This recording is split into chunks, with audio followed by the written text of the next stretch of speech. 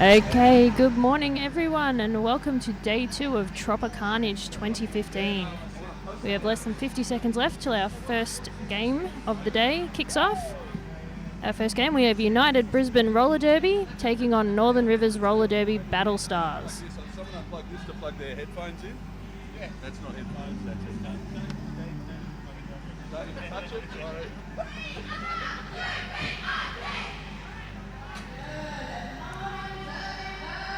Okay, and it looks like the first lineups are taking to the track. In the pink, we have Northern Rivers Roller Derby, and in the red, we have United Brisbane. Yes, Northern Rivers Roller Derby coming off a huge game last night against Toowoomba City Rollers. Toowoomba City Rollers was leading all the way until the last 5 minutes, and Northern Rivers just managed to do them in by about 16 points. An awesome game, the best game I have seen so far at the Tropicarnage Cup. Lining up to jam for the Battle Stars, we have World War When, and she'll be facing off against Elizabeth Helmy of United Brisbane.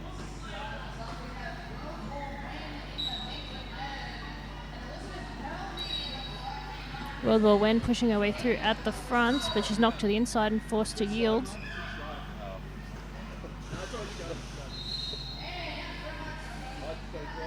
And World War When is through for lead jammer. Elizabeth Helmy's also completed her initial pass and she's coming around the track. She's about 30 feet behind.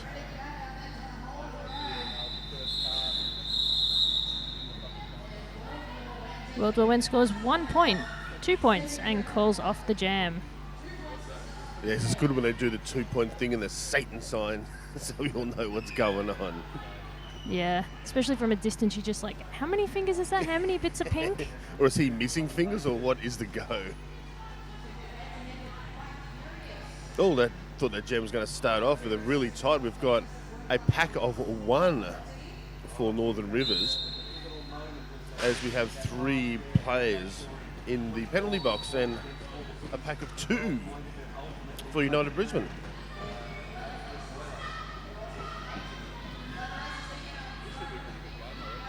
So we have Bloody Laces for United Brisbane and Pie Curious for Northern Rivers Roller Derby Battle Stars.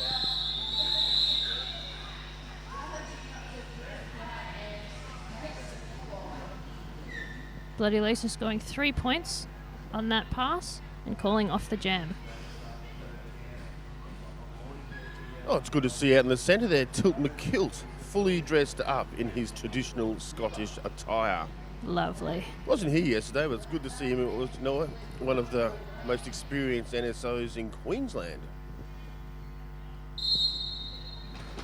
Getting the luxury of jam timing today.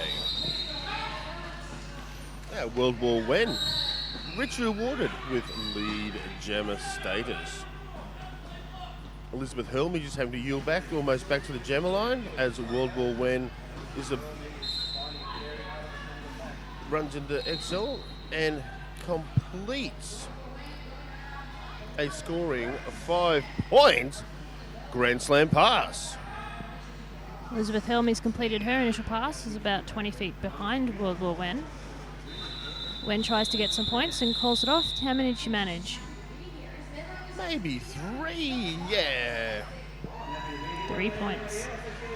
Does look like that dude's missing his middle finger. never holds it up.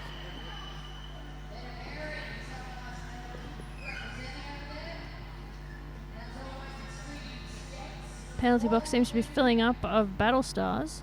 Only 1 Battle Star blocker on the track. That's the same as what happened last jam as well. So hopefully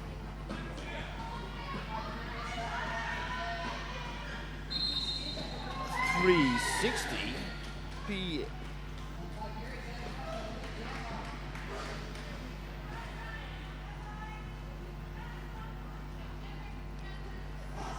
Alright, so it is BST is of course Brittany's spear tackle.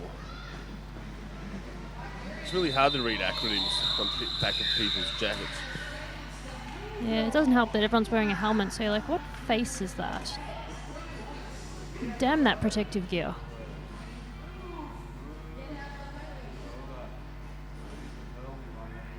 it's the quick update of school. You've got United Brisbane on 3. And Northern Rivers Roller Derby Battle Stars on 13 big points. Now, lining up to jam for United Brisbane in the black, we have Elizabeth Helmy. And for the Battle Stars, we have World War Wen in the pink. She's, I think, jammed every second jam so far. No, she hasn't. It started off again this jam with a good representation of both teams in the penalty area. Penalties are racking up already. It's only been 5 minutes into this jam. Elizabeth Helmy around the outside. She's through for a 5-point scoring pass. There's XL's just forcing backwards and backwards. There's almost a half of a track length. World War Wen makes sure she doesn't want to give away a cut track penalty. Having come back in, the same thing, Elizabeth Helmy having to yield back almost to exactly the same place as World War Wen entered the track. Looks like Wen has just completed her initial pass, while Elizabeth Helmy comes around to try and score once again. Well, lucky to get away with not getting a backblock penalty then.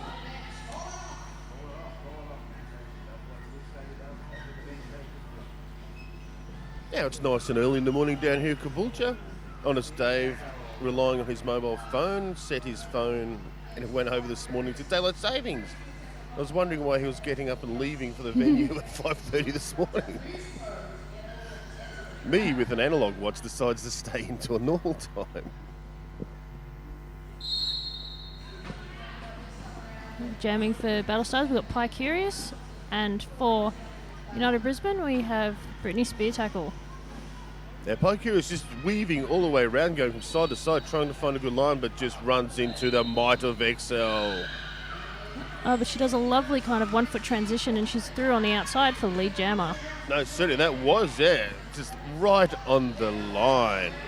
Ooh, and she has a power jam. Brittany Spear Tackle being sent to the penalty box. Well, once again, the age-old battle with XL. Pike comes back, faces a wall of black, and of course XL once again. Oh, unfortunately, Picurious has been sent to the penalty box for cross-track and insubordination, I think. Yeah. Cut track, not cross-track. That looked like a bit of a bit serious, the second one.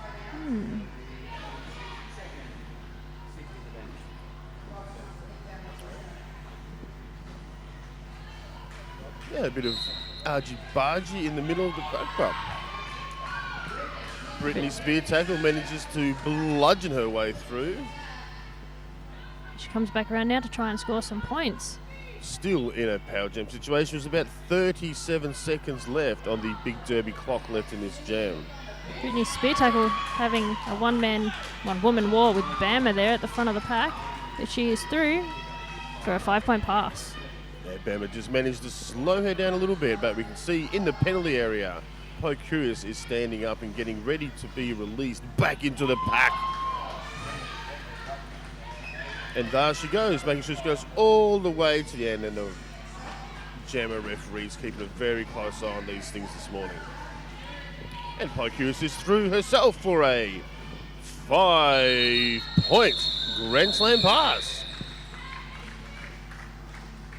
So after that high-scoring jam, let's take a look at the scores. We've got the Battle Stars on 18 points and United Brisbane on 25. Yes, United Brisbane managed to put, must have been 13 points on in that last jam. And don't quote me on that because I have a habit of making up numbers.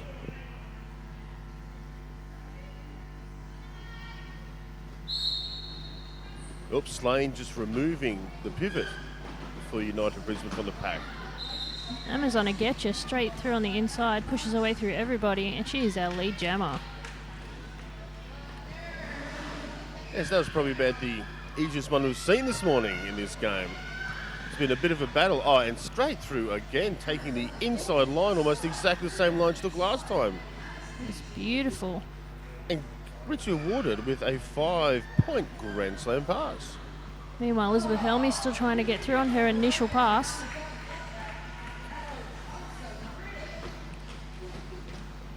Pushing her way through, steps over dreaded Cat.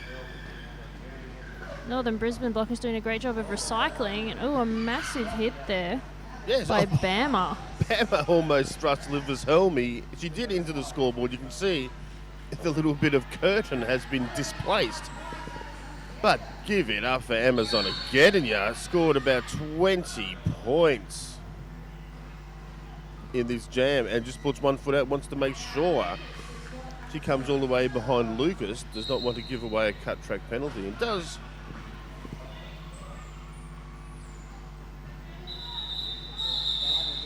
And another 5 points. That is a 20-point jam for Amazon Gettinya.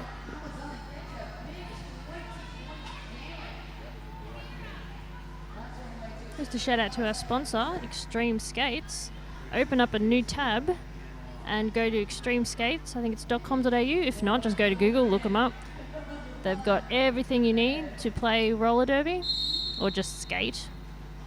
And they ship worldwide for free. Now, that is a good thing, especially when you're coming down here from Cairns or like yourself all the way from Victoria and you don't want to pay the excess baggage. Technically, I live here now, but oh, you do? Yeah. I don't know enough about the area to talk about the suburbs. Okay, yeah, we'll say for someone that come up Victoria, you don't have to pay excess baggage. You just ship it up and it will be sent to you. The only thing they don't have to put in the skates is you. I'm sure they're working on that. Yes. Cyborgs. That's all we need. More cyborgs in roller derby.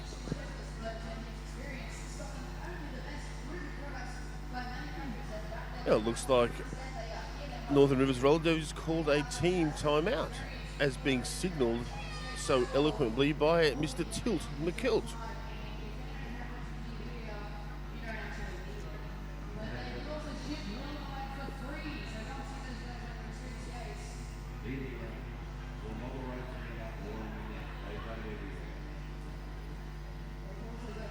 It's now just inside the Moray Field Sport and Events Centre. It is about 32 degrees. Barometric pressure about 1,080 millimetres of mercury. On your screen now, you can see that it does look a tiny bit dead because it's so early, but what you cannot see is behind the barrier we have 2 or 3 other teams all gearing up, warming up, getting ready for their bouts. And plus the fans just behind us here, sitting on the the big step things. The big step risers, yeah. Yeah, we'll have to have a bit of a rundown in a second. We'll give a bit more report of actually what games are on today. Have a brutal regime of another 11 games, I know that much. Oh, Amazon Getcha just kind of steps around the outside.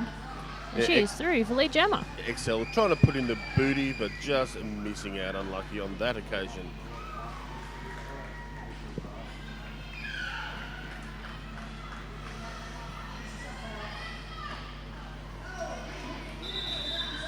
Is that bloody laces out there, or?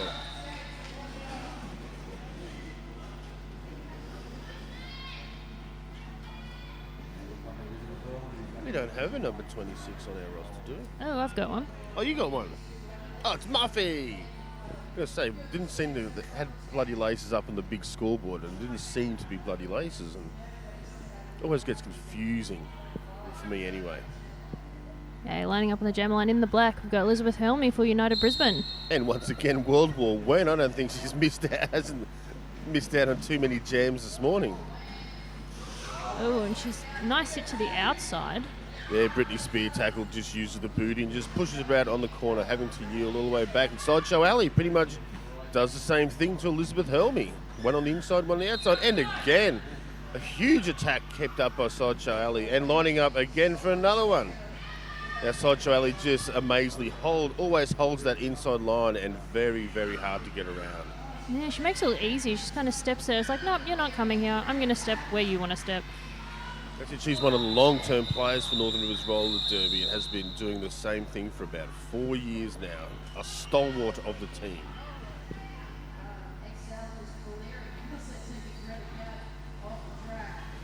Oh, that's a double donuts. Currently at the moment, United Brisbane on 25 points.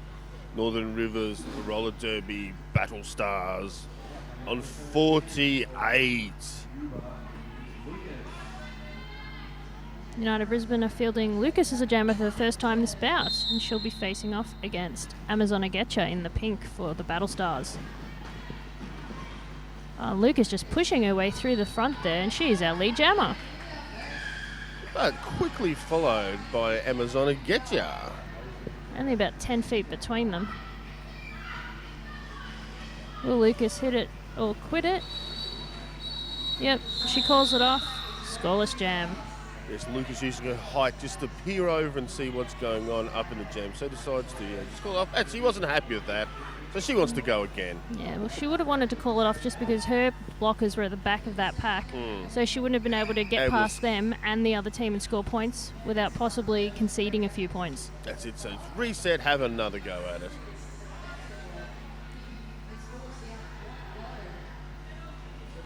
Is that Pie Curious? Yes, she's jamming against Pie Curious. Ooh, Pie Curious straight down. But she steps through on the outside. Oh, falls over again, but she's back up. Once again, getting another shove by Elizabeth Helmy. Oh, and doing a quick bit of a stunt, quick step, two-step, with XL right on her tail, trying to put in a hit, but Pie Curious putting in all the moves. Meanwhile, Lucas is our lead jammer. She looked very happy with that. Comes through to try and score some points. She manages 3 points before calling off the jam. It looks like she regretted calling that jam off after she studied. She goes, oh, should I have done that? But oh well. She's going to step out and have another one on. Someone else this time. Have a break. Drink of water. Cup of tea. Yeah, a cup of tea would be nice. There we go. The captain, number 360, Brittany Spear Tackle for United Brisbane. And number 78, Amazona Getcha, who, just as I say her name, blast through the centre of the pack, almost untouched, and has lead jammer status. Brittany Spear Tackles also finished her initial pass and is coming up behind her. You can see Amazona Getcha looking behind her to see where she is, trying to pass as many blockers as possible. How many points did she score? She scored 2 points. Yes, the pink hand is pointing to. Looks like United Brisbane have called for a timeout.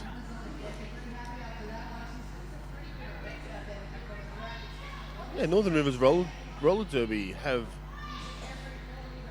won funny. 2 games now.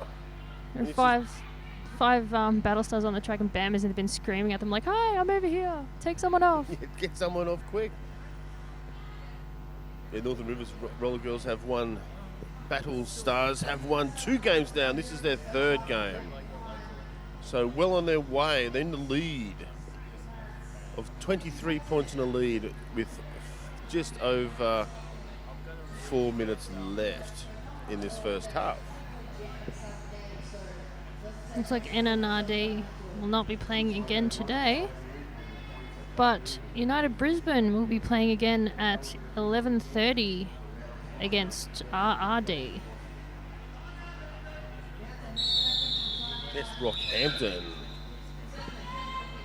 Yes, I do believe if Northern Rivers win this game, that will almost give them a berth in the finals.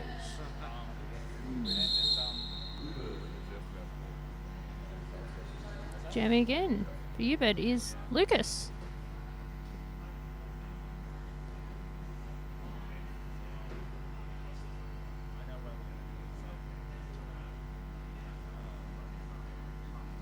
Ooh, something's happening over on the United Brisbane bench. One of the refs come over to have a chat. Yeah, Rorschach just coming over, just having a bit of a chat. That must be all good, given Tilt McKilt the signal for 5 seconds. I think it's possible that their alternate, maybe they've got more than one alternate, because their alternate is on the bench covering up the A's on his arm.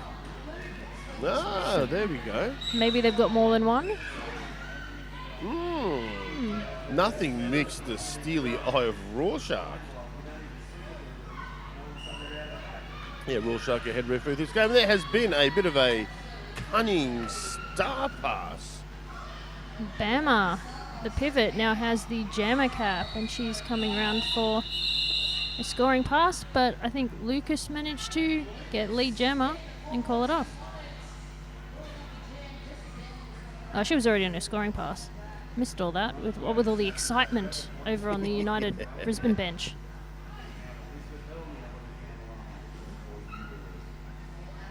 And number 74, Elizabeth Helmy. Number 78, Amazona Gettier for Northern Rivers Roller Derby, who have just reached the 50 points at the moment. Amazona Gettier around the outside. She's through for lead jammer. Oh, Elizabeth Helmy's been sent to the penalty box. So that opens up a pretty good power jam situation. Now there is only 3 defenders to get around. Round the outside, round the outside. She's through for a 5-point scoring pass. And Excel and Muffy up there trying to stiffen up the pack, and Muffy takes the full brunt of the hit. Just manages to slow Amazona Getcha down momentarily. Now, Amazona Getcha sees Elizabeth Helmy standing in the penalty box, and she decides to call it off. why not? At least you get a little bit of an advantage when you start the next jam. It looks like World War Wen is going to step up and open up the jamming. Still momentarily in a power jam situation for Northern Rivers.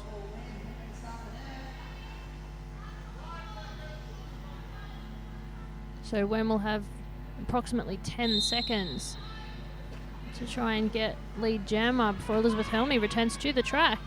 Yeah, getting around XL is a bit of a hard task. Oh, manages to throw the dummy twice, actually. Throws the dummy twice and steps through the gap from United Brisbane. But straight back on the track now is Elizabeth Helmy. She's been recycled back in by the Battle Stars, but she has completed her initial pass and she's out. Yeah, it's just going front up with Picurious. Well, Wen's bench telling her to call it, but she's been sent to the penalty box. Yeah, losing plenty. 3 players now in the penalty box, including the jammer for not United Brisbane, the other team, Northern Rivers. Now, Elizabeth Helmy just has 2 defenders to get around, and does. Dreaded Cat having to yield. Dreaded Cat and Picurious, the only Battle Stars left on the track. But all of the Battle Stars in the bin are standing. Oh, nice hit to the outside by Dreaded Cat. Elizabeth Helmy forced to come back in around them. Dreaded Cat still working over Elizabeth Helmy.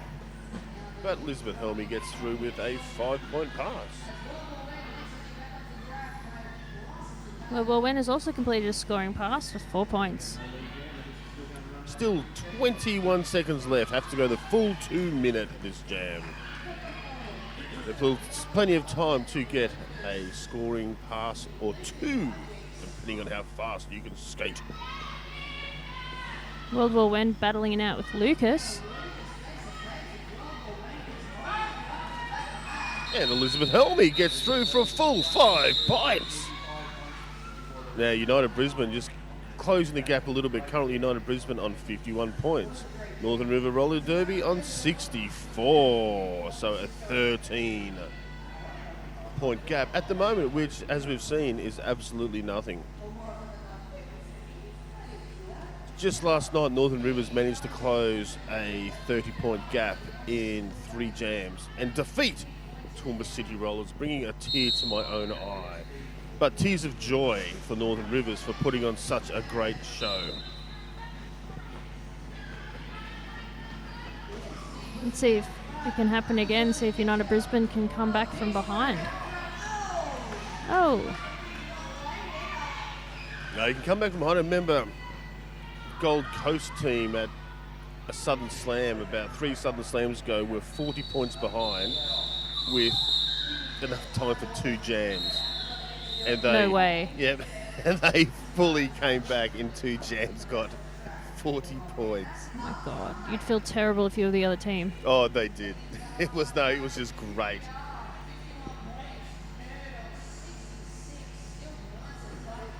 But that was still the days of the Full minute penalties, yeah. Full minute penalties, that's it. Times are changing these days, been cut back to 30 seconds.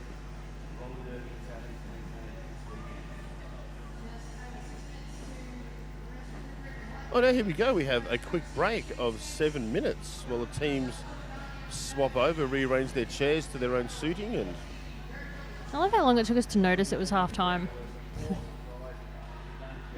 So we're not here to watch the game, we're here to have a chat. That's pretty much it. It's early. It is early, but there's such a brutal regime, like 20-minute halves, 5 minutes in between, and 5 minutes till the next game starts.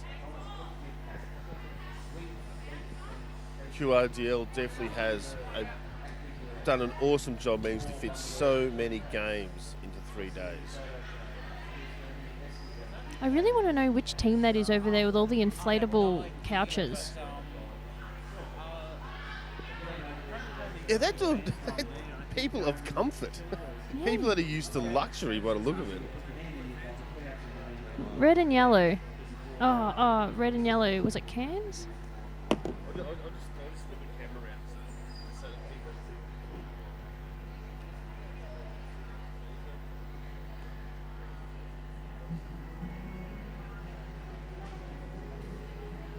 Just taking a look around the stadium.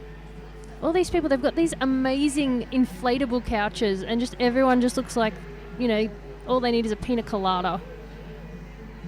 Unfortunately, almost half the crowd is skating, so no one can actually drink anything, but it still looks amazing. What team is that over there? The yellow and the red? That's a Reef City. Reef City. It's so tropical looking. It is. They put the tropic into Tropicarnage. I'm surprised they didn't bring a palm tree with them. Some coconuts.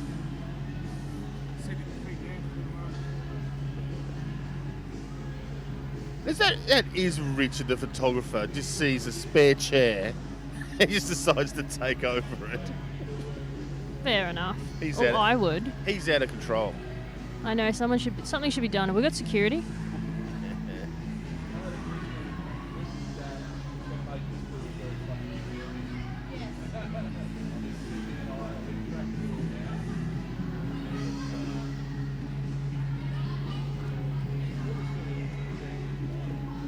Taking a look around the room, we have our officials table.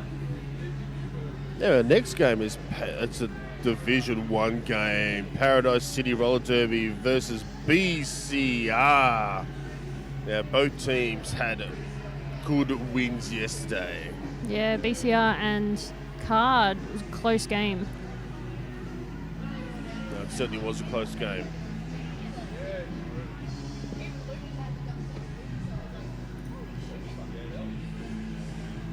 That's what we like to see, the fans sitting on the edge of their plastic chairs. No, what I like to see is me sitting on the edge of a plastic chair. Like, an inflatable plastic chair, not this very uncomfortable chair. You go down there and join Richard, he'd love it. Say that again? Go down and join Richard. Yeah. He'd love to talk to you. There we go, you just got a bit of a bounce there. He's already got a friend. Yeah. Another photographer just trying to take over things.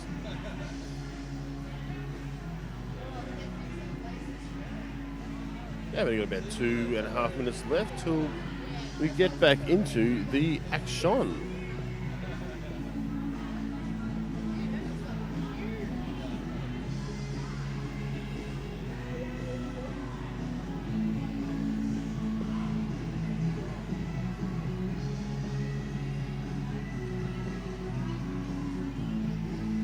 You want to go back? You want to? No, man. You're right.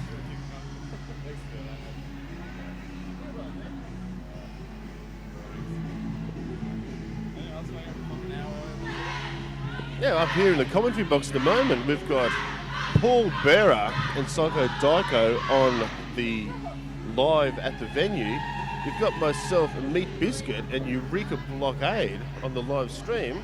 And of course, we've got Mr. Mayhem out on the camera and the never-ending video Bob. Doing videoing. Well, I don't even think he went home last night. Well, I didn't see him leave, and he was here when I got here. That's exactly it. And it looks like the banana lounge has been slept in. Oh, that was me yesterday. Oh, was that you yesterday? Yeah. A minute and a half left. Taking a look at the whiteboard in the middle of the track, it looks like one of the Battle Stars has 5 penalties. Yes. Can't see which one. I think looks like one of the United Brisbane women has 4. Everyone else looks like they're all on 1s and 2s. Yeah, if Tilt would move his hefty frame out of the way, we could have a quick look. Oh, there we go. No. I should have bought binoculars. Here we go. On the big derby clock says 50 seconds until the second half.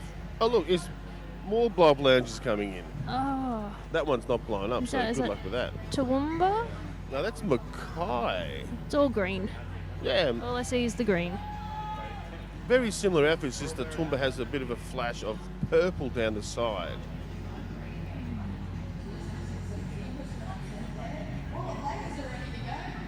Yeah, we get our first 2 lineups. Looks like Lucas is starting off in the bin as a pivot. Jamming for the Battle Stars in the pink is Pie Curious. And for United Brisbane in the black, we have Brittany Speartackle. The captain stepping up on the line for United Brisbane. Here we go. Tilt McKeel Steely goes, just waiting for the head referee, Rorschach, to come back on the track, and he gives Tilt McKeel permission to blow the whistle.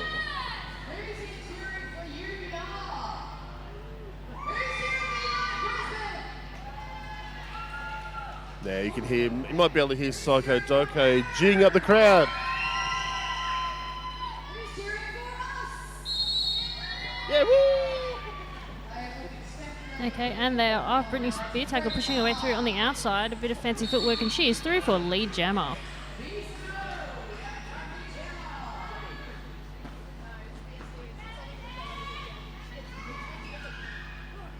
Brittany Speartackle is through for her first scoring pass, while Pie Curious has only just made it through for her initial. It's just missing a huge shoulder swipe by XL. Oh, we've got some big hits this jam. Brittany Speartackle looks like she scored all 5 points and called off the jam. Currently United Brisbane on 51 and Northern Rivers Roller Derby on 66. Lining up for this next jam, we have Amazona Getcha in the pink and Elizabeth Helmy in the black. Wow, it's so much easier saying colours than saying league names. There's too many syllables in league names. There is. And it's just a 4-3 pack advantage to Northern Rivers. We have Muffy Marauder, but she's standing up, clapping away and just getting ready to be out of the pack. Massive last minute hit by Bama on Elizabeth Helmy. Amazona Getcha, our lead jammer, with Elizabeth Helmy about half a track behind. And Muffy joins the rest of the pack, so we have a nice clear penalty area.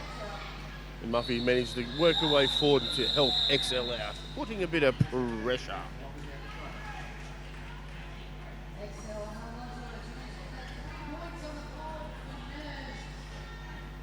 There we go. Brittany Speartackle manages to gratefully accept the jammer panty and put it on her helmet. She's jamming against Pie Curious.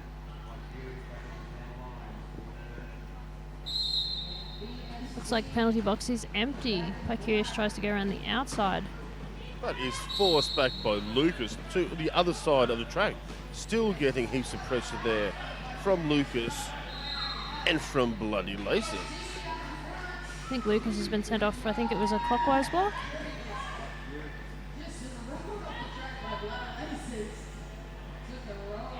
Yeah, clockwise or a multiplayer or something like that. They're bit quick with doing the referee symbols. Brittany Speartackle's made a 5-point pass. Now she's coming around for another one. Picurious has just completed her initial. UBird bench tells Brittany Speartackle to call it off, and she does. But not before scoring one more point. Ooh, scores are pretty tight at the moment. The Battle Stars on 69 points and United Brisbane on 62. The United Brisbane just closing the gap point by point. Only a deficit of 7. So they've caught up from 20 to 13, now to 7. Still 16 and a half minutes to go. Anything can happen. World War when? And Elizabeth Helmy, the age-old battle between the two. And once again, XL is always at the front, putting on the pressure for United Brisbane. But both jammers clear for their initial pass. Now, the scoring can begin. When telling her blockers to get to the front of the pack. Unfortunately, Elizabeth Helmy is just too close behind her, so she must call it off before scoring any points. Yes, and no points scored by either team, the old double donut. They're just starting to speed up, and that last jam, you can see the pace just instantly get put on. Fast game's a good game, as my mum used to say about card games. And golf, like card games, and chess. Yeah, Brittany Speartackle. And Amazon get ya. Is that who it is? He's all crouching down in the front of the pack. There we go. And she, Amazon get ya, is clear for her initial pass. Brittany Speartackle trying to go up the outside, just getting a... Oh, everyone goes flying at the front there. Yeah, Picurious just putting in a big hit, but just spinning herself out as well, but gets straight back up again. Still putting pressure on Brittany Speartackle, but now Dreaded Cat continuing on the pressure for Brittany Speartackle. And bringing Brittany Speartackle to the ground, but jumps up pretty quickly. And Dreaded Cat does get a penalty box for that. And Matthew Marauder joins us. So at the moment, we have 2 United Brisbane in the penalty box. Seem to have a bit of a battle of the pivots at the front there, as Lucas has the... There's been a star pass, and Lucas is now the jammer. Yes, but Amazon Getcha has the power to call it off, sees what's going on and goes, yeah, I'll just score a quick 4 points to myself and call it off. Battle Stars extending their lead there. 16 points. Yes, they thought United Brisbane was getting too close, so decided to just step it up a little bit.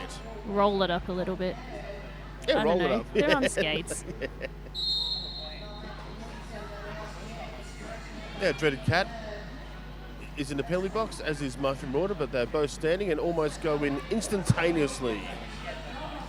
And Dreaded Cat's just straight into putting the attack on Lucas. Ooh, both jammers got out seconds between them. Wen sees Helmy just a couple of feet behind, and she calls off the jam. Yes, once again, her blockers were in the back and United Brisbane was in the front, so other jammers too close, so decide to call that off, which is a very good tactic. You don't want to give away any points if you can't score points for yourself. Back on the jammer line, in the black for UBird, we have Lucas. And Amazon Getcha, number 78. I was going to say 68, but can't see that far. 78, which is exactly the same amount of points they have on the board. I love it when numbers line up. Amazon Getcha, around the outside is your lead jammer. But Lucas has also made her initial pass, is following about 20 feet behind. The pack seems to be speeding up as everyone has gone to the penalty box. Picurious and Sideshow Alley in the box, as well as number 40, XL. And Sideshow Alley as well down in there. It looks like XL and Sideshow Alley will stay in there for this jam. They're not standing as yet. It's only a matter of time. So 3 blockers each side on for the next jam, as well as our jammers Elizabeth Helmy and World War When. So still nice and even. United Brisbane 62. Battle Stars 81. Looks like Wen's gotten through on the inside and she is lead jammer.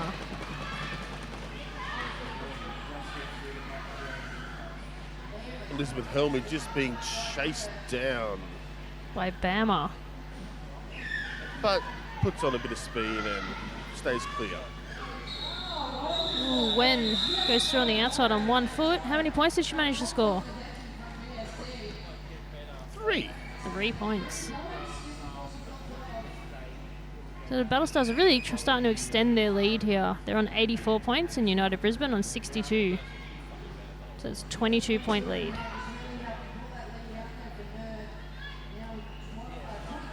We got number 78, Amazona Getcha for Northern Rivers Roller Derby.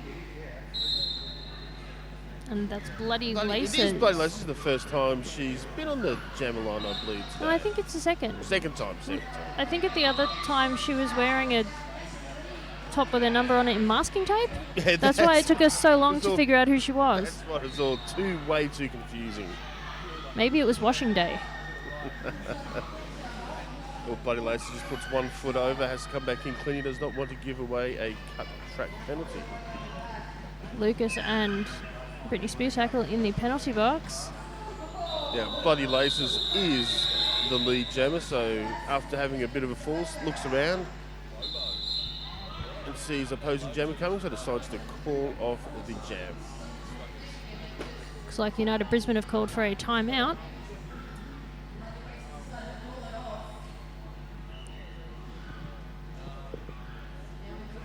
Another reminder to everyone to look up Extreme Skates, our sponsor for Tropicarnage Cup. Open up a new tab, go to Google, type in Extreme Skates and go take a look at their website. They sell everything. We've got a massive stall here today. Just from here I can see socks and elbow pads and wrist guards and wheels and skates and helmets, and there's people there who I assume aren't for sale, but you know, they're there. We can always make an offer to see what And happens. get slapped. It's like, yes, I have $2.50. I'll take the blonde woman. I'll take a pair of socks and the blonde lady, thank you. Yes, I'll have it gift wrapped. Yeah, we've got Franca over there selling stuff already this time in the morning. Certainly is a popular shop, only because of the great products that Extreme Skate sells. The products basically speak for themselves, all the top brands. Oh, it's a huge leap, but XL just stands in. You can't get around that, but High Curious, straight back up to feet and skating. Well, Excel's been sent to the penalty box, but she did manage to buy enough time for Elizabeth Helmy to get lead jammer.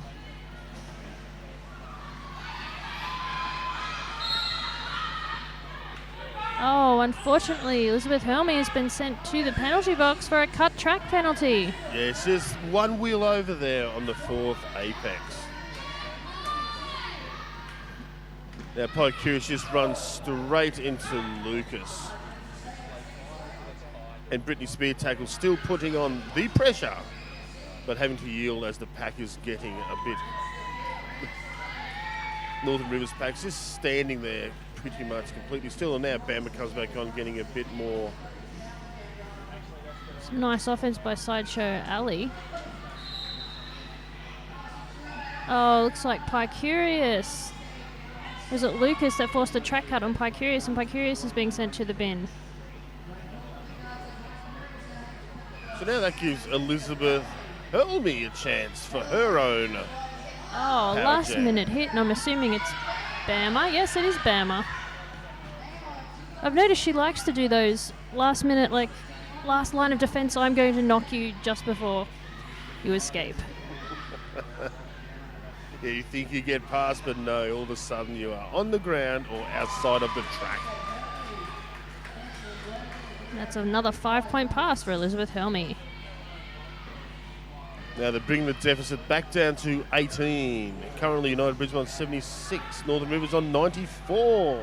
There's still 8.5 minutes left in this game. But that is the end of that jam, but not before. 5 points has been added to the total for United. Another 5 points has been added to total for Brisbane, but another 5 points has also been added to the total for the Battle Stars. By Curious managed to get out of the bin in the dying seconds of that last jam. So the Battle Stars can field a jammer. A new fresh jammer for this jam. Looks like UBRD are fielding Lucas as their jammer. And World War When. World War When tries the inside, gets knocked out. Almost takes out 3 referees at the same time.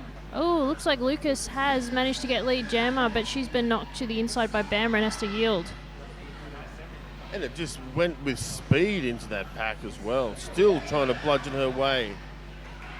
Looks like Wen was knocked out by Excel, forced to yield. Lucas has completed her initial pass again after being recycled back in. She's going to come around and try and score some points. Wen has also completed her initial pass. Oh, around the outside. Yeah, Dreaded Cat was about to line up for a big hit. Lucas turns around just to face it with the booty and it calls it off.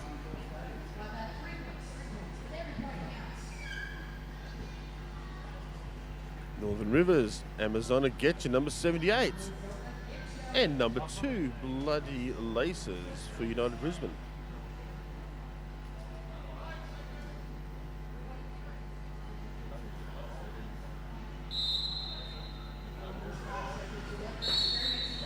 Yeah, Bloody Laces, you can see, has a Shaw microphone tattooed into her back, and up in the commentary box we have Psycho Daiko, who has the same tattoo pretty much carved into her head.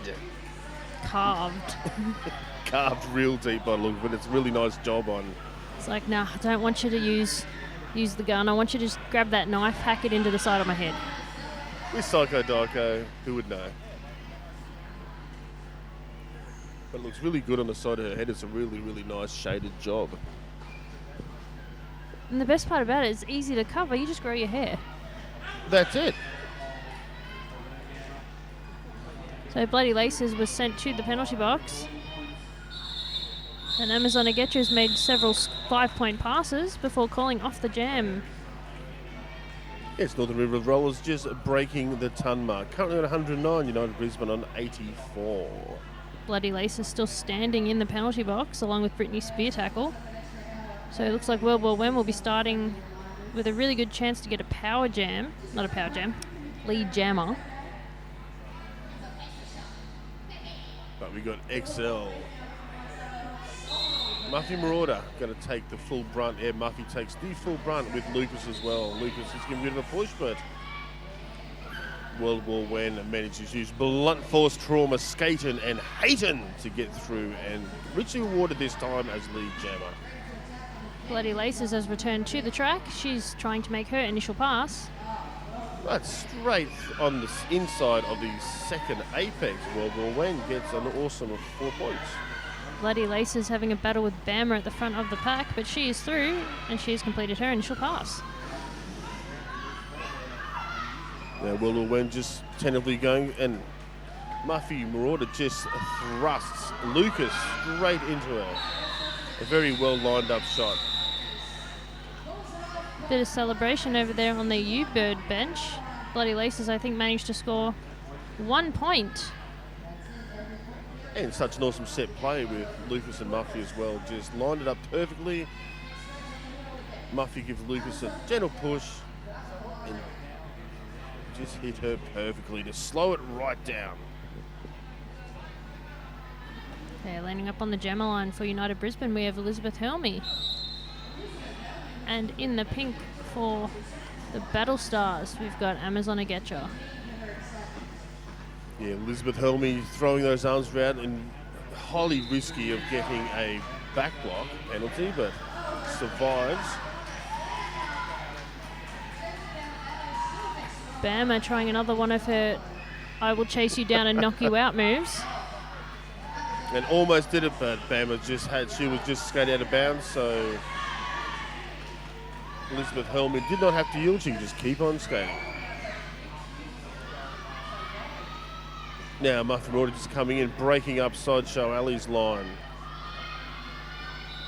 Aside Charlie definitely trying to get back to the... And a nice apex jump by Amazon to get you, but just after the whistle bar, lucky not to get any points on that occasion.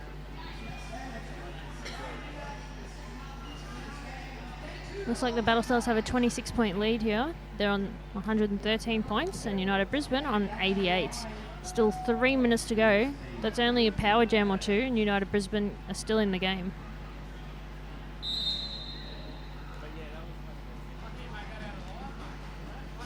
Brittany Spear tackle jamming for United Brisbane, and World War Wen for Battle Stars. And Brittany Spear tackle is through for lead jammer, while World War Wen still struggles at the back of the pack.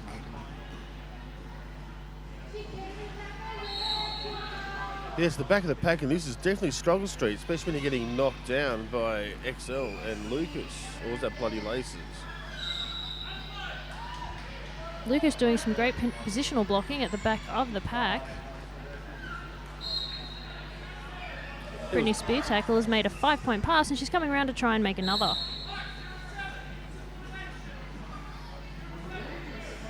Well, when looks like she's stashed the jammer panty. Yes, keeping secrets from us all. Looks like she's gonna unload it. Has she unloaded it? No, she has not. She decides to just keep it on and go herself. Brittany Spear tackle looks like she's trying to make her third 5-point pass, and she makes it. That was pretty slick. Now, Willow Wen decided to keep it, I guess, because she looks in the penalty box, and there is 2 United Brisbane blockers in there. Brittany Spear tackle has just closed the gap. There's only 15 points in this game. This is similar to what happened yesterday with Battle Stars and Toowoomba. There's only 15 points in it. And I think Lucas may have fouled out by the look of it. Rorschach just comes over, and she has. Yeah. And she's been replaced by sit-in with number 616 at Gemicide, but Lucas put on a huge game today, just unlucky with accumulating too many penalties. And we do have a few Northern Rivers players as well that have six even. Looks like 6. Looks like 6, so perilous.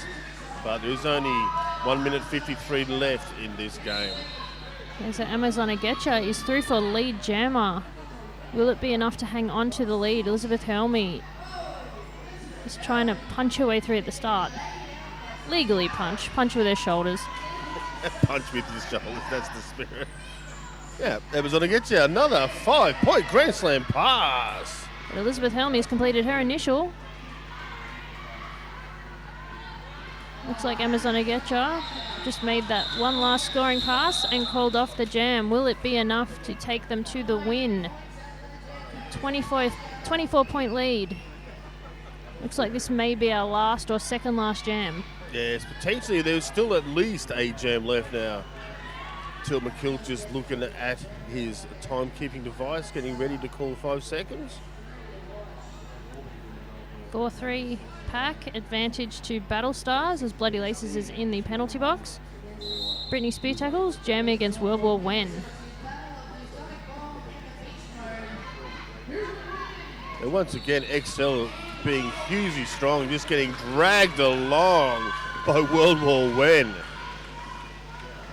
He used all that brute force and just pushed pretty much the whole pack from United Brisbane. Some of their top tier jammers, I noticed both Death Angel and Alice Affliction out in that pack.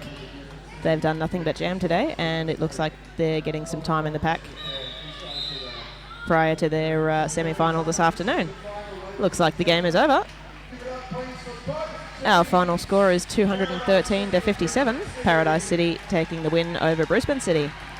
What this means is that Paradise City will go into a semi-final playing the second place team in Pool B. Brisbane City will go into a semi-final playing the first place team in Pool B.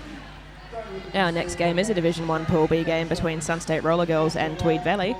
If Sunstate take the win there, they will end up playing Brisbane City in a semi-final, and Reef City will end up playing Paradise City in another semi-final. Trials and tribulations of roller derby tournament, 3 or 4 days of fantastic roller derby. All right, we're going to sign off. Our next game, as I mentioned before, is Sunstate Roller Girls versus Tweed Valley, and we'll be back up in about 5 minutes' time.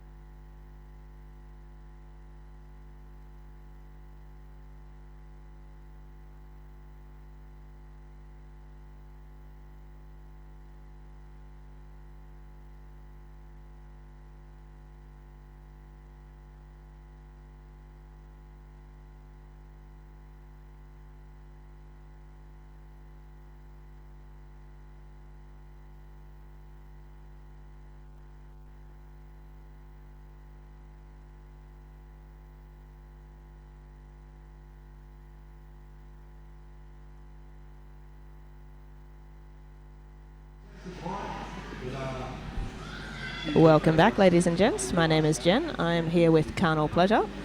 We're about to start announcing the Sunstate Roller Girls versus Tweed Valley Vixens game. This is the final game of Division 1 Pool B. The winner of this game will go on to play a Should Sunstate win this game, they will go on to play a semi-final against Brisbane City Rollers. And Reef City will end up second placed in Division 1 Pool B, and they will play a semi-final against Paradise City. Before both of those semi-finals, there will be a third place versus third place playoff for Division 1. That will be Coastal Assassins from Pool A, and whoever comes third in this pool after this game. We're about 1 minute 30 seconds away from getting underway. Both teams are warming up, the refs are fixing the track. Everyone's getting ready for Derby to happen.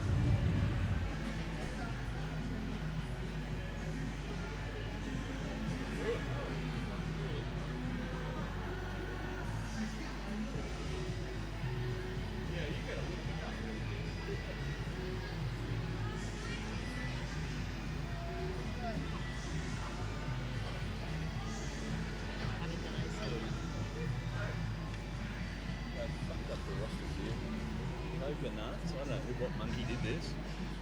Marquis to Brave. And Shell Raider's got wrong. There's another one wrong. Oliver Twisted.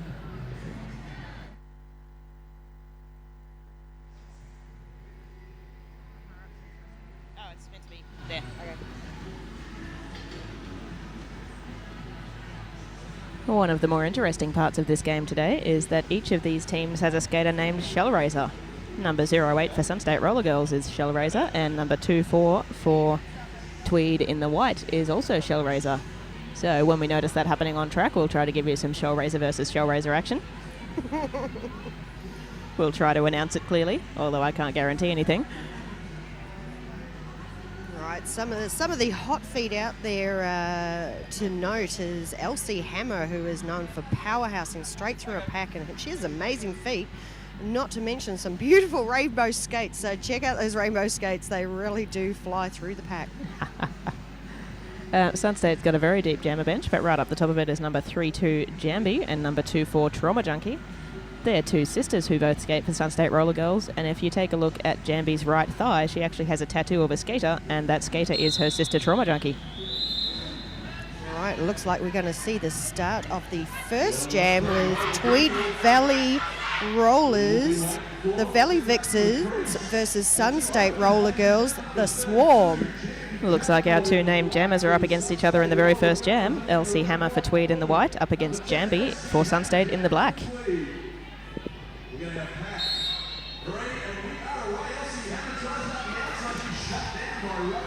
Jambi straight through the pack. She is your lead jammer. Elsie Hammer trying to push her way up the inside with exit mold, trying to create a hole for her unsuccessfully. The Swarm have got right at the back of the pack already. Jambi Apex jumps through for 5 untouched points. Rose Ruin on the way to the penalty box for a multiplayer block.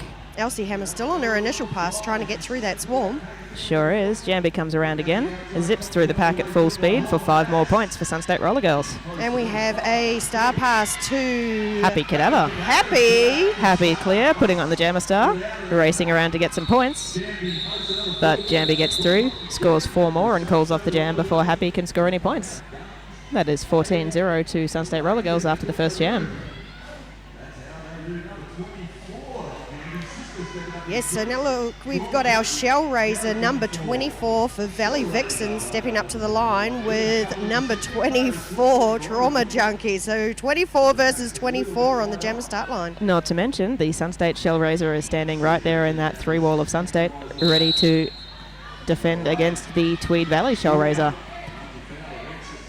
Trauma Junkie dances up the outside line, but is pushed out of bounds by the Tweed skaters a couple of times. She makes it through, and she's your lead jammer. Meanwhile, Shellraiser contacting Shellraiser.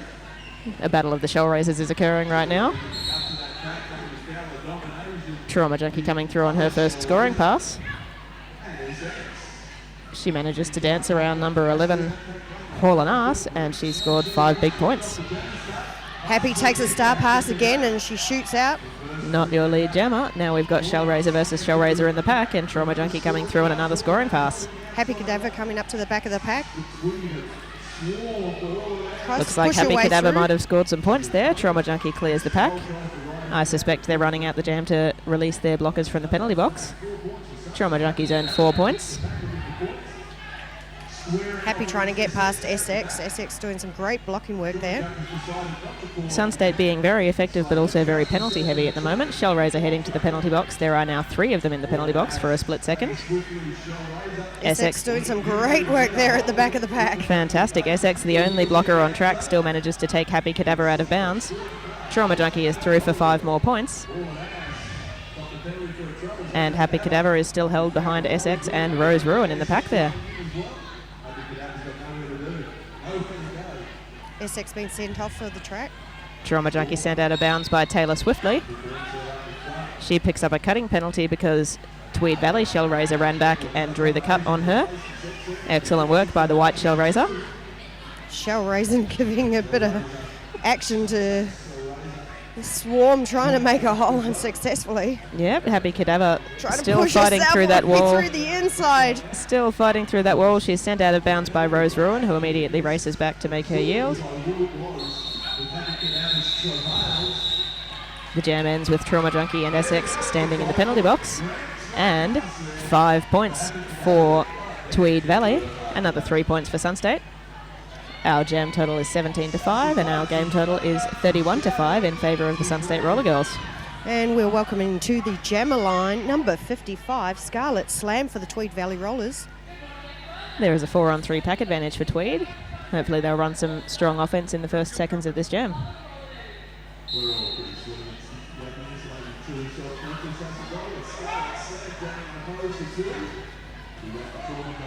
Some nice strong there legs by number 55, really working to push through the swarm. Yep, Scarlet's... Oh, Trauma Junkie is star pass to SX. SX is clear, but she is not lead jammer.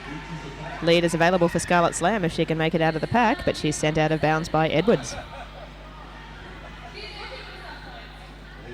SX is around on a scoring pass. Only one more blocker to pass. Nice work. Scarlet Slam's taken off the jammer panty. There won't be any lead jammer this jam. Looks like she's going to try for a star pass.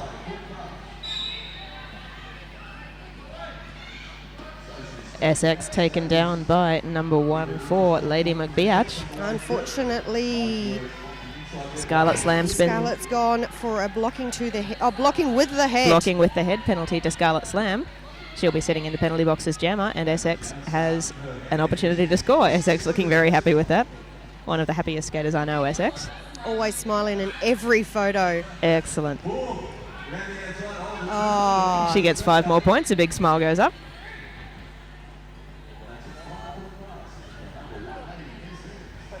Sunstate running some excellent offense, breaking up the Tweed Valley blockers so that SX can find gaps between them. She dances up the inside line. 5 more points. Tweed blocker number 8008, Buster, receiving a multiplayer block penalty. SX is round again for another scoring pass. 5 more points. Scarlet Slammer is back on the track. She takes down Trauma Junkie, but is taken down herself by Edwards. And is taken... slip up the inside and just popped off. Popped completely out of bounds by Edwards. Almost takes out a ref for the fun of it. SX twirls up the outside line. 4 more points. And that was the end of Jam 3. Yep, a 28-point jam for SX. Most impressive. The score is 59-5. Very comfortable gap for this swarm.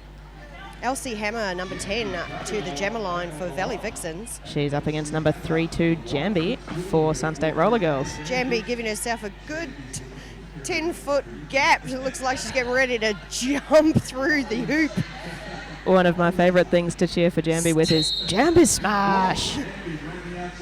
Sneaks up the inside and jumps out the front.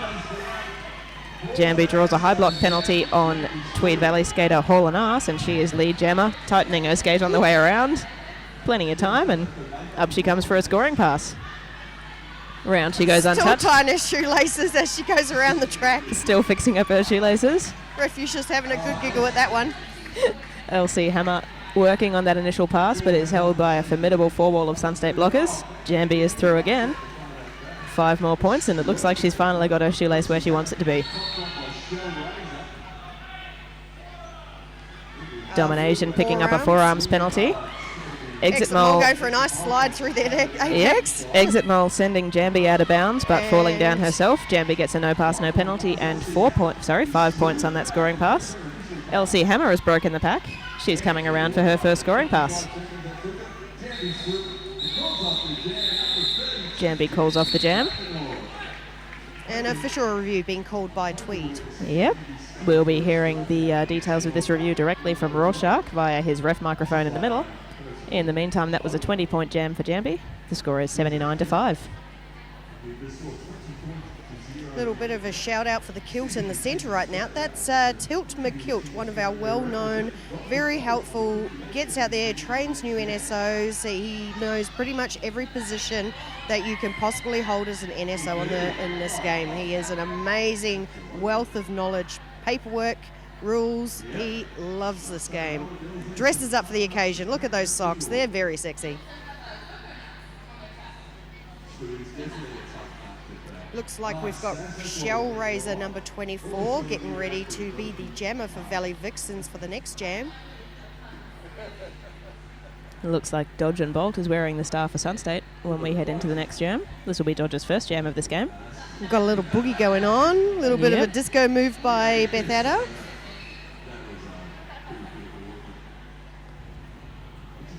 Tweed Valley are contesting the lack of a skating out of bounds on black 3-2.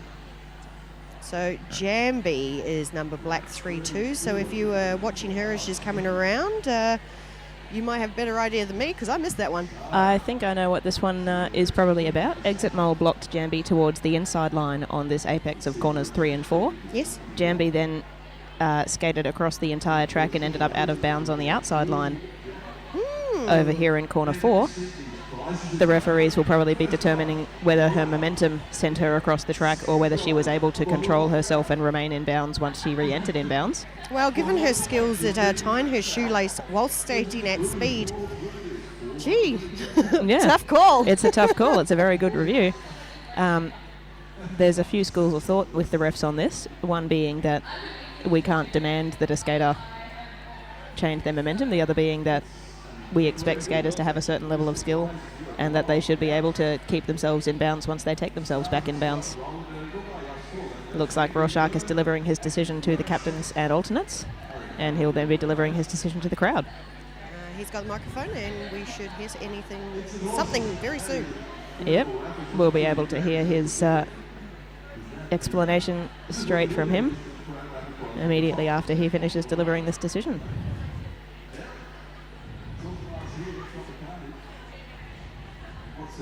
You can now enjoy the stylish moves of the Tweed Valley girls having a bit of a boogie down there. Slaughter Daughter having a follow-up question with Rorschach. We'll cross to him for the final decision. Referees determined that the black jammer, black 3-2, immediately re-entered the track after being out of bounds. The no call will stand. Tweed Valley loses their official review. Looks like they've erred on the side of no call here, which tends to be the referee style. If you're in doubt at all, don't make a call.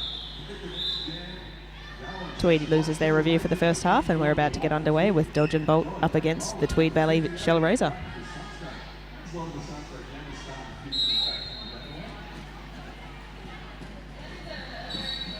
Dodge and Bolt makes quick. Is lead jammer. Lost my words halfway through that sentence. Shell Razor being knocked to the floor by the Swarm. Dodge and Bolt coming around for a scoring pass. Steps right over the top of the Tweed Valley lady and shoots out the front for another 5 points. Yep, quick work of that pack is the sentence I was going for originally. And she's done it again on her first scoring pass. Here she comes for a second. Shell Razor now out of the pack. She's made her initial and slightly in front, but yep, a very big cheer for Shell Razor from the crowd here in the Moray Field Sports Centre. Swarm making it really hard work to get through the packs. Their walls and their pack work, waterfalling, everything's pretty on cue today. They're very quick. So Tweed Valley need to really get quicker, really, because it's really noticeable on the track today. Yep, we've got Quarter Zone, number 88 for Sunstate. She is jamming up against Scarlet Slam, number 55. And Quarter Zone is lead jammer within 5 seconds of the jam beginning. This is Quarter Zone's first jam for Sunstate and also her first game this weekend for Sunstate, having not played yesterday. Taylor Swiftly going to the bin, number 247. Quarter Zone up against Hall and Arse and Exit Mole, as well as Happy Cadaver in that first scoring pass, but she's through for 5 points. Scarlet Slam has taken off the panty. She knows she's not going to get lead jammer. She's trying to get through, but unfortunately the Swarm forced her to make a cut, so she's gone to the bin. Yep. So this is Power Jam. Quarter Zone in the meantime has swooped up the outside line untouched for a second 5-point scoring pass, and she's coming up on her third. The Swarm pouncing on the Tweed girls, absolutely breaking up their wall. And the Sunstate offense taking the Tweed girls all over the track, seemingly at will. Quarter Zone's earned another 5 points, and here she comes again. Oh, Exit Mole. That was a little bit tough there. Yep, that looked like a high block call on Exit Mole. What started as a legal block afterwards slid up into the head, sending Quarter Zone onto her back. Exit Mole's picked up a high block penalty and will be sitting in the penalty box. Taylor Swiftly and Exit Mould starting in the box, leaving only 2 blockers on the track for Tweed. We've got Cocoa Nuts for Sunstate Roller Girls. And Marquis Depraved. Marquis Depraved on the jammer line for Tweed. Reading it a little bit literally, Sunstate has a 4-on-2 pack advantage out there at the moment. Cocoa Nuts being taken out of bounds by Oliver Twisted and Buster, but she is lead jammer. Marquis Depraved up against a formidable Tweed Sunstate. come through trying to break up that strong pack, sending Jamie on her Yeah, that was bottom. magnificent. Oliver Twisted putting Jambi right on her ass. Cocoa Nuts makes it through for 5 points. And Marquis Depraved has picked up a cutting penalty, unfortunately. Power jam to Sunstate. Sunstate's going to be running that at amazing offense again. Exit Mole has returned to the track, so all 4 blockers for Tweed have returned. Yep, Cocoa Nuts through for another 5 points. Sunstate's blockers for this jam are Beth Adder, Jambi, Sticks and Bones and Shellraiser. Their offense starts swarming now. They're cleaning up that box and opening it up to open up some gaps. Exit Mole going off for a what looked like a stop block or Yes, counter-directional. possibly. Another 5 points for Cocoa Nuts, 15 points in that jam, and our score is 123-5.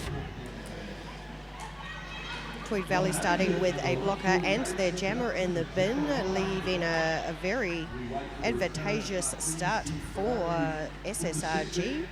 Domination taking advantage of that start. She's got the jammer star on. Tiny but mighty is Domination. She plays at either 0%, standing still, or 150%.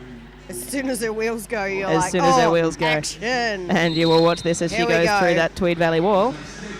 Oh, SX clearing a nice little gap through that inside. Yep, Domination is your lead jammer. Coming around on her scoring pass. Taylor Swiftly thought she was going to have to push harder, and SX just let it through. She fell to the floor. Both girls smiling, going, yeah, you got me. Domination fighting with that wall with Eddie to help her with offense. She's clear for 5 big points. On that outside, and she still has that balance to keep going. Marquis Depraved working on her initial pass, but being held back by SX, Melbourne and Dodge. Exit Mole coming through and trying to create a hole. Domination through for another 5 points. Edwards has picked up a penalty and is sitting in the penalty box, as has Taylor Swiftly, who's on her way back to the penalty box. Oh, Just steps through. slips through a gap. SSRG bench Dances saying, around yes, happy let's cadaver. go again. Yep. Marquis Depraved still struggling with that wall at the back there. Domination just pushing the Tweed Valley blockers out of play, although they're doing an impressive job of bridging. And she's through for another 5 points. Looks like 3-0-2 is going for a Yep, Marquis cut. Depraved heading off for a Crack. cutting penalty. Oh, Exit Mole putting Domination on her bottom, but then following it up immediately with a high block penalty, unfortunately. Taylor Swiftly returning to the track.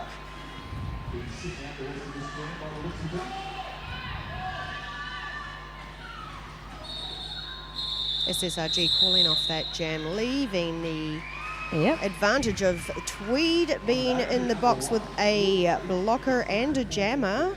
Deja Certainly vu. And 4 more points for Sunstate, a 24-point jam there. They've cracked 150. The score is 152-5. Our new jammer is Sticks and Bones, or as the back of her shirt says, Keen.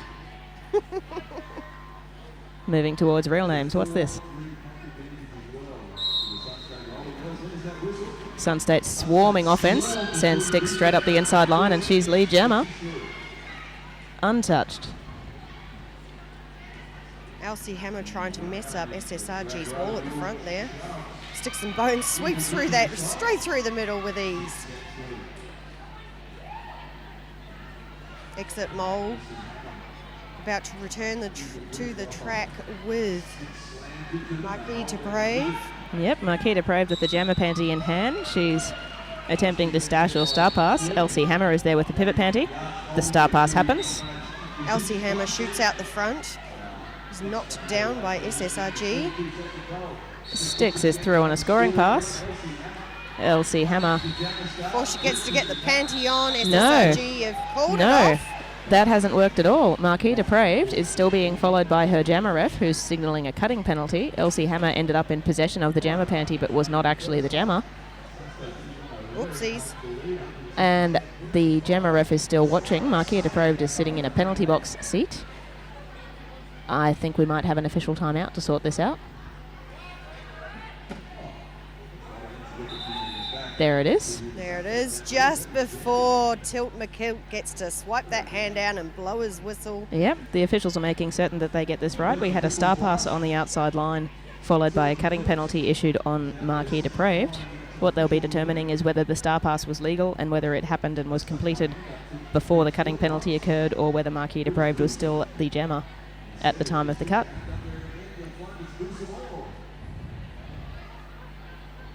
For the moment, it looks like Jambi will be jamming for the Sunstate Roller Girls, and if Marquis Depraved does indeed sit as a blocker, Scarlet Slam will be jamming for Tweed Valley. White 302 is the jammer. That is unfortunate for Tweed Valley. They'll be starting without a jammer on the track again. Deja vu, one blocker, one jammer in the bin. Scarlet Slam being told to come off the track for the time being. Yep. They need one more blocker. Scarlet Slam is joining the track as a blocker. Looks like they're going to be leaving Buster as the pivot rather than giving the pivot cover to Scarlet Slam. We've got 3-on-3 in the pack. Jambi coming up against the Tweed Valley wall. Oh, beautiful transition around the outside, and she has earned lead, and she is racing around the track. Yep, just slides up that outside line. Shrugs off a couple of blocks. Gives the signal to sweep, and Essex takes out that inside line, pushing them to the outside. Yep, beautiful single offense there by Essex. Looks like they're set up to try it again, whether from the outside or the inside. Scarlett tries to pop her with her backside, but just misses. All three skaters in the penalty box come on all together. Marquis Depraved looks like she'll be trying for that scar pass again, but she has to get up to her pivot first. She's held back by that Sunstate 4-wall, and Jambi's earned another 4 points. Marquis Depraved is clear. She has cleared her initial pass. Massive cheer from the crowd here. Jambi's coming through for another scoring pass. Sprints in fact up that inside line. She earns 4 more points. The score is 185-5.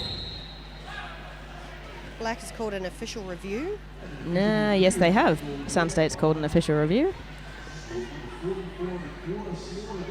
We will be hearing the review from Sharky in a minute. I'm not really sure what this one might entail. I didn't notice anything particularly untoward in that jam. Now, if we're lucky, we might see some more dancing on the track. Well, the music certainly has been turned up.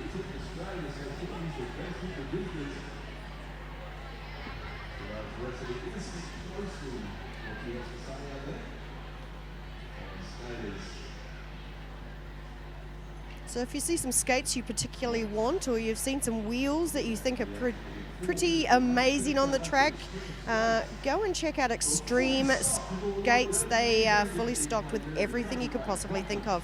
They ship free worldwide, anything you like, from a helmet through to a pair of socks. So if you go to www. Sunstate is reviewing the lack of a penalty box violation for the white jammer. That will be a hard blow if that gets issued. Marquis Depraved has served, I think, 3 penalties in a row so far. And another one would be quite disheartening. That Extreme Skates website again was www.extremeskatesrollerderby.com.au. Fantastic. Tweed Valley can't afford this to go badly in their favour right now, so... Certainly can't. Sharky's had a chat to the penalty box timers, which is all he needs to do in this case. He is delivering his decision, and then we'll hear directly from him again. Here we go. Okay, here we go. Penalty box officials confirmed that the white jammer served the correct amount of time. As such, Sunstate loses their official review. Well done, Tweed Valley. Good call on the official review. Our jammers are 24 versus 24. Shellraiser for Tweed Valley and Trauma Junkie for Sunstate. Shellraiser's up against the Sunstate Shellraiser in the pack again.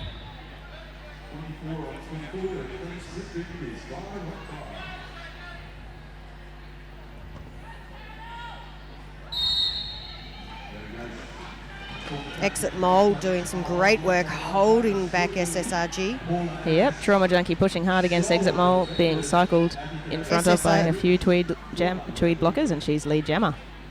Look at that amazing wall work by SSRG. They are not easy to get through. Certainly not. Shellraiser really working hard, tries to step up the inside and gets knocked down again. Yep, she dances past that 3-wall only to be taken out by the last line of defence, Edwards, who's now taken her out of bounds twice. She takes off the jammer panty to stash or star pass, and Trauma Junkie is on her second scoring pass. Seems to be the flavour of the event at the moment. A lot of teams doing that. As soon as they know they haven't got lead, they are taking off that panty. Yep, the star stash has some significant benefits. The most important of which is you never quite know who the jammer is until you've seen whether the star pass happens or not. Shellraiser being sent off for a cut. Yes, certainly is. Leaving a power jam for Trauma Junkie to take advantage of. Yep, she's already scored 15 points this jam, and she's coming around for another scoring pass. The scoreboard currently at 200 points for SSRG and 5 points for Tweed Valley Rollers. If you watch Sunstate during the rest of this half and the second half, you might notice that whenever the jammer panty comes off for Tweed Valley, they immediately charge at the pivot and make sure that they are more than an arm's length apart. Nice tactic. I am going to keep an eye out for that one. We've got quarter zone jamming for Sunstate Roller Girls, starting in a power jam. 4-on-3 pack advantage to Tweed Valley.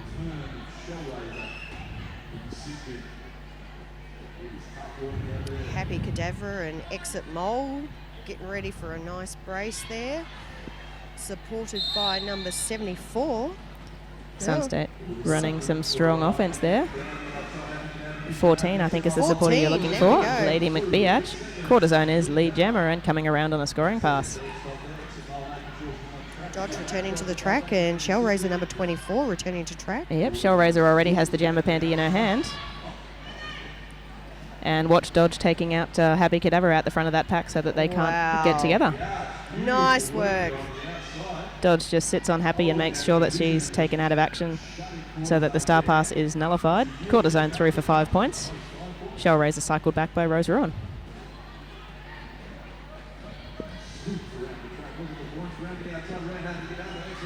Stick's doing some great brace work, but given a bit of a bum shove by number 14, Lady DeBiach. Quarter zone through for another 5 points, and she's coming up for another scoring pass. Dodge keeping right on top of Happy. Yep. Happy got almost within arm's length, and then Dodge realised that she was close and just pushed her forwards again. That might be my new favourite move to watch out for. We've got a new jammer for Sunstate, number 54 Melvin. She's up against a new jammer for Tweed, number 60 Furiosa. 4-on-4 in the pack and a clean penalty box.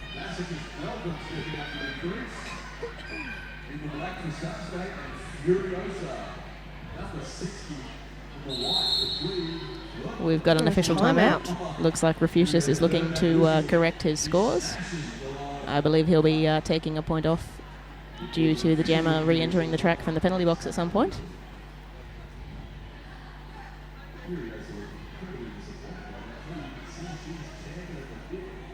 Quick time to shout out to the NSOs that are helping us out over the 3.5-day weekend.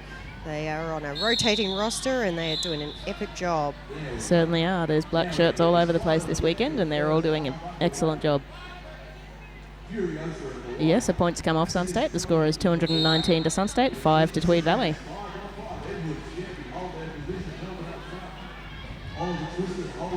Melbourne pushing up against a tough Tweed Valley four-wall of Evil Britches, Poisonality, Buster, and one last skater who I'm trying to see the number of. Number 1212, Oliver Twisted. But Melbourne is lead jammer. Furiosa tries to make it up the inside line, but cuts the track past Jambi. She will be sent to the penalty box. Melbourne on a power jam and a scoring pass.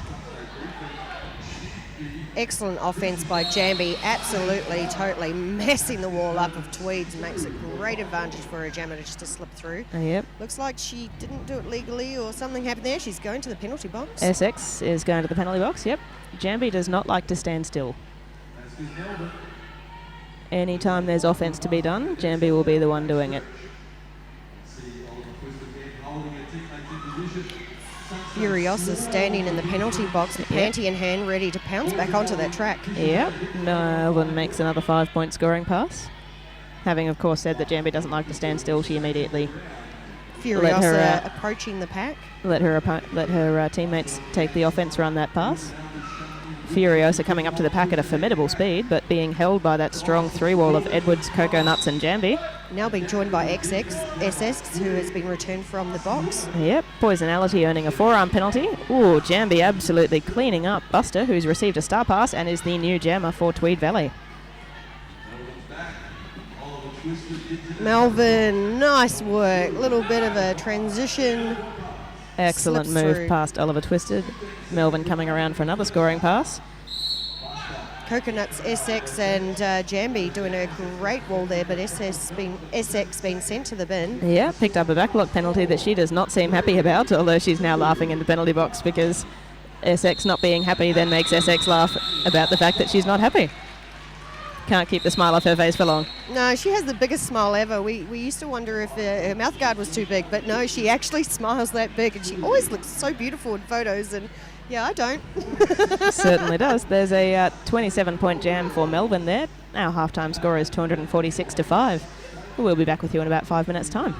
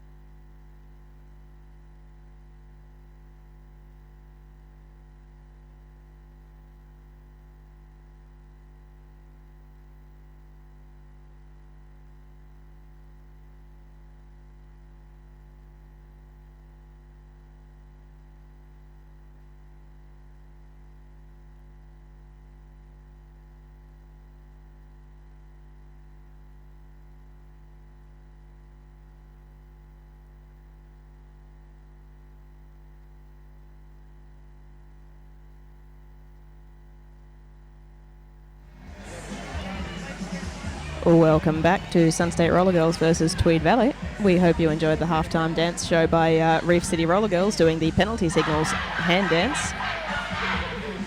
I didn't realise there was a hand dance, but I think I need to learn that one. Well, they're just doing penalty signals and major swoops and seeing what happens. Absolutely awesome. Looks like BA number 84. Well, Beth Adder is going to go up against number 10, Elsie Hammer for Tweed Valley Rollers. Indeed, this is Beth Adder's first jam this game. Tweed has a 4-on-3 pack advantage with SX still sitting in the penalty box from her penalty at the end of the first half. And we're underway.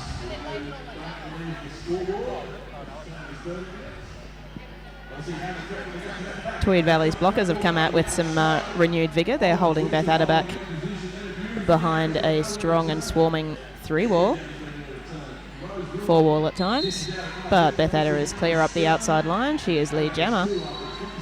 Elsie Hammer behind her, but she picks up a cutting penalty, unfortunately, and Beth Adder is on a power jam.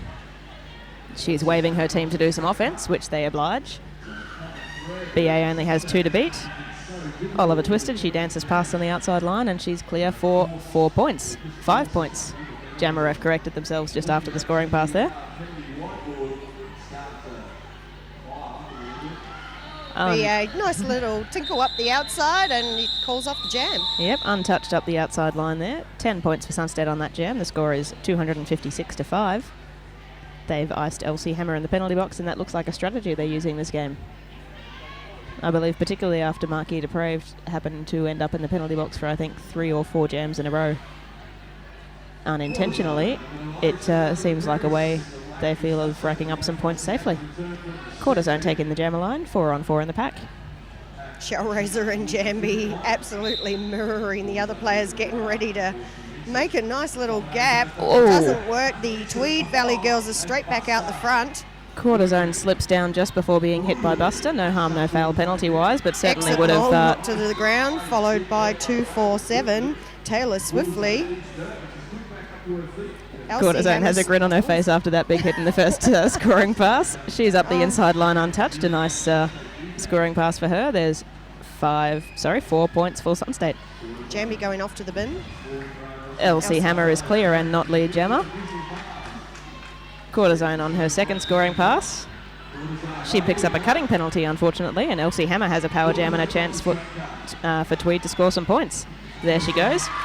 5 big points for Tweed Valley, and they have doubled their score. Well done, Elsie Hammer. Yes, big smile on her face. Yes, she whips her hand in the air and says, yes, give me some offense. Knocked out of bounds by Domination there. She's cycled back to the back of the pack, giving it another go.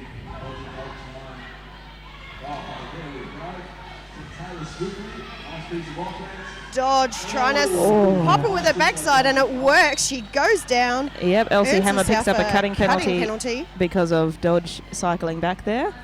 Quarter zone's released from the penalty box as well. As both jammers have been to the bin, it looks like we're going to get that full 2-minute jam with 34 seconds left on the clock. Certainly will. Jambi running some inside line offense, clearing a massive opening for Quarter zone to run through. Quarter zone gives her a smile as she comes back, basically saying thank you. Yep, 5 more points for Sunstate, and we're around again. Jambi doing that offense up the inside line again. Quarter zone skips up that apex, and 5 more points for Sunstate. Whoa, Shellraiser being put on the floor. That's the Sunstate Shellraiser, that is. Quarter zone blasts between Buster and Oliver Twisted. She's got 5 more points again. Elsie Hammer at the back of the pack. 5 more points for Elsie Hammer. Tweed Valley is on 15. Sunstate Roller Girls on 275. Shellraiser number 24 for Tweed Heads. She's up against Cocoa Nuts for Sunstate Roller Girls. 4-on-4 in the pack. Just having a look at that penalty board, it looks like Tweed is quite penalty heavy compared to Sunstate. They've got a couple of skaters on 4 and 5 and a fairly thick covering of penalties. Sunstate's maximum penalty count appears to be 3 at the moment, and that's for SX. A lot of those penalties seem to be cut tracks. Certainly do. Cocoa Nuts charging at number 23. Poisonality out the front of the pack, and she is lead jammer. Shellraiser struggling to get through the forward pack. She stashes the panty. Yep, but Furiosa, the pivot, is way out the front of the pack, defending against Coco Nuts. Coco twirls, pivots, stays in bounds. She is clear, 5 more points. Shellraiser picking up a cutting penalty. There's another of those cups we were talking about. She will be sitting in the bin as a jammer. Coco Nuts has a power jam and an opportunity to score. Slides backwards up that outside line, and she is clear with another 5 points.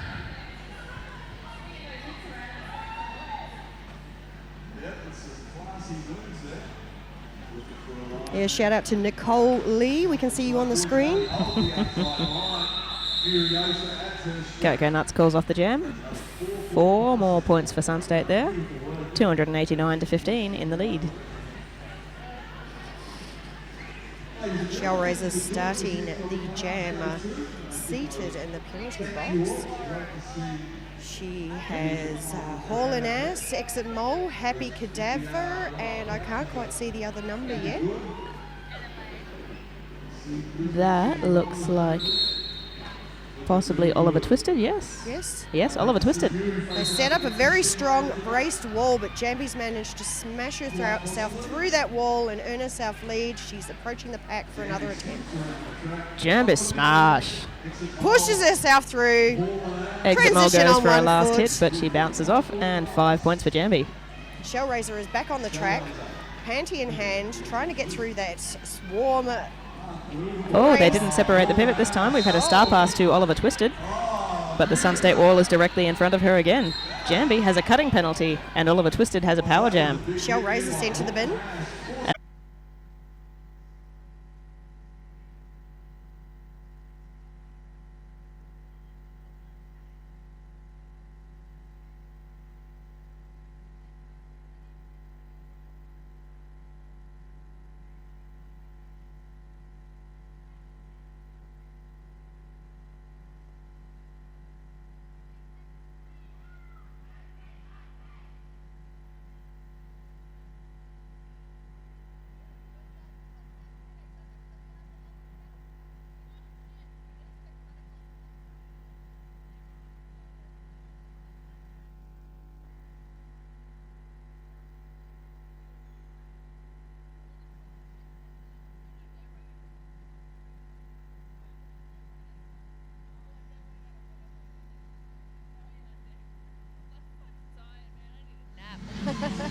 Before my next game.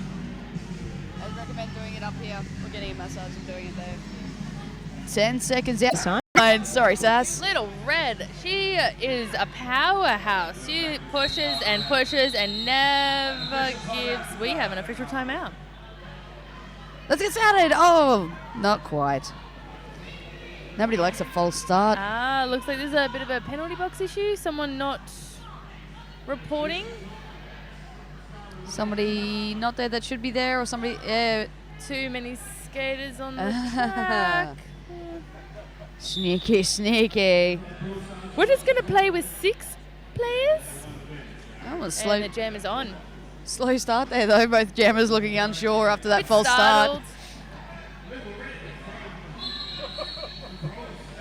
Oh. Very much an out of play block there issued to Beef City. Little Red taking a massive hit from Lucas. Lucas just standing there afterwards like, what? I didn't do nothing. She This is my probably was track. a little bit hurt. Little Red came at Little her hard Red and came fast. at her with speed. Oh, Elizabeth Helmy, nice move on the inside. Oh, and she's called for the back block on that one though, so she's going to have to go to the penalty box. Do not pass go, do not collect $200, and Little Red's got herself a power jam. Little Red still working really hard against this defensive wall of bloody laces. Bit of a tumble there. Everyone just wants to take a nap. That was like a game of pylon. Stacks on, people. And I think Little Red came out a little worse for wear after that one. Bit slow to get up there. She is not having a good time of it against Bloody Laces and Lucas, but managed to stay on the track and crawl herself forward. Oh, not quite. She is called for the cut on the outside. So Elizabeth Helmy back on the track. Oh, and just hurling herself around for a big 5 points. That looks like Little Red is sitting in the penalty box. Yeah, she was called for the cut on the outside. Ah. She tried to crawl her way around, but must have just got a wheel out. Oh, Elizabeth Helmy just too strong, just absolutely steamrolling there over the top of the Beach City Brawlers blockers. Elizabeth Helmy capitalising on this power jam for United Brisbane.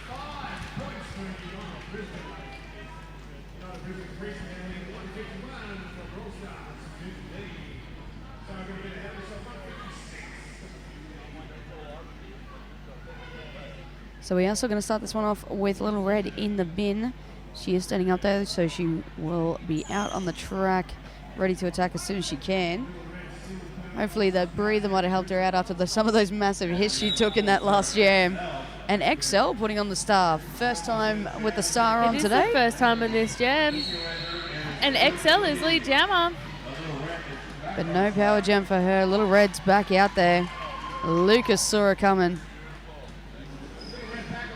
UBR just all over Little Red. And XL blasting around for a big grand slam. Little Red still working as hard as she can. And Lucas has her number. Oh, thought she was free. Got nailed out on the inside line, crawling away, but to the back of the pack. And I can tell you, Little Red's going to be glad that jam is over. Getting a little support from Lucas. From Lucas, yeah. Gotta love the Derby love here. Yeah, I think that was just a bit of support. You're doing good, buddy. Keep it up. Keep going. It's good to see these more experienced teams. They really do help, the newer teams through, and there's lots of support. I love the Derby love. Yeah, definitely. So all in Brawler back on the line against Bloody Laces. And Bloody Laces just working away through the inside. Double checks with the referee. Yep, you got the lead. All in Brawler. Trying to pinball her way through the pack as quickly as she can. Not quite getting out yet. Lucas got her all held up at the front. Oh. And Donnie B just trying to hold on to Bloody Laces, but she was just too powerful. All in Brawler thought she'd found some daylight, but Lucas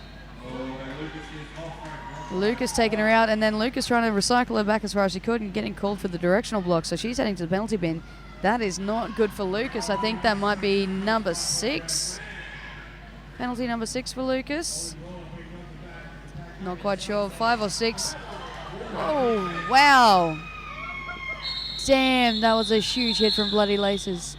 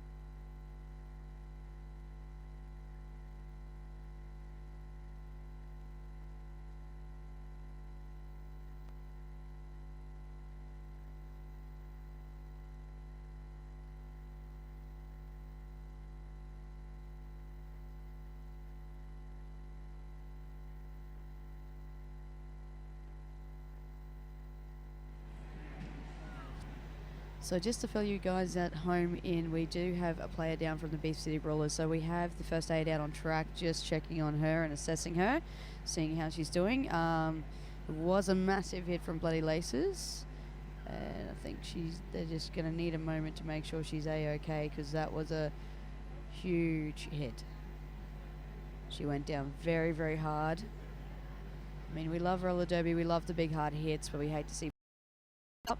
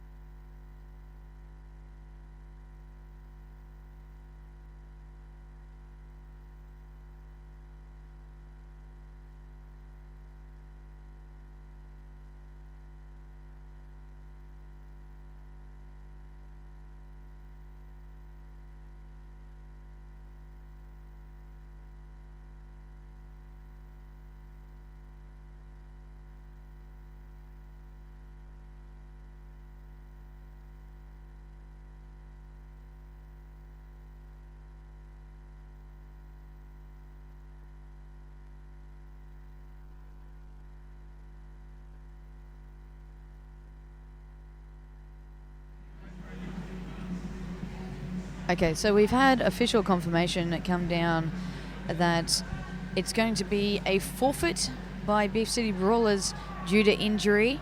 So that is the end of this game. Mega props to Beef City Brawlers, though. They put in an excellent effort, as did UBR. So final score will be United Brisbane 180, Beef City Brawlers on 15. And mega props to our players. We do have the ambulance here, going to take her out. That's a big cheer for our downed player. That would be Alucard, who took a big hit and a big fall. And it's good to see we've got the guard of honour there, both teams.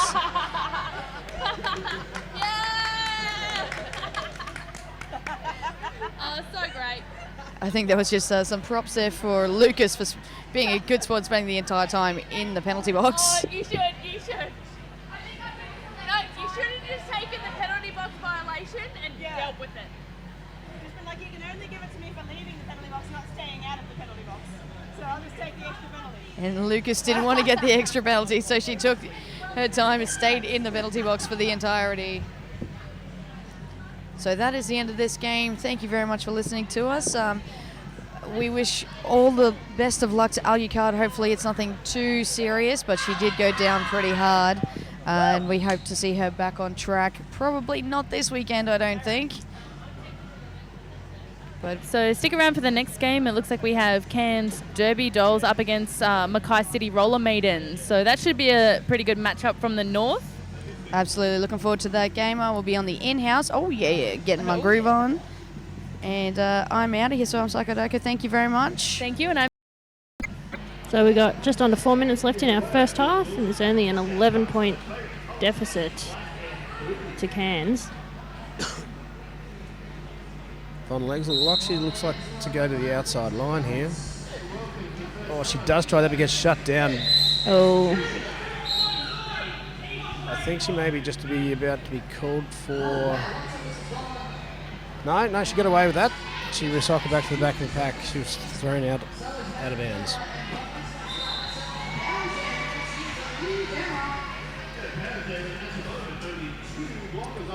So the Mackay jammer is actually sitting in the penalty box. Von Legsalot has a power jam for Cairns Derby Dolls. A great chance for her to increase the lead just before half time. Mackay going to want to bridge us out as far as they can go. Oh, Von Legsalot gets called for a cut track penalty, which will release Mackay's jammer. good job by Madam Mayhem who drew that cut.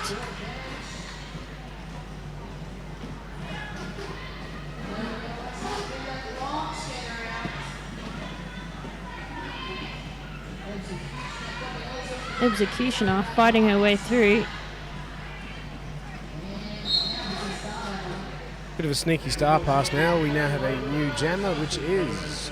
Executioner. Well done. Executioner. Out of play is called. No. Yes, out of play is called, and Executioner is through for a 5-point pass. Von Legsalot, the jammer for Cairns Derby Dolls, about to stand up, about to re-enter the track. There she goes. Von Legsalot back on track. Unfortunately for Cairns, they've only got 2 blockers left, which is not what you want when the only jammer on the track is from the other team.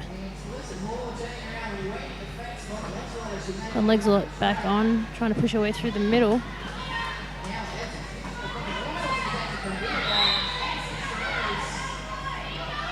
Oh, and I think Rumpelstiltskin has just drawn a track cut on Von Legsalot. No, she's being told to return to track. Von Legsalot thought she got the penalty, had a seat in the bin, but was told to return back. That's a full 2-minute jam. The refs are all having a bit of a conference. That was a good jam for Mackay, not so good for Cairns Derby Dolls. Cairns Derby Dolls 20, Mackay's have increased their lead to 51.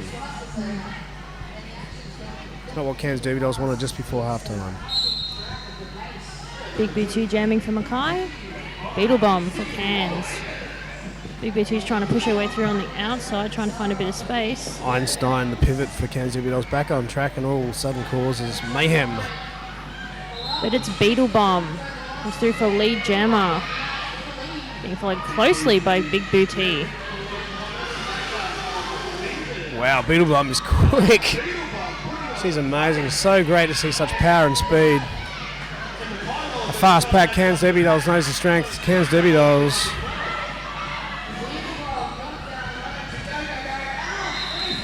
Did she score any points before calling it? No, 1. 1 point to Beetlebomb. Hard-earned point, having to chase them around for like a lap and a half. So these two teams know each other quite well. Mackay knows Beetlebomb's strength, that she's fast and agile. So they had a quick pack. It seemed to work for them. Beetlebomb only managed to squeeze in 1 point there.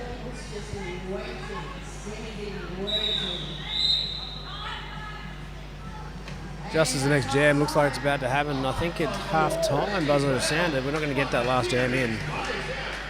It is now half-time of the Cairns Derby Dolls. Mackay, Cairns Derby Dolls 30, Mackay 51.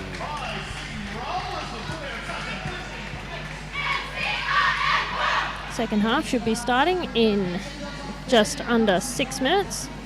Of course, after this game, you want to stay tuned for our next game, which is Northern Rivers Roller Derby versus RRD. Who's RRD? Rum City Derby Dolls.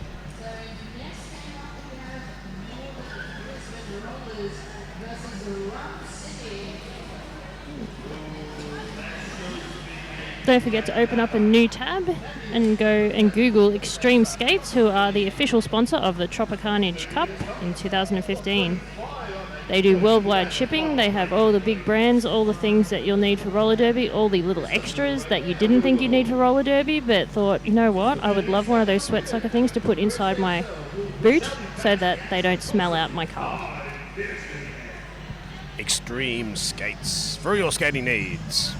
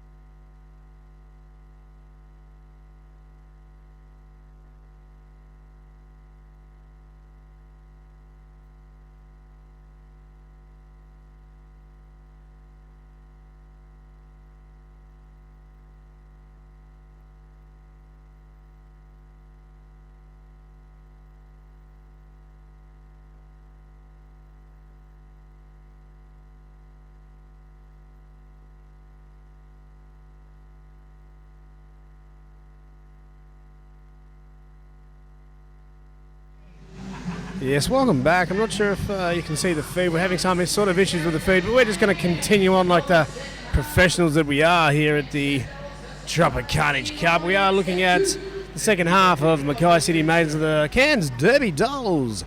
Mackay City Maidens have a very small lead, 51-30. A couple of power jams in it for Cairns Derby Dolls, and they'll be looking to come out firing. So lining up on the jammer line, we have Von Legsalot of Cairns Derby Dolls. And it looks like it's Madam Mayhem. I don't think she's jammed yet for Mackay. No, this is her first jam today. She's starting from a long way back. I think she wants a bit of a run-up to take some of this huge... I love a run-up. Get that momentum, just bash into them. Looks like it worked for her. Absolutely it does. Looks like Madam Mayhem just got 2 more blockers to contend with. Dirty Birdie, no pack call. Madam Mayhem out lead jam for Mackay.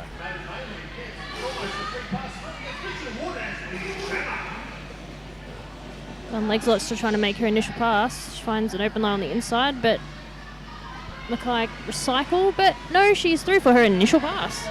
Madam Mayhem through for her first scoring pass. It's a 5-point grand slam. Will she call the jam off, or is she confident that she's going to... Yeah, she pushes Von Legs a little bit hard there, waits till the last moment, calls off the jam, happy with the points. Gave it a good go, trying to chase her down. And I guess she looked up and kind of saw, ooh, hang on, my team's sort of at the back. Don't want her to score any points. Called off the jam. Some lovely jammer solidarity there on the jammer line. Rumpelstiltskin and Beetlebomb know each other quite well. Jammed against each other quite a lot. Mutual respect on the jam line is what we like to see. So for them, this is just a high-intensity scrimmage. In pretty colours. Very pretty colours. Cairns Derby Dolls in the orange and blue. Mackay Maidens in the black and green. Beetlebomb cops a big hit on the outside. Rumpelstiltskin screening around the outside of the track. I missed that penalty, but she will spend 30 seconds in the bench. It's power jam for Beetlebomb, Cairns Derby Dolls. Beetlebomb has also earned lead jammer. Only 2 Mackay blockers on the track for her to get through, so she is through. She scores 5 points, 4 for all of the blockers, including the ones in the bin, and 1 for the jammer of the other side. Some much needed points for Cairns Derby Dolls. They want to make as much use of this power jam as they possibly can. They really want to come roaring out the gate second half. Beetlebomb comes through for another 5 points under heavy scrutiny from Motoral Rules. Rumpelstiltskin is back on the track. I think she still has to make her initial pass.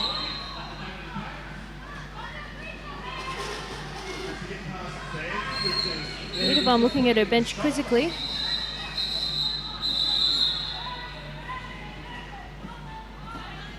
The jam ends and Beetlebomb takes 3 more points there, I think.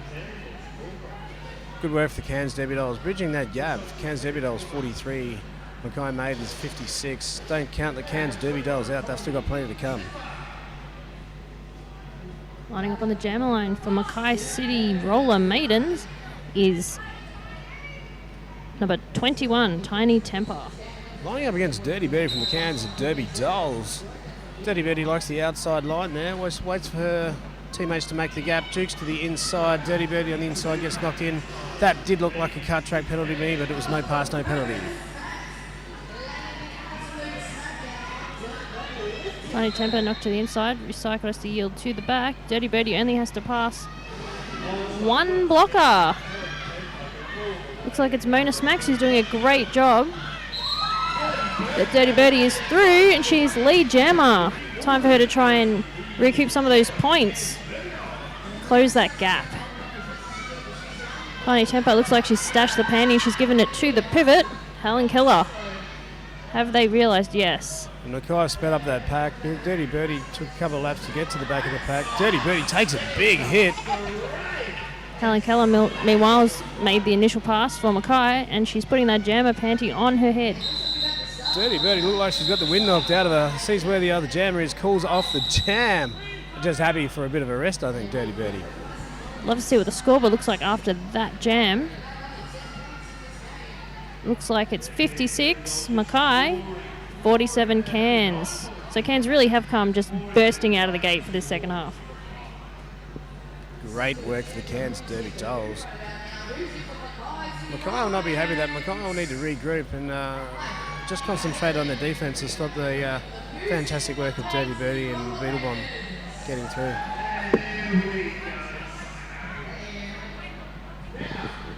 So Mackay's called a team timeout. Cairns Derby Dolls have a lot of support in the crowd. A lot of love for Cairns and regional Queensland. The Reef City Roller Girls are here in force and they're cheering their hearts out for the Cairns Derby Dolls. I've noticed the more north the team is, the brighter the uniform. It's really great. I love it. Almost as bright as the commentary box up here. We've all got our Hawaiian gear on. Flowers. We've got banana lounges, flamingos, zebras. What else have we got? There's a lobster, an octopus. A little cabana lounge there. I sort of thought Honest Dave had a bit of a nap in the back corner. Yeah, that's for Scare Bears interviews. Ah, yes. Meanwhile, back on track.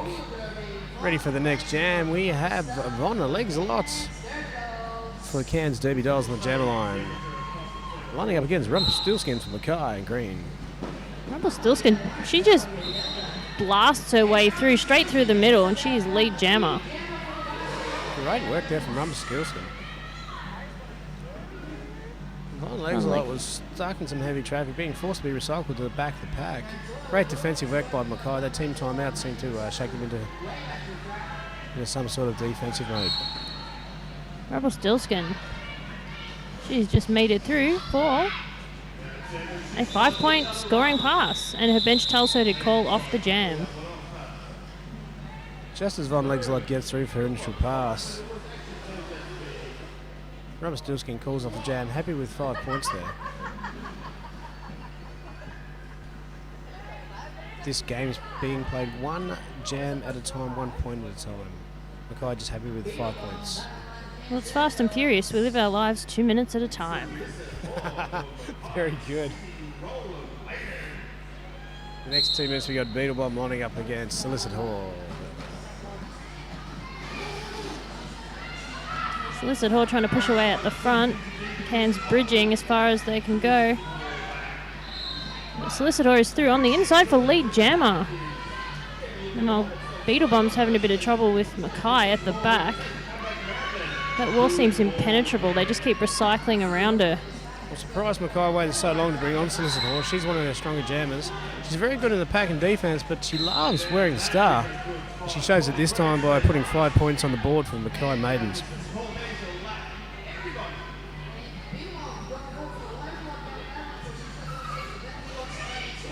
O'Doyle Rules and Beetlebomb sent to the penalty box, so we have a power jam for Solicit Hall. Solicit Hall goes through that Cairns Derby Doll pack pretty quickly, pretty easily. She's back to the back of the pack, ready for another 5. So far, this is a 10-point jam. Takes the inside line. There's another 5 points for Solicit Hall. This is 15 points straight up. This is not what the Cairns Derby Dolls want. Solicit Hall calls off the jam. There's enough time for a power jam for the next jammers. Beetlebomb for the Cairns Derby Dolls is still in at the penalty box. Great teamwork and great tactics there by Mackay and Solicit Hall. Yeah, Beetlebomb standing in the bin, so that gives the next Mackay jammer approximately 10 seconds to earn lead jammer status. And as we all know, usually the team with the most lead jammers takes out the game. And that jammer at the moment is Madam Mayhem lining up for Mackay. She just gets straight through the middle. Fantastic work by Madam Mayhem, lead jammer. Magnificent skating by Madam Mayhem. Beetlebomb has just left the penalty box.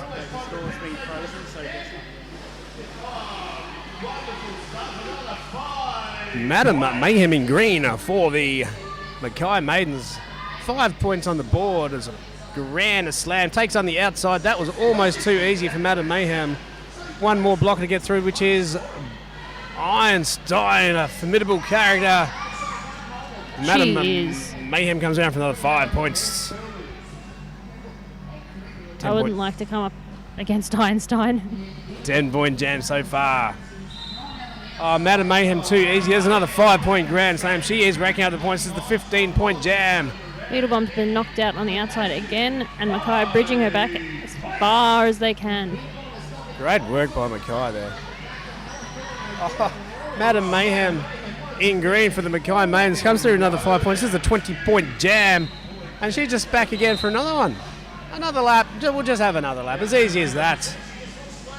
There's been a star pass. Einstein is now jamming for...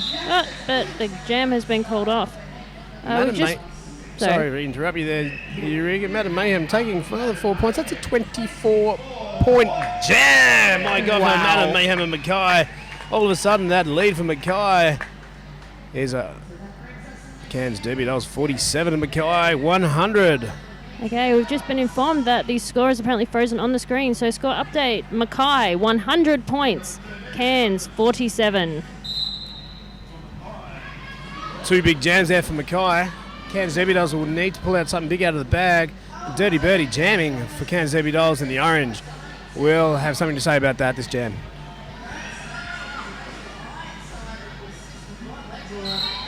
Oh, great work, Dirty Birdie. Lead jam for Derby Dolls. She does not like coming second. Just weaving in and out there.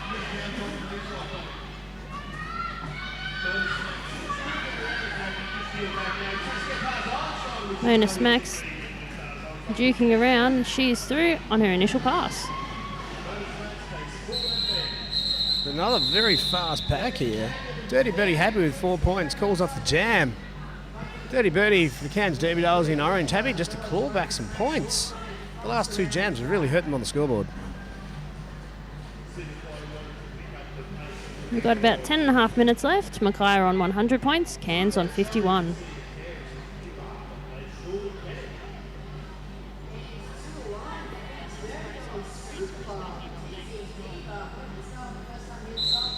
Jamming for Cairns, we have Super Dizzy Diva.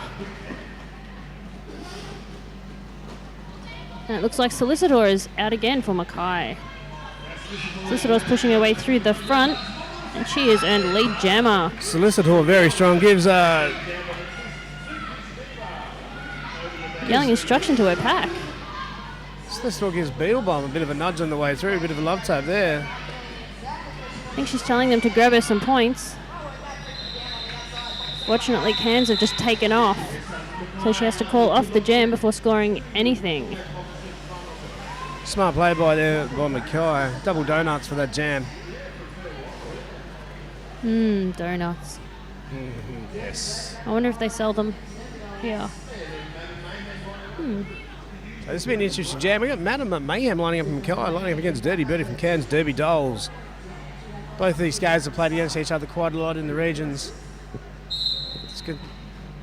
A little bit of archie-barchie in the pack. Madam Mayhem comes in firing. Dirty Birdie gets knocked to her knees. Madam Mayhem takes the early advantage. Dirty Birdie looks to get on the inside. Looks like there is a penalty. Madam Mayhem going around the track for a back block. Dirty Birdie in a power jam for Cairns Derby Dolls. Coming up under fire with a lot of pressure from Mackay defence. Mackay really doing well, killing this power jam.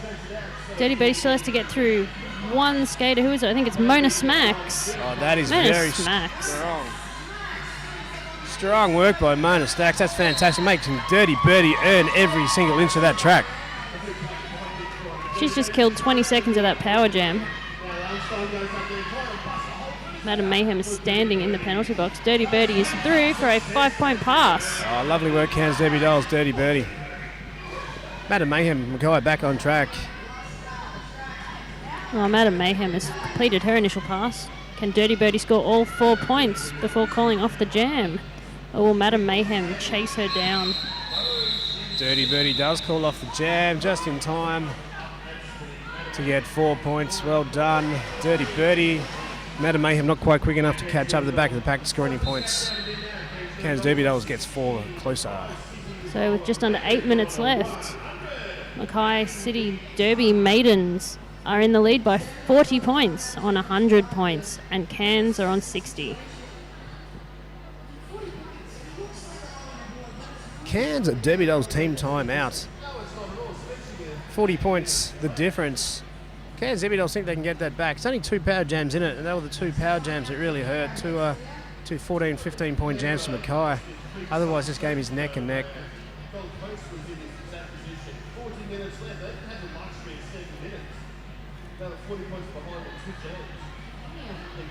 Cairns Dolls look very focused in their bench, and they're all huddled around talking tactics. Beetlebomb looks very focused. They are going to have to stop the attack of Mackay.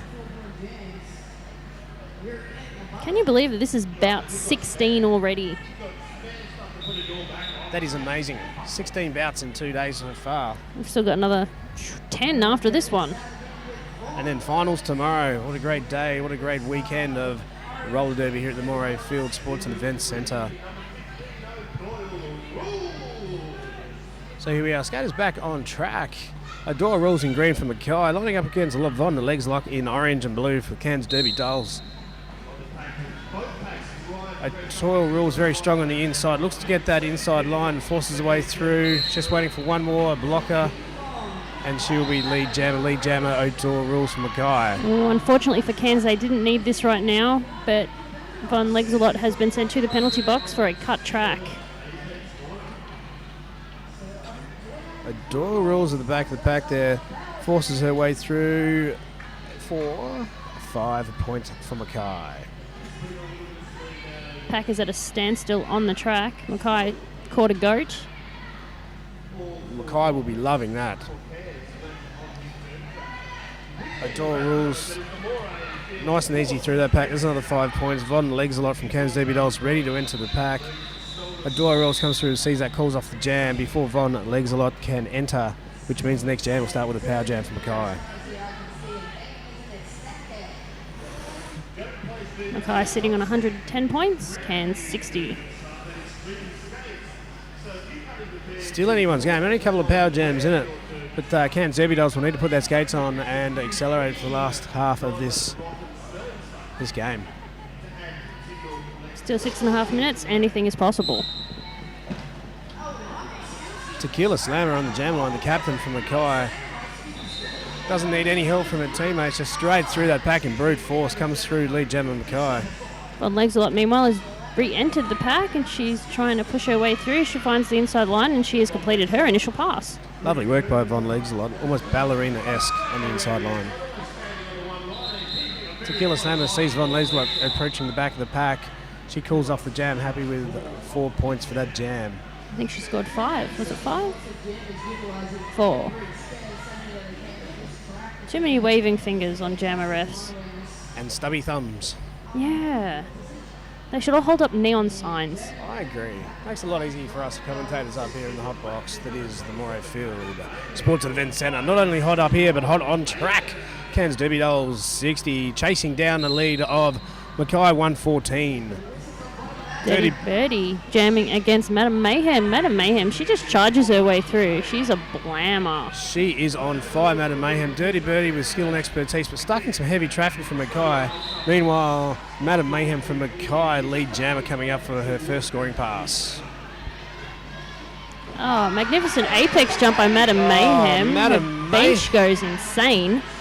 The crowd goes insane. Madam Mayhem takes the inside line. The apex jump, fantastic work. Takes 5 points, grand slam on the apex, calls off the jam.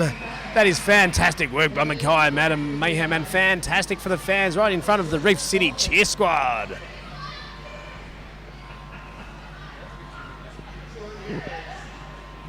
Okay, after that jam, our scores. Mackay City are on 119 points, and the Cairns are on 60.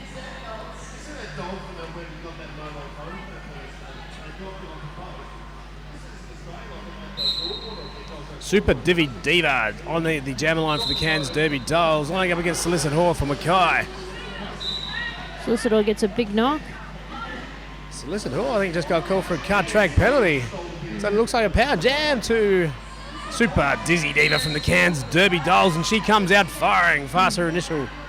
This is just what Cairns need right about now. Super Dizzy Diva back to the back of the pack. Gets knocked on the outside of the track by Adore Rules. Adore Rules is going to make her go all the way back to be recycled.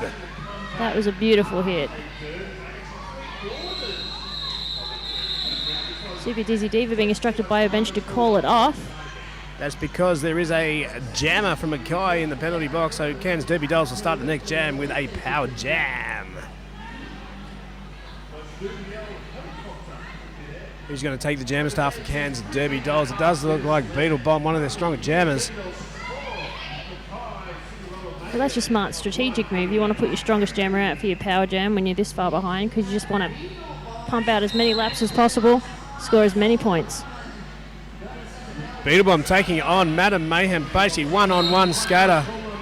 Great work. Does look like Madam Mayhem got some help from an opposition player. It was all from multiplayer block. Madam Mayhem survived that one, still on track, but Beetlebomb came around lead jammer.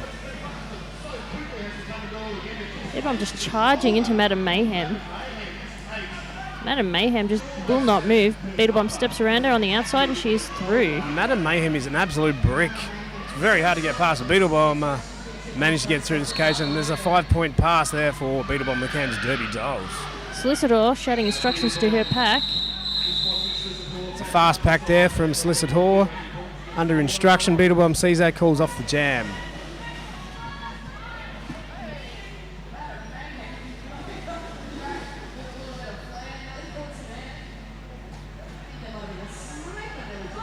So with just over 2 minutes left, Mackay City Roller Maidens are on 119 points, and Cairns Derby Dolls are starting to bridge that gap a little. They're on 69.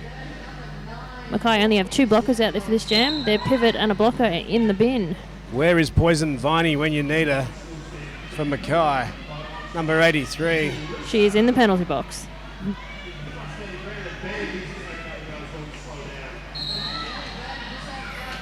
Oh, Dirty Birdie, great work on the inside, their lead jammer. She comes out firing. She is fast and agile, and she comes up. She doesn't like coming second. She's almost to the back of that pack, ready to score some points. Oh, Rumpelstiltskin. She's been sent to the box. I think it was for a forearms penalty.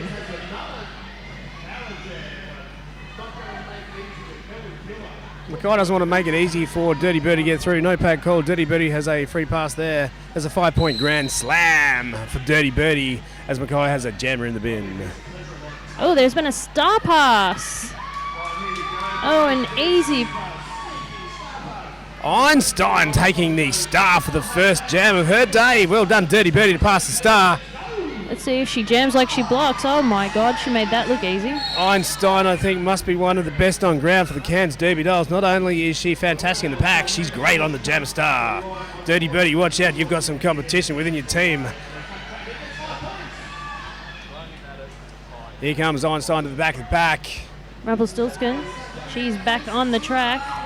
Einstein backwards skating, shimmy around the Mackay bloggers. There's a 5-point grand slam to Einstein. Is there anything Einstein cannot do today?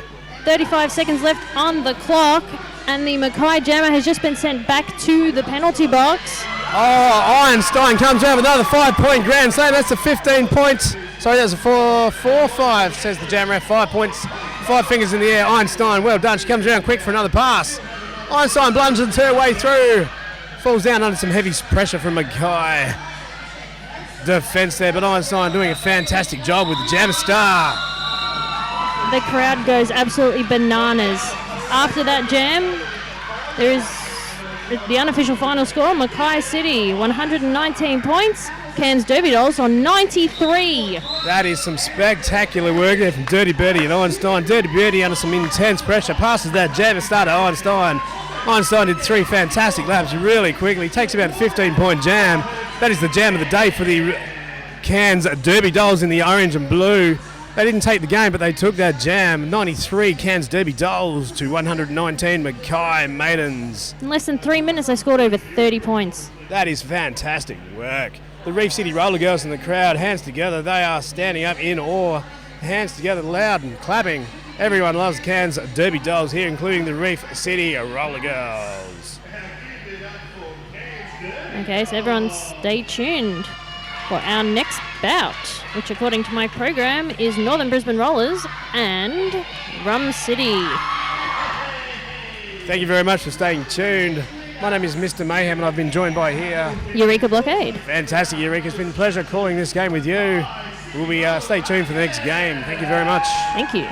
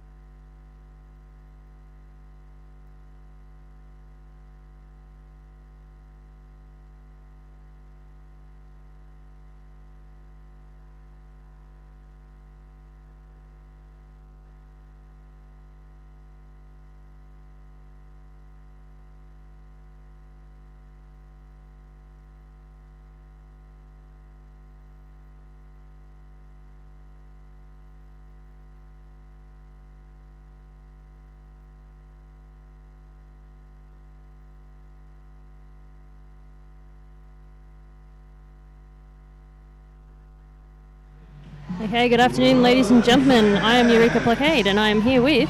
Psycho Dyko. Oh, that was a little bit loud. Sorry, my bad, guys. I'll keep the mic a little bit further away from my mouth. Be loud and proud. We are pumped and excited to get going in this game here. We have NBR Team Phoenix and Rum City Derby Dolls going head to head. Oh, unfortunately, Nabon jamming for NBR has been sent to the penalty box for a cut track. That's not the start they would have wanted, I should imagine. And Dreadful now going hard, got herself a power jam. Dreadful's been skating amazingly in the jammer position for Rum City. She is just one tough contender. Pushing. She has one blocker left to get through, and she is through for lead jammer. We were saying yesterday we think Dreadful's dreads might be her Samson hair. Wouldn't want to cut it off, she'll lose all of her power. Now she comes face to face with a whole pack of NBR holding a strong line. Some of her blockers come to play a bit of offense for her. Now they're just going to let her push on her own. Bratz there in the fluoro from head to toe, trying to bridge. And Dreadful pulling it off just as Nabon hit the track.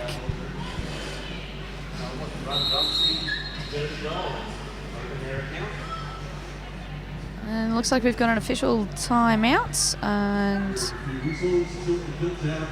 hands and everything.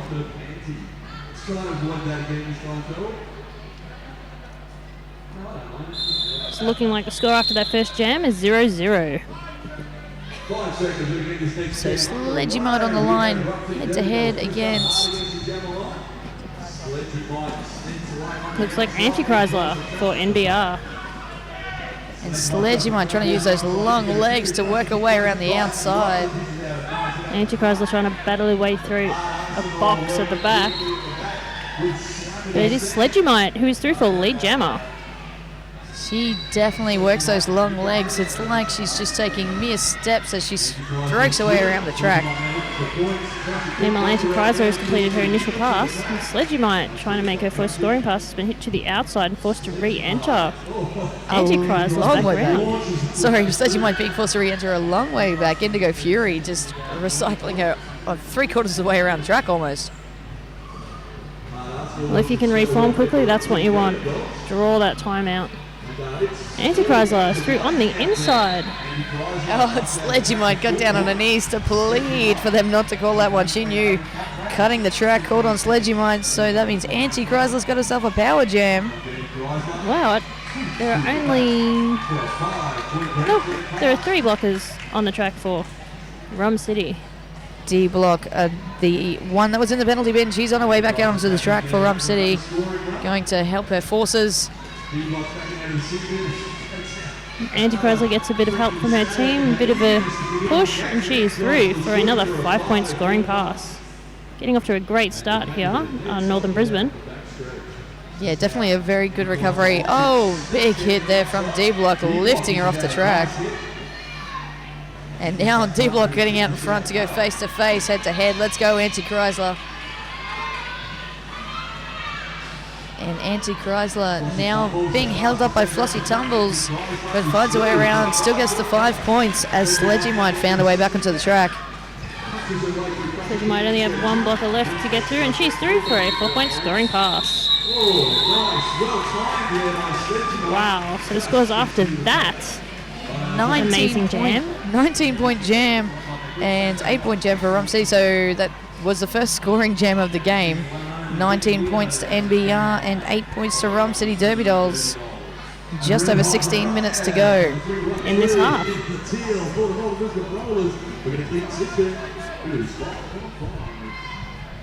Okay, lining up on the jammer line, we have number 96, Wicked Widow. And 313 Red Hot Riot, who was on fire yesterday doing the jamming for NBR. But so is Wicked Widow, Ben. I've never seen her skate before this weekend. Every time she's on, just want to watch. Red Hot Riot getting out in front, getting the lead jammer for NBR. Yeah, Wicked Widow is super speedy on those speed skates without any stoppers whatsoever. She just whips her way around the track. Really? No stoppers?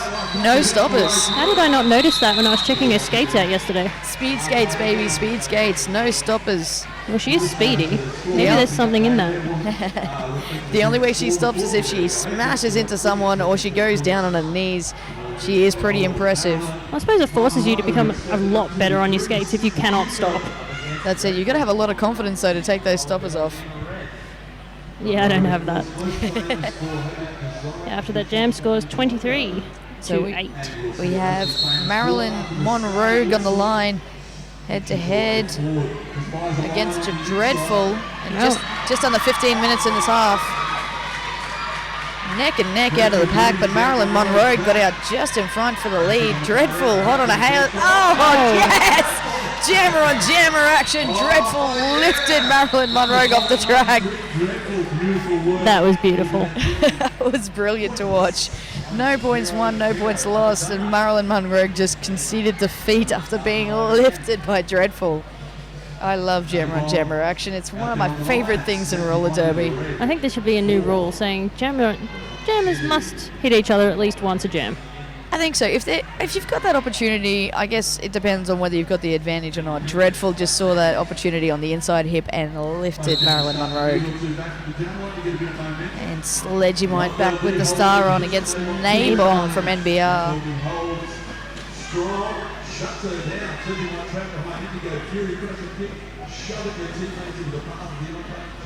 Sledgymite is at the front, but Nabon finds a way out first. Through the inside. She just dug her toe stoppers in and just ran as fast as she could.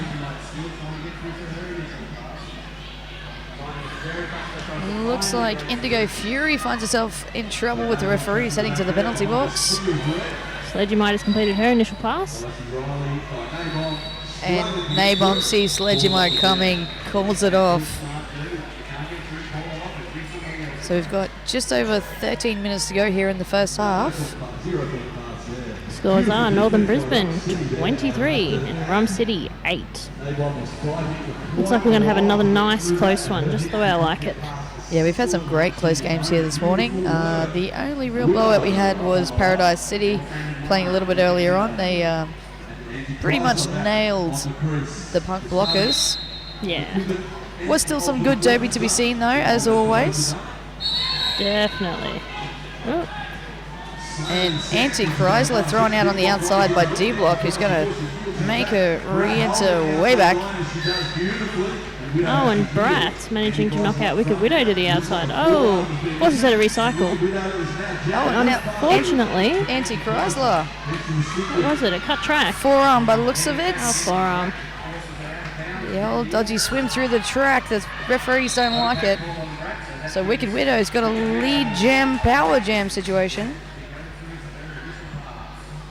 And got herself a 3-4 pack advantage as well. Oh, just slammed into Brat. Oh, she did a bit of a flying leap like a gazelle over her. A four-legged gazelle. Brat just turned around and eyeballed Wicked Widow, and Wicked Widow was like, I got this, laid her out. D-Block trying to do a little offensive work for her jammer. Well, Anti-Chrysler is back on the track. Wicked Widow looking at her bench, wondering what they're trying to communicate to her. Apparently it was call it off, so she calls off the jam. Are you talking to me? Are you talking to me? Me? No. Just over 11 minutes to go here in the first half. Looks like we've got Dreadful from Rum City, and she'll be facing off against... I think Red Hot Riot has got the star back on again for NBR. Definitely Red Hot Riot there with the star on for NBR. Dreadful's trying to step her way around. Feet are always moving. She's found an inside line. Oh, she just beat Red Hot Riot out. It was just squeaked through in front. And now we got a jammer race. Man, Dreadful is fast. I think we're going to, quick hit it and quit it derby. Got the 2 points. Oh, 2 apiece. Not quite quick enough to maintain that 0 points there. Well, it's hard. When your team's at the back and you're in front as a jammer, you kind of want your team to be in front so that you can try and smack that other team, but still keep an eye on where the other jammer is. That's it. They tried to open the gate, close the gate, but they didn't quite close it quick enough. So we've got just over 10 minutes to go. Rum City Derby Dolls on 15 and NBR on 25. Oh, Rum City started that out with an extra blocker on the track, but she managed to leave before impacting the game. Luckily for those guys. And Marilyn Monroe got the star on for NBR, just brutalising her way through the pack. Yeah, she just completely knocked over Rumbell B. And Sledgymite with those long legs working away from one side of the track to the other, looking for the open space and not finding any yet. NBR just keep recycling in front of her and knocked her to the inside and forcing her to re-enter at the back. And D-Block with some great work there, holding on to Marilyn Monroe. We were a full 40 seconds into that jam before we got a jammer out in front, but she's not going to get the lead. Sledgymite is the lead. I'm assuming there was a no pass, no penalty. And now there is a penalty. She's been called for the cut on the inside, so Sledgymite lead jammer on a power jam for Rum City. And Sledgymite trying to force her way around. NBR are just not letting up. They are all over her. She's decided she's given up. She's had enough. Impressive stuff from NBR, just watching. They're aware of where the rest of the pack is, so they know that they can keep moving. They don't just stop every 10 feet. They're like constantly moving so they can bridge that gap, make it as far as possible, stretch it out. Absolutely, they are perpetual motion happening out here at the moment, NBR. And we've got a timeout called by Northern Brisbane Rollers. So what have we got? 8 minutes 46 left to go here in the first half. Rum City Derby Dolls on 20 points. I can't believe half the first half is gone. I know. It's so low scoring but high intensity. Yeah, that's it. Well, 20 points to Rum City and only 26 to NBR. This is a great type game. It is, seriously. I couldn't believe it's so low scoring. There is a lot happening on the track, but it's taking jammers up to 40 seconds to get out of the pack, even for their first initial pass. I think it feels like because the strategy, it's being executed so well, you feel like if you recognise that and you feel that all this stuff is happening, you assume that there's points happening? Yeah, exactly. There's lots of action going on, but not so many points. But it's the action that I'm interested in anyway. It's the amazing thing. I mean, points win the game, but you win my love and affection by giving me lots of action. Yeah, if you're fun to watch. So Dreadful is going to hit the line for Rum City, starting it off straight away on a power jam. Because we currently have... Is it Marilyn Monroe, that's right, sorry, is in the penalty box serving her time for a cutting of the track. Rum City going to go on the offensive for their jammer. Oh! Northern Brisbane, they saw it coming, too good at recycling in front. That's it. Dreadful just couldn't quite get past Dicey Riley. Oh, Indigo Fury dropping panties on the track, picking them back up. Nearly lost a pivot panty. It's always awkward when there's dropped panties on the track. But Marilyn Monroe now back in amongst it. Oh, wow. Just pushing hard against these Rum City blockers. Sweet Pea was working as hard as she could. Marilyn Monroe staying on her skates and getting out to get the lead, fresh out of the bin. Excellent work there from NBR. Oh no, and Dreadful's been called for the cut, so she's got to go around to the penalty box. And Marilyn Monroe's got a power jam. She's pushed to the outside and she pulls off the jam. Yeah, a lot of these jammers are just being very careful. As soon as they see that they've lost that advantage and momentum, they're calling the jam off, which is smart derby. There's no point in pushing yourself and losing your advantage you've got with the jammer in the bin. Now, it's only 30 seconds she's in the bin, so you want to make sure that you use all of that time really wisely. Absolutely. So we've got just over 7 minutes to go in this first half. And Rum City Derby Dolls on 20 points, NBR on 30 points. Nothing in this game at all. And Naybomb. Oh, through the middle, she's out of the pack before she even hits the pivot line. She just exploded out of that pack. Sounds like NBR have quite a big fan base here. It's very loud. Some great offense on the inside. Oh, holding on to that inside line. Beautiful. It's another 5-point scoring pass. Jammers all weekend have just been utilising every single millimetre of this track that they can. Oh, George hit her out. She sort of re-entered, but obviously it was only 1 foot. Yeah, not enough for the referees to think it was a cut, so good recovery there by Nabom. Oh, Dreadful's back on the track, and Bratt hits her to the middle, forces her to yield. there was some great work there at the front by Slamity Sam as well, making sure Nabom didn't head around to the back of the pack without another little touch-up. Oh, good little signal there from Nabom to her blockers to get the space cleared up for her. And we have had the panty pass by Dreadful. So it looks like now we have George wearing the star for Rum City. And Nabom sees George coming around the outside, calls it off. Okay, score update after that massive jam. These jams, I feel like they're going forever, but just because there's so much happening. But after that jam, Northern Brisbane Rollers Team Phoenix is on 43 points, and Rum City Derby Dolls are on 20. Only that 23 points in it, and there's just over 5 minutes to go in the first half. We've got a timeout called by Rum City Derby Dolls, so that'll get the clock stopped at 5 minutes 34 seconds.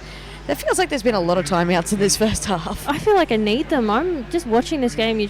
I'm so sucked into it that I'm just, hang on, where am I? What's going on?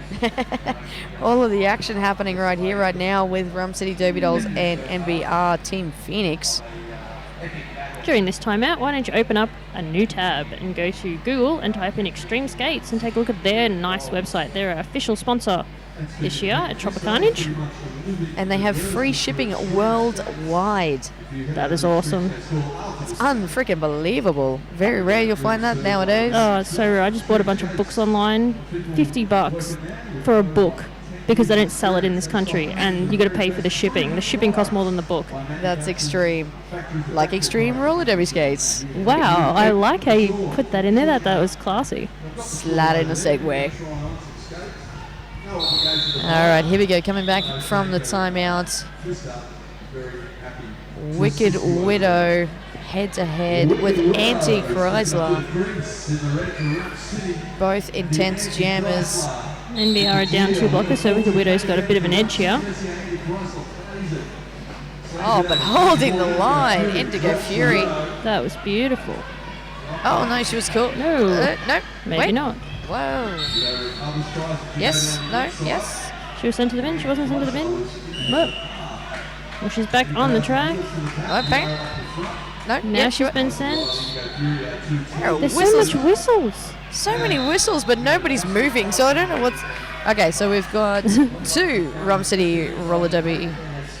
Rum City Derby Dolls heading to the... Yeah, much whistles. Much whistles, so amazed. Wow. 2 Rum City Derby Dolls in the bin, and Anti-Chrysler is not the lead jammer, and Wicked Widow's been called for a low block, so she's heading to the penalty bin. Anti-Chrysler's got herself a power jam.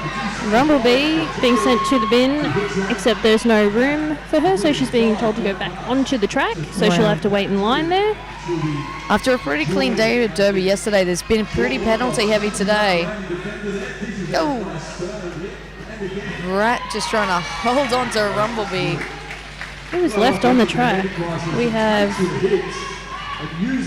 almost everybody from Rum City. Brat forcing them to re-enter right at the back. Rumblebee now a bit has of time. Yeah, Rumblebee's now going to make her way to the bin because there's space opened up for her. And Wicked Widow, looks like she's standing, she's out. Anti-Chrysler's got the big 5 points. They're going to have to skate out the full 25 seconds that are left in this jam, though. That's the only constant in this bout, just this jam. Just Anti-Chrysler going round and round while everything else just happens around her. And D-Block heading to the penalty box now. Rum City with 2 in the bin, and another big 4 points for Anti-Chrysler. Wicked Widow, though, finding herself all wrapped up by NBR. Spoke too soon. There she goes around on the inside. Damn, I bet those jammers are tired after that one. I'm exhausted just looking. Wicked Widow, she scores 4 points there, but that was some great blocking by NBR because they only had a couple of blockers on at a time. They did amazing work to contain the speed that is Wicked Widow. Yeah. But that was a massive 19-point jam for Anti-Chrysler. So the score now, Rum City Derby Dolls on 24 points and NBR on 66 points. Just over 3 minutes left in this first half.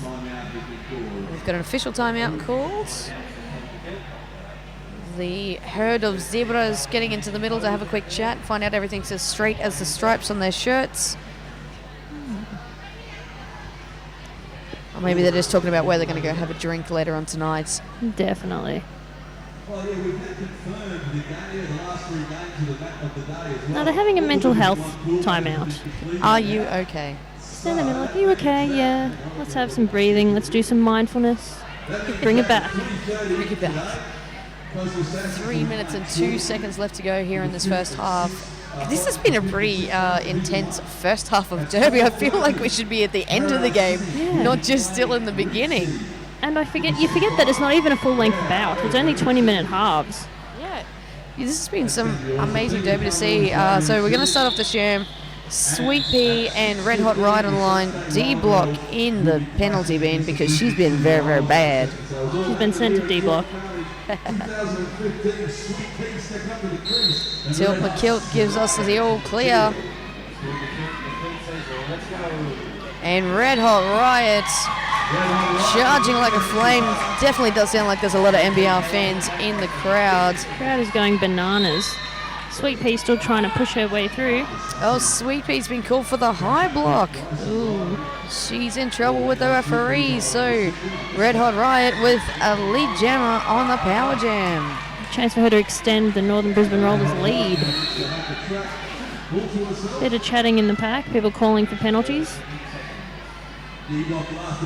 D-Block turning around, going face to face with Red Hot Riot, manages to get her out on the outside. Can't recycle it too far back. Nice work there from NBR to try and stem that. I'm really enjoying watching D-Block block.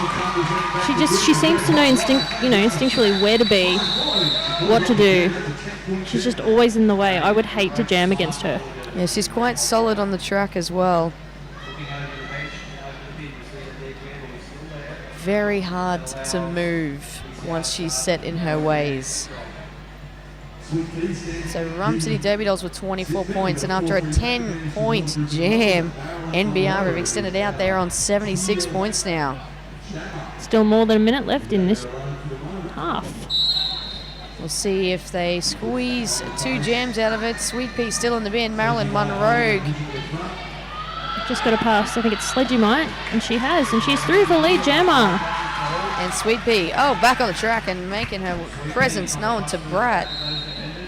She's been hit to the outside, and she's being forced to yield to the back, and she has.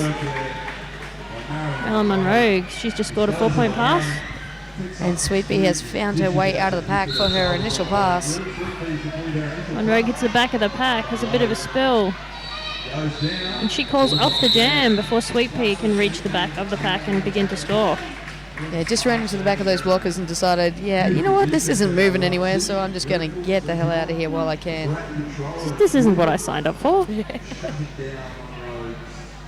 Okay, we have about 40 seconds left on the half clock. Northern Brisbane Rollers are on 83 points and Rum City are on 24. And back to the line is Nabom for Northern Brisbane Rollers. And George wearing the star for Rum City. Oh, Nabom exploding through on the inside. Blasting out in front to get the lead jammer there. And George has found her way out of the back as well. Going to skate as fast as she can to try and catch Nabom.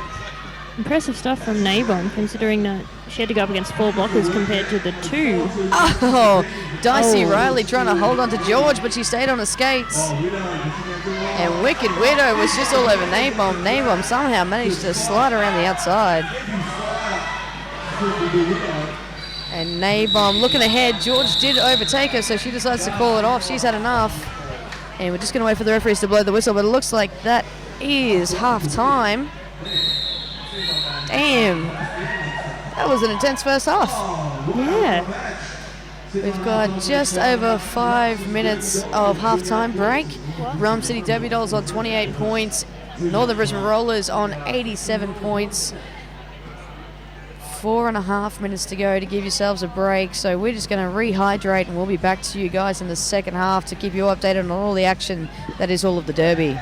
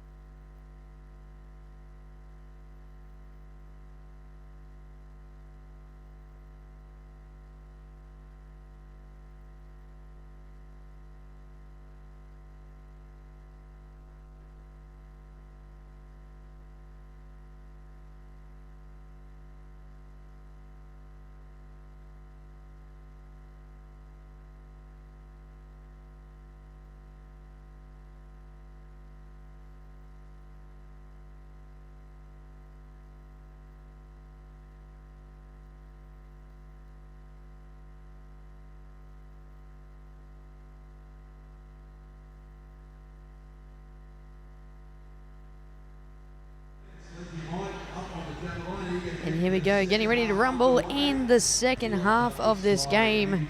The epic game that is Rum City Derby Dolls versus Northern Brisbane Rollers Team Phoenix. Just a reminder, our score at half-time was Team Phoenix 87, Rum City 28. On the jammer line, it looks like we have Anti-Chrysler of Team Phoenix. Going to go head-to-head against Sledgymite from Rum City, and D-Block did a pant change at halftime. Maybe she had an accident. Star Wars pants on now for D-Block. Nice. Maybe she decided she didn't stand out enough on the track. Sledgymite up against the whole wall of NBR at the front as Flossie Tumbles is sent to the penalty box for Rum City. Anti-Chrysler just bounces off. I think it was D-Block. D-Block found herself in trouble for that one, though. She's gone for the long skate around to the penalty box. And Anti-Chrysler's got herself a lead jammer as Sledgymite is still fighting her way to try and get through the NBR pack for her initial pass.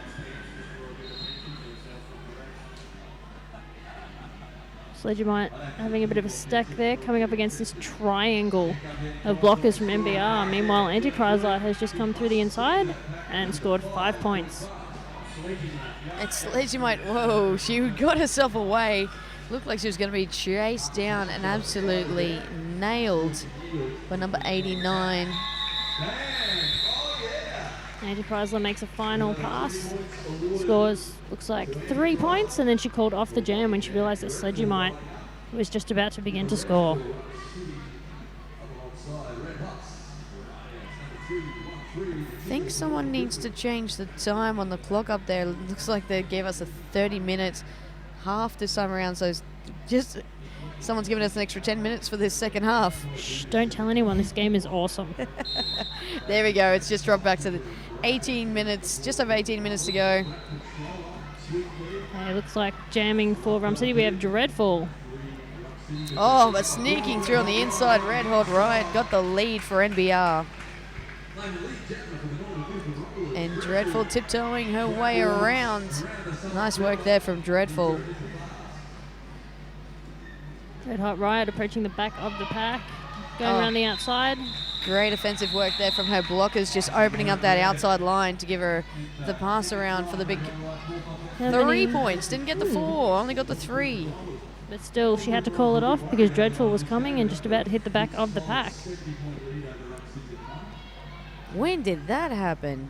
NBR have extended their lead out to 70 points. It really doesn't feel like the score should be that far out. This is actually a really tight game as far as the actual tactics and the gameplay is going. Rum City Derby Dolls on 28, NBR on 98. Marilyn Munro wearing the star for NBR. Wicked Widow for Rum City. Oh, Wicked Widow thought she'd found the inside line, but instead she found herself some danger. Meouch. She's brought all the way back as far as they can take her and forced to yield. Wicked Widow is a... Oh, wow. Marilyn Munro, she's in the penalty box. How did we not notice that? Wasn't a big enough whistle, I don't feel. With Marilyn Munro in trouble, taking some time out in the penalty box, and Wicked Widow will be looking to try and whip around and take advantage of that, but... Oh, yep, she's called for the cut on the inside. But that would have been beautiful if she pulled that off. Like, would have been amazing. A nice spins around. Looks like she might have to do the whole 30 seconds. Yeah, Marilyn Munro nearly did it full time. There we go. So it might be 27 seconds in the bin for Wicked Widow. Oh, Marilyn Munro. Beautiful offense by her blockers. They opened up the inside line near the apex and she just strolled straight on through. Just hit the back of the pack. Face to face with George, but steps away around for another big 5 points. And Wicked Widow is standing in the penalty box, soon to rejoin her teammates. So that big 5 points there. Now NBR have cracked the triple digits on 103 points for NBR. Wicked Widow. Oh, wow. She just whipped around the track and laid into Brat. Brat now trying to chase her down, but Wicked Widow, once she gets going, she is super fast. I feel like she's fast without actually using a lot of energy. Her stride, I think like her technique is so good that she goes faster than I do with twice the steps, with half the steps. Does that make sense? Yeah, she goes super fast and it looks effortless. It looks Yeah. completely effortless. She just looks like she's going for a cruisy stroll down the road. Yeah, But she's the sort of skater that someone goes, oh, you know what, I could do that. And then you start, no, I can't do that. I'd be interested to see someone with a speed gun on her if she was really, really trying. Can we get a speed gun? I feel like this is something we should make happen. Oh, Yes. it's a different one. We've got D Block on the line, putting on the star for the first time today for Rum City. They're going head-to-head against Nabom, and D Block pushing her way through to get the lead jammer out in front. Crushing kick trying to hit her to the inside, and she just did not move. Yeah, pretty much NBR blockers were just trying to lay into her as much as she could, and D Block just maintained. She's like, yeah, look, Around the just outside. bumping them off. Yeah, she's, this is my road. I am passing here. You can bounce off me, but I'm not moving. It's a bit like a grasshopper trying to push a rhino off the track. Not to say in size-wise, but just in the strength, the sheer strength and stability of D-Block. So we've got Dreadful back on the line for Rum City and Anti-Chrysler back on the line for NBR. Rum City Derby Dolls on 34 points, and that giant roar was the fans for NBR who were on 112 points, just under the 14-minute mark in the second half. Look at that. Dreadful has just shot straight through on the inside in, 3 seconds to become lead jammer. That was super fast. And Anti-Chrysler somehow just squeezed her way out from the middle of the blockers. Oh, Dreadful.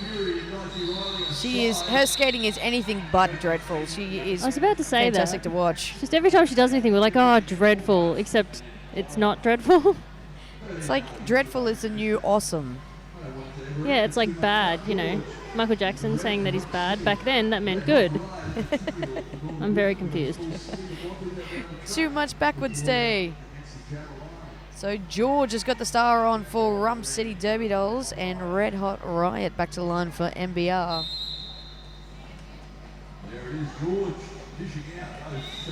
George getting a bit of a hit from Brat there. Oh, Red Hot Riot taking advantage of the chaos. Oh, wow, chill. Red Hot Riot just lifted D-Block. Now that is an impressive feat in itself. Oh, she's loving it. Look at the smile. Gotta be happy with that. And Brat pretty happy with herself. She just managed to squeeze the cut from George, giving Red Hot Riots a power jam. NBR just looking to stretch this lead out as much as they can. They are really dominating here right about now. I feel like the atmosphere in this room has changed so much just for this game. Oh, and D-Block holding on to Red Hot Riot. No pass, no penalty. Red Hot Riot calls off the jam. George is still sitting in the penalty box, so NBR get to open up on a power jam. On a power jam. Yeah, power jam start for Marilyn Monroe. Just cracked the 12-minute mark in the second half.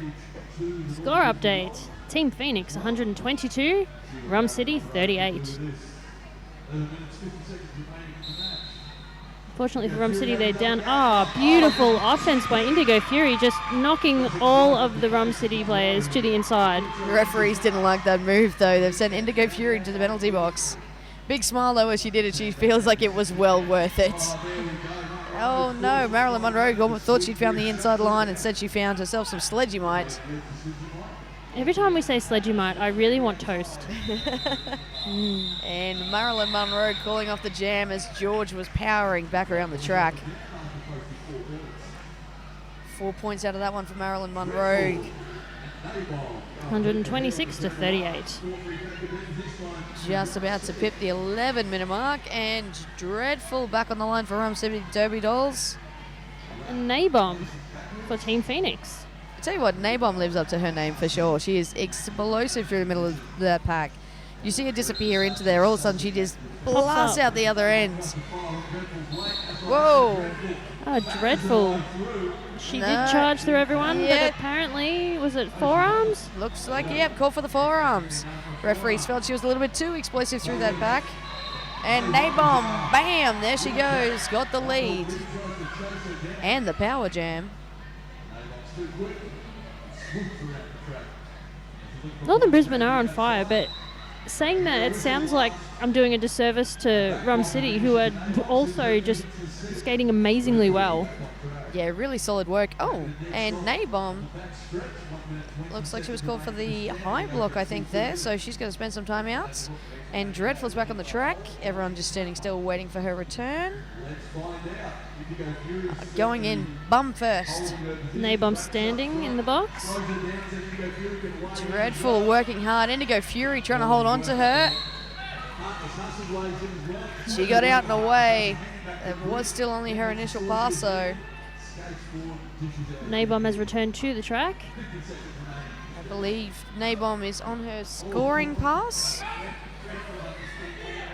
Yep, there we go. Big 5 points for overtaking Dreadful on her way back onto the track for Nabom. And Dreadful in a sea of teal. Oh, Nabom around the outside, just squeezed right through. Oh, NBR are holding on to Dreadful magnificently. She is a fantastic skater, and they have absolutely just put the brakes on. She goes around the outside, but they squeeze through the inside and land in front of her. She thought she held on with one toe stop, one wheel. The referees did call a cut, though, so Nabom with the power jam. Dreadful is just going to make it back to the box just as the jam is called due to the time. So they're going to start it off with a full 30 seconds to themselves out there for NBR on the power jam. Northern Brisbane fans are pretty happy with that result. Team Phoenix on 143 points, Rum City on 40. And we've got 8.5 minutes left to go here in the second half. I feel like this scoreline is really doing a disservice to the fantastic skating that's happening out there from Rum City Derby Dolls. Yeah, I feel like it's a close game. It does, like if you don't look at the score, it does feel like a very tight game. Oh, Auntie Chrysler just on the toe stoppers, tiptoeing around the outside, and there she goes. Got the lead out in front for her power jam. And Dreadful is still sitting. And there she goes. She's standing now, getting ready to charge back out onto the track. Auntie Chrysler's getting the big 5 points before she can manage to get back out on the track. Dreadful has returned to track. We've got a 3-on-3 blocker situation. She stashed the panty. The star pass? Star pass? Yes, star pass. She's got it out there, and it looks like it's gone to George. George is taking it. Oh, Auntie Chrysler. Everyone looking around. Nobody saw her sneaking through the middle. Feel like Auntie Chrysler just took advantage of the situation there as everyone was checking that George had the star on her head. She just went, oh, nobody's looking at me. I'm just going to go through here, guys. Don't mind me. That's the best thing about this game. You're offensive, you're defensive. It's just so everything is happening all at once. Everywhere, all of the time. All of the derby. And Red Hot Riot back on the line for NBR. Score update, Team Phoenix 152, Rum City 40. And we're just under the 7-minute mark, so 6 minutes 50 something. Oh, Wicked Widow. Fury grabbing the track cut on Wicked Widow. Wicked Nice Widow, work. big giggle and a smile there. She knew that was coming. Gave the smile and the, yep, you did well to Indigo Fury. So Red Hot Riot on a power jam. She always looks so happy when she's skating. Red Hot Riot. Every time she comes around here, she's got this big grin. Seen lots of smiles. Everyone seems to be enjoying their derby here today. I'm enjoying my derby here today. Oh, Red Hot Riot. Just kind of weaves in and out of them. She's through for a 5-point pass. She's absolutely on fire today. She's red hot. Oh. Yeah, that was terrible, that was. Oh, come face to face with Sledgy gets the 4 points and calls it off just as Wicked Widow stands up in the bin. Just under 6 minutes left in the second half. Team Phoenix are on 161 points. For those of you that aren't aware, Team Phoenix are the ones in the teal jumpers, and Rum City are on 40 points, and they're the ones in the red. So Marilyn Munro putting on the star for NBR. It started off, and it won't be very long out there by herself. Wicked Widow standing ready to race out in those speed skates. And she's so fast that Marilyn Rogue really needs to get through fast. Oh, Otherwise, yeah. that will happen. She definitely took advantage of the fact that nobody had a one clue noticed. that she was coming. Feel like NBR bench should have given their backs a bit of a heads up on that one. She's way too fast to let slide through that like that. Whoa! She hits the pack. She calls off the jam. How many points did she manage? 2 points. I believe that was Carnal Pleasure throwing her whole body into that one, throwing herself a Wicked Widow, but Wicked Widow just too fast, ducked underneath and got away through.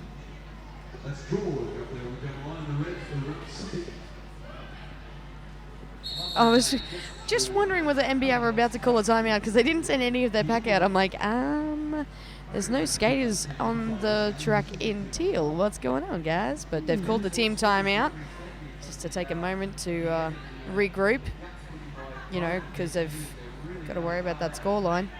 I know, man. It's tight. So we've got that was overly sarcastic. I've got to stop. calm it down now, calm it down. So we've got 4 minutes 47 left on the scoreboard. The score is Rum City Derby Dolls on 42 points, NBR Team Phoenix 161 points. Now we keep saying it, we keep harping on it a little bit, but seriously, that scoreboard really does not attest to the quality of derby we're seeing on the track right now. It's basically every jam, even though NBR are winning, and they have been consistently, well, not really, they haven't consistently been getting lead.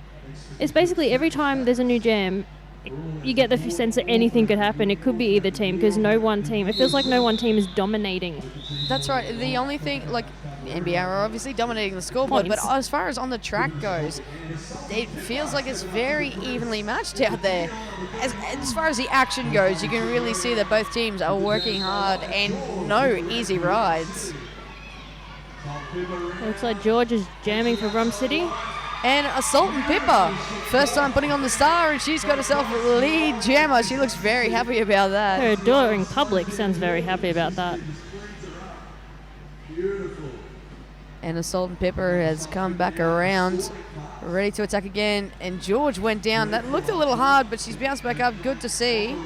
Oh, Dicey Riley is throwing George off the track. And a Salt and Pepper found her way around. That was not an easy lap for her. Being held up quite well there by the Rum City blockers. Looks like George has made her official pass. Initial pass. Official pass. Same. It was officially initial. And a Salt and Pepper with a 9-point jam there for NBR. I'm assuming NBR are based around here because it's just loud. Yeah. Feels like half the room is here to see them. Yeah, Northern Brisbane Rollers, I believe they are from not too far away. Myself being from Townsville, I'm not exactly sure how far away, but I think it's pretty close because they've got quite a crowd fan base. So we've got 3 minutes 20 to go. Sledgymite on the outside. NBR they just recycle right in front of her. And we've got Bruzy Quadro putting on the star for the first time for NBR. Wow. Sledgymite was just lifted and thrown into the inside of the track. And Bruzy Quadro has got lead. A roar from the crowd. Good to see NBR utilising some of their players that probably wouldn't normally put on the star in this sort of game. Taking advantage of that lead that they've got to roll through their pack. Well, I guess you want to get most of your players to have some sort of experience in all sorts of different atmospheres. Holy face-to-face Sledgymite and Carnal Pleasure. Oh, and this is not good to see. Carnal Pleasure has gone down hard. We do have taking a knee, but she's okay. She's up. She's all right. I think that was a brutal hit there. Carnal Pleasure face-to-face with Sledgymite. Good to see how St. John's Ambulance volunteers popped up super fast. Gonna go and check on her. she's refusing help. Good. She'll live. Awesome. She'll be fine. She's just got to sit out 3 jams and take a bit of a rest.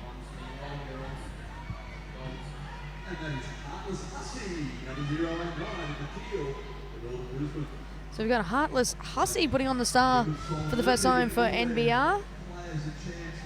And Wicked Widow for Rum City. Score update, 170 points to Team Phoenix, 45 to Rum City.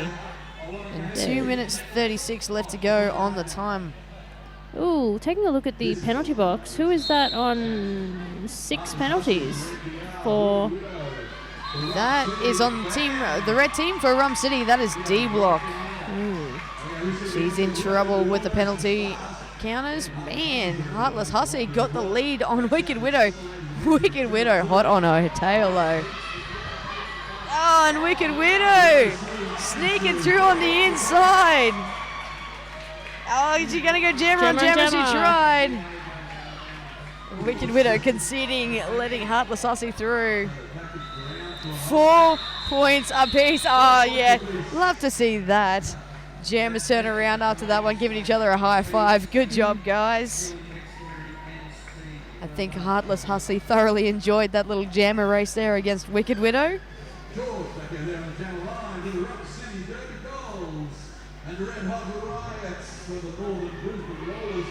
Okay, we've got less than 2 minutes left in this game. It's about a minute and a half left. Team Phoenix are on 174 points in the teal and Rum City on 49 in the red. Up on the jammer line, we have George for Rum City and Red Hot Riot. Yeah, Red Hot Riot in a whole lot of red right about now, being caught up by Rum City, but just keeps on pushing. Now in front, got the lead. George in a wave of teal. And now face to face with Dicey Riley. Dicey Riley's been laying out some massive hits all game. Red Hot Riot pushing her way through the inside. There's a couple of Rum City girls in her way. She manages to make her way through for 5 points and calls off the jam. We've got 45 seconds left to go, so I think they might squeeze that one jam out. Yeah, one. I think it'll be one. And Assaulted Pippa rolling out for NBR for the last jam, head-to-head with Wicked Widow. Oh, this should be good. She looked pretty happy about getting to go head-to-head with Wicked Widow. Big smile on the dial. Oh, because that would just be fun. Oh, and here we go. Pivot line start. Old school pivot line start. And NBR holding on to Wicked Widow. D-Block and Tweevil working together to hold on to Assault and Pippa. Indigo Fury once again drawing a track cut on Wicked Widow. Oh, Wicked Widow. Big smile on the dial still as she does the long skate around to the penalty box. So this is it. The time has run out, but the jammer time, we've still got a minute 30 to go. Assault and Pippa looking pretty happy with herself right about now, getting a big grand slam. And Assault and Pippa, I think she's going to try and ride out the whole minute and 20 seconds left to go. And why wouldn't you? Just go out and go hard. Give yourself a chance to go head-to-head with Wicked Widow as soon as she gets back on the track. Well, she's travelled a long way. So you want to do it while she's down here. Exactly. Wicked Widow has returned to the track and she's approaching the end of the pack. And Assault and Pippa has found herself put to a full stop by the Rum City blockers. Oh, someone's been sent off. Wicked Widow weaving her way through. Oh, big hit by Indigo Fury, who's just getting in Wicked Widow's way and enjoying it by the looks of it. Wicked Widow still got the smile on her dial. She almost overtook. Assault and Pippa and then just got laid out by Indigo Fury. Indigo Fury just will not leave Wicked Widow alone. Great work, great blocking. Oh, Wicked Widow almost made her way around. Just nicked off by NBR. Assault and Pippa just going round and round. That is the game, folks. Wow, that was amazing. Seriously, this score, we're going to tell you it, but it really doesn't count because that was a great game of Derby. Oh, okay. So, our winners, our unofficial final score, we have NBR Team Phoenix on 199 points. And then we have Rum City Derby Dolls on 49 points. And that's it. It's all official. I feel like it should be 199 to 198 with the way that game was actually played on the track. It's just like the grand final of roller derby. That was a pretty amazing game. I thoroughly enjoyed myself, so thank you very much, Eureka Blockade. Thank you very much, Psycho Dyko. Yeah, this is how much attention I pay to people. I don't remember names. People, stuff, things, but Derby. The Derby was awesome. All right, I'm tapping out. I'm going to take a bit of a break, but coming up next, we have Rocky Roller Derby, the Beef City Brawlers, going head-to-head against Toowoomba City Rollers Range Renegades. All of the action coming up. Don't stray too far.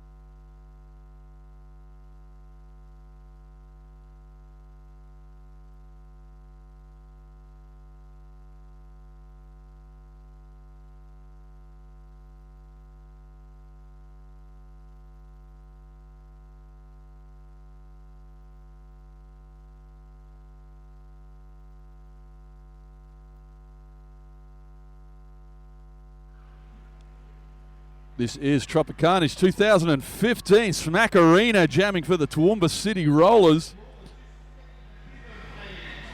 The games are coming thick and fast, that's for sure. Toowoomba City Rollers in the black. Forgive me while I just get my groove going. It's just got sent to the sin bin as we wait for our Beef City Brawler jammer to fight her way through the pack. Here she comes. Beautiful work there. Oh, cleaned up by Night Goddess. But was she out of play? I think she was. Yeah, it looks like out of play on us, Dave. Yeah, so this is all in brawler. I've just got to get my groove. I just finished announcing the last game and it's a bit panicky. I've gone and rostered on Carnal Pleasure onto this stream, but she's only just finished her game, so it's not really fair of her to Anyway, where are we? Anyway, it doesn't matter who's here as long as it's only you and I, honest Dave. Toowoomba City Rollers in the black and green, and Rockhampton's Beef City Brawlers in the pink. See Crush and Doll up there. And Pinky in the Pain making hard yards there of their jammer, but Pinky just having a little sit down for 30 seconds in the bin to think about her bit of a misdemeanour. So Crush and Doll got penalised there, but there's no room in the sin bin, so she's been waved back on. Smackarina just shoves her through, tries to truck and trailer her way through the pack. She's copping hit after hit from the Beef City Brawlers. But there she's up the front now, Smackarina. She's dishing out as good as giving as good as she gets. Yeah, she doesn't take many. Picks up a big 5 points there for the Toowoomba City Rollers. There we go. Okay, I can stop panicking now. 10 points to Toowoomba City Rollers. Now, if Toowoomba win this match, this is an important match for both teams. If Toowoomba win, they will progress to the semi-finals. They'll be playing against the Northern Brisbane Rollers in the semis. If Rocky win, it'll come down to a points differential to decide who progresses towards the semis. We've got Velvet Valentine in the black for the Toowoomba City Rollers, and in the pink we've got Trash Bandicoot for the Beef City Brawlers. Velvet Valentine on the outside around the Boston Strangler.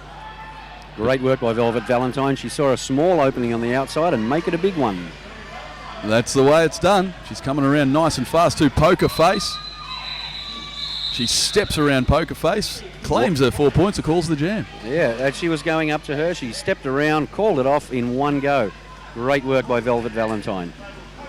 So Crush and Doll's now serving her penalty that she copped before. We've got Ginger Snaps lining up on the jammer line for Toowoomba City Rollers. And Fraulein S in the pink for the Beef City Brawlers. We've got a 3-2 pack advantage to Toowoomba. Let's see if Ginger Snaps can capitalise on that. She batters her way around Ransack.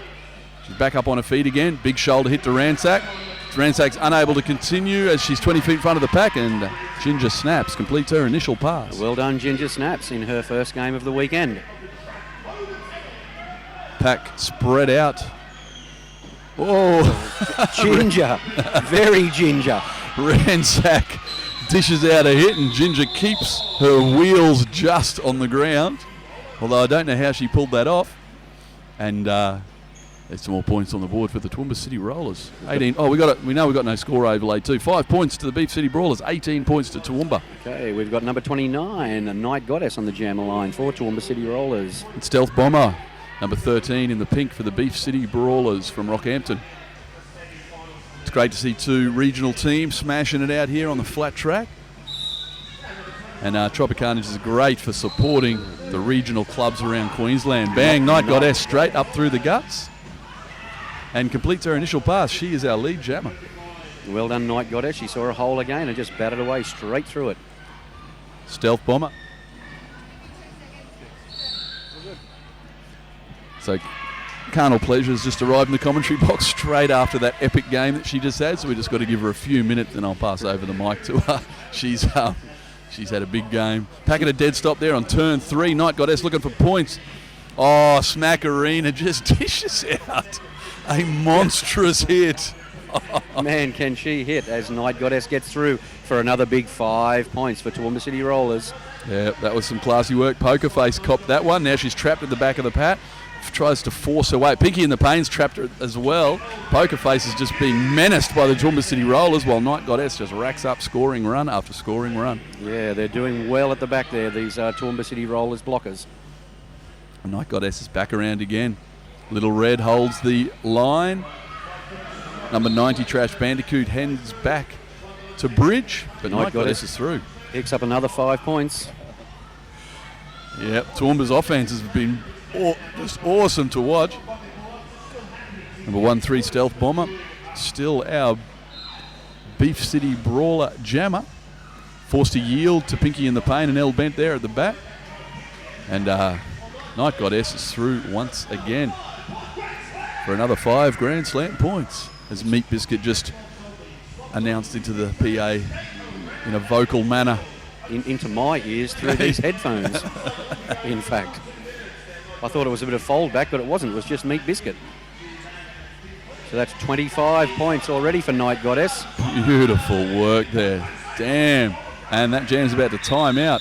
Number 29, Night Goddess, a 30-0 jam there. That's what it's all about. I'm going to just pass it over. Carnal Pleasure's done with her game. I'm going to pass the mic over to her. Congratulations. Thank you. And there's no score overlay as well. Okay, hey, how are you? We're looking at a score of 48-5 at the moment with just a jam number 4. A big welcome to Carnal Pleasure, who's just come off the track. She's still sweaty. She's Yes, still I'm a clammy bit and moist still, at the moment. and a bit moist. I was going to say clammy, but moist is moist will do. So I will give you another couple of seconds to catch your breath. So please don't feel that you need to do anything until you get your breath back, as we see Bandana Bandit being dealt out some very heavy blows at the back of the pack.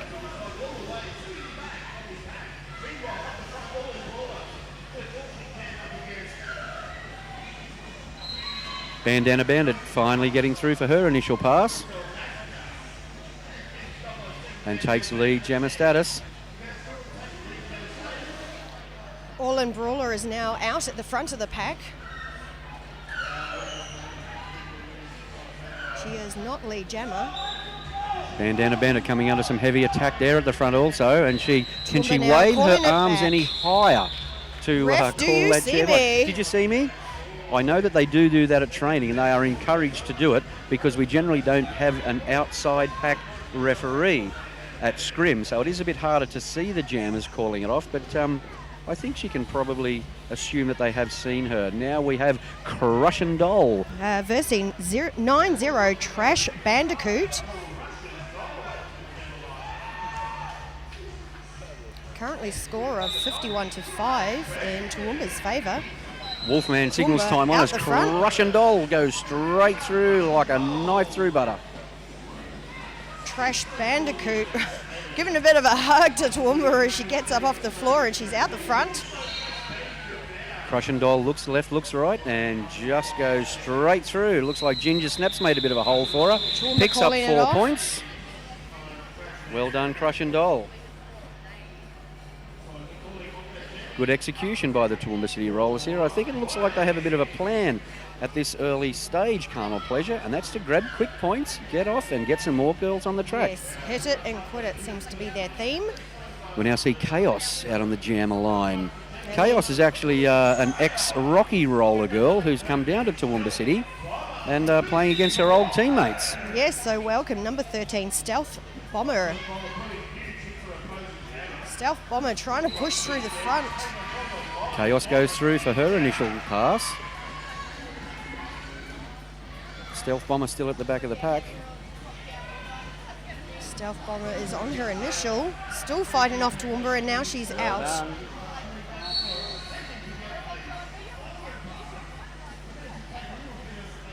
Chaos does get through and picks up a big 4 points and says, I'll take the 4 and I'll jump back and have a sit down.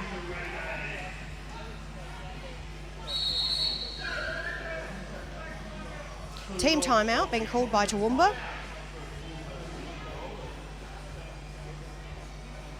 This might be a bit strategic, I think, there, Carnal Pleasure. Yes, yes. Let's have a little chat about it before we hit the track. Beef City Brawlers will start with a 4-3 advantage as Toowoomba does have a blocker in the bin. That'll be number 210, Kayla, who's having a little sit down.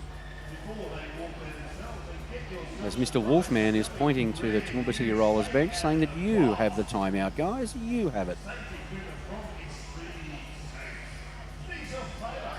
Now, if you see something that you like, some skates, some wheels, some padding, you think, oh yeah, I'd like to check that out, I would go to www.extremeskatesrollerderby.com.au. They have free shipping worldwide, and they have basically brought their entire shop to the venue so that everything and anything you need to replace, or you just want to buy something new, they've got it here. They've also got Crankit protein bars available, and they don't taste too nasty. So I had one before and it wasn't so bad. So yeah, I personally recommend that one. You don't see that very often. Nice tasting protein bars. As we see 117 L Bent out on the jammer line for Toowoomba City Roller. She takes a run up, has a look. tries to smash, tries to Brawler bash her way through. really having to work hard to get through that Toowoomba defence.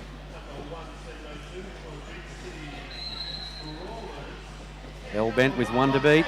Toowoomba with only 2 blockers on the track are doing a great work of now down to just 1 blocker.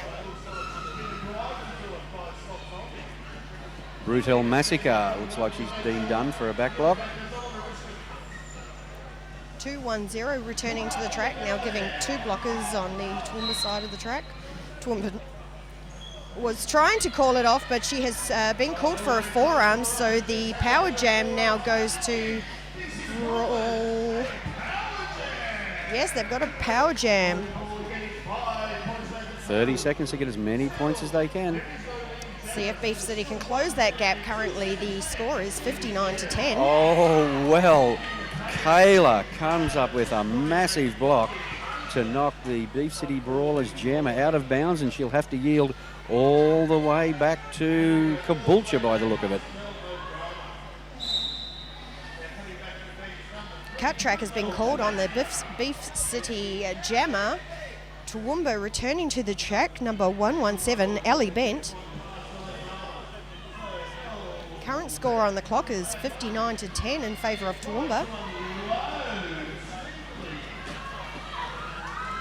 Some tough offence happening by Toowoomba, which gets their jammer out, earning herself a nice 3 points there. Well, Carnal Pleasure, that was a sneaky one. Elbent took the panty off in order to give it to her pivot, looking like a star pass, but then kept it and kept on trucking through, but she hasn't quite, but now she does get through for a scoring pass and a big Thank you, another 5 points. Gee, that's just good, sneaky, thinking, smart roller derby. These girls, it's just not all about smash and bash. It's about thinking and being very smart. Well done to Toowoomba City not Rollers. always they're going to pass the stars. Sometimes it's just to get the team opposition to look at where the pivot is, cause a bit of a distraction of, hey, look at the shiny thing over here, and then shoot off and put that star back on your head.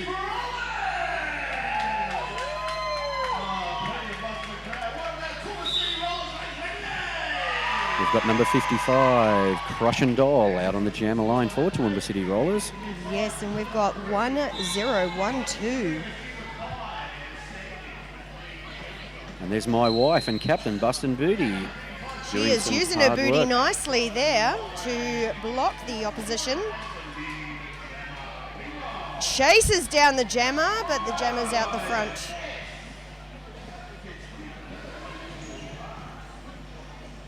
Toowoomba calls off the jam.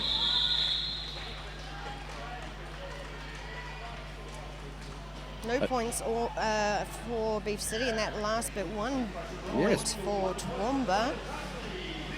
Currently looking at the Toowoomba lead of 68-10. Just 1 sneaky point scored in that jam. Now we see number 29, Night Goddess, out on the jammer line as we have a timeout. And it looks like the medic's going to go and check out what's going on there. Looks like she might have been hitting the head or the chest. So while we're waiting for the St John's ambulance to check that everything's okay, let's check out a couple of things happening around here. We've got Better Bearings over there. They have a few different sets of bearings, and they're offering mini services and looking after the speed on the track. Everyone likes a new set of wheels, that's for sure, and a new set of bearings. It's always so fresh.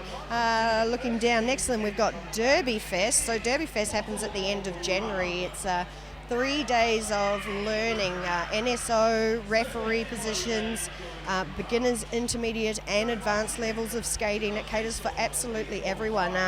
There are some pretty amazing international coaches coming over, so I'm pretty excited about that. I'll definitely be there. We've got Spank Alley. They do armbands and all sorts of clothing, compression gear, booty shorts, t-shirts, singlets, so they're pretty awesome. And Skate Victoria also being represented here today, so we've got a nice variety of people giving us something to look at while we're walking up and down and got some spare time. Yeah, that's right, Carmel Pleasure. We really do appreciate all the support given by the people who come along and support roller derby. So in turn, please support the people who support grassroots, local, regional and city roller derby. Talking about support, I feel like I have a bit of couch envy. There seems to be a lot of blow-up couches in teal, in orange, in blue. The blow-upness here is just absolutely awesome. So yeah, I'd love to find out where those came from so I can get myself one. All right, we're about to get this jam underway. This is the 9th jam in the first half. Trash Bandicoot taking the floor for Rocky Roller Derby. Up against Night Goddess, who has 1 to beat for her initial pass. Now there's 2 to beat. They come to her aid, and she does get through for her initial pass. Some good defence. Oh, lovely work. Making her yield right back. Beef City really having to work to get past Toowoomba. Beef City have 2 blockers in the bin, with 1 currently being released and 1 coming off the track and coming to the bin. So only leaving Beef City with 2 on the track at the moment. And Night Goddess with 1 minute and 20 seconds to take full advantage of that lack of blockers. But, oh, she comes under some heavy fire there. Toowoomba number 414, Velvet Valentine, going to the bin for a cut track. End of the jam. Looks like the score is now in favour of Toowoomba, 76-10.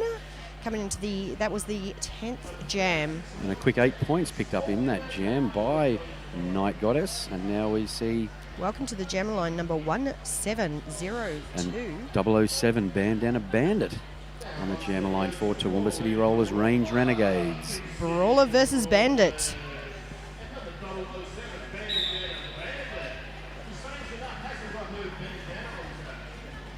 And Bandit spots a gap on the outside nice and just work. goes Slips. straight through it.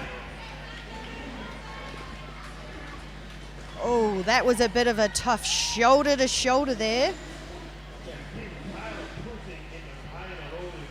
Brawler getting back up and coming back straight back on the track and tries to take the outside, trips and ends up having to yield right back by the good quarter of the track there for Toowoomba.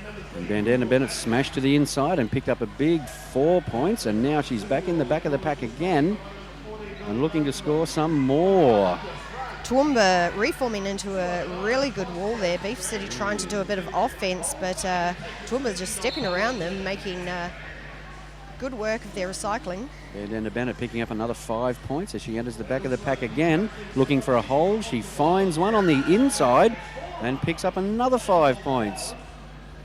2-1-0 going to the bin, leaving 3 blockers on track for Toowoomba, but they don't seem highly affected by losing their players. Their blocking ability is just amazing here. Multiplayer being called, leaving two blockers on the track for Toowoomba. El Bent with 1 to beat, and she does beat and picks up another 4 points. Toowoomba calling off the jam. That'd be 19 points for the jam, calls it off and says, I've had enough and I'll let somebody else on. And she's going to let Crush and Doll have a go this time. Okay, Rocky Roller Derby will start with a 4-2 advantage with Toowoomba, 2 players in the bin, 1 seated, 1 standing. And Rocky Roller Girls have called a timeout. Let's have a bit of a sit down, a reassess, maybe a rehydrate, and have a look at what we can do. Playing very well, both teams.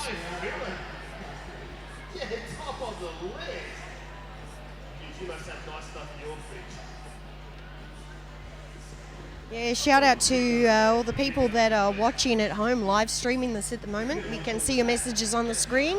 Hello, Alfie Battle, Lee Viney, Mallory Claire Henderson. So, hey, how are you guys? So, yes, we'll give you another score update. Currently in favour of Toowoomba, 95-10.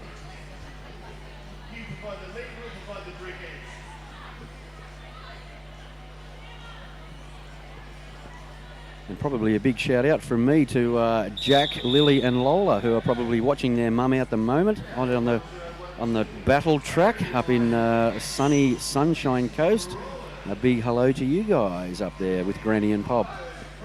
Yeah, shout out to anyone from Toowoomba watching. Northern Brisbane Rollers coming up to play you guys shortly, so we're pretty excited about that. Yeah, I've actually heard there's a lot of guys staying at our house. Yeah, okay, cool. Yeah, Book me a camping room. in my backyard.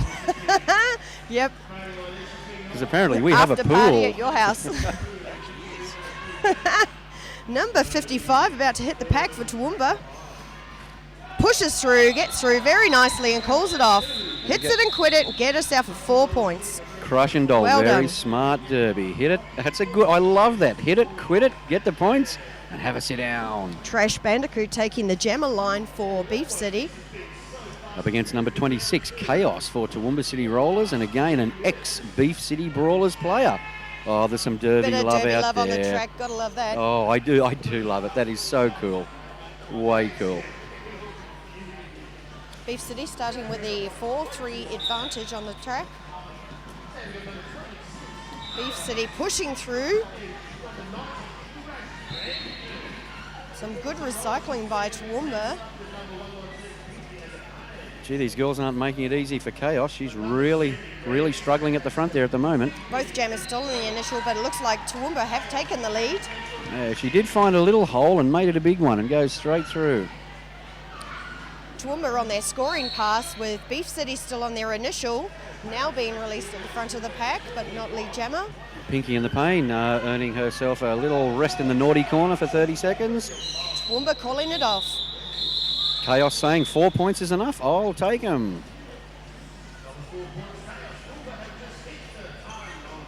Score update is Toowoomba 103. They have broken the 100, the century, and 10 points on the board for Beef City Brawlers.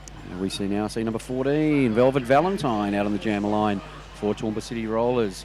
We have a it's a 3-on-3, but both with teams with one girl in the bin. Velvet Valentine hits the back of the pack. Just a sea of pink jerseys. That's a struggle to get through. Number 13, the captain, done for a counter-directional stealth bomber, has gone to the bin. Pokerface about to return to the track. She is standing, about to come and join her teamies. Bustin' Booty, Night Goddess, and Lauren Butel making it very hard, but Bustin' Booty's been sent to the bin. Multiplayer block for her. Toowoomba is lead at the moment. Coming in fast for that pack. She is currently on a power jam with the Beef City Brawler jammer going to the bin. Well, now Velvet Valentine has an excellent opportunity to get a swag of points in her bag.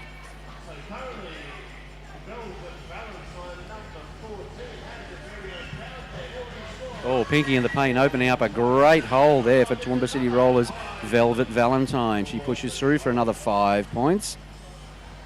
She eyes up again this wall of pink. Pinky in the Pain makes another hole for Valentine to go straight on through. Yes, she goes for those arms. Hello, I'm going to get you a multi-penalty if you don't drop those down quickly. So she did a great job of smashing up that good defence that they had set up. Here we go, both jammers are inside the pack. Cutting penalty has been called on Beef City Brawler. Let's see what her number is when she comes around. Velvet Valentine again, going back for another big 5 points. That is number 679 going to the bin for a cut So track. that might have been 20. Could that have been 20 or 24 points? But anyway, it's half time. Half time. Carnal pleasure. Well, that just seemed to go unbelievably quick. Yes, tell and you. it feels a bit, pack a punch. We're not given our nice little 30 minutes. We're given the 20 minutes, and if we're running behind, the halftime would normally go for 15 minutes. Sometimes it's cut to 10, and this time we are only getting a halftime of 5 minutes. That's not even enough time to have a drink and a sit down, Carnal. But as a player, you've just come off the track. Is there a big difference between playing a 30-minute and a 20-minute half? What have you got to do? Where have you got to get your minds? What changes in the game? I would say, being really aware of penalties, because that can make a real difference, because you really give it everything you got. There's no time for relaxing. It's hit it really, really hard. Try and get that gap between the scores as quickly as possible. so that you can kind of play around a little bit more. And we're very lucky that we managed to get a nice gap, so we're able to relax a little bit. But you don't want to get too relaxed, because we have seen some of these games get a bit of a turnaround in the second half. Yeah, we've seen a couple of teams go out to a very handy, 30 or 40 point lead. Even up to one game yesterday, there was a 70 point lead, and then the second half completely turned around and they won by 3. Yeah, you don't want to relax. You might go, it's only 20 minutes, but hey, everybody's doing the 20 minutes, and they're giving everything they got. So today there's some deciders between who's going to play tomorrow and who's out of the tournament. So everyone's giving it 150% out there. So some beautiful work, some really hard hits, and we're seeing a lot of hard hits today. And I felt one of those on the track. Bit my tongue on the way down. I was waiting for blood. Nothing came, so I got up and we went again. Got up and I did see that, and I thought that hurt me. That actually hurt me and Honest Dave up here. And I thought, nah, she's going to have a little sit down. But no, all credit to you, Carnel. You got back up. All I could think is, did I break my mouth guard? But no broken bones, not broken. Let's go again. No, so that was awesome. Got straight back up and give me another go. Let me back out. So we got the Tweed Valley girls doing a track test at the moment. They are going up against Cards Blood Diamonds in the next game. There's some really awesome action expected in this game. Shout out to a couple rolling around there. I can see the Exit, Mole, Poisonality. There's a few out there, so well-known names who have been in the game for quite some time. These are very experienced leagues, both of them.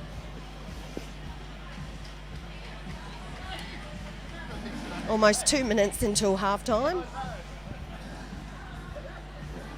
Until we get this epic battle back on the oval track here at the Morayfield Sports and Pleasure Centre. Yes, the Pleasure Centre is very moist, it's very hot, no matter how many fans you've got going. Wow, it is really, really tough out there for a lot of the skaters. I've never guzzled so much water before. The teams playing right now are Toowoomba Range Renegades. They're up in Toowoomba, so if you don't know where that is, out of Brisbane, you head towards the centre of Queensland, up the range, and there you have Toowoomba. So they're about a 2.5 hour drive from here. Two and a half hours from here, and they are the girls in the green strip up against the Rockhampton Beef City Brawlers, who for everybody out there in internet land are in the pink strip. And the Toowoomba City Rollers are holding on to we'll just call it a bit of a handy lead at present, because anything can change, by 123 points to 10. Just under a minute until we hit half-time, and we get to see both these teams hit the track hard. And we'll get to see some more carnage.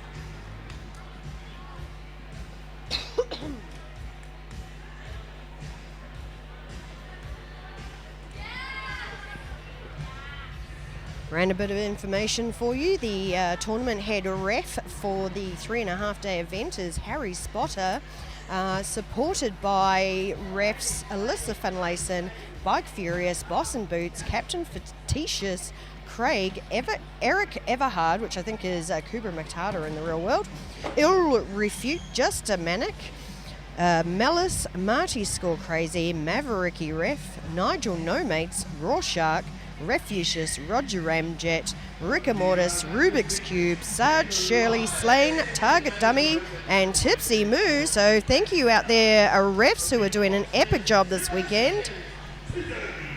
All right, we're about to get the second half of this bout underway, Carnal Pleasure, where we see number 68.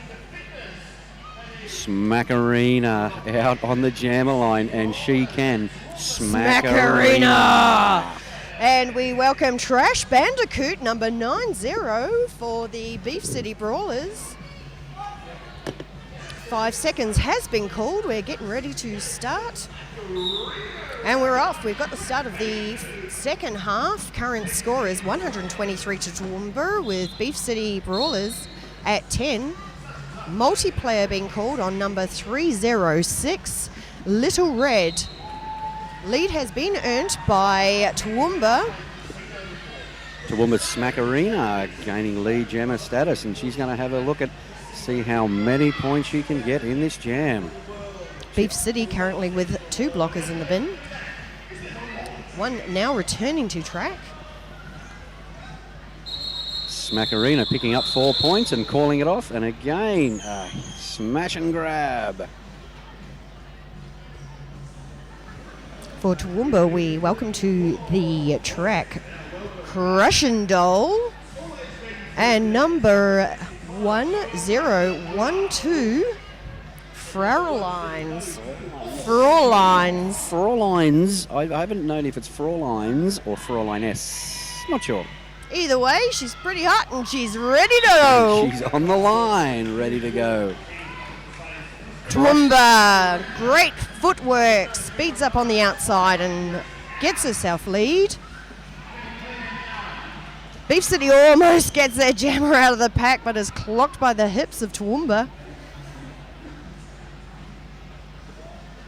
Crushendole straight through a hole in the middle and picks up a big Another 5 points. Beef City still on their initial.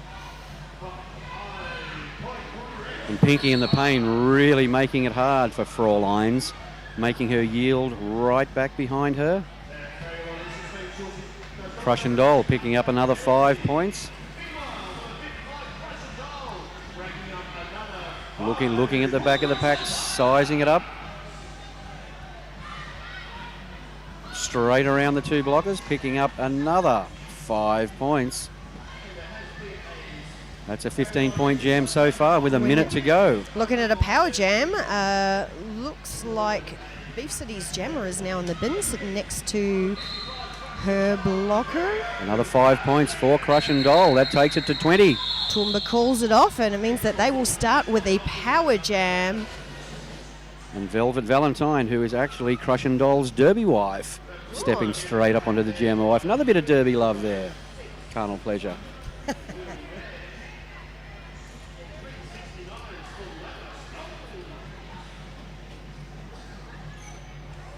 Velvet Valentine eyeing up the Beef City Brawlers. Starting in a 3-wall brace.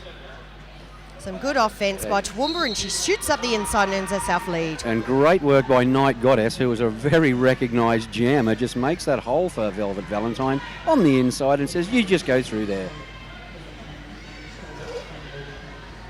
Velvet Valentine hopping up the inside, met by Beef City Brawlers blockers, also goes down on her knees. Velvet Valentine made to yield. 007 returning to track. Bandana Bandit. Tongue twisting.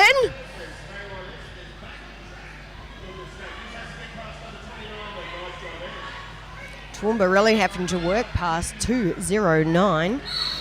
Boss Tone Strangler, who has now been sent to the bin. Oh, Velvet Valentine does make it through and picks up another big 5 points for Toowoomba City Rollers Range Renegades. Yes, current score is 152-10 in favour of Toowoomba.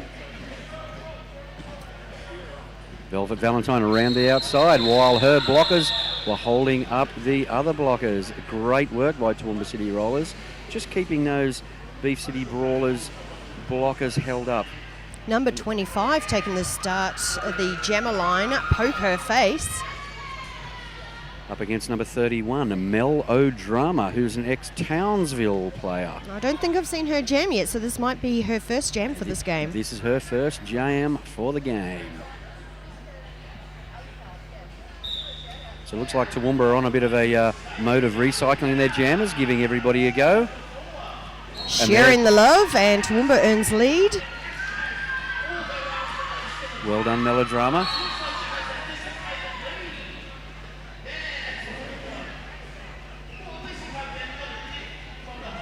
So if you were watching earlier, we just received a report from the lady who dislocated her knee has returned to the venue with a smile on her face, with a brace, but she's in excellent spirits, so that's all good.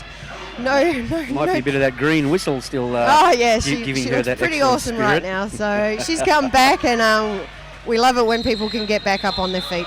All right, Melodrama picking up another valuable 4 points for her No efforts points there. for Beef City there, and we're looking at a score of 166 for Toowoomba to 10 points Beef City Brawlers. Beef City Brawlers have not managed to get anything up on the board for a few jams now, so hopefully that will change for them shortly. Welcome number 26, Chaos. Chaos. And number 90, Trash Bandicoot.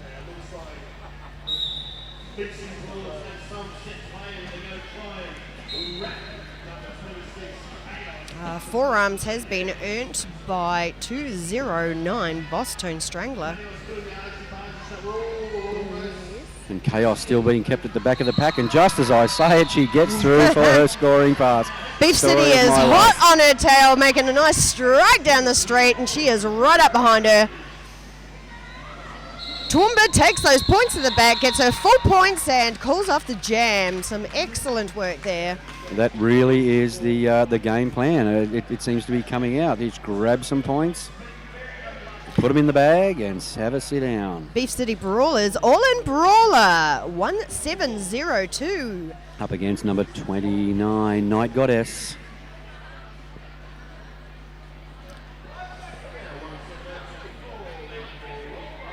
The Wolfman about to blow time on, and he does. Night Goddess straight through a hole, grabbing lead jammer status.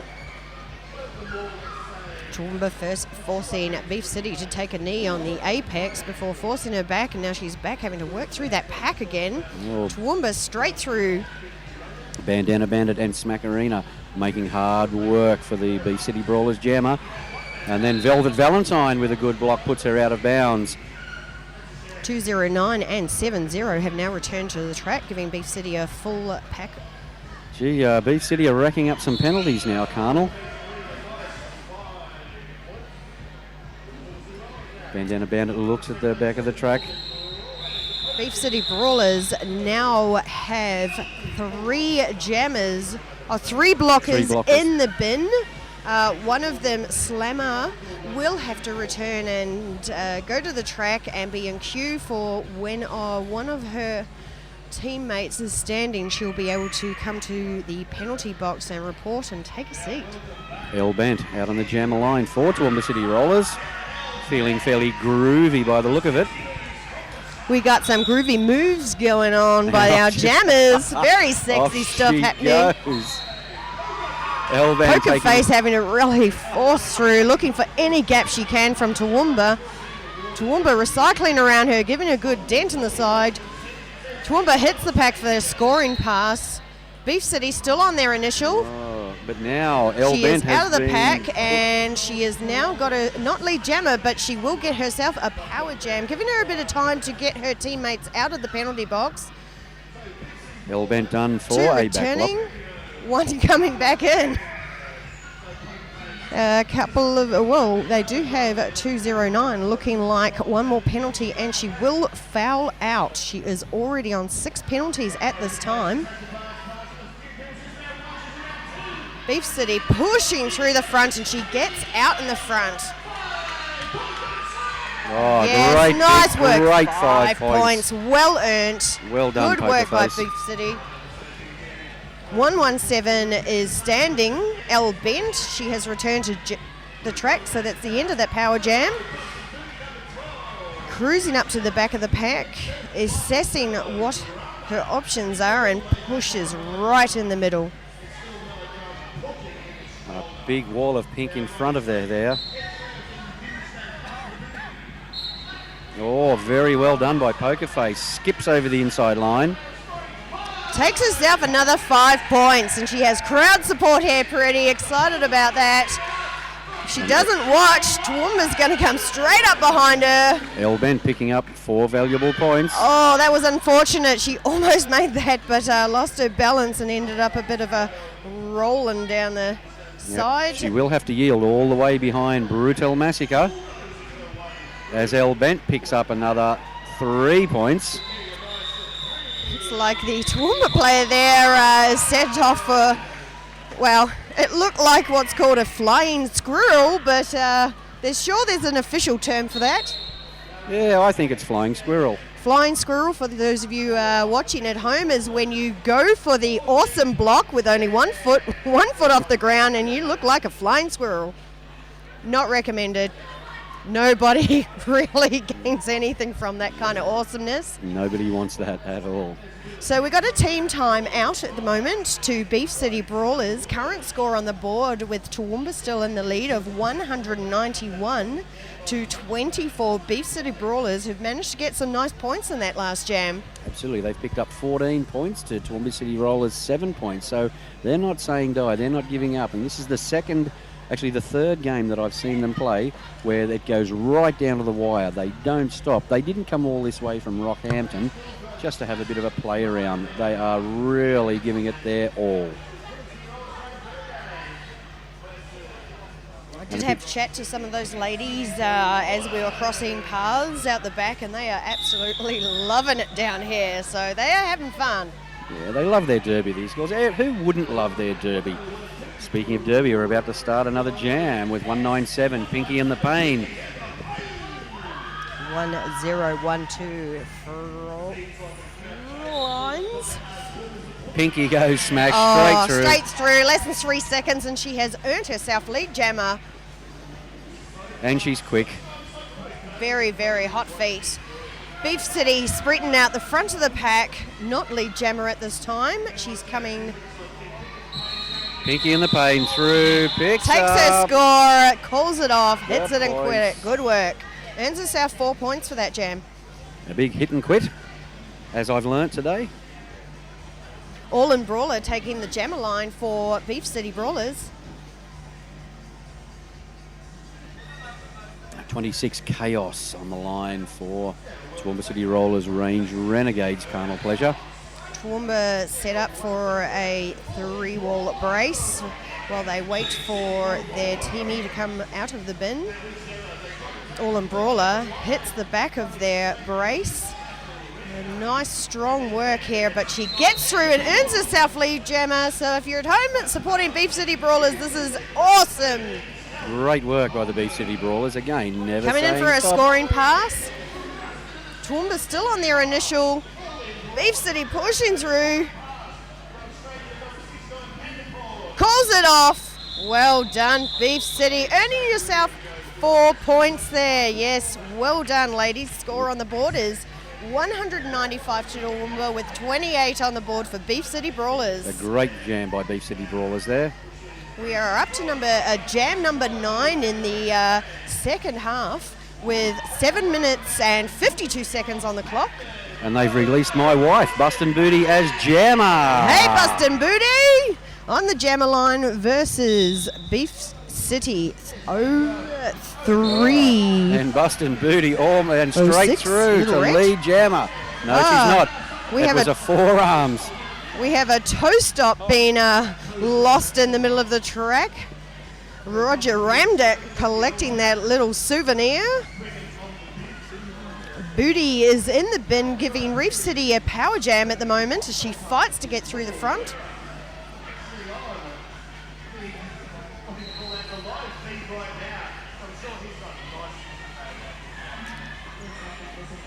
Oh 0319, Psych Yets out.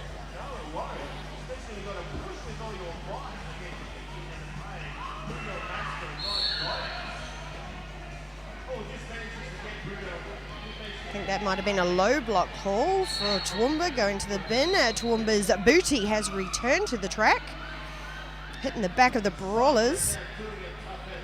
Beef City out in the front, they have lead.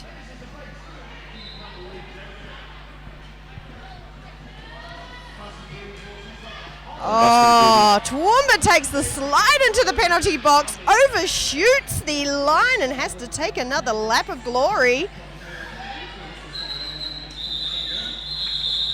Not too much of effect though. Luckily for her, that was the call of the end of the jam, so she gets the full 30 seconds from the start there. So yes, it's a bit of an unfortunate. If you hit the penalty box too hard, overshoot the line, you will take another lap of glory.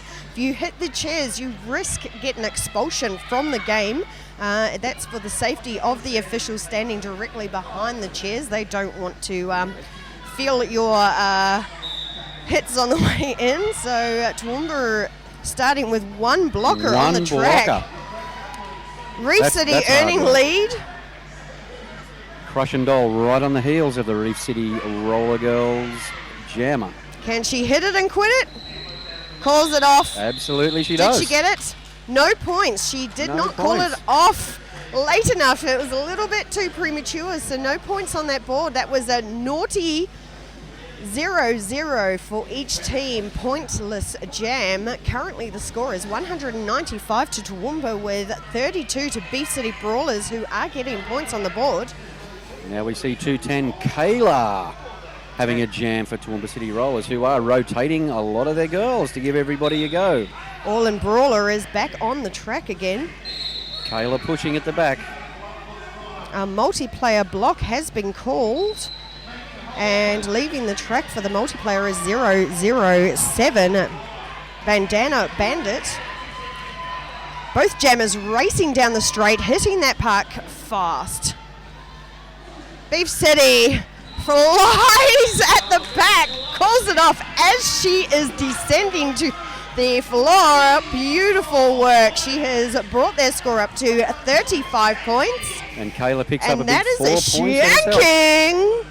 So anyone that doesn't know what a shanking is, it's when the lead jammer earns less points than the not lead jammer.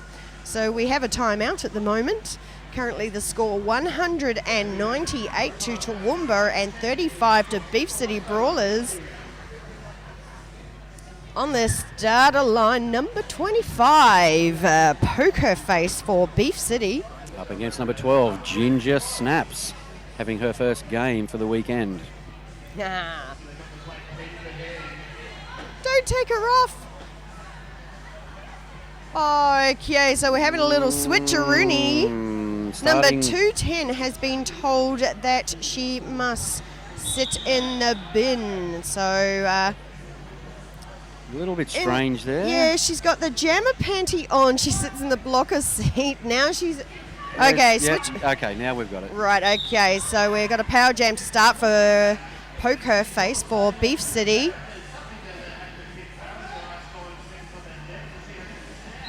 Poker Face earning herself lead for Reef City Brawlers. Well done, Poker Face. She did get through some heavy opposition there from Bustin' Booty Toowoomba and now standing. Schmackarina. Toowoomba has their jammer standing, ready to return to the track. Eyes off the official saying, I'm ready when you are, and she's back. She's back on the track. That's the end of the power jam. Beef City now calling that off. If you missed it in the background, there was a bit of a bump and almost end up in the nice Lilo over there. So, hey, crowd participation, you got to love that. If you're going to put your lounge on the suicide area, you've got to expect to see a roller girl up close. Hello, Alfie Battle, Mallory Claire Henderson, Mr. Lotter 1224. Who are the teams playing? I hope we've told you a few times, but if we haven't, it's Toowoomba versus Rockhampton. So they are epic. We're off to a great start here. So Lace Unleashed obviously does know melodrama all the way from Townsville. Nice jam, Mellow. Mellow. Now we've Toowoomba got Chaos. has lead. Chaos from Rocky. Hops to the inside, skips, and gets herself a cut. Oh no, track. got a cut, but it almost was an awesome so apex. Close. So close, a game of millimetres. Carnal pleasure. Yeah, so let's look at how we can push ourselves out the front of the pack. Can she push hard enough to get that out of play call? No, but she does earn herself the time out the front to try and get some more points on the board while there's a bit of a power jam. Now this is an interesting play for Toowoomba. They had 2 blockers at the back, 2 blockers at the front. Recycling, keeping themselves in front of the jammer. Beef City trying to mess up their defense. Toowoomba using each other, push each other where they want them on the track, and it's worked very well because Beef City is trying to call off the jam. but she is not lead jammer, unfortunately. is We are not going lead for jammer. the 2 minutes here with 30 seconds left on the clock.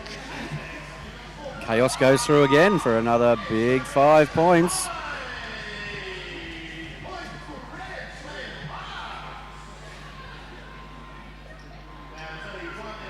Oh, another hop skip. Just slices herself comfortably up the inside while the blockers are distracted, trying to do offense. A little bit of a bottom pop there. That was nice. And Toowoomba hitting the back of the pack. Oh. Steps up the apex.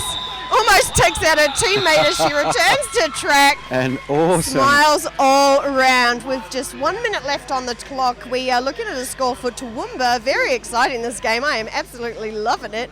216 to Toowoomba, with Beef City Brawlers at 44 points.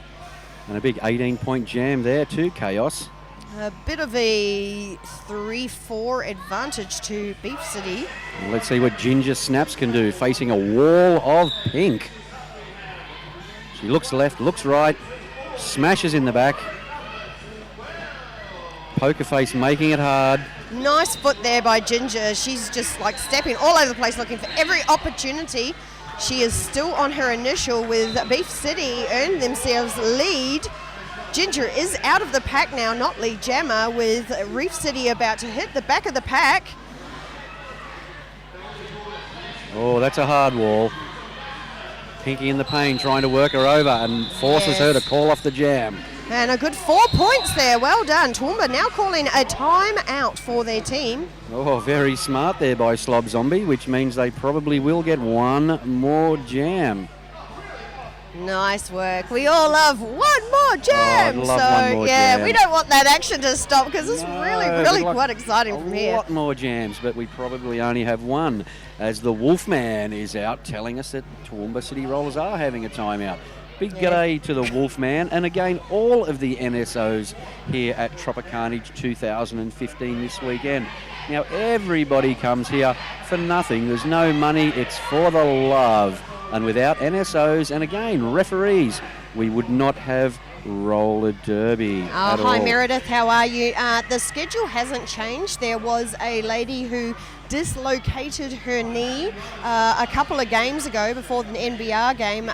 They had to take quite some considerable time out of the game because the injury happened in the middle of the track, and we had to wait for the ambulance to turn up and retrieve the injured person. So there was a little bit of a timetable muck up here, but we're pretty close to it. But hey, we got Toowoomba and Beef City here at the moment. Beef City really trying to fight. Number 13 is trying to get herself. Stealth Bomber is trying to push herself through to the front, but she's getting stuck at the back. 210 Toowoomba has been given a forearms penalty, leaving a power jam for Beef City. She does have the opportunity of earning herself lead, because Toowoomba didn't get out of the pack before giving lead.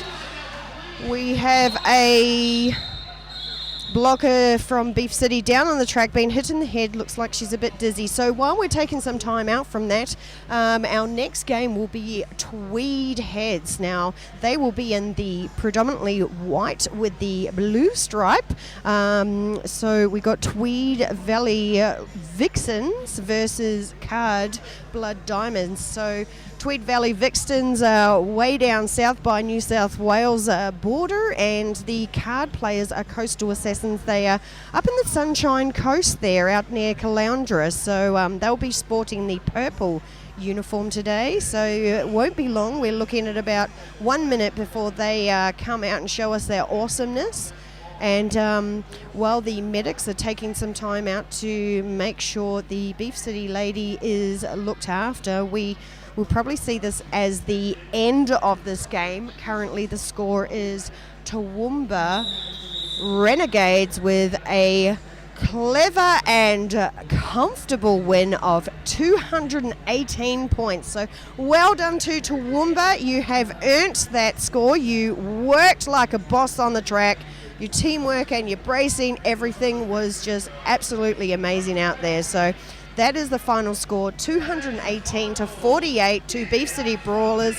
Give it up to these exceptional teams. They have given it everything they can, all the way from Rockhampton. Thank you, ladies, for coming down. You're amazing. Thank you for sharing your chocolate and nuts with me.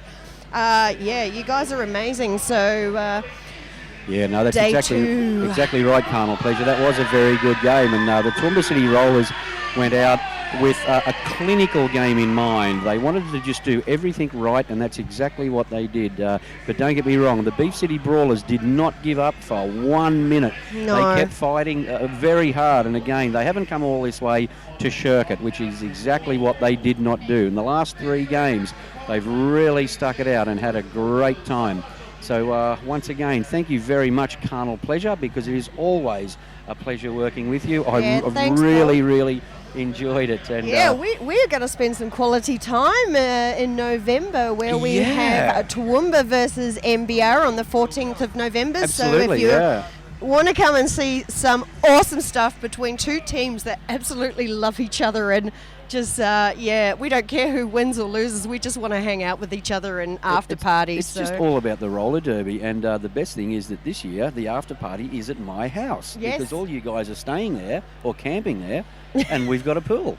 Yes, so I'll be dropping my kids off with my sister, and I'll be joining you. Beauty. Yeah, so if you're in Toowoomba on the 14th of November, 2 o'clock start for the first game, and we'd love to see you. So what's the venue there that we will be using? It is at the Clive Berghofer Recreation Centre in St Mary's Hall in Herrie Street in Toowoomba. I'm sure everybody knows it, but there will be signs out and advertising going up. So please, if you're loving this roller derby at home in internet land, get out and support your local team in Toowoomba, or it doesn't matter where you are, come to Toowoomba. You don't have to be from Toowoomba, but come out and have a look because it's going to be great. We love NBR and we love playing against those guys because at the end of the day, Derby is the winner.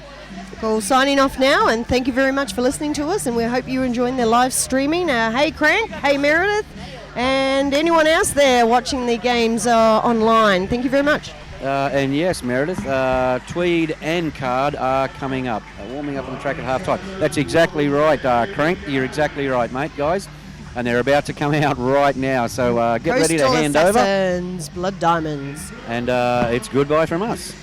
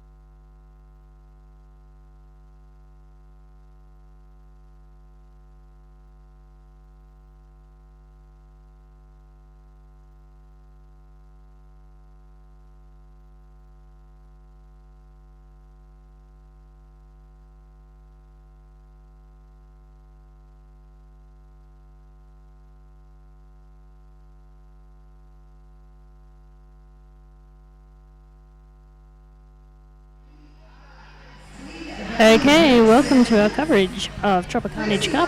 I'm I didn't even know my name. I am Eureka Blockade, and I am here with Paul Bearer. We're about to announce the next game, which is the Card Blood Diamonds versus Tweed Valley Vikings.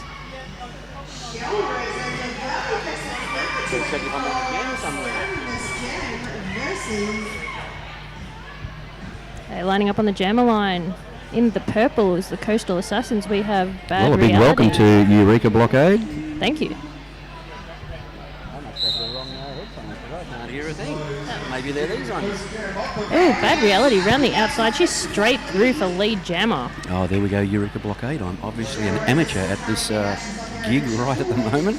Really struggling with my equipment, but now we're back online and going okay, where we see the Tweed Valley Vixens. So we've got Bad Reality jamming and Shellraiser.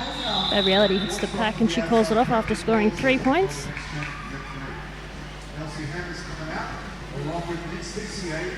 So after our first jam, our score is Card Blood Diamonds 3, Tweed Valley Vixens 0. And lining up in the jammer line for Tweed Valley is LC Hammer. And for Coastal Assassins, we have Nick's Fixiate.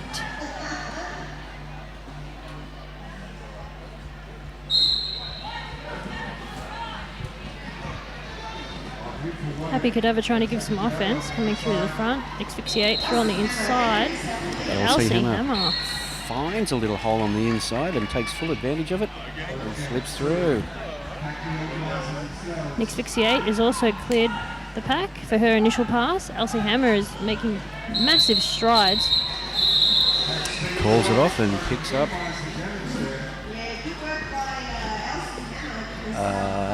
And I can't see how many points she's picked up. It looked like one, but it might have been none. No, it was 2 points. 2 points. And again, all of these games this morning are quite low scoring, Eureka. They're just a bit of a smash and grab some points and get back in and sit down again. Well, it's Trop Cup, everyone wants to win the cup. Look at it over there. I can see it shining from here. The cup. Oh, there it is. There. I hadn't seen it yet. That's the 2 cups over there. Huh. That's the prize, and everybody, when they go around that corner, they can actually have their eyes on the prize. Nice. Ooh, through for lead jammer, Dusty Flyer of the Blood Diamonds. Scarlet Slam still trying to make her initial pass. Battling her way through on the outside. One last big hit, but she is through on her initial pass. Dusty Flyer tries to come around the outside of the pack for a scoring pass on one leg. Manages to fall over, but gets straight back up and is through. Gets her points and calls off the jam. Okay, g'day there. Hi, Crank. Hey, Crank. Hey, Kat, when's PCRD We're playing next? Oh, I heard that we're playing at 4:30. 4:30, maybe. All right, up on the jammer line for Team Lightning, we have Shellraiser. And for the Blood Diamonds, we have number 4, Bad Reality. Bad Reality through the inside, through the outside, a bit of a spin, and she is through for lead jammer. And Shellraiser still finding it hard to get through, and that does finally make her initial pass. Bad Reality approaching the back of the pack. Only 3 Tweed Valley Vixens to get past. A bit of O from her blockers. And she scored 4 points and called off the jam. That's a real hit and quit. Grab some points, sit back down. Score update. The Blood Diamonds are on 11 points. The Valley Vixens on 2 points. LC Hammer back on the jammer line for Team Lightning. And Nick Asphyxiate for the Blood Diamonds.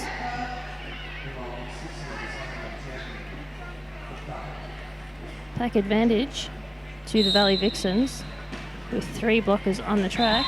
But Nick Asphyxiate is through on the inside for lead jammer.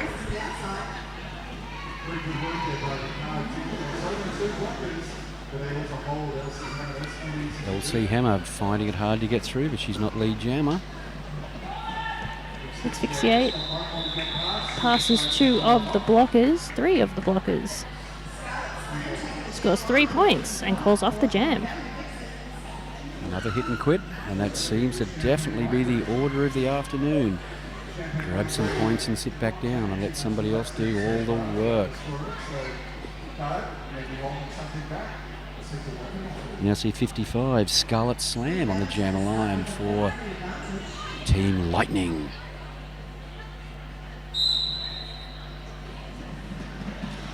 A big hit to the back of the pack.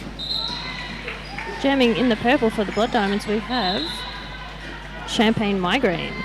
Scarlet Slam is lead jammer.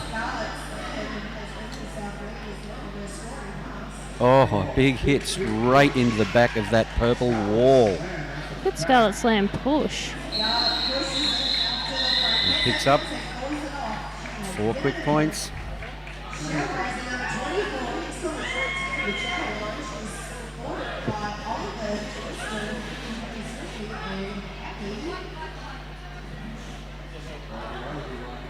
Yeah, lining up on the jam line for the Blood Diamonds, we have number 4, Bad Reality.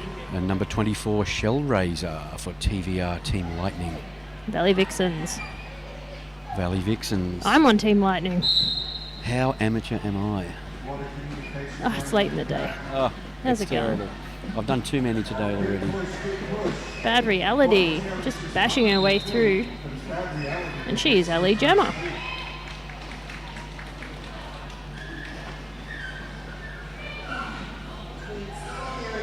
Shell Razor trying to transition around, kind of half to the in, half to the out.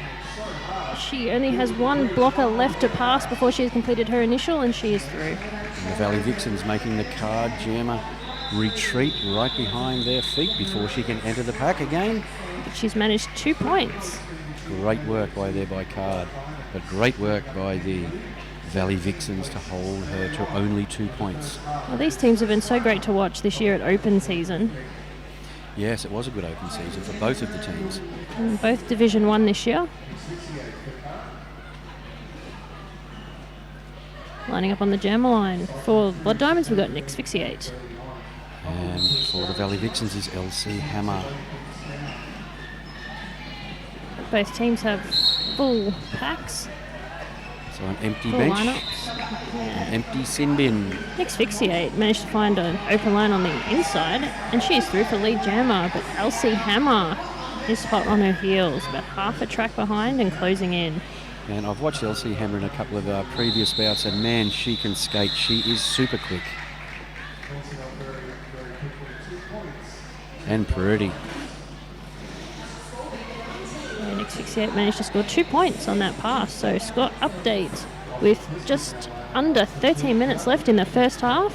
The Blood Diamonds are on 19 points in the purple, and the Valley Vixens are on 6 points in the blue, the white and the red. And we've got number 1212, Oliver Twisted on the jammer line for the Valley Vixens. And for Blood Diamonds, we have number 81, Dusty Flyer, and she's fast. She flies. And she's just pushed her way through for lead jammer. Just as you said.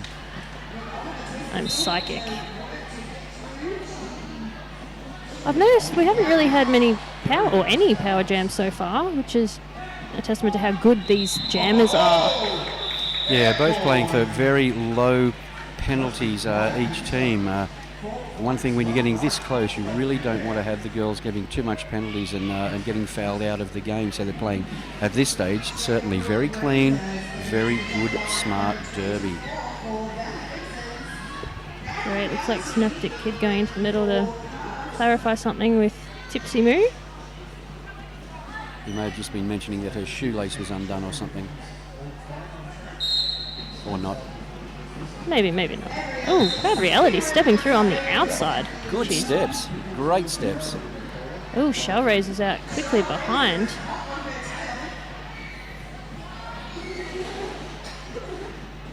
Great job by Card making sure that the Valley Vixen blockers were behind them, making it a little bit easier for their jammer to come up and try and get some points. She managed to before calling off the jam.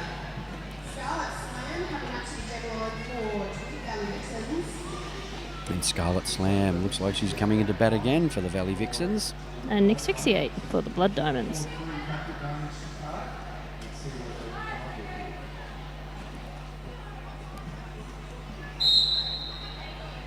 Oh, takes a run up, a running fly, comes up against a purple wall.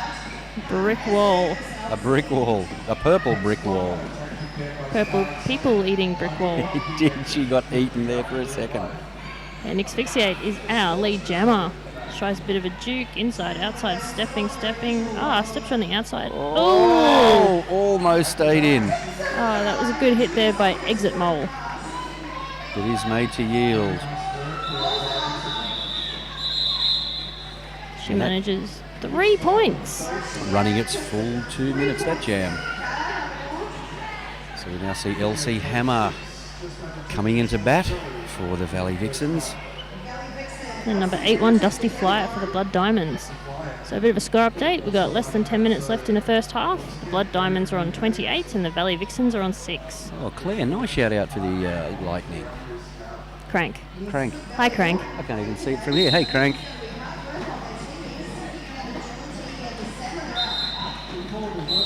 Dusty Flyer around on the outside. Elsie Hammer following, but is knocked out. Re-enters behind. Has 2 blockers left to pass. Dusty Flyer coming up for her first scoring pass. Elsie Hammer finally gets through for her initial pass. Dusty Flyer scores the 4 points.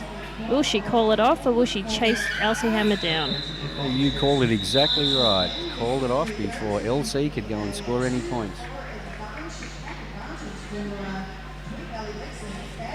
It's very hit it and quit it this game. And looking at the score, I guess it seems Blood Diamonds, they're getting lead almost every time. So if Tweed want to score some points, put some more points on the board, I think they need to work on getting lead jammer. And let's see if Shell Razor can do that as she lines up in the jammer line right now. Tweed have a pack advantage. They've got all 4 blockers on the track. 2 of the Blood Diamonds are in the bin. Oh, great work by Shell Razor. Down to the inside. Picks up lead jammer. Exactly what you were saying. Oh, bad reality. I just think the tip of her toe stop went through over the line in the apex and she's sent to the penalty box. And Shell Razor has a power jam. No. Oh, nope. She has been sent to the penalty box. She's been punted. No? Did she call it? She may have called it. She called it. Okay. No, I just noticed the lack of any refs doing any hand signals. I'm like, oh, okay.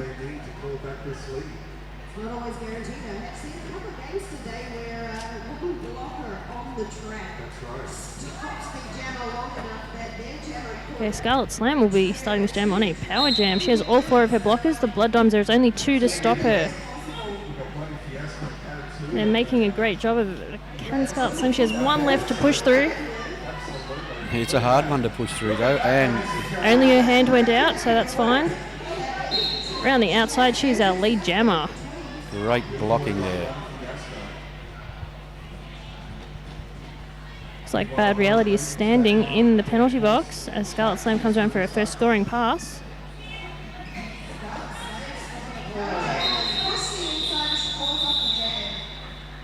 Scarlet Slam calling off the jam just as Bad Reality enters the track. Couldn't see any advantage, so says let's sit down and have a break. Now we see LC Hammer on the jammer line for the Valley Vixens. Blood Diamonds are on 32 points, the Valley Vixens on 13. We've got about 6 minutes to go, nearly 7 minutes to go, sorry, in the first half of this epic battle here at the Morayfield Sport and Leisure Centre. Hello, there is an official review.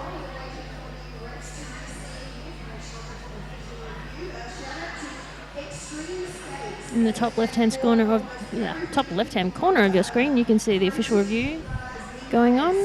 I think that was it Synaptic Kid that called it. Benchy for Tweed. He seems to be gesturing. He seems to have a fair bit of gesticulation going on and saying what he thought he saw. Very animated. I'm telling you what I saw, and I'll try and convince you of what I saw. Very Star Wars. Tipsy Moo might... This is not the penalty you were looking for. Tweed Valley are requesting a review of the points scored in the last jam. Thank you, Tipsy. Thanks, Tipsy. We're having a review of the amount of points scored in the last jam. So obviously Synaptic thinks that they should have gotten some more points. We don't know whether it's 1, 2 or 3 more, but some more.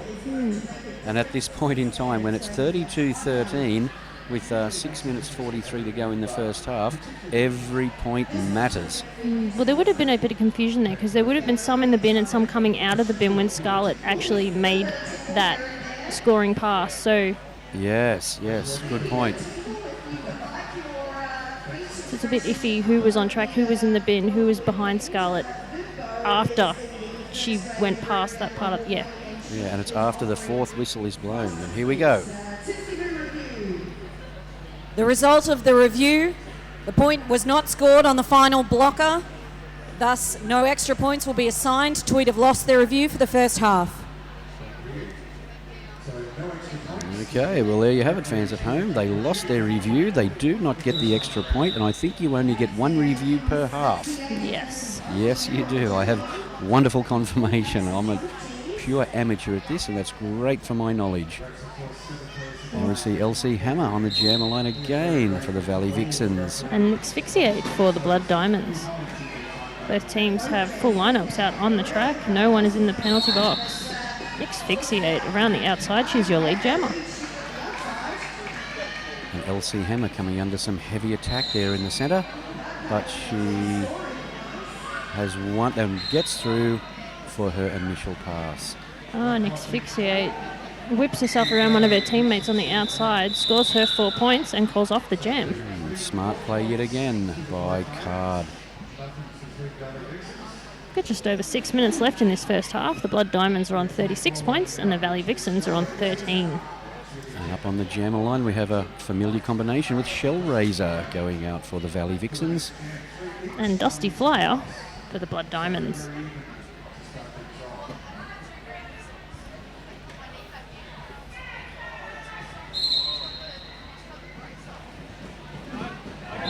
Oh, Dusty Flyer. That was so fast I almost missed it. Just around the outside, lead jammer. I did miss a Dusty Flyer off to a flyer. And Shell Razor putting the big ones in to try and track her down. Oh, Shellraiser's got mismatched socks. Or is that a Tweed thing?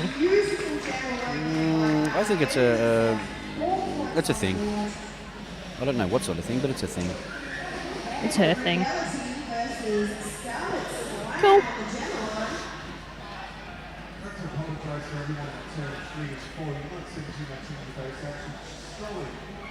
Yeah, the Blood Diamonds now on 40 points, the Valley Vixens on 13. Lining up on the jammer line, we have Scarlet Slam for the Valley Vixens. and Bad Reality in the purple for the Blood Diamonds. Bad Reality duking around Poisonality. And she's through for lead jammer. And just in case that I do forget to mention, for you guys at home, the Tweed Valley Vixens are the team in the blue and white, and the Card Blood Diamonds are in the purple strip. Oh, that was some beautiful footwork there by Scarlet Slam, but unfortunately, I think a toe stop may have gone slightly over the line and she's been sent to the box with a track cut. And that gives Card a 30-second power jam to get as many points as they can. Bad Reality's already scored 1 5-point pass, and there is her second.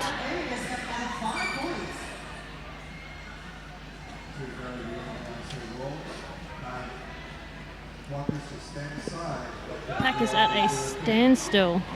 Tweed trying a box on the inside. Bad Reality trying to make it round to the outside, but getting knocked to her knees. She's very fond of the outside, Bad Reality. She manages to pass them all, and that's another. No! She has cut the track and been sent to the penalty box. Now Scarlet Slam's got a chance here to put some points on the board for the Valley Vixens. Looks like she has passed her star, so a star pass has occurred. It's not quite on ahead yet, but it has definitely occurred. I think it's Mackay Depraved. Is it? It's hard to see from up here because I can't even see the TV screen. I'm pretty sure it's Mackay Depraved. Yes, it is. Oh, but Card did a great job of just killing that power jam. Bad Reality back on the track. Did she score any points? She managed to get another 5-point pass. Another big 5-point pass. Well done. Sneak attack. So that was 15 points for the jam. After that massive, massive jam, the scores are now Blood Diamonds 55, Valley Vixens 13. It only takes one power jam to pile some points on. And our I see LC Hammer back on the jammer line for the Valley Vixens. And Asphyxiate for the Blood Diamonds. Again, another combination that we've been seeing quite a few of in this bout. Asphyxiate managed to go through the middle, around the outside. And she is our lead jammer.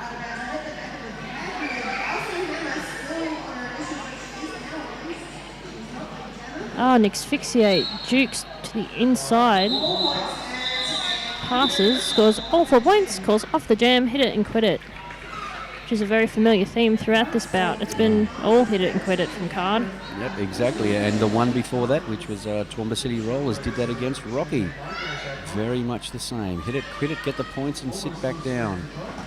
It's super fast. Yeah, and it really is the business end of this, because they're the last of the pool matches, so you do not want to lose. You don't want to go trying to get too many points. Just grab them, smash and grab them and sit back down.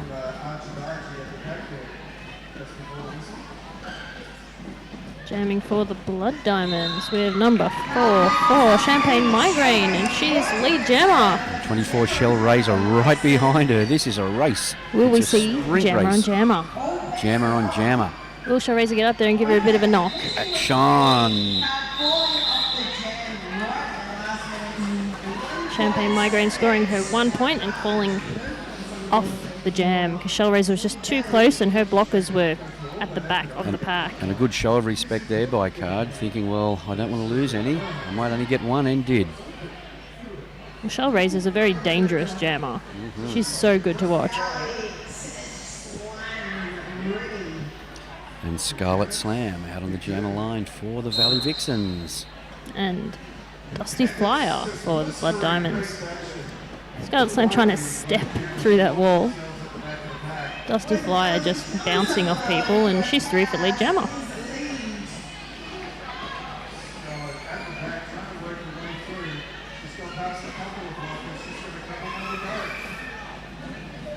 Oh, Dusty Flyer being knocked out, but Poisonality ran behind, and she didn't yield, so she's been sent to the bin on a cut track. Which means that this is a power jam for Scarlet Slam. She's got 30 seconds to get as many points in the bag as she can. Tweed Valley really need these points. Oh, she's fighting, but those card blockers, they're not that easy. was nearly... I think that was a high block on the card blocker. I can't see which one. That was definitely a high block. It was right around the throat.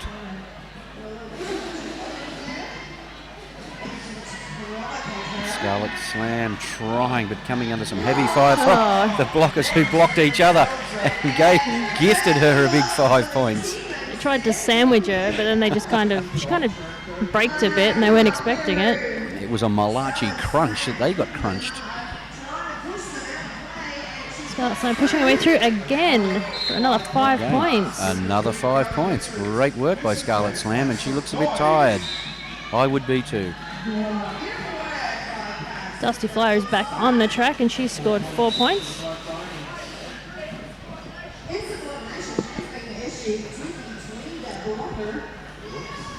And it doesn't look like we have a lead. Yeah, no, we do. No, we don't have a lead jammer. So this might run for another 13 or 10 seconds. Both jammers have scored another 4 points and are both approaching the back of the pack. There are only 2 Tweed blockers left on the track.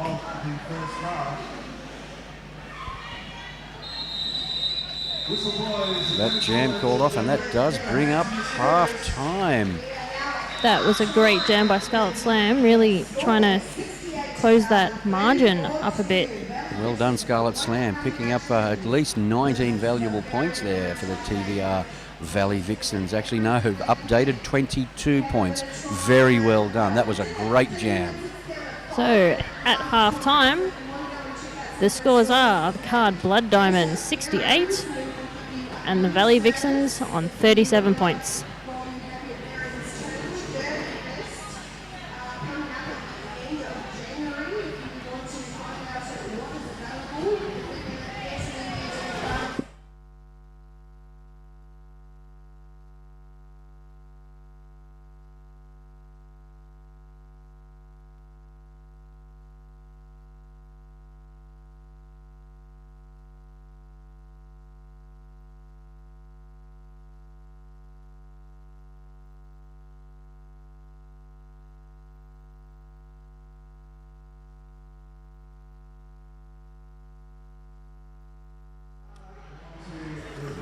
fans out there in internet land, where there has been an official review called by the Card Blood Diamonds, and I'm sure that we'll find out off Tipsy Moo quite shortly exactly what it was for and why it has been called.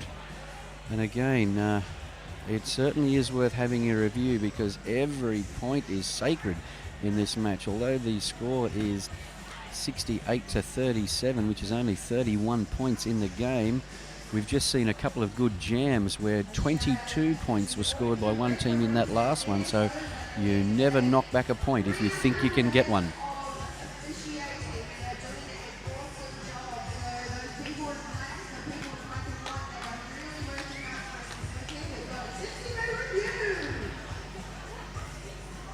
Card are reviewing the points scored by the Tweed jammer in the previous jam. Okay, so it sounds like Card aren't happy with how many points Scarlet Slam scored. I guess they don't think she scored 22 points. I somehow doubt they're coming up here to say, no, she scored more than 22. No, I don't think they'd be trying to give them any more points, but she had a power jam, so she was jamming very well and jamming on some points. So I guess we'll have a bit of a look, and the ref's decision will be final. That's what we get down to. I guess if she scored 22 points, then she would have made, four 5-point passes and then another 2 points? Yeah. Or it could have been... That's definitely possible. Or it could have been 3 5-point passes and 2 4-point passes? 3 5-pointers and 2 4s, yeah, yep.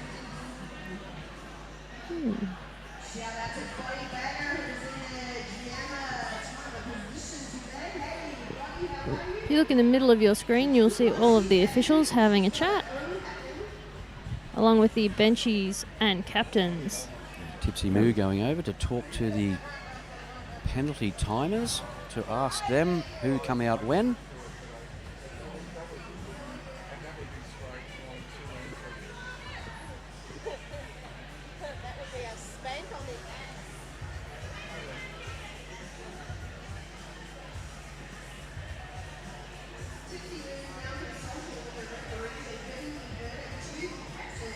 Body bag her over there in the middle, doing the timeout official review dance on one leg, and then 2 legs. I was going to say one leg then the other, but she puts it back down. Big shout out to all of our refs and NSOs who put in their valuable time to make sure that the skaters can play. Okay, Tipsy Moo coming back. Result of the review. The points scored at the Tweed jammer in the previous jam, there was 1 point scored on track, 1 not point scored, and 1 lap point scored, equaling 3 points, which was correct. Card have lost their review for the first period. Okay. That sounds like they were contesting the fact that she passed one skater and got 3 points. So she would have got that point, a ghost point, and a point for lapping the jammer as well.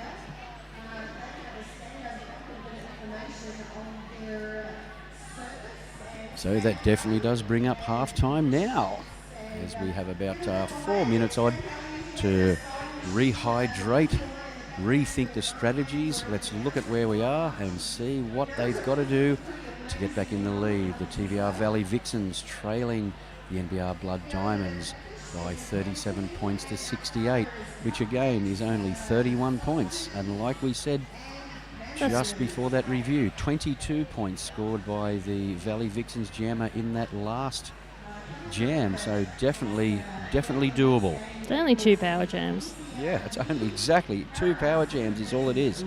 But so tight, low scoring, just hit, split, grab the points and then go again in all of these matches today. If you see on your screen right now, we've got the teams for the next bout warming up. In the red and the yellow, we have Reef City. And in the white and the navy, we have the beautiful, I'm not biased at all, Paradise City All-Stars. It really is okay to be biased when it is your team. Yeah, well, I'm not calling their games, so I can be biased for this one. Absolutely, you can.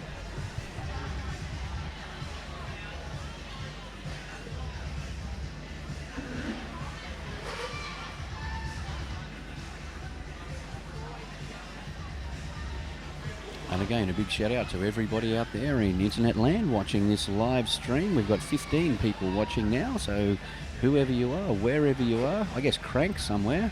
Hi, Crank. Hey, Crank. How do you tell there's 15 people? Is there a... Yeah, sit down there. There's 15 people watching now. I think we had as many as like 45 at one stage yesterday having a bit of a look. So, yeah, welcome us into your house or wherever you might be sitting in your car watching it on your phone. But wherever you are, we'd like to take this opportunity to say thank you very much for allowing us into your house to keep you updated on what's going on here at Tropicarnage 2015, coming live into your house from the Moray Field Pleasure Dome. If you're anything like me, you've got the laptop in the bath. Hello to you in your bath. Hello in the bath, you, if you are out there. Well done.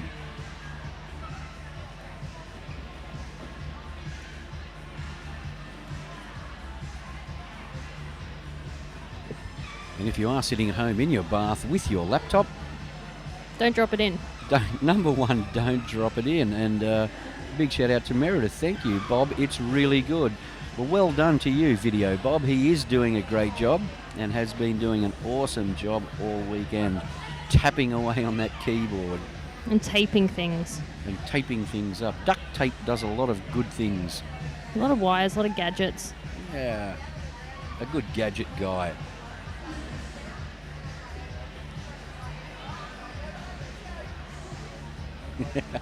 And Bob says, fingers crossed I'm not touching anything else. Well done you, Bob. Also got Johnny Smash, who, if you were in-house here, you'd be hearing Johnny Smash banging out a few tunes. And he's actually singing them himself here. Wouldn't it be great if we were at home watching on the live stream and not being subjected to his singing? Johnny Smash can't hear us. He's only watching our mouths and wondering what we're saying. Don't tell him. I'm not going to. I'm just going to leave him as he is. He's happy. He's awesome. He is awesome. And he's actually calling the next game, which I think is Paradise City All-Stars, who are out in front of us. Twinkle, Sparkle, Sparkle. And Reef City. This will be a good game. An awesome game. As we count down the clock, we're just under a minute and a half before the carnage begins again here at Tropicarnage. I recommend that you use this minute and a half to open a new tab and go to Extreme Skates. I think it's .com.au. If not, go to Google, look up Extreme Skates. They're the official sponsor of Tropicarnage Cup 2015. Again, open up your laptop, jump on the net, order some new gear for when you get out of the bath and put your laptop away. Jump on your new skates because there is free shipping Australia-wide. Worldwide, I've heard. Worldwide. So if you're viewing us in England, buy your skates from Australia and ship them over.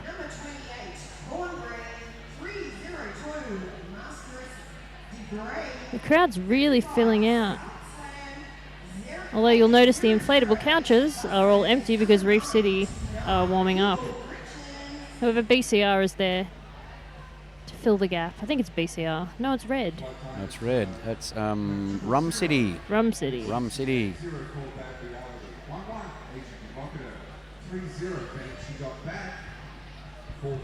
Okay, everyone is lining up. We've got 10 seconds left. And we've got LC Hammer on the jammer line yet again. And Bad for Reality. The Valley Vixens. Tweed Valley starting off missing Poisonality and Buster, who are both in the penalty box. So LC Hammer's going to have a bit of a job getting past 4. And Bad Reality relatively easier. When you look at who those blockers are, she has to pass. There's that Happy Cadaver. She's awesome. Who else have we got? All awesome.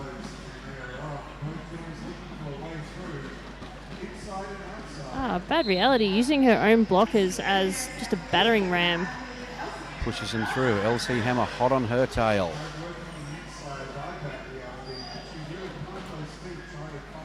Blood Diamonds trying to knock out the Tweed Valley blockers to make them easy pickings for Bad Reality. Bad Reality scores 2 points. Elsie Hammer manages to score 1. All valuable points. Every single one is precious. And Shellraiser coming into bat for the Tweed Valley Vixens. And we've got Dusty Flyer for the Blood Diamonds. Another good matchup at the back. Oh, Somebody wants to have a bit of a... having a bit of a chat in the middle. Have you seen my phone? I don't know where I put it. I thought I left it on that desk up there. Up there? But, I threw it up in the air and it didn't come down. Oh, it's around. See, It's I around know. here somewhere. I know. I can read lips and signs. And you're a sign language and lips expert. But there was pointing. I assume that's what it means. That's generally what it means when I'm at home. Yeah, where is my phone? Where are my keys? Where did I put that sandwich? It's around here somewhere. It's usually in the bathroom. Dusty Flyer on one leg around the outside. She's through for lead jammer. And Shellraiser coming under some heavy attack and gets just put out. Dusty Flyer feints to the inside, goes to the out, pushes some of her own blockers out of the way. And she's got a 5-point pass. And Shellraiser still to make her initial pass.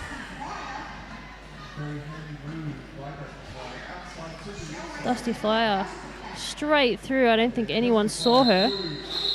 Another 5-point pass, and she calls off the jam. It does very well. A 5-point grab calls it off before the Valley Vixens jammer could score any points. Smart derby play. Current scores are Blood Diamonds 81 and Valley Vixens 38. Just a slight edge advantage at the moment by 41 points. 43 points, I am sorry. My arithmetic is shocking. Taylor Swiftly begins this jam in the penalty box. Oh, Scarlet Slam. Oh. She's cut the track on the inside and is being sent to the penalty box. She'll have a 30-second sit down to think about what she did and how she won't do it again next time. Looks like Nixfixiate is our lead jammer, and she's coming around for her first scoring pass in a power jam. She's just put on the speed and charged around the outside. 5-point pass. The Blood Diamonds, they do such a great job just trying to knock off points for their jammer, trying to help her out. They've got a goat at the back of the pack, so making it easier for Nixfixiate to get around and also giving her less to try and push past at the front. Absolutely. It's great teamwork. And again, this game is all about teamwork. There's no individuals. You can help your teammate by making a hole or holding up the other girls. Scarlet Slam is back on the track. Looks like she got a bit of a can opener. Oh. Also looks like one of the... Oh no, Scarlet Slam's back in the penalty box. Back in the box again. What was that one for? Did we see? I didn't see. It's actually too fast for me. I can't concentrate. There's action everywhere. Meanwhile, Nixfixiate is through with another 5-point pass. Yeah, I lost my attention when I noticed one of the Blood Diamonds lose one of their numbers. Yeah. That's always fascinating because it's just out of the ordinary. Oh, Nixfixiate through on the outside for another 5 points before her bench yells at her to call it. Scarlet Slam is standing in the bin. It looks like she might have the jammer star in her hand. She might be planning a bit of a panty pass. So if she does star pass, it'll be to Happy Cadaver, her pivot for this next jam. Or maybe she's just trying to be a bit sneaky and get through without them noticing. They do. There's all tricks and funny things that you can do. Nice offense by the Blood Diamonds.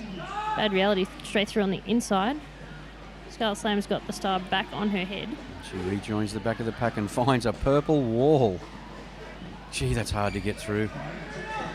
Bad Reality pushing through on her toe stop, stepping inside, outside, a bit of a twirl, and she is through for a 5-point pass. Scarlet just getting through for her initial pass. Now she's got some work to do.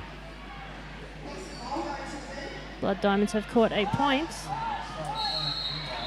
Did she manage to get all the points before? She thinks she got 3, but They've said she got 1. Oh, that's a... No, 1. I think they gave 1 to Scarlett Savage. 1 point for Scarlett Savage, and I think it was 4. 4 points, yes. Yeah, I think she did get all of her points. Yep. Okay, score update. Blood Diamonds on 110 points, Valley Vixens on 39. There is just under 15 minutes left to go in this second half. And we've got Dusty Flyer at the front for the Blood Diamonds. And LC Hammer trying to get through the back at the back. Dusty Flyer leaving. Vixens. Dusty Flyer leaving all the blockers in her dust, and she's our lead jammer. 1 foot backwards. Oh, I love that. So beautiful. Oh, she might have a figure skating background. I don't know. Well, you'd nearly think so. Well, she doesn't. She'd be a good figure skater. Calls off the jam, picks up some points, and says, let's go and have a sit down, have a rest, have a breather, have a drink of water, and send some other girls out. And we've got Shellraiser on the line for the Valley Vixens. And it looks like it's Nick's Asphyxiate for the Blood Diamonds. Blood Diamonds are down a pivot at the start of this jam.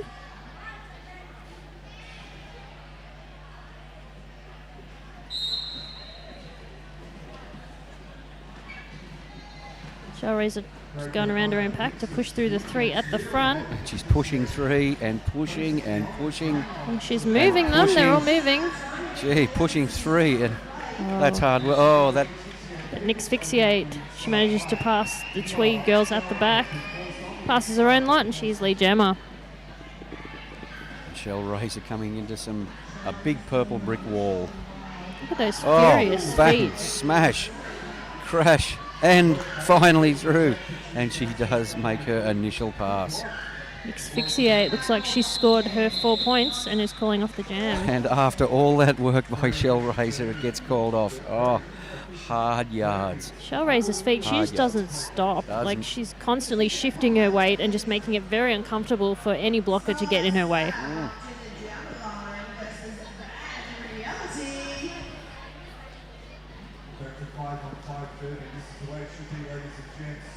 Up on the jammer line for the Blood Diamonds, we have Bad Reality. And Scarlet Slam for the Valley Vixens. Scarlet Slam again pushing the whole pack. Just out of bounds and is made to yield. Bad Reality around the outside. She trips over Buster. Buster gets sent to the penalty box. But Bad Reality is our lead jammer. Scarlet Slam made to yield right back. She's taken off the star cap.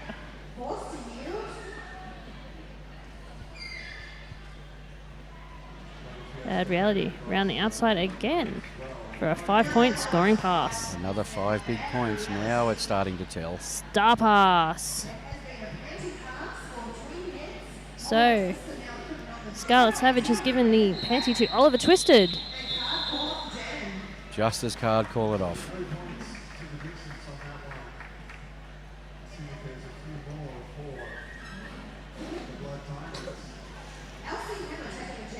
Now we see LC Hammer back on the jammer line for the Tweed Valley Vixens. And for the Coastal Assassins, Blood Diamonds, we have Dusty Flyer. Another good matchup at the back of the pack. Both teams down 1 blocker.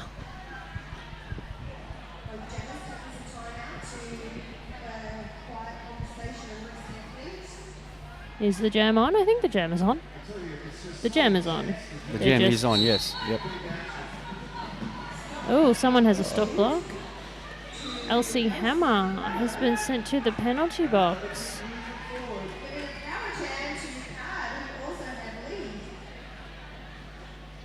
So Dusty Flyer is your lead jammer. She comes around the outside. Oh, her blockers did some beautiful work sweeping the Valley Vixens to the outside. And she went straight through the gap, 5-point scoring pass. It's a bit too easy at the moment for them. Well, they're an amazing team. They were very, very good this year at open season. Oh, a step, a hop and straight over the apex. Well, she's a flyer. She is a flyer and not too dusty at it. Oh, really? Did she get any points? Yes, picks Three. up 3. Well done. As she was spinning on a toe stop. Amazing.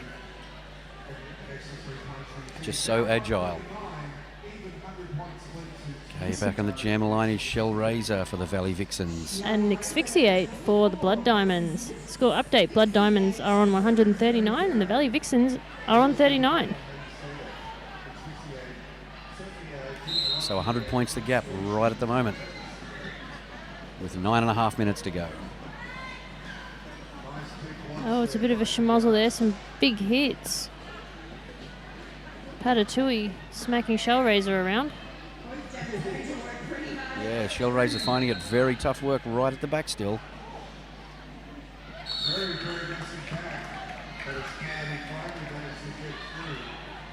Mackay deprived, looks like she's been sent to the penalty box.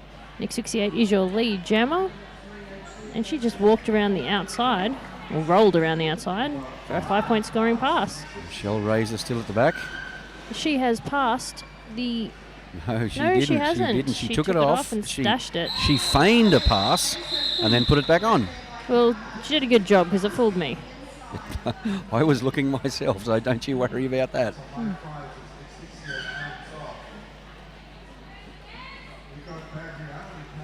Some advice for Tweed Valley Vixens from Crank. They need some O off the line. Yeah, I would agree with that, just because where they're failing is just they're not getting lead enough, and that's, you get lead, you control the game. Let's see if Scarlet Slam can take lead on this one. It's so much easier said than done when you come up against a team like the Blood Diamonds. Yeah, they're just absolutely. so in sync. Great track awareness, great skills. Great job by Scarlet Slam there, completing her initial pass. Bad Reality passes Happy Cadaver, calling off the jam. She manages 3 points. 3 big points and straight back to the bench.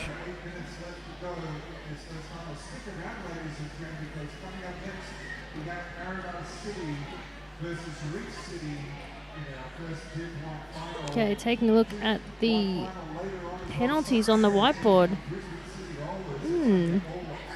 Tweed have done quite well. I think no one's got more than 3. No, they're very low. And there's, I think, 1 or 2 players from the...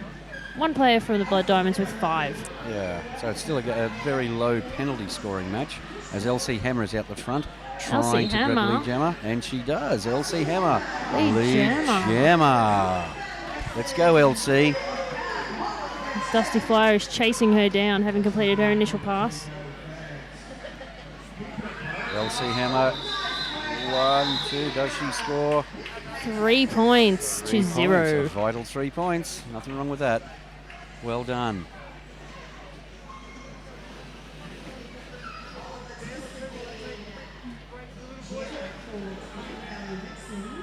Ooh, for Tweed, I think we have a new jammer. Oliver Twisted.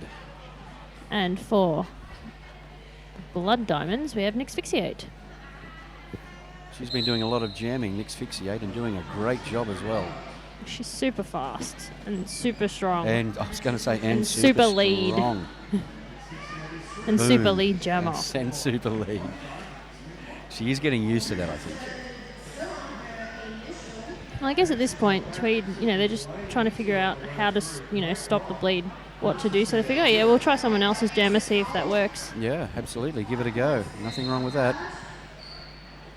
And Asphyxiate has made a 5-point pass, and she's come around to try it again. Oliver Twisted still stuck at the back of that Blood Diamond box. That Blood Diamond purple brick wall. Yeah, they just keep smushing in front of her, recycling really well. Absolutely. Don't worry about a yellow brick road. That is a purple brick wall. Almost impenetrable. Asphyxiate's made her second 5-point pass, is round for another. She just kind of hops around. And smack. Right in the chest. And that's another 5-point scoring pass.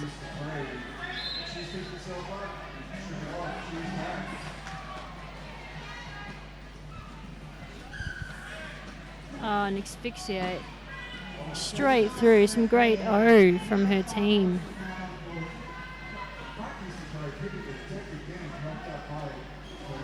of a twisted. She's removed the panty, the helmet panty, and then puts it back on. So again, trying a bit of shenanigans in trying to take the focus off herself. But she completed the initial pass, so something worked.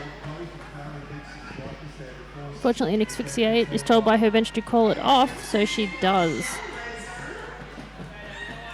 Okay, a quick score update. We see the Card Blood Diamonds leading by 173 points over the Tweed Valley Vixens, 42 points.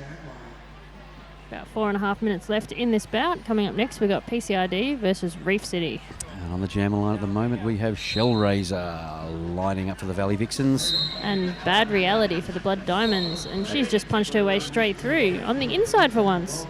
And she's lead jammer. So it's inside, outside, any side.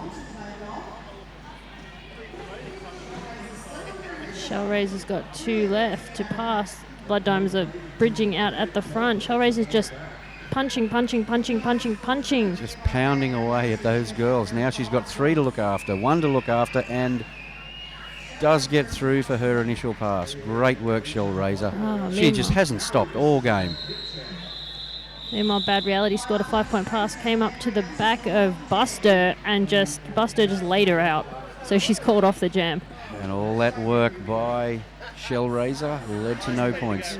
Great work by Shellraiser. All right, about 3.5 minutes to go in the second half of this jam between the Tweed Valley Vixens and the Card Blood Diamonds.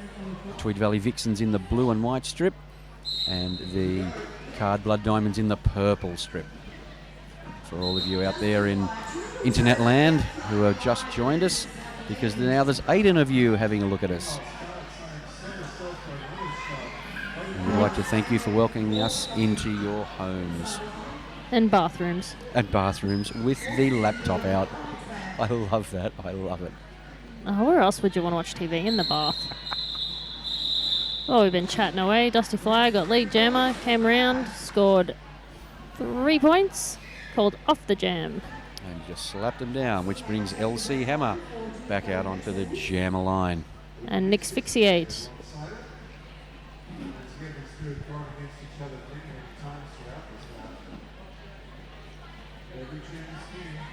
Blood Diamond Pivot is in the penalty box. I think it's Agent Provocator.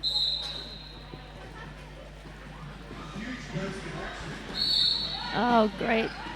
Valley Vixen's trying some O off the line. Unfortunately, LC Hammer looks like she's been sent to the penalty box. LC Hammer has been sent, so she'll have For a high block. 30 seconds to have a think about what she did and how she won't do it again. But that does give the Blood Diamonds a distinct advantage now. They've got 30 seconds to jam on some more points. Nick Asphyxiate makes a 5-point scoring pass. He comes around for another.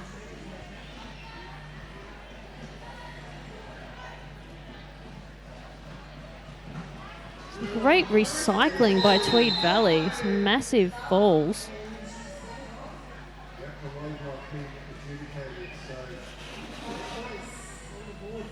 Big 5 points. Another 5 points for the Blood Diamonds. Just as LC Hammer is released from the naughty corner, but not able to rejoin the pack in time to score any points. Score update. We've just over a minute left in this game. The Card Blood Diamonds in the purple are on 196 points. And the TVR Valley Vixens in the red, white and blue are on 42. This could very well be the final jam. We're up to the 52nd point. We can probably safely say now that the Card Blood Diamonds do have it in the bag. But what the final score is, we're about to see. You never know. Shellraiser just got lead jammer. She could big score. power jam. A power jam is all in order. She only needs 150 points. It's in order. Never say never. Never say die. Go Shellraiser. Oh, yes, Shellraiser. And that picks up 5 points again. She does not give up with 22 seconds to go, and she's still picking up 5 points. Signals her team for some offense. So she does. She gets knocked out on the outside, yields, re-enters, comes up against that purple wall. The crowd is behind her. Synaptic Kid tells her to call it off, obviously hoping to call a timeout so that they can get one more jam in. Yeah, looking for one more jam. Will the ref say that they'll allow one more jam? We are having a timeout. Buzzer is jamming. She is standing in the penalty box. So if there is one more jam, which looks like there might be, maybe. Tipsy Moo's going to come over and let us know. And I'm going to say I don't think so. Yes, we are. Yes, we are. Okay. Yes, we are. Power Back on the jam. track for a power jam. Scarlet Slam in a power jam situation for the first couple of seconds of this game. Less than 10. Buzzer is standing in the penalty box.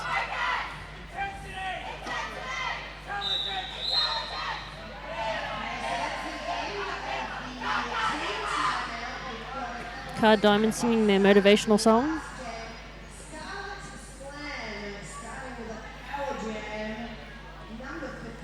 Body Bagger about to say, let's go! Scarlet Slam made to go out of bounds, then has to yield. Buzzer on the track for Card. Her blockers are strategically placed. Oh, Buzzer.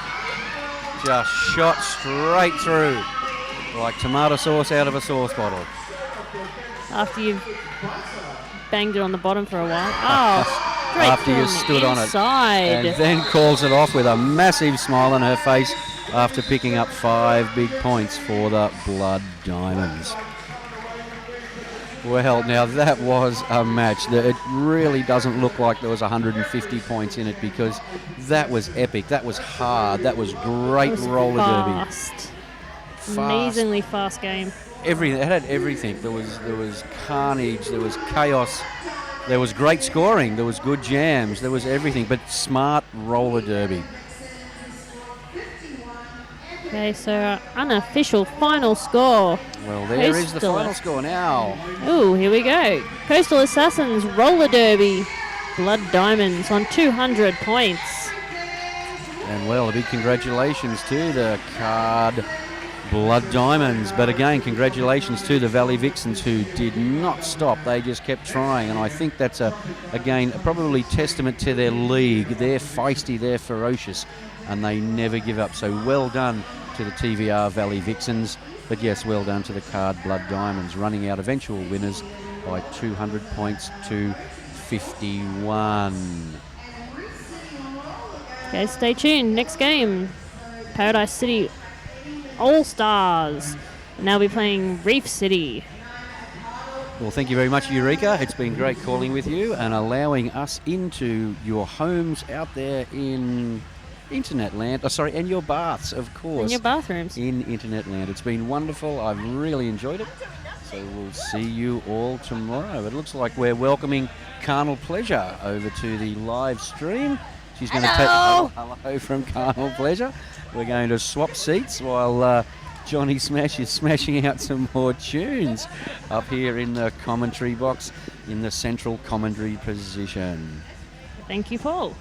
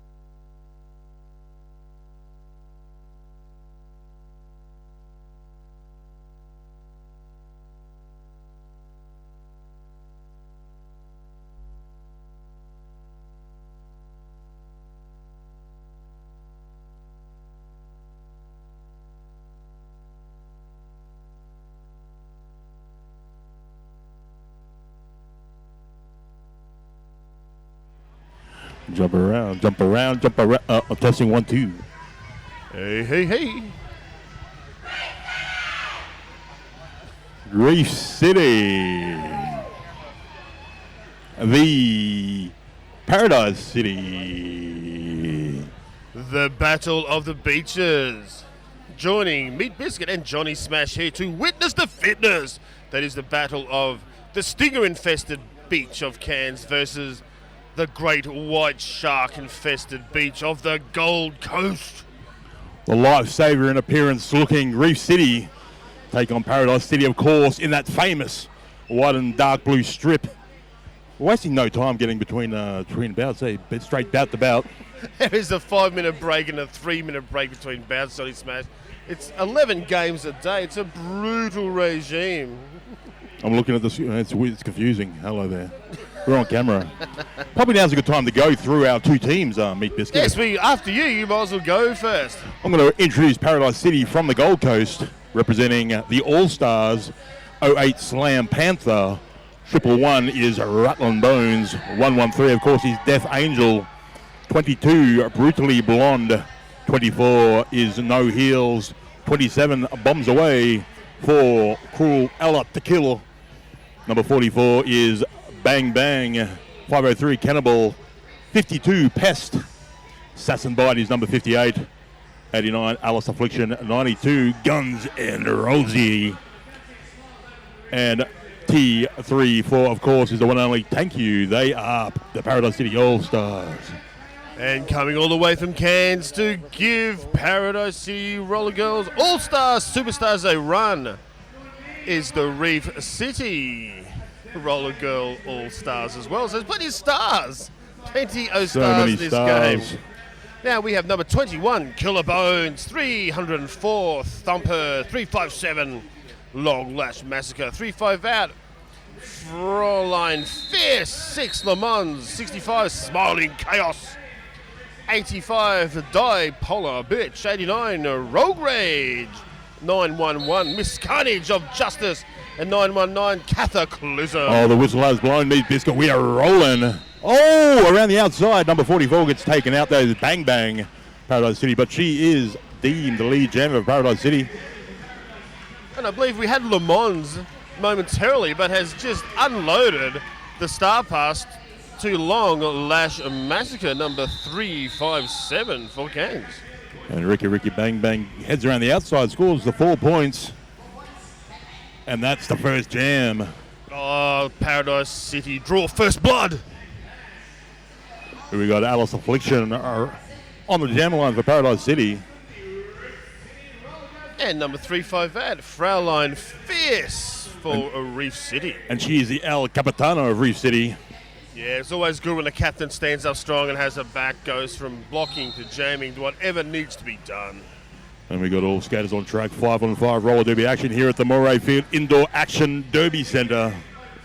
Yeah, remember last year, for the last 2 years in a row actually, Paradise City have come second, only to be pipped on the line both times by the powerhouse as Sun State Roller Girls. Now, Paradise City have not lost a game as yet, and they will be looking forward to taking on the might once again, hopefully, of Sun State Roller Girls. Can they be beaten in Queensland? Stick around, Derby fans, and find out, because you will see it, hopefully, at the Tropicarnage Cup 2015. So much talent on track this long derby weekend. This time we've got the captain of Paradise City, Death Angel, rolling up for Paradise City jamming. And 357, Long Lash Massacre. A lot of my favourite skaters on track here this evening. Paradise City have won a blocker in the penalty box. That's number 58. Who's your favourite skater? Oh, I love the work of Long Lash Massacre, Yeah. Alice Affliction, Death Angel. A lot of my favourite skaters on track. Yeah, T34, she rates up there with one of my favourite Oh, skaters. thank you. Yeah, she's all class. And Long Lash Massacre fights her way through the pack, crawls and jumps over 3 people to be richly awarded as a lead jammer. And that's number 58, Assassin Bite in the penalty box. Yes, now you remember Assassin Bite. She's been up here doing much commentary over the last couple of days as well. She's multi-derby talented. Oh, so much action on track. It's all happening. That's jam over. No, that isn't. 4 points to open up the account for Reef City Roller Girl All-Stars. So Reef City on 4 points. Paradise City 8 points. Only 3 minutes into this bout, our second last bout of day 2 of Tropicarnage. Yes, this is the 10th bout for today, the 20th bout the 21st bout, I should say. Holy moly, that's a lot of boutage. It is a lot of boutage. Oh, tiptoeing away on that inside line. I believe it's a 4-iron penalty. And now, because we're getting to the finals as well, we've gone back to full 30-minute long halves. All the rest up until now have been 20-minute halves. That's Slam Panther using the penalty box. The Reef City Power Jam, so a good opportunity for Reef City to score some points. And number 6, the Monsters, the brushes past 1-1-1. Rattling Bones actually gave her Bones good rattling. And Thumper's back on track from the penalty box. Blocker's back on track. Now Lamont saying, go pack, speed the pack up. Got to get in front. Got to get Reef City in front to score some points. Oh, that's nice blocking by 1-1-1. Rattling Bones. Oh, Rattling Bones repaying the favour back. But she did an out-of-play block, so Rattling Bones has actually been sent to the bin, but looks like Slam Panther is back on the Battledrome, and there has been carnage on the track. Almost the whole pack of Cairns. Reef City calling that jam off just in time. Reef City are now in front, 9 points to 8 points over Paradise City. That's really good work, Reef City. Now, Reef City have a pretty major force up in North Queensland, winning many games. I think they went down and showed everybody up down at the last Great Southern Slam as well. Oh, they had a big tournament down there in Radelaide. Ricky Bang Bang, or she just Bang Bang on our sheet. She is jamming for Paradise City. And just getting a bit of a shoulder there from 911 Carnage, but manages to brush that off and keep on going. Meanwhile, the Rogue Rage is just trying to do all she can to get past T34. Thank you, and finally does, just with one wheel on the line, but as long as it's on the inside of the line, it doesn't really matter. So Rogue Rage through for her initial pass. Bang Bang scores the points, 4 points to Paradise City, and calls that jam off. The old hit it and quit it, and Paradise City back in front. Yeah, Bang Bang keeping very good eyes on Rogue Rage then. Just seeing when she's about to enter, calls it off, limiting Cairns to no points on that occasion. Back at the jam line for Paradise City, Alice Affliction, number 89. And 358, Fraulein Fierce for Cairns Reef City Roller Girls Superstar All-Stars. Paradise City with a slight blocker advantage. One blocker in the penalty box for Reef City. And Johnny Smash, look how low Paradise City were getting down, ready to fill the full force of 358, Fraulein Fierce. Alice Affliction is lead jammer on the first bend for Paradise City. And not to be shown up, Fraulein Fierce manages to go around the outside. And she's about half a lap behind Alice Affliction. Alice Affliction looking to score the points. Oh, but it hit the spin action and calls that jam off, making it look so pretty for Paradise City. That's awesome, Jamie. Now, if anyone is down and wants to come down to see the final series tomorrow at the Moray Sports and Event Centre, the Leisure Centre of Morayfield, come on down. Still, there's not much room here at the moment because this is starting to get into the serious games.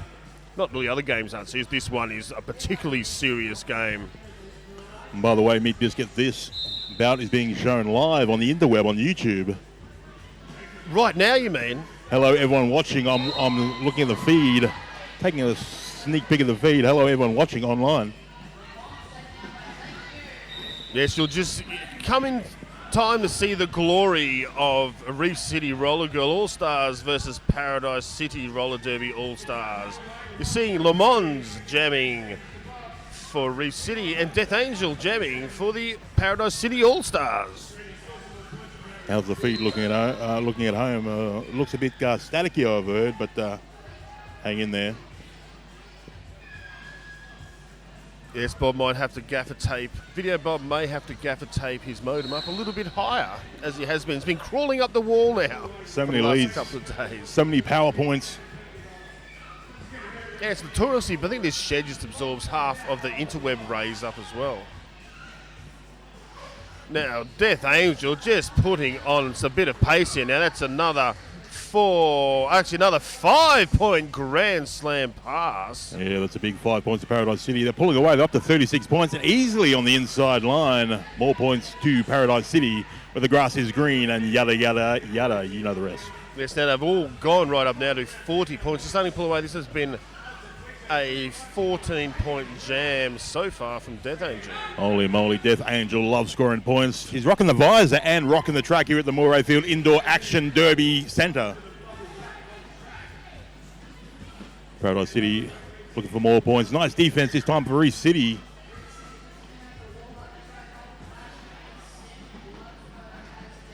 Now, it looks like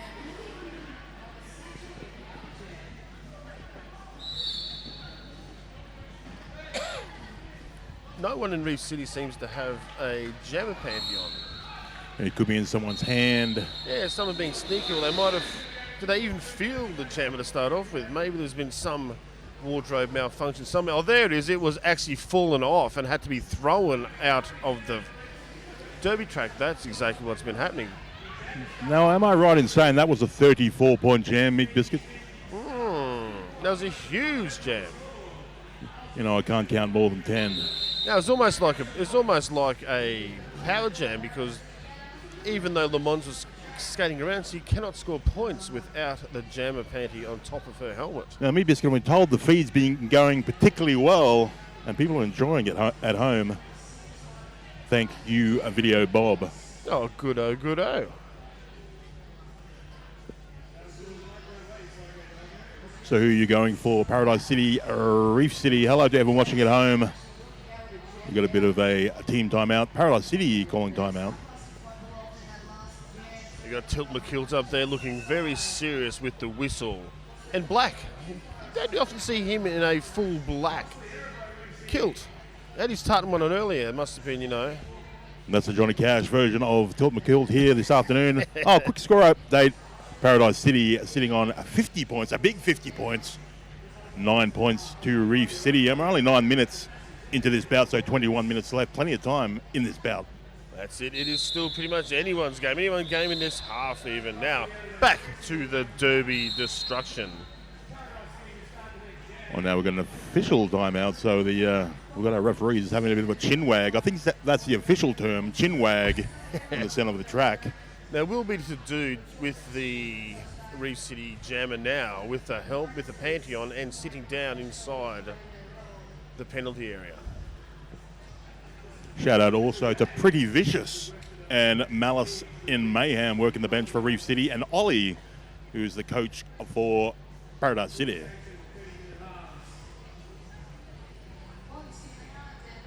Big shout out to our referees and non-skating officials.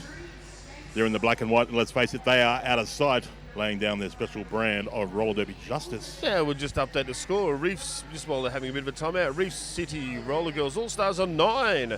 Paradise City, a big 50. That's 5-0 Derby World out there. Well, they just come off a big jam.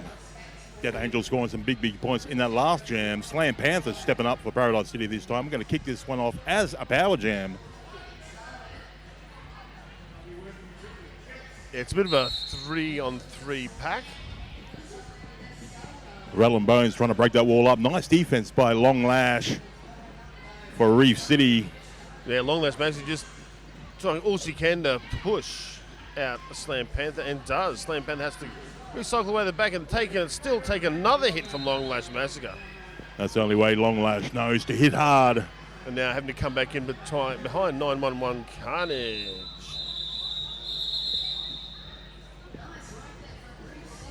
So they've got the jam off. That was double donuts. No, that was good. There's so much pressure being put on Paradise City that they decided just to call it off. While Le Mans number 6 is just standing up in the penalty area now, so they will start again with Ricky Bang Bang. And Ricky Bang Bang. And everyone's standing up in the penalty box. Got the jammer and the pivot standing up for Reef City, and number 92 for Paradise City standing up. That is, of course, Guns N' Roses. Yeah, pretty much as soon as the whistle started, everybody joined the pack again. And look at Le Mans, just does a bit of an apex leap. Gets Mitchell Water as lead jammer and goes through clean for her initial pass. Oh, and she's a far jammer. I love those fluoro skates. And not only that, she actually has a power jam situation at the moment. Gets smashed around the outside though. Yeah, the power jam to Reef City. So a big opportunity for Reef City to score some points in the next 30 seconds.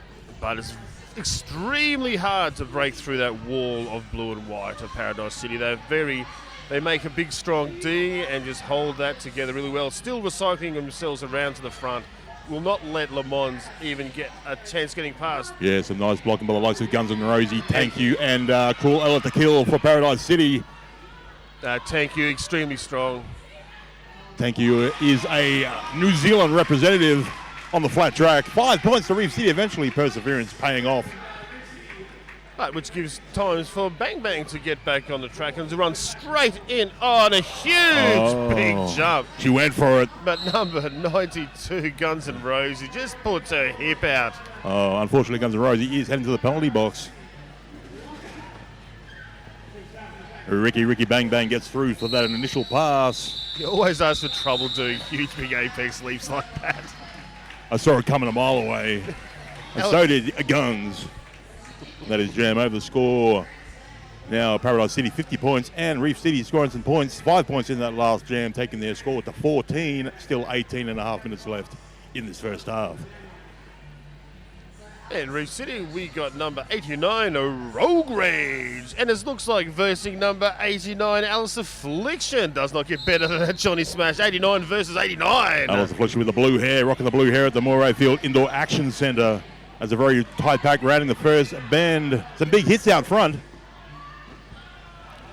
No, Hughes, Rogue Rage just trying all she can to push and just being brought down by 111 Rattling Bones.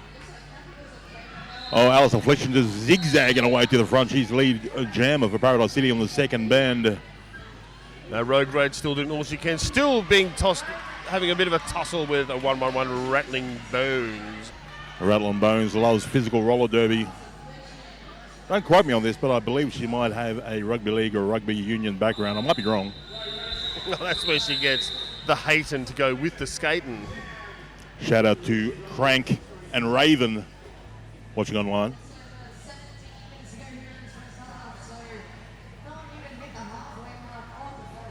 Into our next jam, Slam Panther. Jamming for Paradise City. That'd be a great name for a rock band, Slam Panther. Up against El Capitano of Reef City.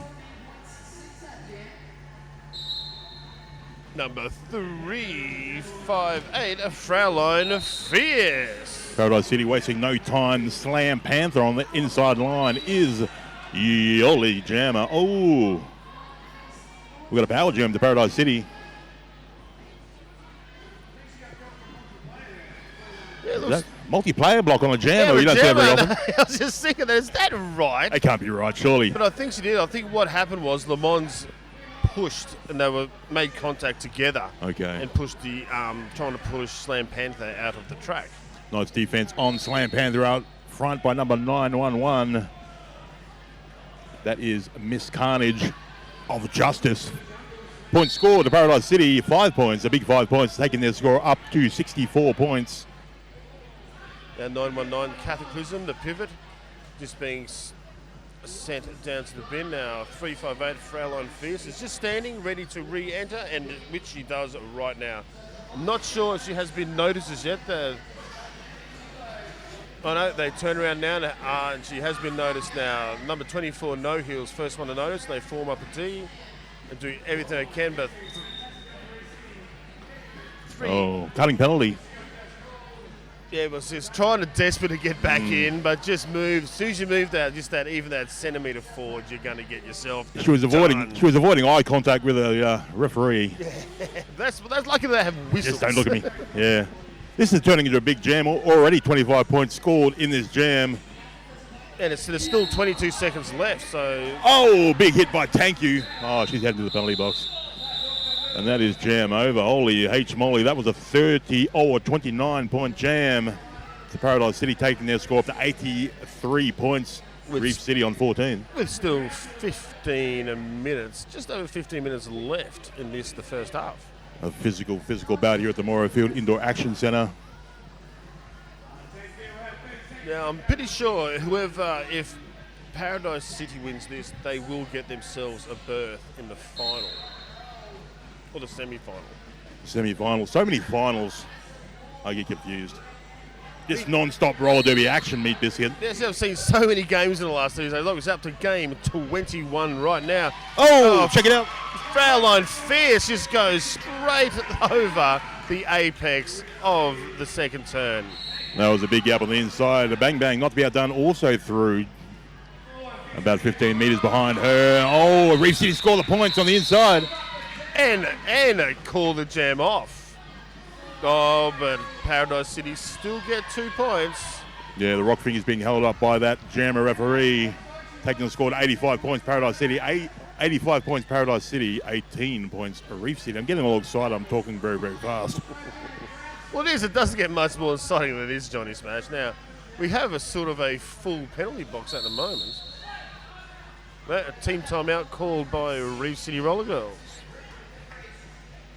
What a fantastic weekend of roller derby. The long weekend. This is the weekend where the Queensland roller derby community merge here at the Morayfield Indoor Action Centre.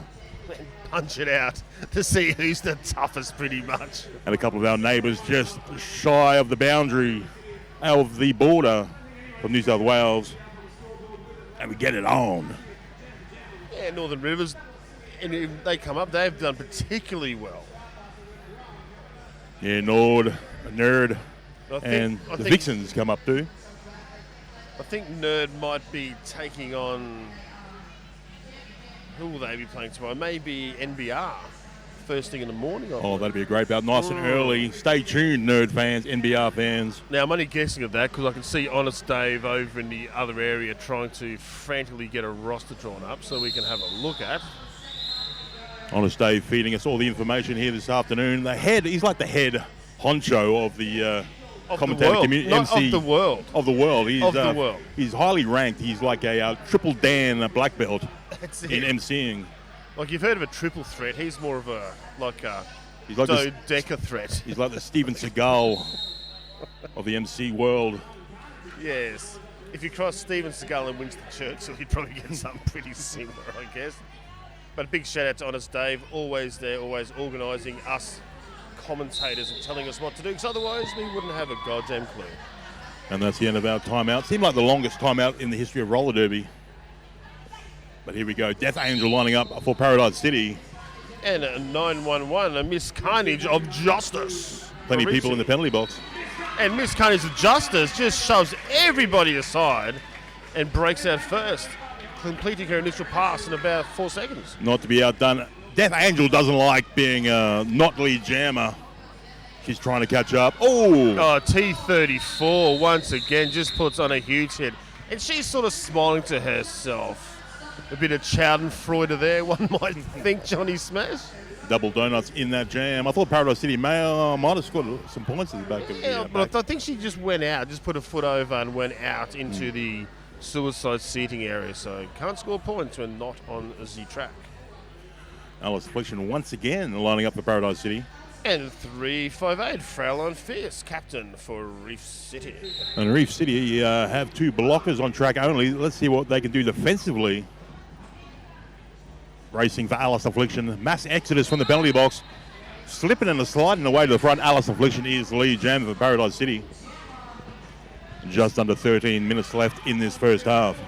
No, it's a very good service here. With what I've been hearing, it's sticky, if anything. And Alice Affliction just doing a nice apex leap and getting a full 5 points. Just a casual little hop, skip, and a jump on the inside line. Oh, no, I take that back 4 points, sorry. Everything Alice Affliction does, she makes it look so easy. Slam Panther rapidly becoming one of my favourite jammers, and it could be a great name for a rock band. Jamming for Paradise City. Could be a spin-off of Steel Panther, I guess. Steel Panther cover band. Yeah, that would be a sight to see. You'd have to be, be up to a big job doing that. Rattle and Bones in the penalty box for Paradise City. So Reef City have a slight pack advantage. And with 89, Rogue Rage out there jamming, almost just going to get past number 22, Brutally Blonde, and does go straight through the middle. And Richard awarded as lead jammer. Nice work. Reef City have that lead jam and status. Guns and Rosie joining Rutland Bones in the penalty box. And 357 Long Lash Massey just putting a huge hit on Slam Panther. Almost knocked her over into the scoreboard area. But straight back up, and Slam Panther just shrugs that off and keeps on going. Yeah, Slam Panther getting through for that initial pass.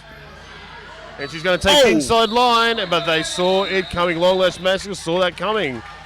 And limits Gold Coast to 0 points and picking up for Reef City 4 points for themselves. Moving on to 22. Reef City All-Stars 22. Paradise City All-Stars 89. City v City, Beach v Beach, All-Stars. The All-Stars.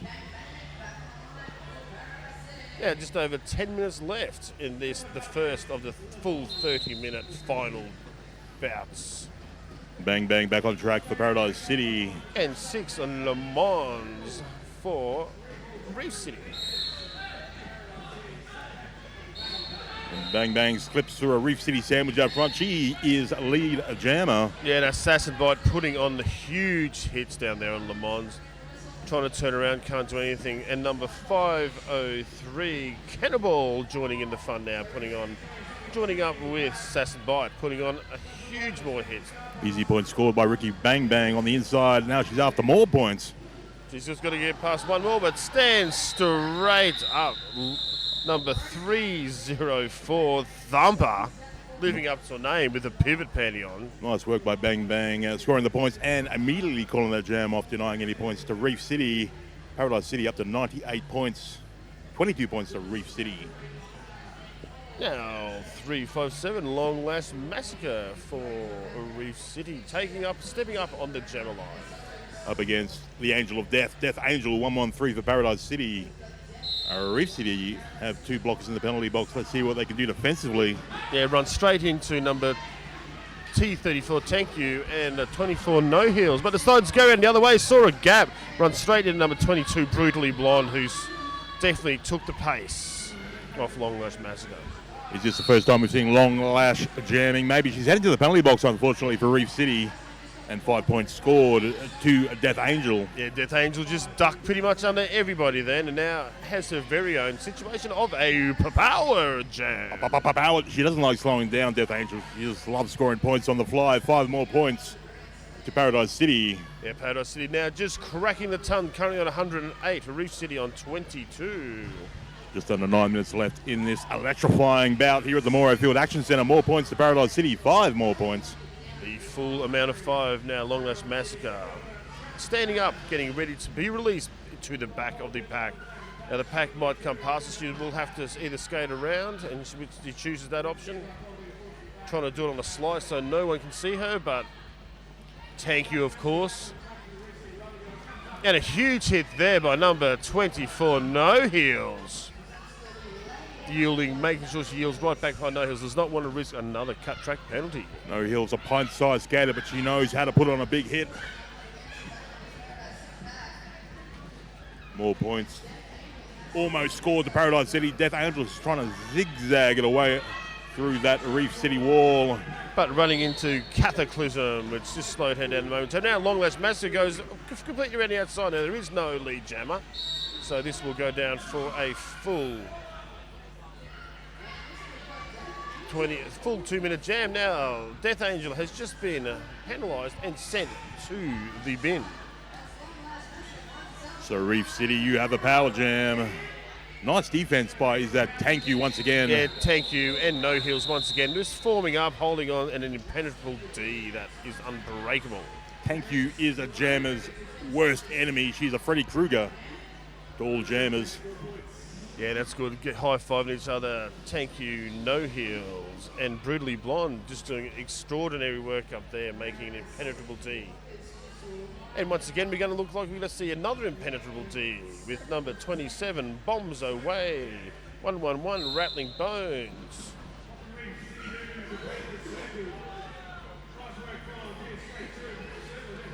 Oh, nice defense by Paradise City. Rattling Bones.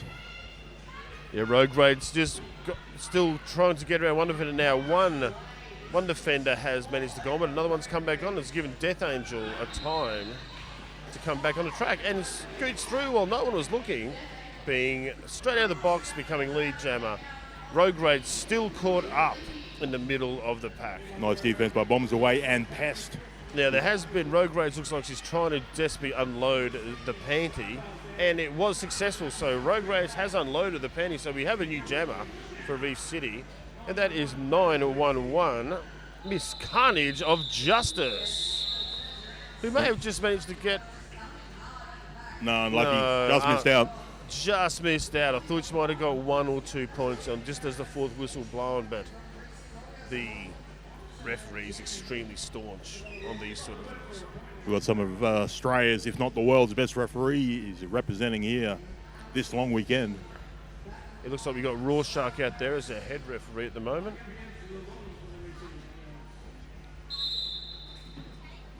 It only seems fitting that Rorschach be head referee during this bout. Beach v Beach. Yes, just patrolling both the beaches with Ezo waiting to pounce and just munch down. Alice Affliction resolved to the back of the pack. Nice defense by Reef City. A nice defense at the front of the pack this time by Paradise City. She's got to come right back as well. Le Mans, one of my favourite French skaters. Lead jammer is Alice Affliction. Now still got 5 minutes and 12 seconds left. Now Le Mans just putting in the boot to the opposing pivot, and No Heels just comes out of nowhere and just puts in his shoulder and brings Le Mans to the ground. That's a skate all the way, and they've already formed a D of destruction and held her right up no matter where Le Mans goes. No Heels, number 22 and Brutally Blonde. Yeah, nice defense. And I guess I wouldn't be surprised if that's Tank You in there as well. A Long Lash heading to the penalty box. 10 points scored in this jam so far. Still plenty of time left in this jam. That's number 111, Rattling Bones. Oh, that's a big gap on the inside line. 5 points. They take their score up to 143. Now it looks like Le Mans has actually got... looks like she's going to take off the panty, but manages to put it on. Just being pipped down the corner there by Brutally Blonde, and Le Mans will have to yield all the way back to Brutally Blonde. Alice Affliction is lead jammer. There's only 17 seconds left. She just scored another 5 points, so it looks like she will just keep on skating. Nice defense by Rattling Bones. Alice Affliction runs into that wall out front. After more points, already scored 20 points in this jam so far. Slips around the outside, scores the full 5 points. Oh, sorry, 4 points. Rattling Bones all over. No, No, you're points. right. 5 points. points. A grand slam, Johnny Smash. Does not get better than that. As well as that. 24. 3.5 minutes left in this first half. Reef City versus Paradise City. I've just got to mention they can barely hear, so I'll just turn this up a little bit. Yeah, crank us up a bit. Here we go. How do we sound now?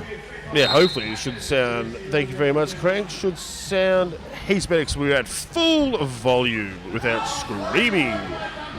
Bang Bang is lead jam for Paradise City on the first bend for Paradise City. I just said that. And 358 Fraulein Fears for Reef City Roller Girls. Nice defense by the likes of Sass and Bide at the back of the pack for Paradise City. No Heels comes out of the box and just straight away forms up a wall. Killer Bones back on track for Reef City. Now 911 Carnage has accepted the panty off Fraulein Fierce, having a little bit of trouble, just run straight into No Heels, having a little bit of trouble putting it on. It's about to, trying to put it on as going around the corner, which is quite perilous in itself. Ricky Bang Bang in the meantime scores 5 more points to Paradise City. And Ricky Bang Bang saw what was going on, saw the pass, managed to get past... Where's the white jam referee going? Oh, there he is over there. Managed to get 2 points. He's just talking to the crowd. Instead of keeping his eye on the job going, hey, fans. Once again, a big shout out to our referees and non-skating officials here at the Morayfield Indoor Action Centre on this long weekend. Slam Panther back on track, jamming for Paradise City. And 89, a Rogue Rage, almost getting to the front, just has to get past Thank You T34, which is a hard thing in itself. And also number 22, Brutally Blonde, just putting up a huge big wall there. But 358 Longless Base comes out of nowhere and puts in a huge booty block on Slam Panther, and still slamming Slam Panther, but Slam Panther sees a bit of a gap, trying to get around the outside, but Reef City doing extremely well, keeping them all going, but the pack. And there was a multiplayer block called, so Slam Panther gets a bit of a ride away from all those blockers. Cheers, Lee Jam. A big gap on the inside line. Nice work by the blockers for Paradise City, opening up a big gap. There was a massive gap, and 919 Cataclysm was just skating back, didn't see what was going on, because she was the only person that could have filled that huge hole. 2 blockers in the penalty box for Reef City. More points scored. Another 5 Grand Slam, to be precise. That score clicking over big time. Not much time left in this first half. Right, down to 40 seconds left. Paradise City on 175 points. 30 points for Reef City. And Rogue Rage has unleashed the Jammer Penny to number 919 Cataclysm, and who's about to take the inside line, but just meets a huge wall once again from a Thank You and bombs away. A couple of big hitters for Paradise City. More points scored in the meantime. Paradise City. This is turning into a big jam. 20 points scored. Slam Panther. Yeah, she lives up to her name of T34, as we know, one of the greatest Russian tanks ever made.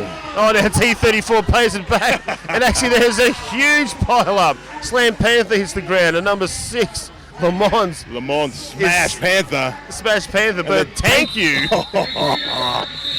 doesn't get much better than that. She's The like, action! Don't touch one of my girls. This is what you get. Even if it risks squashing a jammer. And that is half-time, Meat Biscuit. And that is half time. Then we have something going on. We have an official review by the look of it. It could have something to do with those massive hits. Yes, there was like a huge pile there. Raw Sharks has called an official review out for that one. On request by Paradise City Roller Derby, so it seems. So the score currently as it stands, 187 points to Paradise City, 30 points to Reef City. Speaking of half time, we'll just see what's going on there. Maybe they will get on the microphone and maybe tell us. They do have one down there. They may have forgotten about that, but hopefully. It's good to see the referees have a microphone on track. You can hear it online apparently, which is really cool. You can. But whether they choose to use it or not, let's have a look. I think it looks like Rorschach may have forgotten about it, but we will see. That's the Tropicarnage first, having a microphone hooked up in the middle of the track. So it is. It's good. Innovative. It is. It saves us making lies about what's going on. Yeah, just making up stuff. Once again, a big hello to everyone watching online on the World Wide Web on YouTube. Oh, here we go. Nat Rorschach sees the microphone. Here we go. Here we go.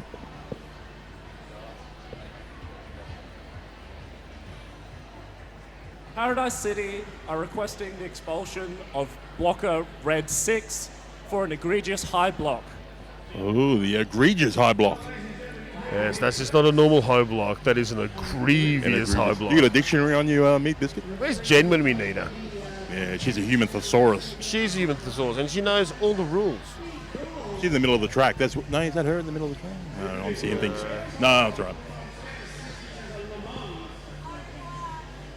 It's good we got a lot of skaters now commentating. They really know their stuff. Oh, in Jen's case, yeah, we've got great referees up there. And when you get skaters that referee as well, then that's a whole new kettle of... Well, unfortunately, Johnny Smash, it's a bit of a worry for us because we're just the ham up guys. We're just blokes who kind of rattle waffle on about stuff. So we got people trying to actually talk proper stuff. It makes us look like a bunch of chums. But I know a couple of rules. Jen taught me one or two over the weekend. I know, yeah. The whistle blows and they take off and stuff. Hit each other. And whoever's got the most points at the end wins. But hey, Mid Biscuit, don't forget our Extreme Skates, our main sponsor for the Tropicarnage Long Weekend. I'll never forget them because even if you're out there in World Wide Web, you want to come down, if your skates or any skating product you got, like those knee pads get so rancidly stinking. Yeah. And you don't even want them in your house. That means it's time you get new ones. So come on down and see Franca. You can smell the dirty, sweaty knee pads. It smells like Derby and victory here at the Moray Field Indoor Action Centre. And they're all fully stocked up over there, Extreme Skates. Not only do they cater for roller derby, they cater for all types of roller sports. So go check them out online too. I believe they have. I thought they had free mailing in Australia. They do. Yeah? Free mailing worldwide at the moment. Worldwide? Not just Australia-wide, but worldwide. That's how much they care, Meat Biscuit. Extreme Skates. So for any players that come down here and just decide to, upgrade to a new set of skates that actually fit properly, and you've already got all your excess luggage full of grog or whatever, you can get them to send them up for you. Have you seen my bag over in the corner? I have seen your bag. It's starting to drip. Oh boy. I used to smuggle beers into the old Carrara bouts, if you remember. I do remember. And it was pretty funny because you were the only person that was drinking this particular type of beer. Yeah, they only sold 4X Gold. Anyway, that was back when I was an alcoholic. That's it, seeing the count of red cans like no tomorrow. Anyway. Hey, there's a man on the track. Royal Shark will see him and won't be too impressed. There's a random man just come and take a photo. Yeah, we're up here in the balcony of the Morayfield Action Roller Derby Centre for the big long weekend. A bird's eye view of the derby going on track. Surrounded by blow-up flamingos and zebras. Speaking of blow-up things, have you noticed how many blow-up lounge chairs there are in this joint at the moment? It's just ridiculous. Like, there's at least 15. There must be a sale somewhere. There must be a sale somewhere, hey? I put it out there the other night at the men's bout to everyone to steal their couches from their hotel rooms. But I don't see any hotel couches. Well, there's been a lot of deliberation about this expulsion, and even Harry Spotter himself is standing up, ready, poised for action in case. There's a derby mind for you. I know he's coming over. I know. Oh, he is. He's walking over this way. Harry Spotter's going to come and put his 2 cents worth in, but we'll see what happens. Most people put 2 cents in. He puts at least 10 cents in every time he speaks out. Referees determined that the block that caused the white jammer to fall was primarily legal. Referees could not corroborate any illegal actions that would lead us to expelling the red blocker. The no call will stand. Paradise City lose their official review for the first period. There you go. You hear that, viewers? A non-egregious block. It wasn't judged egregious. Is that the right word? Did I say that right? Well, it is, and it's like sounds like we're going back to the Terry Lewis days where everyone saw it, but it was unwilling to say. Egregious. Look it up, Derby fans, and post it online. The dictionary version. I think that means you did it with hate. With hate. Oh, here we go. Harry Spotter's coming down now to talk to... Hate's a strong word, Meat Biscuit. Anyway. Well, it rhymes with skate so well. Yeah. Skate and hate. There you go. Now, I think Harry Spotter just come down and said, yeah, you're lucky if that was me out there. Now we've got both teams swapping benches as they do. Yeah, just from one sweaty bench to the other sweaty bench. Just neaten up the areas a little bit, make it a bit more homely.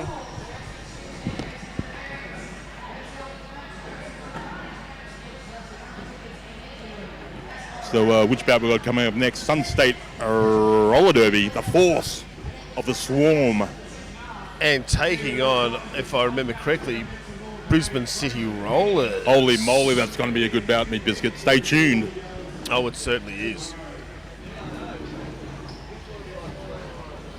While we got Honest Dave up here, I'll just check with him. Hey, Honest Dave. So whoever wins this bout, do they go straight into the grand final or have another semi-final? Okay. Let's point the microphones at him. Let me just have a look at my draw. Hang on. Yeah, that's what Honest Dave's been all secretive about, sitting over in the other room away from us. And I know we do stink up here with the polyester shirts. Who's playing out there? Yeah, okay. So, yeah, the winner of this match goes into the grand final against the winner of the next match between Sun State Roller Girls and Brisbane City Rollers. And then the loser of this match will play against the loser of the next match in the 3rd and 4th place grand final tomorrow at 12 o'clock. So the 3rd place final will be at 12 o'clock between the loser of this game and the next game. And the Tropicarnage Cup 2015 Grand Final will be at 4 o'clock tomorrow afternoon between the winner of this match and the winner of the next match. Did you get all that, Derby fans? Thanks heaps on us, Dave. Sorry to put you on the spot, but these things That's a lot of happen. information to take in. That's it. Now, imagine if you would have been sitting there telling us to say that. You might just do it yourself. That's all, yeah. Sometimes when we head into the centre of the track and get that information off the referees, they tell me that, a whole lot of stuff like that, and I forget it all. Which is why Video Bob has come up with the brilliant idea of leaving a wireless microphone down. Makes life so more less stressful. That it does. You know, I commentate, but I'm not that good with words.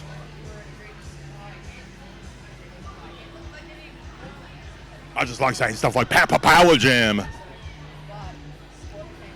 And for all you Reef City Roller Girls fans in the background, you might be able to hear from up in that area. Psycho Dyko is sitting there right behind me talking to Dave as well. The awesome Psycho Dyko. Yes, having plenty of commentary action down here. It's good to see come all the way down. Psycho is famous up north. She can't walk down the street without, getting bombarded by autograph hounds. And also, we got standing right beside Psycho Dyko, his very own Mr. Mayhem as well. Coming down all the way down from Cairns. Beautifully dressed too, by the way. We should see both of them are wearing like fur coats on at the moment because it's about like 32 degrees, so they're sitting there shivering. All this talk of El Nino and El Nino didn't show up.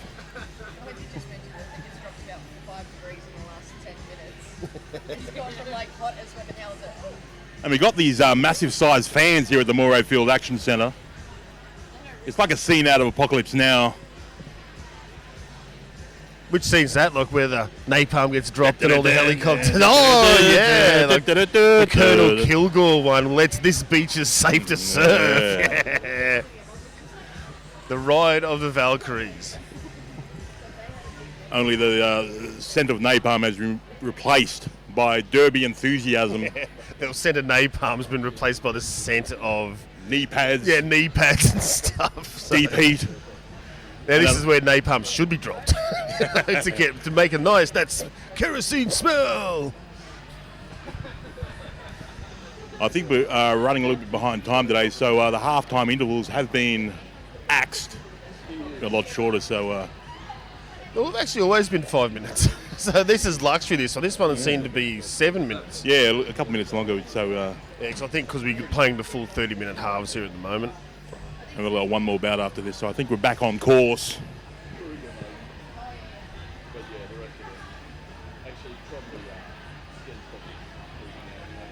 There's someone watching from New Zealand. Surely not. They don't have technology like the interweb over there, do they? Rua, are you also known as Raven? Just putting it out there.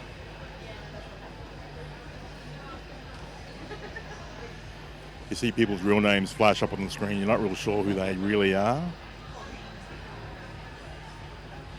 Yeah, it hasn't got, maybe it's Rua Kill How or something like that. You never, always got crazy names around the place. And Michaela's saying, rah, BCR, they are up next.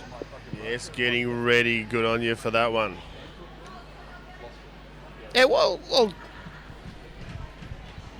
the name of the girl from Rockhampton?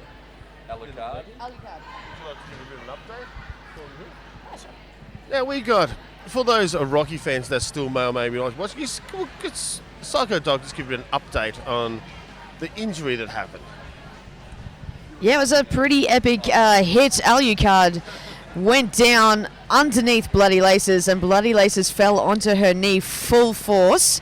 No control over that whatsoever, and Alucard's knee dislocated. Apparently it's a common thing, but normally pops straight back in of its own accord. This time, however, it needed 2 green whistles and a little assistance from the hospital.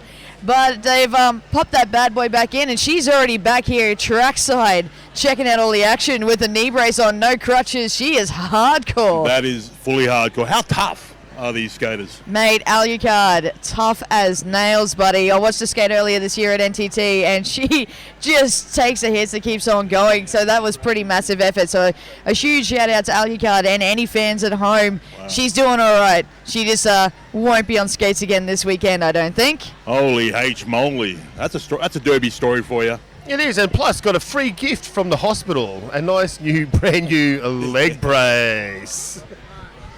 Double whistle. Yeah, double whistle.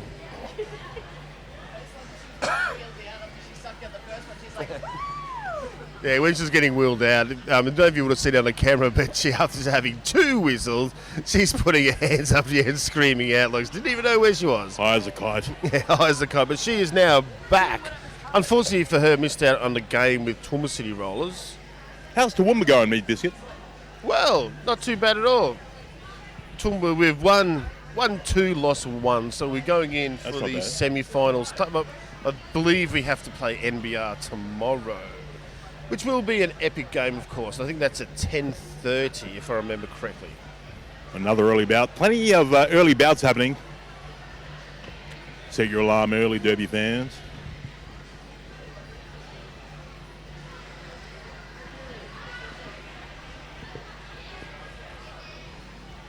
Now, according to the big roller derby scoreboard we got here at the Moray Field Action Centre, 2 minutes left before we kick this second half off. Reef City versus Paradise City, All-Stars v All-Stars. So many stars, as we mentioned earlier.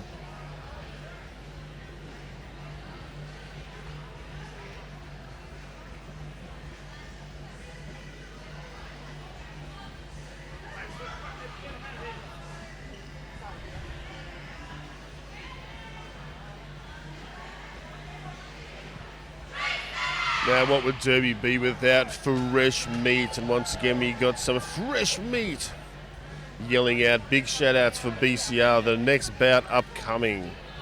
Hopefully you will be yourself a BCR superstar. Up there with the likes of Slash Your Heart Scarebear, Kimber Kazi, Floor.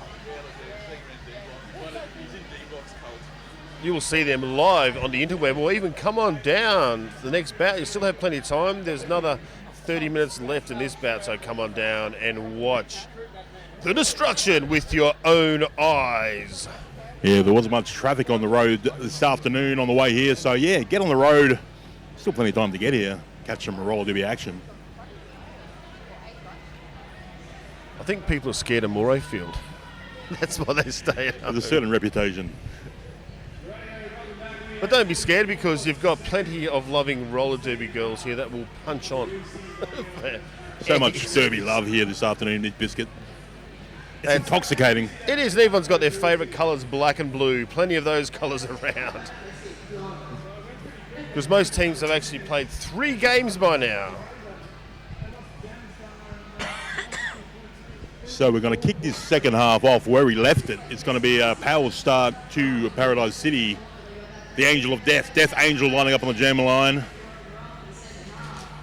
And Reef City find themselves with a jammer and a blocker in the penalty box. Dipolar Bitch in the penalty box. Yeah, now we got myself, Meat Biscuit, and Johnny Smash doing the interweb net thing feed. And to our left, we've got Psycho Dyko and Mr. Mayhem, both from up far north, doing the feed for all those lucky enough to be here. So that's why they put all the good commentators on that feed and just put, the others on the live feed. Here we go. Our second half is underway. Death Angel has one blocker to get past. She's lead jammer. Paradise City wasting no time. No, certainly not. And already forming up a D, waiting for 919 Cataclysm to enter the pack. Death Angel trying to luck on the outside. Tries that inside line. A bit of a hit and spin. Scores a full 5 points. Yeah, Sassenbot down there giving out some good orders, what to do, letting everyone know who's coming where, what's going on.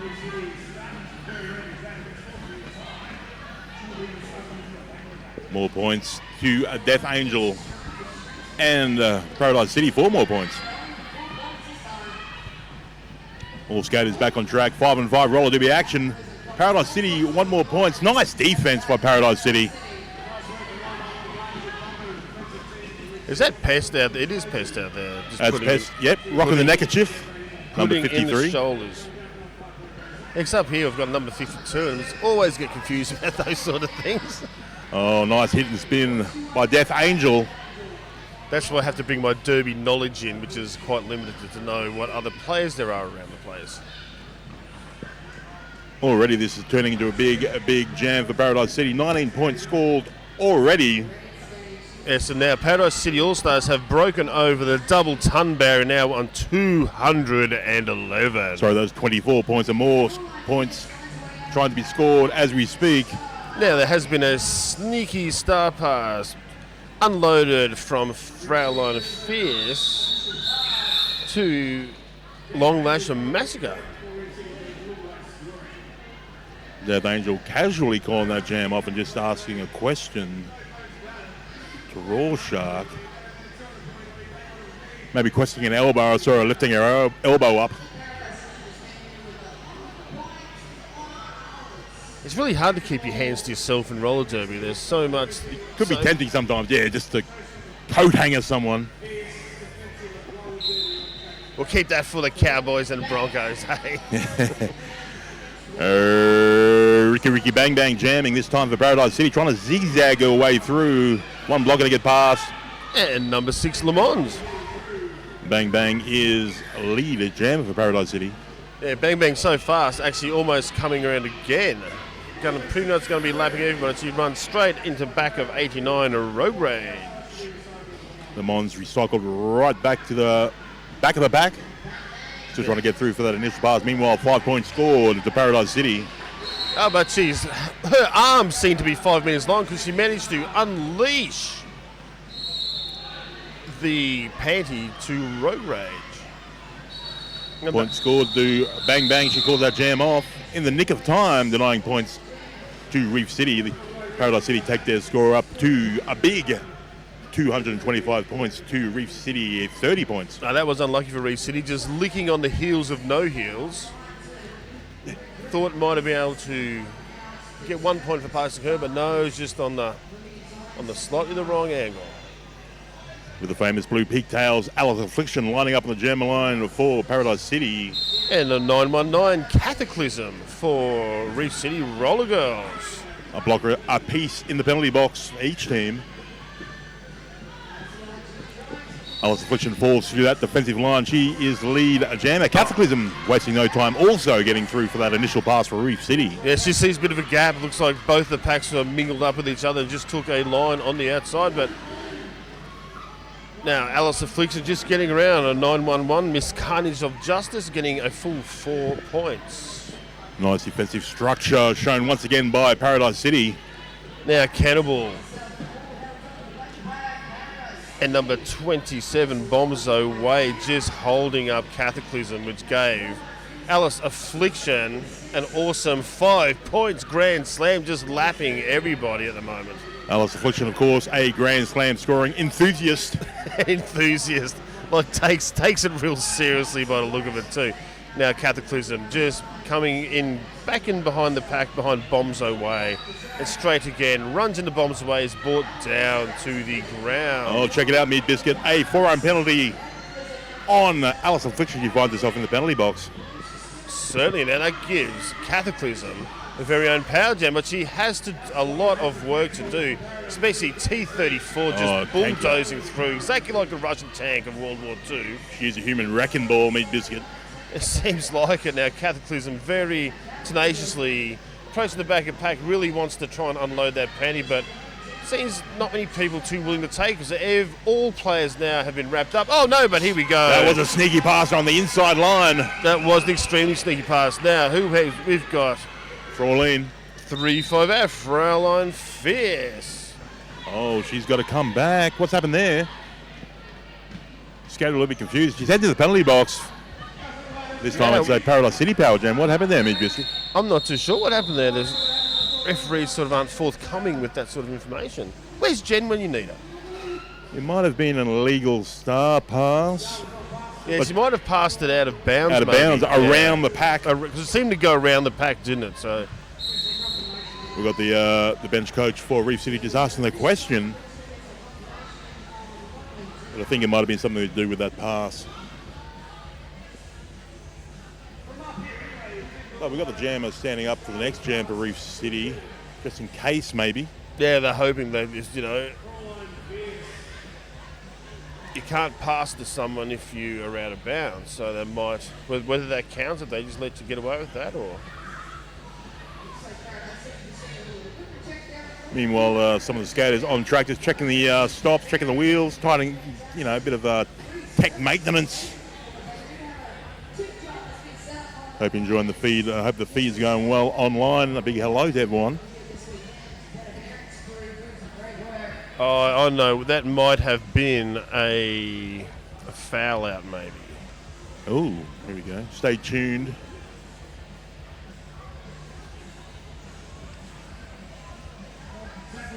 Yes, there's two players now that look like they may have even fouled out. So we'll just have a quick look, but it looks the penalty trackers do have their pens in their hands, which always means something really serious. But we are starting this next jam off as a power jam to Paradise City. Slam Panther is the lone jammer on track. Score 239 points to Paradise City, 35 points to Reef City. Still 24 minutes left in this second half. Plenty of time. Lead jammer, Slam Panther.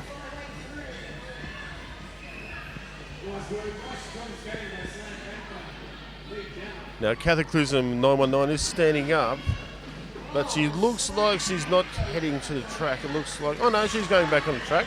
Yeah, back on track. We've got a jam at Reef City. All skaters are now back on track. 5-on-5 roller derby action. Slam Panther trying to sneak away down that inside line. Unlucky, just gets bumped into the centre of the track.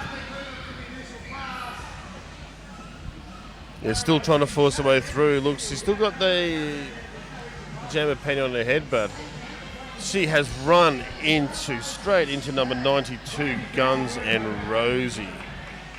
Once again, there was that awesome sneaky pass there. Just picked the exact right moment. Everybody was watching something else. So it actually has passed it now to 358 on long lash. A massive. Oh no, it fell on fierce. Sorry, 358. Not 357. Slam Panther runs smack bang into the back of that pack. Oh, shanking. I believe it's a shanking. 2-1. Yes, it was Reef definitely City. a 2-1 shanking out. Reef City. Or is that 3-1? 3-1. 3-1 even. Look at that. So there you go. Reef City scoring more points in that jam.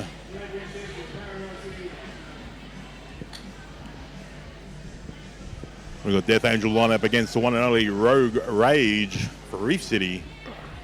Now it looks like we can sort of almost see the penalty tracker scoreboard. It looks like two of the Reef City players are very tenuous when it comes to one more penalty and they will be expelled. But look at this! Meat Biscuit, Reef City have that lead jammer advantage. They certainly do now. What they're going to do with it is number 89, a Rogue Rage. Here comes Death Angel.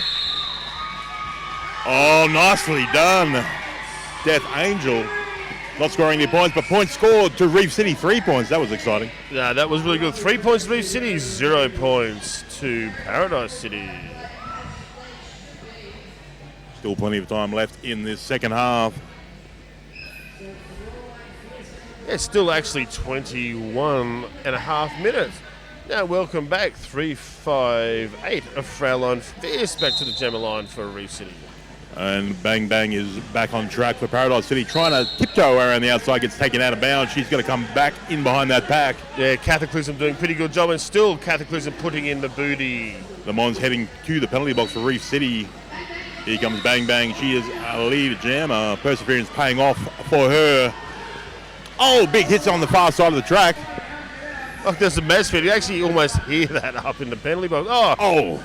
Did you see that, Johnny Smash? Like a flash, 5 points scored on the inside line. That was nice air shown by Bang Bang. Very good air time, actually. It's probably like about 50 centimetres off the ground. Good hang time. Good hang time. She didn't do any tricks or anything, but can't ask too much. Oh, fantastic defense at the back of the pack. Oh, 4-arm penalties on that blocker for Reef City. Now, that might be potentially the end of that blocker. She's been in that penalty box a fair few 919 times. Cataclysm. It seems like. Yep, the penny's out. Yeah, keep an eye on that penalty box. We've also got number 83. What's it, 89? Must be Road Rage. And no heels for Paradise City heading to the penalty box. Oh, 85. Dipolar bitch. Bang, bang. Calls that jam off for Paradise City. Just under 20 minutes left in this second half. Yes, and there is 919 Cataclysm just got too many penalties and just being she's out of here. Told in no uncertain terms by the penalty box. Just make your way around the outside. Do not talk to anybody. Just get your stuff. Avoid eye contact. Yep. So Cataclysm is out of here for the Reef City Roller Girls. And we have one other. Looks like she may be multiple ejection. It's very close. I can't quite see who from here it is, but there's someone up there who's only got one penalty away from also being expelled. Now Shirley's just going out to make sure that 919 Cataclysm has left the stadium. Yep. They take this very seriously. You can't, like the old days, can't just hang around, drink rum and abuse everybody once you finish. There's loitering, no loitering. And heckle people from the sidelines. That's it. Also, some of these referees tonight were competing in the men's bout on Friday night, Tropicarnage Eve, like Shirley and Akubra. Matania, you commentated that one, I think, didn't you? Yeah, that was a fantastic bout to call, along with the junior bout on Friday night. Yeah, the junior bouts, that's the way of the future. And it was the G-Man. He came on momentarily after a bit of an absence and had a bit of a skate and left. He's like a rock star, just rocks up. It's that hair, that's what does it. Yeah. What did someone describe him as the other day? A shaggy version of the paddle pop lion. That's about spot on. It's good to see the blokes getting amongst. Was Hank Fister playing as well? Or? Hank Fister, I love it when Hank Fister calls. I just love saying Hank Fister. I know, it is good. And Hank Fister, speaking of him, Extreme Skates. Looks like they're just getting ready to close down for the day because, yes, it is 6 o'clock on the big derby clock. As you mentioned earlier, you can get online and order stuff online from Extreme Skates as well. They are our sponsor this long derby weekend. Alice Affliction is lead jammer for Paradise City. She calls that jam off. May have scored a point. No. 1 point. Now 9-11 miscarriage of justice. Just managed to bounce around a bit but did not get through for initial pass. But there's plenty of time. We still got 18, just under 19 minutes left. So much time left on the scoreboard. Now it looks like we've got number 358, Fraulein Fierce. And she's lining up against the Angel of Death, Death Angel. Angel, that sounds so scary. I would not want to be lined up in the general line beside the Angel of Death, I can tell you that. I think it's also the name of a heavy, heavy metal band, Death Angel. Death Angel. Oh, very, very tight pack running the first bend. Death Angel just coppers some big hits out front, but takes the long way around. But lead jammer. It's straight up. Reef City. Fraulein Fierce for Reef City, but look at Death Angel. We got some jammer on jammer. Accioni, big cojones, and that jam is being called off. Yes. Death Angel, the Reef City's pack was at the back that time. And the Death Angel was bearing down, so there's only one thing you can do there, Fraulein Fierce, is call that off because you might give away some points that you might not be able to get back. Yeah, Death Angel is a menacing figure on track. She is all business, no doubt about it. Now, if it was around the other way, if Paradise City were at the back of the pack, that would have been an awesome opportunity to score some points, but you don't want to give any away. Now we've got 9-1-1, a miscarnage of justice. Slam Panther out front, almost trying getting away through, just trying to zigzag away to the front, almost comes a big hit. Oh, that was a huge hit there by number 304, Thumper, living up to a name. Oh, that's a cutting penalty. Would have been just out of track. Yeah, just out of track, but just Thumper just rattled her so much that now Miss Carnage of Justice has a very own power jam. Okay, Reef City fans, make some noise at home around the outside. Look at that. Yes. Straight around the outside, getting a full 5 points. Oh, yeah, Reef City scoring the points. This is a power jam. Let's see if they can take full advantage of this 30 seconds. Yeah, now here we go. Reef City just trying to do the old shepherd around, but run straight into 111. Rattling Bones. Oh, Rattling Bones. As I mentioned earlier, she loves physical roller derby. They've got some big hitters on track, Paradise City. Seems like she loves physical violence as well, just quietly. Oh, we've got plenty of big hits. Slam Panther just, speaking of big hits, just slams herself straight into the pack and this manages to use blunt force trauma, go straight through the guts like a Civil War surgeon and back and scoring. I don't know how these skaters take so many big hits, but they're tough. That's just another example of how tough these skaters are, Meat Biscuit. Yeah, they look small and nice and all that, but they seem to be pretty tough. I just don't understand how it all works. Now, look at this. Look what Paradise City's doing. They're just forming up a huge... It looks like they're going to try and bust up the Reef City. Well, that's an intimidating formation. It's very intimidating. The triangle, the square of doom, I'm going to call it. That famous Paradise City. Oh, and the opened up. And Bang Bang just says, oh, well, there's an opening there. I will just take that straight up. And Fraulein Fierce just cops a huge hit from 22, Brutally Blonde. Yeah, nice defense once again by Paradise City. Oh, nice skating around the outside. But Bang Bang, that was a penalty. Bang Bang knew she did it. She was actually looking at her jammer referee as she's doing it, going, yeah, you saw that, didn't you? Yeah. Yep, I certainly did, Bang Bang. Off you go. So we've got another power jam to Reef City. Let's see what Reef City can do. All they got to do is get past number 24. They got around 24. No Heels got only one more play to get past, and she is clean. Well done, taking a big 3 hits.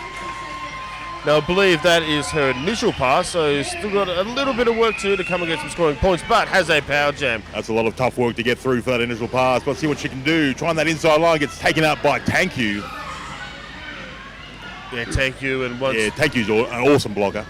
And also, we got No Heels back up the front again. Oh, we got Thank You. He's just putting on the ultraviolence too much. Oh, look at this. Fraulein Fierce just does a shimmy and actually goes around Bang Bang as well, getting 5 points. Fraulein Fierce selling some big time candy. And now Bang Bang seems to have got 5 points as well. But who are we to... Yes. Who are we to question the referee? So yeah, Bang Bang gets 5 points as well to add to the total for Paradise City Roller Derby All-Stars. Their score is now 271 points, maybe up 275 points. Well, only got 4 points that time. So realise there's a bit of a deficit, so that's good. It all works out in the end somehow. Bit of a spin by Bang Bang, scores the full 5 points, taking the score up 280 points. Yeah, Le Mans just putting the shoulder in on Thank You, but called off. But Reef City get an awesome 4 points out of all that. Reef City take their score up to 59 points, and there's still just under 13 and a half minutes left in the second half. Reef City v Paradise City here at the Moray Field Action Derby Centre.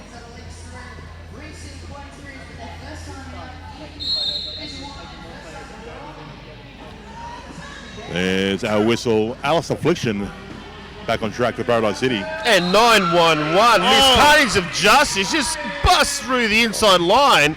Getting lead Gemmin has actually put half a track's length on Alice Affliction. We've got a couple of fast jammers on track for both teams. And once again, managed to stay. No, she did cut. She just put one wheel Must over be a toe the edge. stop in it. There's only seriously 7 minutes in that. Very unlucky. But it looked good, Meat Biscuit. It did look like she had just got around so well, was about to power on and get herself. She got 4 points anyway, just missed on the last one. The level of roller derby just improves through the roof each year. Some of the moves you see on track. Yeah, it is. It's getting actually on the point of ridiculous. We noticed when we first started, it always used to be short shorts and hot pants, and now it's full on compression suits, Johnny Smash. How times are changing. As Bob Dylan used to say, Death Angel back on track jamming for Paradise City. Gets through. She is lead jammer on the second bend. This is a power jam. Speaking of short shorts, a big shout out to Little Outlaw, if she is watching. The shortest short shorts that could possibly I've be. ever seen in my entire life. I think it's classified as the belts. It's not really shorts. It is now. We got another girl, Panther Paws, number 69 for TCR. Yeah. Looks like she wears her children's clothes. So, keeping the short shorts alive and well, and in the dream anyway. Yeah, definitely. More points scored in the meantime. I have to stop thinking about short shorts. Another 5 for Death Angel.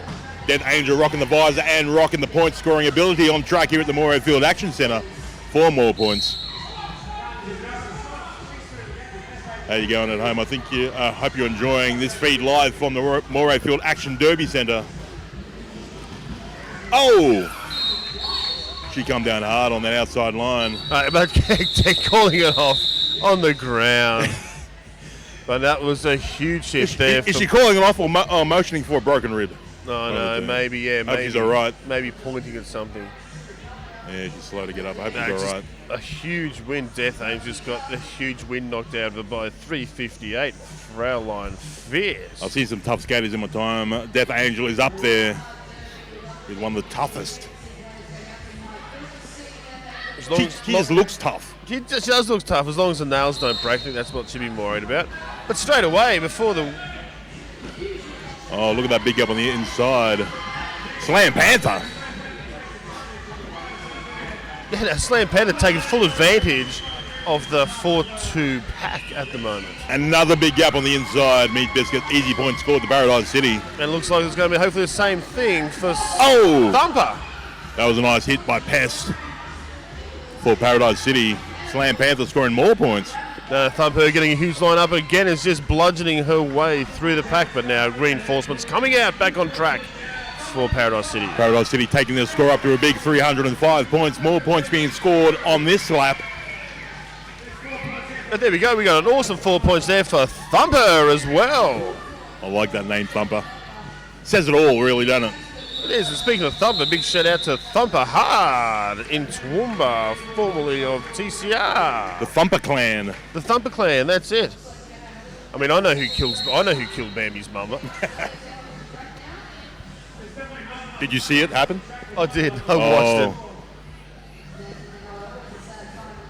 It was sad, but you know, these things happen. Okay, we just got just under 9.5 minutes left on the big roller derby clock. Paradise City sitting on 311 points. Reef City 67. It looks like we got a 358 Fraulein Fierce. And there has been an official timeout called. Bench coach for Paradise City, Ollie, just asking a few questions of our head referees.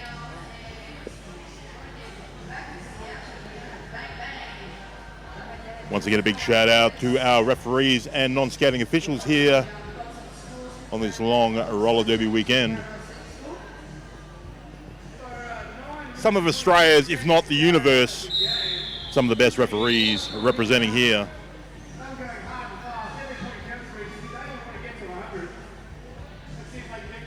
Now, Cairns just clawing their way, hopefully to 100 points in the very near future. 67. There's that rectangle of doom again. It is, and it's just so intimidating. Like, yeah, you see a lot of the teams. Yeah. Like, where do you go? Where do you go? A lead jam at Paradise City. That is bang bang. Now, Fraulein Fierce just manages to unload the old pant, hook right in up there behind No Heels and Thank You, but unloads the panty to 911, Miss Carnage of Justice, but... Oh, I just heard out of the corner of my ear, Long Lash may have fouled out. Yeah, but she actually had one penalty left for a long period of time now, so... She managed to get through. It's almost a Tropicarnage tradition for Long Lash to fail out. That it is. She lasted a fair while. It wouldn't be a Reef City bout without Long Lash failing out. Well done, Long Lash. Yes. Always puts in the effort. Oh, well, man, puts in so much effort that you get penalised for. That's the problem. That's what my old basketball coach used to tell me. If you don't foul, you're not having a go. Yeah, that's exactly right. Now we got number 304, Thumper, with the jammer panty on, just pushing her way, trying to get past Thank You and number 27, Bombs Away. Thumper's heading to the penalty box. She is for a high block. Alice Affliction is lead jammer, and she scores 5 points. Oh, and the pivot. Assassin Bite. Assassin Bite comes in, just have a bit of a sit down as well. Okay, Alice Affliction wants to score some points here, gets around that last block for Reef City and scores another 5 points. Yes, pushing on to 332 points. Alice Affliction calls that jam off with just over 7 minutes left in this second half. Paradise City sitting on a big whopping score of 332 points to 67 for Reef City. Now looks like we've got Fralon Fierce just asking a few questions down there of Shirley and Raw Shark. Now 6 minutes 53 left. Currently Reef City Roller Girls on 67. Paradise City All Stars on 332 with Thumper from Reef City with the jammer panty on, trying to barge her way past T34, but T34 just did a bit of a spin and just flicked her out now. Walling up there with no heels. Oh, look at that defense once again by Thank You. Nice defense at the same time by Reef City at the front. But Slam Panther manages to get lead jammer. Yeah, Dipolar Beats just slowing down Slam Panther for about 20 seconds. Thumper getting through for her initial pass. Oh, nicely done, Slam Panther. Yeah, but number 358, Fralon Fierce, just put in the old booty block. Go the booty block. I'm a big fan of the booty block. Oh, me too. I reckon it is a great thing. Road Rage lining up against Bang Bang for Paradise City. We're getting low on time, or as I like to say, still plenty of time left on the clock. Just under 6 minutes left. And a team timeout has been called by Reef City. And I think we've had number 85, a Dipolar Bitch, being fouled out as well. So we got, a few players being fouled out for Reef City. And I think there's another one there almost with only one left to go as well. So, but they still have a few, belly flop on track. What is that? Is that Slane doing stunts? It is Slane doing stunts. Trying the worm. That's an old school dance move. The old roundhouse, the worm to the roundhouse to the head spin. So if you're at home drinking, take a swig of your alcoholic beverage. Or if you don't have one, grab your friends.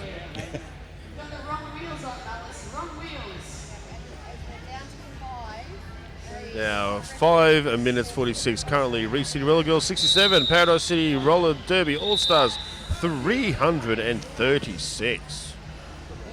Maybe it's going to keep an eye on the numbers for Reef City. If they get down to a certain amount, the ref could call the game off. No, that's...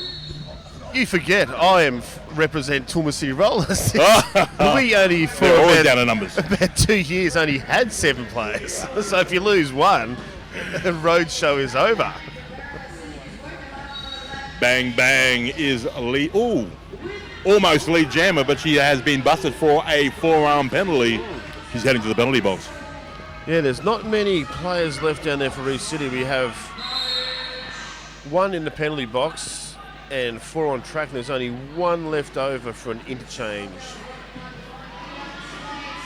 Pest heading to the penalty box, this time for Paradise City. And that's the initial pass for a Reef City. Carnage. 911 Carnage has taken the challenge up of having the panty now.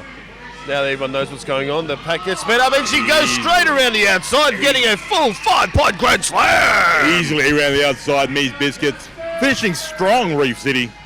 Yes, finishing actually very strong. Now just got to bust up that D. Tries the outside again, just gets spun out. But no, manages to stay in, but just gets enveloped by the D of Death, led by Rattling Bones, as usual. Once again, Rattling Bones putting in the big hits for Paradise City. Ew, nice. Bombs away. Skating on that inside line. Now, Bang Bang just blasts her way back on the track, but has not gone through. That was her initial pass. Nice defense once again by Rattling Bones around the outside of the track. Oh, number 89 just putting in the shoulder and Rogue Rage. Point scored this time, 3 points to Paradise City. Bang Bang. Actually dropped the first name. Is it just Bang Bang now? Oh! That was a nice hit. From number 6, Lamont, just holding her ground, standing firm. Smashing Bang Bang from 6 on that inside line. That's it, trying to do the old apex jump, but running into an immovable object. It's like Paqua gone all wrong. That is jam over. That was a physical jam. Not much time left on the clock. Just over 3.5 minutes in this bout. Reef City v Paradise City. Paradise City leading the way with a big score, 339 points to 77. Reef City. Now, stepping up for Reef City is a 304. Thumper had a bit of success. Thumper getting down low. She's up against Alice Affliction for Paradise City. Oh, she just actually demolishes the whole pack. Demolishes the whole pack. Oh, she's heading to the penalty box. Yeah, that wasn't the. Might have thought if you saw that camera, you might have thought it was a cut track, but it was actually a forearms. Because she was way out, but everyone else was on the ground. Alice Affliction with a 2 wall out front, just trying to push her way through, gets through on the second bend. She's lead jam for Paradise City. And it looks like Thumper only has 1 life left. I think I can see from here she's up to her 6th. You've got some good eyes, Meat Biscuit. Yeah, looks like it anyway from here. It's a blur to me. Oh, look at that. Oh, Alice. Took that from 358. Fraulein Fierce. Gets up a bit slow too, Alice. But yeah, she felt that. She's heading to the penalty box. Oh, she did. She did not come back in behind. Just must have seen the stars and thought she was perfectly okay, but no. Those all stars. So that means that is a power jam for Reef City Roller Girls and Thumper. 2 minutes to go on the clock, Meat Biscuit. Oh, and Thumper goes around the outside and gets. Oh no, that was her initial pass. That's the initial pass. But this is a power jam. Let's see what Reef City can do in this 30 seconds. Now, Reef City has 4 blockers. Paradise City has 3. And Thumper goes backwards, skates around backwards, gets the full 5 points for Reef City. Oh, that was like Torval and Dean. It was. All we need. Well, Dave was playing Blur before, but all we need now. And she goes around the outside of her team and does the same thing again. 5 points. That Meat Biscuit, they're finishing very strong. Not much time left on the clock, just under 1.5 minutes. Points scored. But there is no lead jammer, so this will go all the way down to the end. He says, get around, play for another. Is that another 5 points? It is another 5-point grand slam. That was a trifecta of awesome passes. Reef City turning it on here at the Moray Field. And all the Reef City fans, I don't know if you can hear this in the background, but everybody is just gone a mongrel over what they just witnessed. And the commentary box up here just gone crazy too. Awesome stuff here at the Moray Field Indoor Action Centre. Just under a minute left on the clock. Now we have a team timeout called by Paradise City.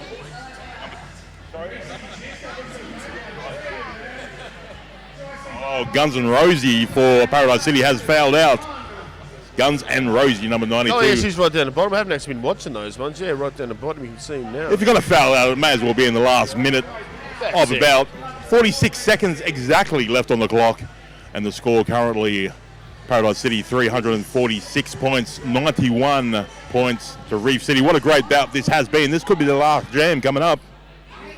No, it definitely could now. We got Toowoomba Kilt out there in his striking black Johnny Cash outfit. Striking is the word. And he cuts a fine figure. Blinding almost. Yeah, Sporran, official watch, everything that a man needs. I hope you've enjoyed watching this bout at home, online. Yes, they're just holding the tension up on purpose, I think, Johnny Smash. Building up the suspense for the last jam. Here we go. This could be the last jam. Carnage lining up against a Slam Panther on the jammer line. Paradise City have one blocker in the penalty box. It's number 22, Brutally Blonde. Yes, and she's actually been putting in a fair big hit, so she will be missed in this last jam. She wouldn't mind having a bit of a break. She's had a big bout. Brutally Blonde. Carnage almost through, but check out the defense. Oh, yeah, from 358, Fraulein Fierce making a yield all the way back, Slam Panther. A nice defense by Reef City. Slam Panther trying to sneak away down the inside line. Oh, and she does. Goes around the outside, but just of a huge throw. Yeah, Slam Panthers lead jammer. Now 911 Carnage still trying to force her way through for a scoring, but manages to stay in, but cannot get past. Trying to unload the panty to number 6, Le Mans, which she does, but Le Mans does straight onto that as well. That jam has been called off by Slam Panther, and that could be time up, Meat Biscuit. No, that certainly will be. Now, Reef City will be a little bit disappointed they didn't get to 100, but still, 91, a very respectable number. And Paradise City, 351 points. What a fun bout that was. The second last bout of the second day. Oh, no, that was great, pulling out all the stunts, all the action. I've got to love these Division 1 games. Oh, how awesome is it to call and watch. Just the athletics, the speed. And the crowd loving it here at the Moray Field Indoor Action Centre. It's good that the crowd are still here just watching, but watching just the last couple of games, and it is 6 o'clock, 6:15 at the moment. Now we have one more game left, and of course that's Brisbane City Rollers taking on the Might. The champs. Undefeated so far in Tropicarnage Cup. As far as I know, undefeated in Queensland. Okay, that is the final score, Meat Biscuit. That is the final score. 91. Reef City Roller Girls All-Stars to 351 Paradise City Roller Derby All-Stars. Oh, what an awesome bout that was once again. Paradise City taking this one out with a big score. That means they're moving on up. No, that's it. So they will probably... Looks like it's going to be a replay of the last 2 years with... Unless BCR can pull some absolute magic out of the hat and knock off Sunstate. You never know, Meat Biscuit. Could we have new champs? Oh no, I always hope for these things all the time. This is what dreams are made of, if that is the case. Well, I hope you enjoyed watching that bout. We're going to sign out. I have been Johnny Smash. And I have been and still am Meat Biscuit. Most definitely. See you later. Thanks for watching out there in the worldwide Derby web. See you later.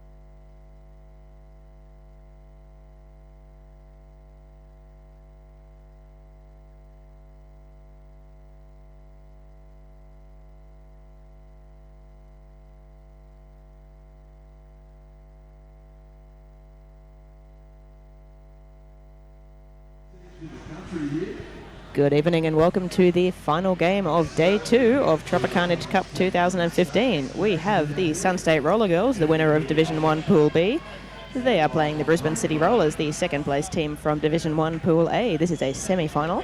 The winner of this game goes into tomorrow's grand final against Paradise City Roller Girls, who just won. The loser of this game goes into a third place playoff against Reef City Roller Girls. So no matter what happens, it's going to be interesting, eh, Jen? Certainly is. My name's Pants, by the way, so it's the first time for me to announce with Jen, and very thrilled with the prospect. Nice to have you here. Alrighty, it looks like our teams are gathering. Sun State getting ready to do their traditional Sun State dominate. Indeed.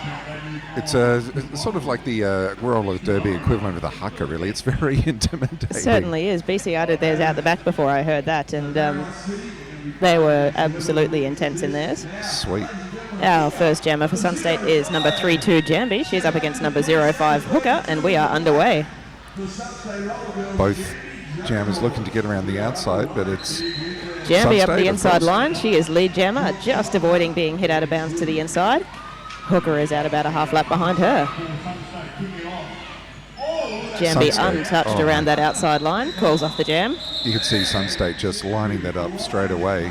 Very well drilled defense. If you're watching us, and we certainly hope you're enjoying the feed that's coming through, you'll see a lot of great defense work by the Sun State team. That's one sort of thing that, you know, in Adelaide we get to watch a lot of roller derby, but Sun State's certainly a different level, and I know that a few of the Adelaide girls will be tuning in tonight just to look and to see what Sun State can get up to. Certainly. Our score is 4-0. We have Fang Fiend for Brisbane City up against Cortisone in the black for Sun State.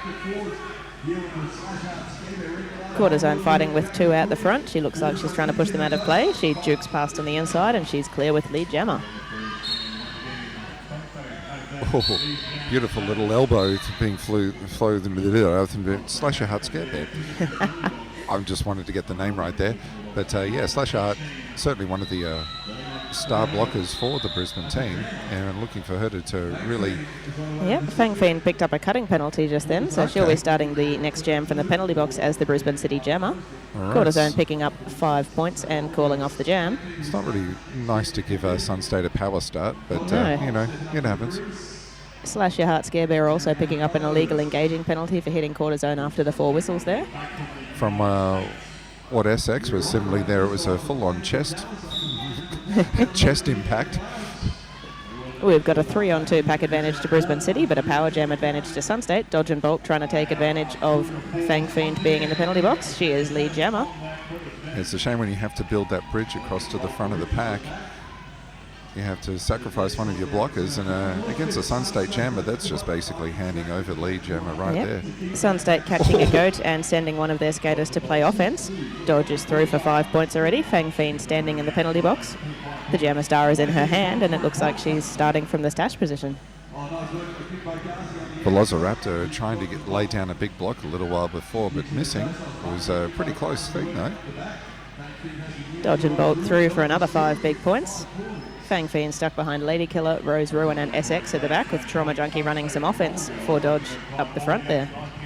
Great triangle defense and very well drilled, recycling the jammer Lady Killer back a long way. And again, just going almost halfway around the track backwards. Both jammers out of bounds, both teams cycling back. They've taken them almost an entire lap back around the track.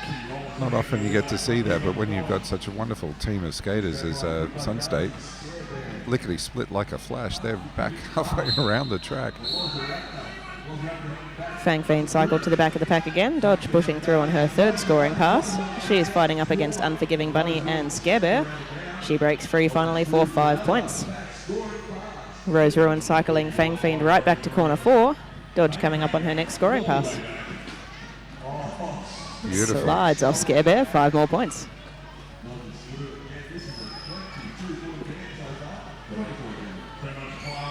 Straight through on the inside, little hop, skip and jump. Yep, through again. A little apex jump past Scare Bear, and Dodge is clear with another 5. Don't really like calling those apex jumps. It's more like an apex giant step. Yes, it's a little apex skip, as it were. it's kind of fun to watch, but at the same time, Yes. I like to reserve apex jumps for those spectacular leaps that you see every now Oh and yes, then. I tend to apply it in context as well. If you've got a more junior skater doing an apex skip, then that's a pretty big apex jump Yeah, for them. absolutely. We've got Jambi up for Sunstate. She is up against Rockhampton in the red for Brisbane City. 4-on-3 pack advantage to Sunstate with Kimbo Kazi in the bin for Brisbane City. And both jammers meet very solid walls. Oh, Jambi smash. Jambi is through for lead jammer, having just muscled her way through that Brisbane City wall. Yeah, she really gets her shoulders working in there and able to wedge open a gap. Certainly does. Jambi is exceptionally strong, and she's coming through on her scoring pass. I believe she bench presses cars just for shits and giggles, really. Oh, it's most likely. As I've just blown our family-friendly cover. Strike one. I to do pants. know that Jambi can deadlift double her body weight. Strike a light, Morris. That is huge. Mm-hmm. I can only dream of deadlifting a third of my body weight, I think, on a good day, when the wind's blowing in the right direction. I'm within about 2 kilos of my body weight deadlift-wise, but haven't quite got there. I gave it a go, and I tried to stand up, and I stayed exactly still. SX jamming for Sunstate. She's up against Tiny for Brisbane City. SX tiptoeing around the outside, holds her balance Yep. beautifully. Beautiful outside line balance there. She's clear with lead jammer. Tiny stuck behind BA, Melvin, and Rose Ruin. Trying for the faux panty pass there. Certainly did, but she's picked up a cutting penalty, unfortunately, and she's on her way to the penalty box. Yeah. Sunstate with another power jam. It's all well and good to wave your panty around in the air, but you've got to keep your balance at the same time. SX coming around at another scoring pass. She's earned 10 points so far. No, 4 points on that scoring pass. 9 points so far in this jam. I'm pretty sure that should have been a 5-point pass, but we'll just continue on. SX pushing her way through. She's got 2 blockers. Yep, dances around Regulator as the last line of defence. 5 more points. Yep. Calls off Gets the them. jam. Calls them off. Thank you very much. I'll have a little rest. I should be back on very shortly. 55-0 is the score at the moment. 23 minutes played so far. We're doing full 30-point halves in the finals. The minor rounds so far have been 20-minute halves. So it's a full-on derby. Certainly is. Up on the jammer line for Sunstate right now is Lady Killer. We have an official timeout.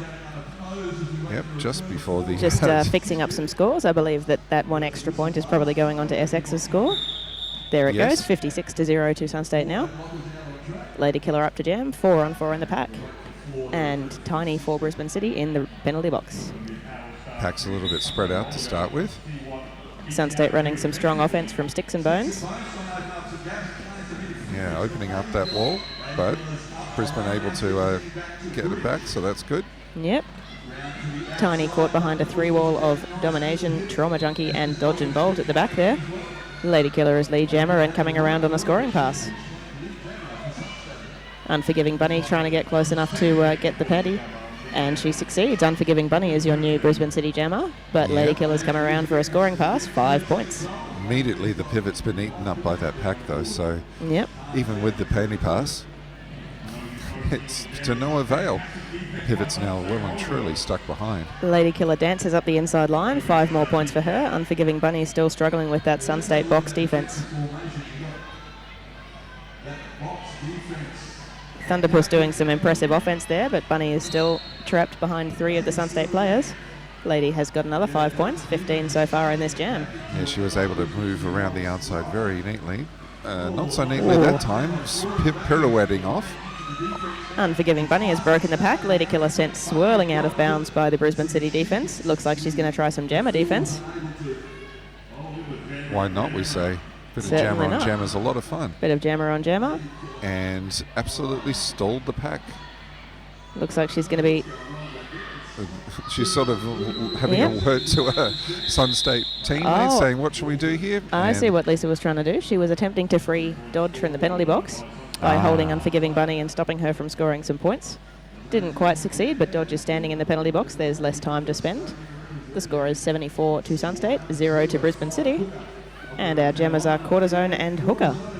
A lot of high fives in the Sunstate penalty area at the moment. Very happy with their progress so far. Yep, Sunstate, as well as intending to win games, they also go into games with plans of how many points to score, plans of how to execute strategies. There are a lot of things that they judge themselves on regardless of the actual scoreline at the end of the game. And probably a lot of things that they've picked up throughout their travels, taking on some of the world's finest at the WFDD Championships recently. Would have been a great chance for them to see other teams showcasing new strategies, new ideas, and to try and put them into practice themselves. Certainly have. Quarterzone is through for 5 points, having already earned lead jammer. And what looks like a cut track against yes, that is Brisbane. Hooker. Yep, so she's going to have to sit down.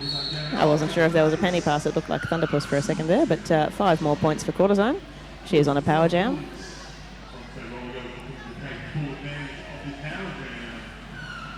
Swarming offense being run by Sunstate, trying to separate those Brisbane City blockers so that Quarterzone can skip around them.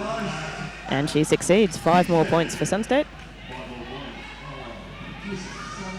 Brisbane City blockers just forming their wall again. Hooker standing in the penalty box. She'll be re-entering on her initial pass any second.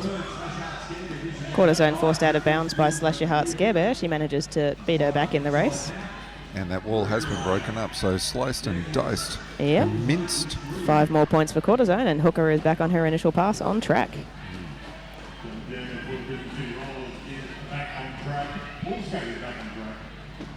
We're back to 5 on 5. Deathless Mahoney sending Quarterzone out of bounds, being cycled back. Hooker still trapped behind a formidable Sunstate wall of Jambi, Cocoa Nuts, and Shellraiser. Quarterzone through again, another 5 points. Nice little outside-inside dodge. Sort of very effortless opening up of the wall here by the Sunstate Jappers. Yeah, Sunstate's been working not just on one-on-one offense, but also on team offense. Effective team offense where it only takes a couple of seconds. You send all your skaters and clear out the entire pack, get your jammer through and reset in a defensive wall. Have to be very well aware of each other. I guess that's the whole point of drilling. It becomes instinct. Yep. We've got Beth Adder jamming for the first time for Sunstate tonight. She's up against Fang Fiend.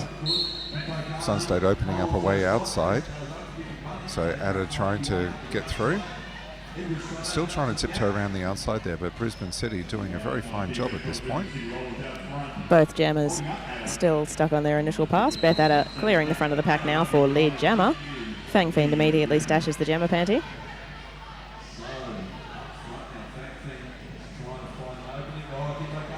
Trying to follow her pivot through there. Certainly Brisbane is. City trying Beth to Adder open comes it through up. almost untouched for a 5-point scoring pass.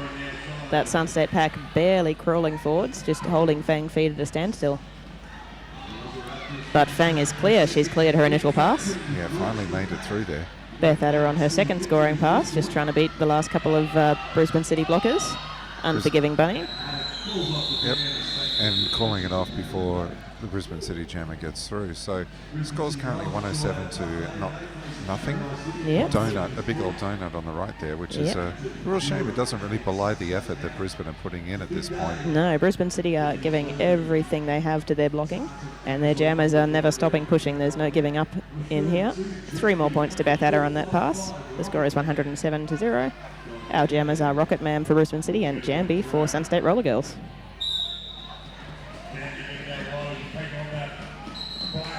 Straight through goes Jambi. She's your lead jammer. A little bit of a pile up there. Sasha Scarebear hitting the deck, but she's back up straight away.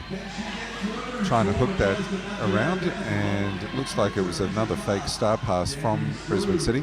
It's not a bad strategy. I know this is something that a lot of WFDD teams are doing these days. As soon as one jammer gets through, the other jammer just whips off the penny and tries to at least fake a star pass so it can at least open up a gap in the wall. But of course Sunstate are well and truly wise to all that sort of shenanigan. Certainly is. A jammer stash, the main benefit of a jammer stash is that it splits your defence's attention between the jammer and the pivot, because there might be any second where the pivot becomes the new jammer. So part of your focus is on keeping them separated. The other part of your focus is on making sure that you know where the panty is at all times. That's it. Rose Ruin jamming for the first time for Sunstate is through for lead jammer within a few seconds. Deathless Mahoney jamming for Brisbane City removes that jammer panty for the stash. She's charging up against Dodge and Bolt, SX and Quarter Zone up the front of the pack there. Beautiful work from Rose Ruin. They're able to sidestep against two of the Brisbane blockers, and that just opened up the way through on the inside. Yep, 5 points for Rose Ruin. Deathless Mahoney still on her initial pass, being taken to the outside by Quarter Zone. I think Rose Ruin almost ducked under the bridge there. Certainly possible. That's what it looks like from this angle. 5 more for Rose Ruin. She's coming up on her third scoring pass. Around the She is outside clear, again. completely untouched around the outside. 5 more. Deathless Mahoney still charging against that Sunstate wall. And I believe we've had a star pass at this point, or they're... It's hard to tell. It but is Rose extremely Ruin- hard to tell, but she and Unforgiving Bunny are right next to each other. No, they haven't released the star. 20-point jam so far to Rose Ruin.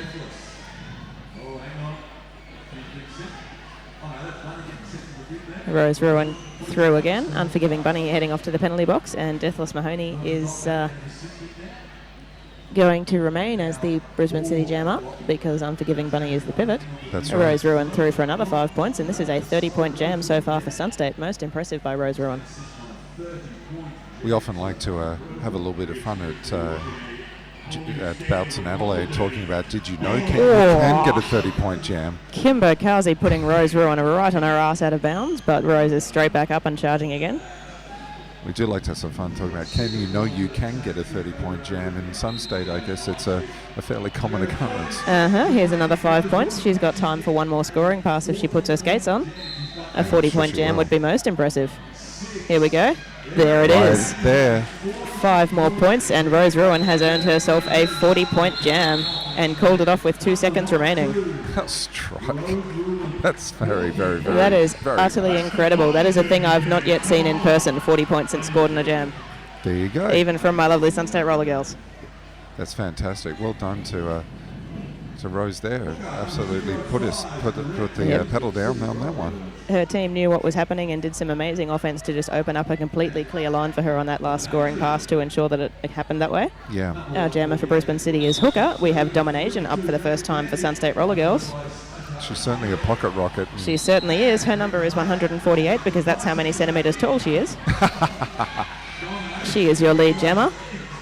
Of course, that's with skates on or without skates on? Without skates on. Well, see, it's cheating then. Hooker has broken the pack. Domination coming through on a scoring pass.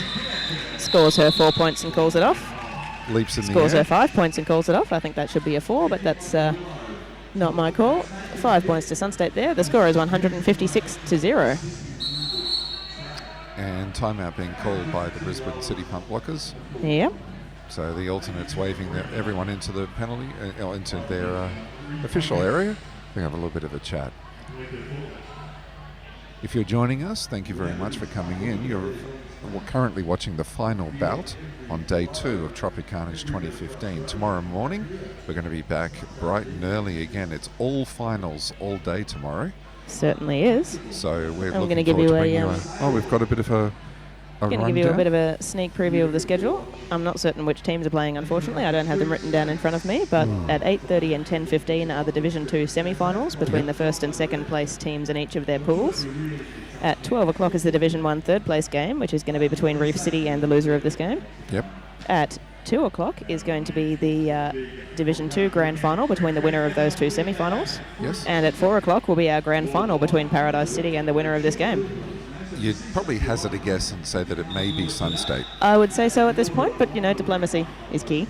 Of course. And in Derby, anything can happen. It certainly can. Still, it was 13 minutes and 31 seconds left to go in the first half of this semi-final. Our jammers are Jambi for Sunstate Roller Girls and Fang Fiend for Brisbane City. 3-on-3 in the pack. We have Elfish Bitch and Dodge and Bolt in the penalty box. Jambi slides up the outside line, crab skating, but she's followed by Fang Fiend about a third of a track behind. Jambi is lead jammer and looking to score some quick points. Very nice work from Fang Fiend getting around on the outside, but Jambi is doing beautiful inside-outside manoeuvre. Did she get a bonus point? Fang Fiend has scored 1 point for Brisbane City Rollers. They are on the scoreboard. 4 points for Jambi, 1 point for Fang Fiend, and the score is 160-1. And it's nice to see that the crowd that has stayed behind looks like quite a bunch of the Reef City girls are over there. supporting the Brisbane City team. Yep. So that's really nice sportsmanship there as well, giving them a big round of applause for the point. Certainly is. Our jammers are Sticks and Bones, jamming for the first time for Sunstate, up against Rocketman for Brisbane City. 4-on-4 in the pack and a clean penalty box. So I'm going to hazard a guess and say 182 for Sticks is her height without skates. It actually isn't. She's a tall girl, though. I'm not certain if that it may well be her height, but her number is not her height specifically. It's a Blink 182 reference. Of course. What a shame. My musical preference is coming right out to the fore there. Sticks is your lead jammer and has scored 5 points now. Rocket Man seems to be stashing the jammer panty, but Lady Killer is doing an excellent job of separating Regulator the pivot from Rocket Man so that they cannot get this handoff to occur. Rocket Man's cleared the pack.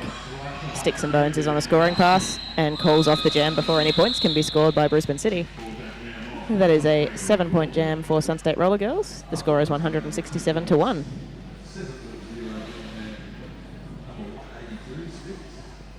We've been treated to some wonderful weather up here in Brisbane so far. Barely a cloud in the sky every single day.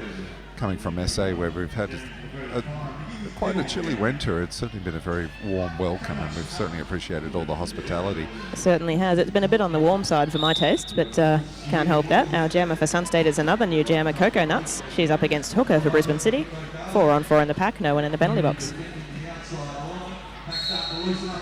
Brisbane doing a great job of keeping the jammer at the back. Coconuts trying to find a way through. Hooker picking up a forearm penalty, and it's a power jam for Coconuts, but the Brisbane City defence is doing an excellent job of keeping her out of bounds and on her initial pass. We've had almost 30 seconds elapse in this jam so far, and Coconuts has not yet made her initial pass. That's quite an unusual thing for Sunstate. Certainly is. This defence is made up of Velociraptor, Kimbo Kazi, Unforgiving Bunny, and Thunderpuss. And in fact, Coconuts has done a star pass to Trauma Junkie. There will be no lead jammer this jam. This will be a 2-minute jam. Potentially an opportunity for Brisbane City to score some points. Trauma Junkie being held back by that same Brisbane City defence. Hooker ready to come back onto the track at this point. Yep, she finally makes it clear she is not lead jammer because she used to be the pivot, and she's coming around for a scoring pass while Hooker makes it out of the penalty box and starts her initial pass again. It's a bit of a shame. She was almost through on her initial pass when she got pinged for the forearm penalty. Certainly was. She was right up the front and actually doing an excellent job. Rose Rowan putting Hooker down on the ground. It looks to me like Hooker, Hooker has earned a cutting penalty there. That's right, she did step off on the inside. Looks like she hasn't heard it yet. She'll be heading off to the penalty box. Trauma Junkie has earned 5 points, and she's coming around for her second scoring pass. Just a Maniac doing the calling there for the jam ref. He's one of the visiting referees from South Australia who've made the trip up. Referees have also come from New South Wales and Victoria, I believe, so a lot of NSOs as well have come up from various leagues and enjoying the time up here in Brizzy. 2 penalties, looks like, from Maniac. So she might have earned an insubordination for not leaving the track in time after she was aware of the penalty. That's right. In the meantime, Trauma Junkie has earned 15 points. The jam ends on time. The score is 182 to Sunstate, 1 to Brisbane City. We have 9 minutes and 20 seconds left in this half. Looks like Cortisone's going to start off with the power start for Sunstate. Full teams otherwise on the bench. Hooker is going to have to sit down for quite a fair bit of time. We're at 9 minutes, counting down to 9 minutes, 182 to 1. Yes. And the team timeout is being called out by the Brisbane or by Sunstate. No, I saw a signal saying that it was a team timeout for Brisbane City, but I believe that Sunstate is aiming for an official review at this point based on what's happening here. I'm curious to see whether this ends up... Captains are both out. At the moment, the jam timer is signalling the timeout to be towards Sunstate, and that sounds more likely for me. I think Rose Rowan and Slaughter Daughter are using this 1 minute to give some feedback to the referees, try to adjust their officiating a little bit. It looks like we're in an official review after all. Yes, they're calling this the Sunstate official review. I think it's only fair given the amount of time that the Sunstate captain and alternate were having a chat with the refs. So Well, it tends to be that the head referee views the 30 seconds between jams as this is my time. I have things I need to be doing. That's I will right. try to listen to you, but I can't guarantee it. Yep. If you want me to listen to you, you can call a timeout and you can talk at me, or you can call an official review and I may actually... Listen to you? Yes, and I may actually review what you're saying as opposed That's to right. just accepting your feedback and And moving just on. taking it on note rather than actually using it as an opportunity to seriously review and certainly make some adjustments if necessary. Precisely.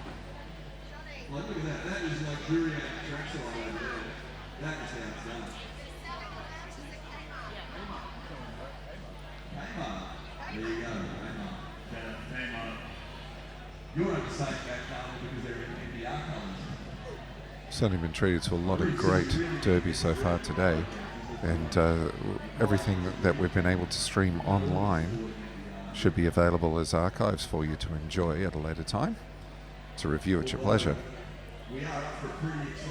Very thankful to the services of Video Bob. Certainly, Video Bob's been working with tough bandwidth all weekend. Tough is a bit of a... Yeah, tough is a generous term for it, I think. It's been pretty shocking, actually. So, yeah, for Yes. Video Bob to get the signal through Yep. has been a great achievement and testament to been, his technical services. We are eternally grateful to him. Certainly has. He's been roving the building, running pings from every corner, trying to find the best reception in the area. We even tried running a cable through the insulation outside before as well, trying to get some sort of signal through. We were able to get a better signal outside, but getting a cable out to a point where there was a half-decent signal has been proving very, very difficult. But thank you very much for joining us on the stream from Well, around the world today. Looks like we're having a penalty issued. Hopefully Roger Jamjet will fill us in. Jamjet's not a big one for the microphone, so we may just have to... No, I've noticed that. Although I take it haven't on actually a- commentated any of his games yet today. Okay. No, I've seen Roger. Yeah. He's been very proactive at having a chat to the benches and so forth. Here we But are, he doesn't- Unforgiving Bunny reporting to the penalty box for an uncertain penalty. So That makes it a 4-on-3 pack advantage to Sunstate, along with a power jam start for Cortisone, who is the jammer for Sunstate this jam. So yeah, jammer and pivot for Brisbane starting in the box. Certainly are. We have 9 minutes left on the clock in this first period, and we are underway. Sunstate very happy to... Oh. Here we go, just that big opening up on the Yep. inside. Well Excellent done. waterfalling offense up the inside line from Sunstate. Cortisone dances up that inside line and just barely scrapes through for lead jammer without cutting the track there. This time it's the outside line that's going to get opened up. Certainly is, and that was a wide open space for Cortisone. She's through for 5 points. Both the jammer and pivot standing for Brisbane City in the penalty box.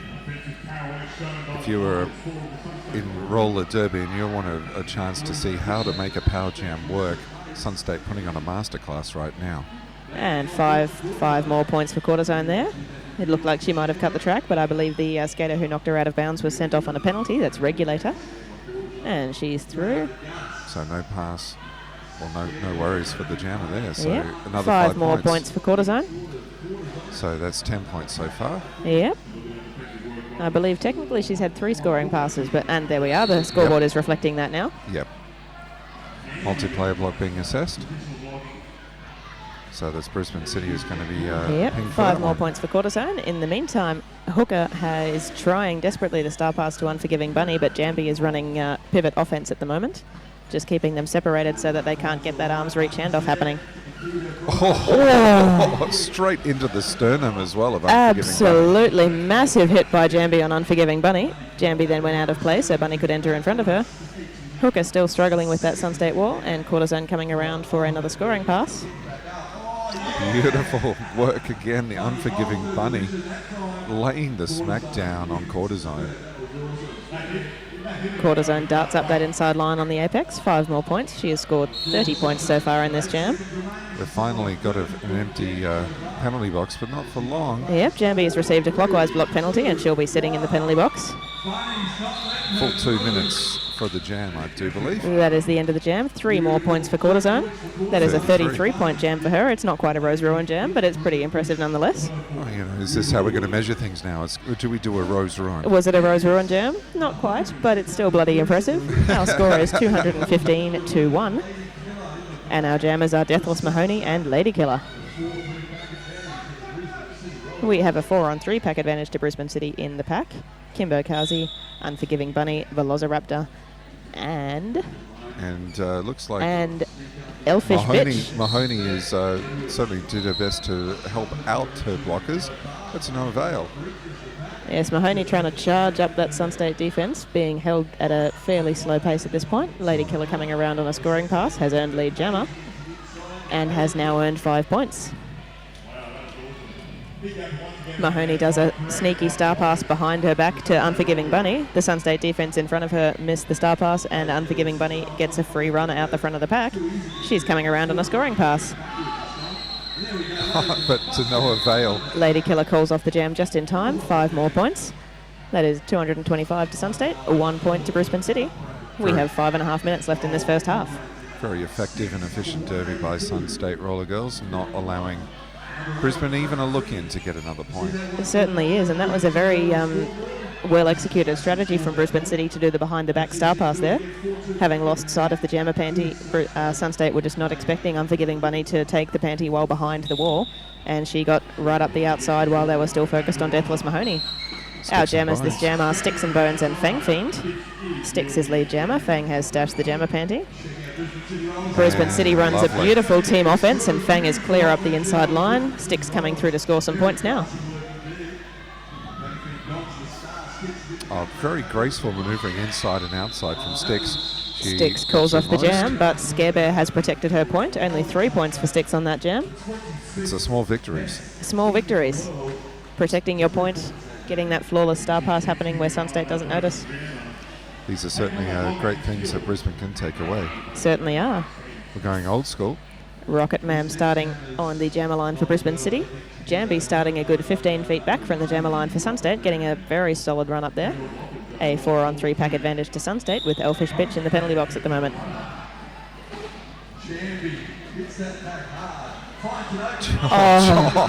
Jambi twirls up the inside line, putting all of her... Oh, nope, it's been called on the cutting penalty. It looked like it was good to me, but the ref had the best eyes on that.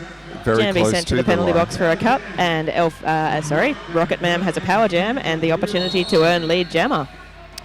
4-round penalty being assessed against one of the Sunstates, so that and Rocket Man has Brisbane City's first lead jammer of the game. You beauty.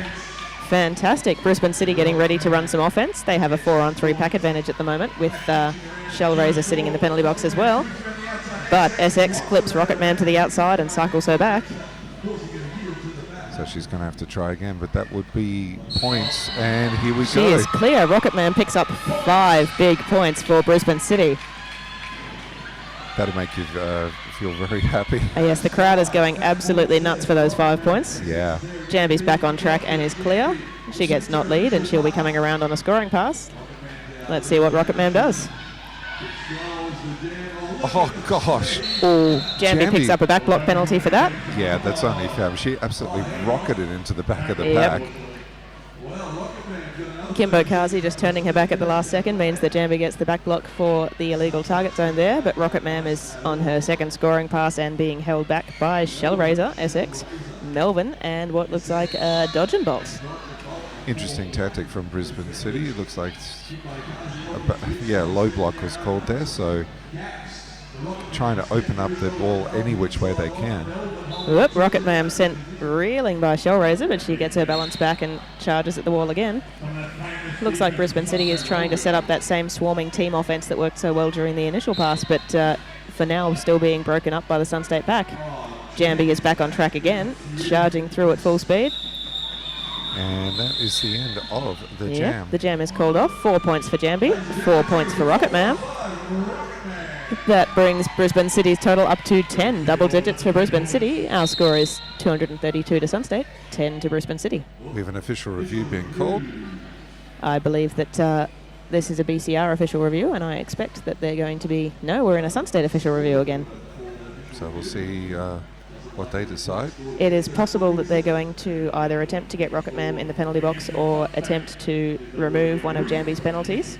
You can't unserve the time, but if come the end of the game she ends up on 6 or 7 penalties, It make a huge having that wiped off difference. the whiteboard, it can be a massive difference. Yep. I discovered that the hard way when I was benching Sunstate one day and Jambi fouled out close to the end of the game where I had decided not to review one of her penalties and get it wiped off the board earlier in the game. So you've learned your lesson well. I certainly have. And so is the team, of course. Official reviews are a great way to just see what's going on. It's not really just to criticise the refs, but a chance to learn more about the game as well. Good referees take an opportunity to educate skaters and try to make sure that they all understand the rule. My team would like to review the back block called then a black 3-2 in that penalty. In that check.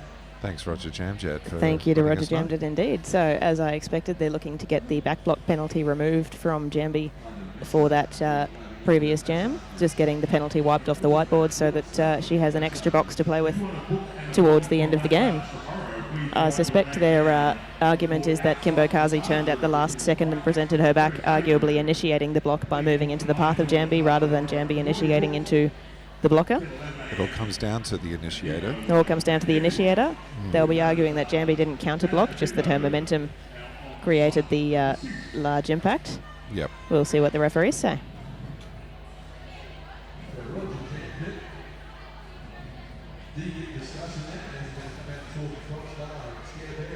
At the moment, Roger Jamjet's having a chat to the team captains and alternates. Yes, he's delivering his decision. And we should hear very shortly for ourselves. Certainly will. Here we go. Nope. Yes, he does. After review, the back block call and black 3-2 will stand. Okay. Black will lose their official review for this half.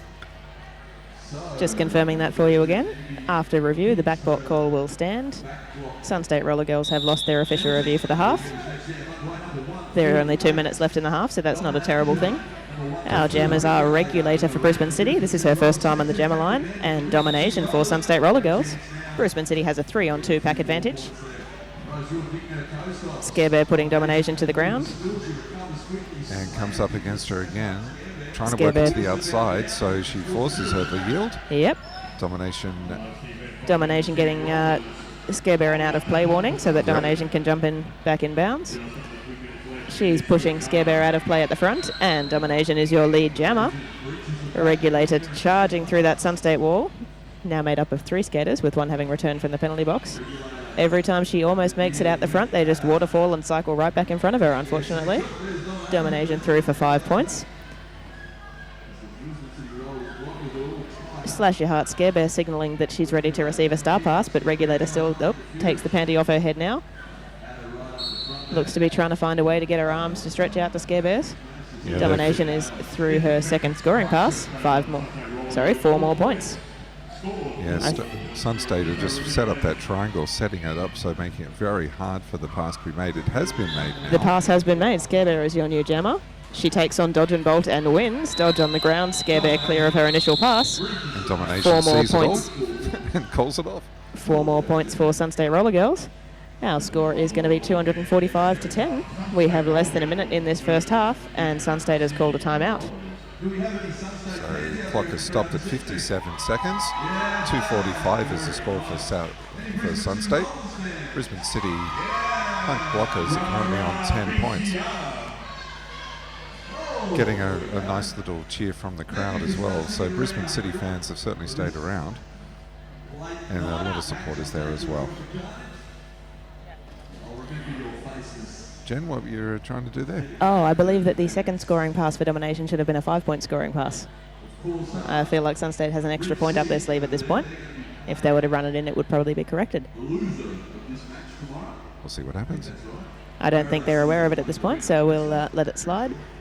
Quarter zone up next, jamming for Sunstate. She's up against Hooker for Brisbane City.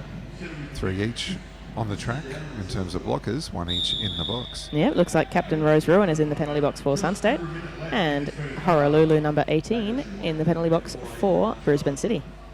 We're about to get underway.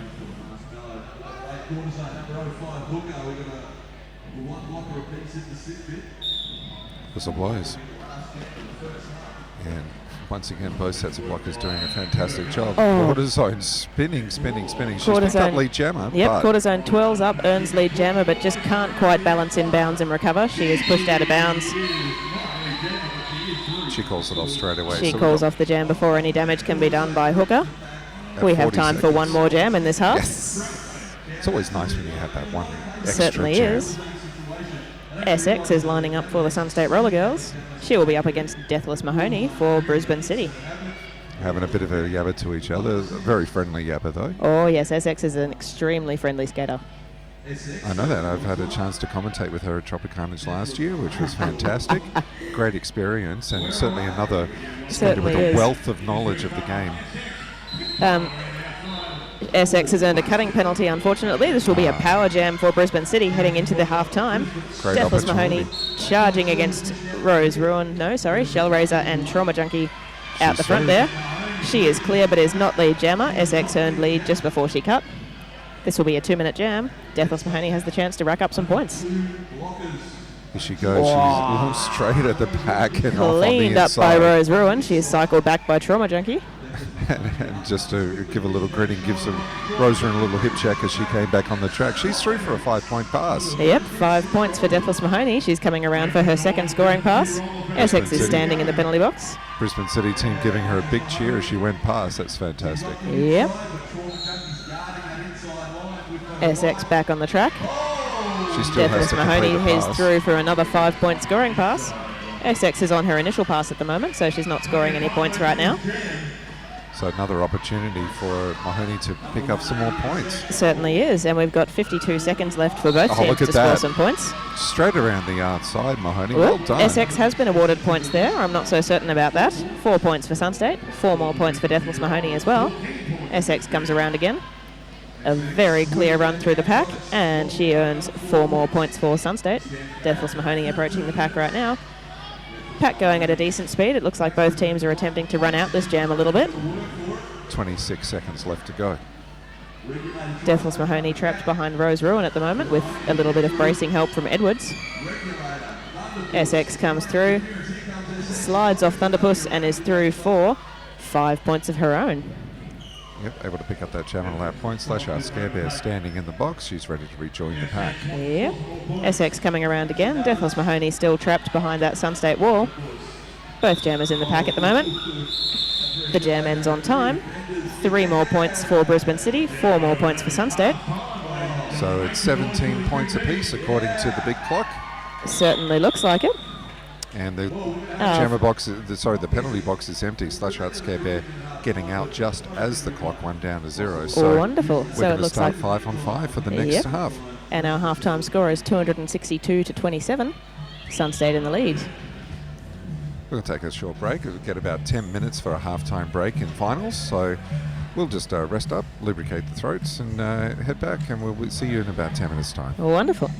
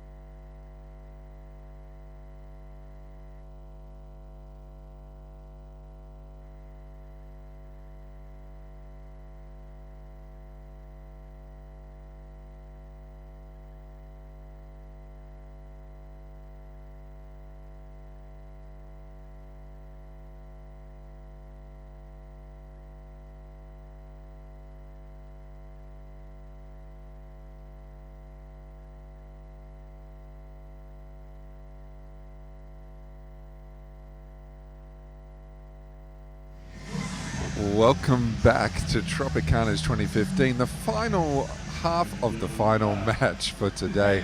We've been very treated to the halftime serenading of Honest Dave and his karaoke sesh. Olivia Newton-John getting the treatment, and we are all very much worse off for it. I've just been squinting at the penalty board there. It looks like overall Sunstate has the better of the penalties. However, Dodge and Bolt number 5'8" has received 5 penalties so far. Oops. The highest number of penalties on the Brisbane City team is 4. That's being shared by number 05 Hooker and number 40 Unforgiving Bunny. So BCR, I think, has overall more penalties, but they're spread more evenly between their skaters. Sunstate getting the cheer on. We weren't treated to a Brisbane City cheer, which is a bit of a shame. No, they did all of their cheering out the back in secret before the game, I believe. The secret cheer. The secret cheer. Our first jammer up for Brisbane City is Fang Fiend. Jambi is starting her traditional 15-20 feet back from the pack, getting her run-up. 4-on-4 in the pack, as you mentioned before the end of the half-time. It's a kind of fearsome thing to see, actually, given the strength at which Jambi hits the pack in a regular jam, let alone with a run-up. Jambi giving herself a run-up means that she's hitting the pack with that much more momentum. Roger Jamjet just checking that no one is meant to be in the penalty box, and we're going to get underway.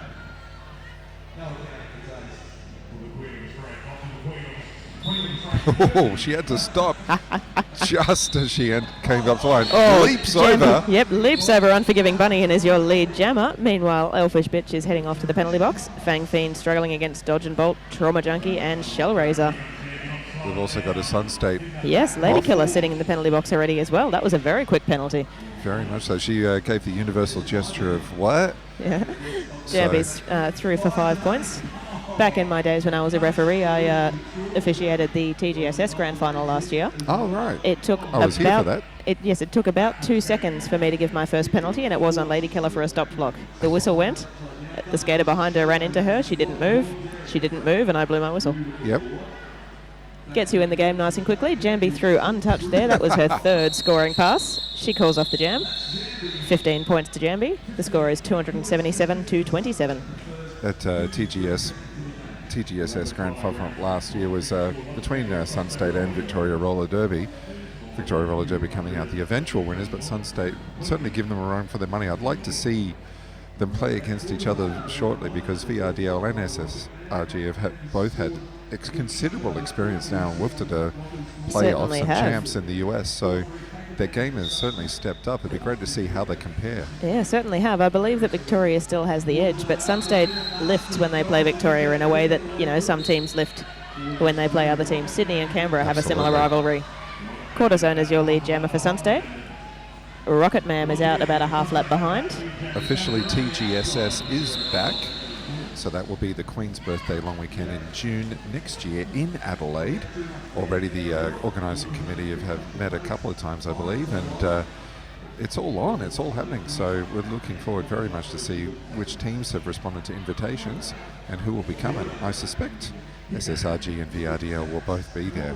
I imagine so. It wouldn't be the same without them. Timeout's been called by SSRG. Certainly has. Cortisone scored 4 points and called it off before Rocket Man could score any points in that previous jam, but right at the end of the jam, Domination and SX both sent to the penalty box. Brisbane City has a 4-on-2 pack advantage. Our jammers after this timeout are most likely to be Hooker for Brisbane City and Lady Killer for Sunstate Roller Girls.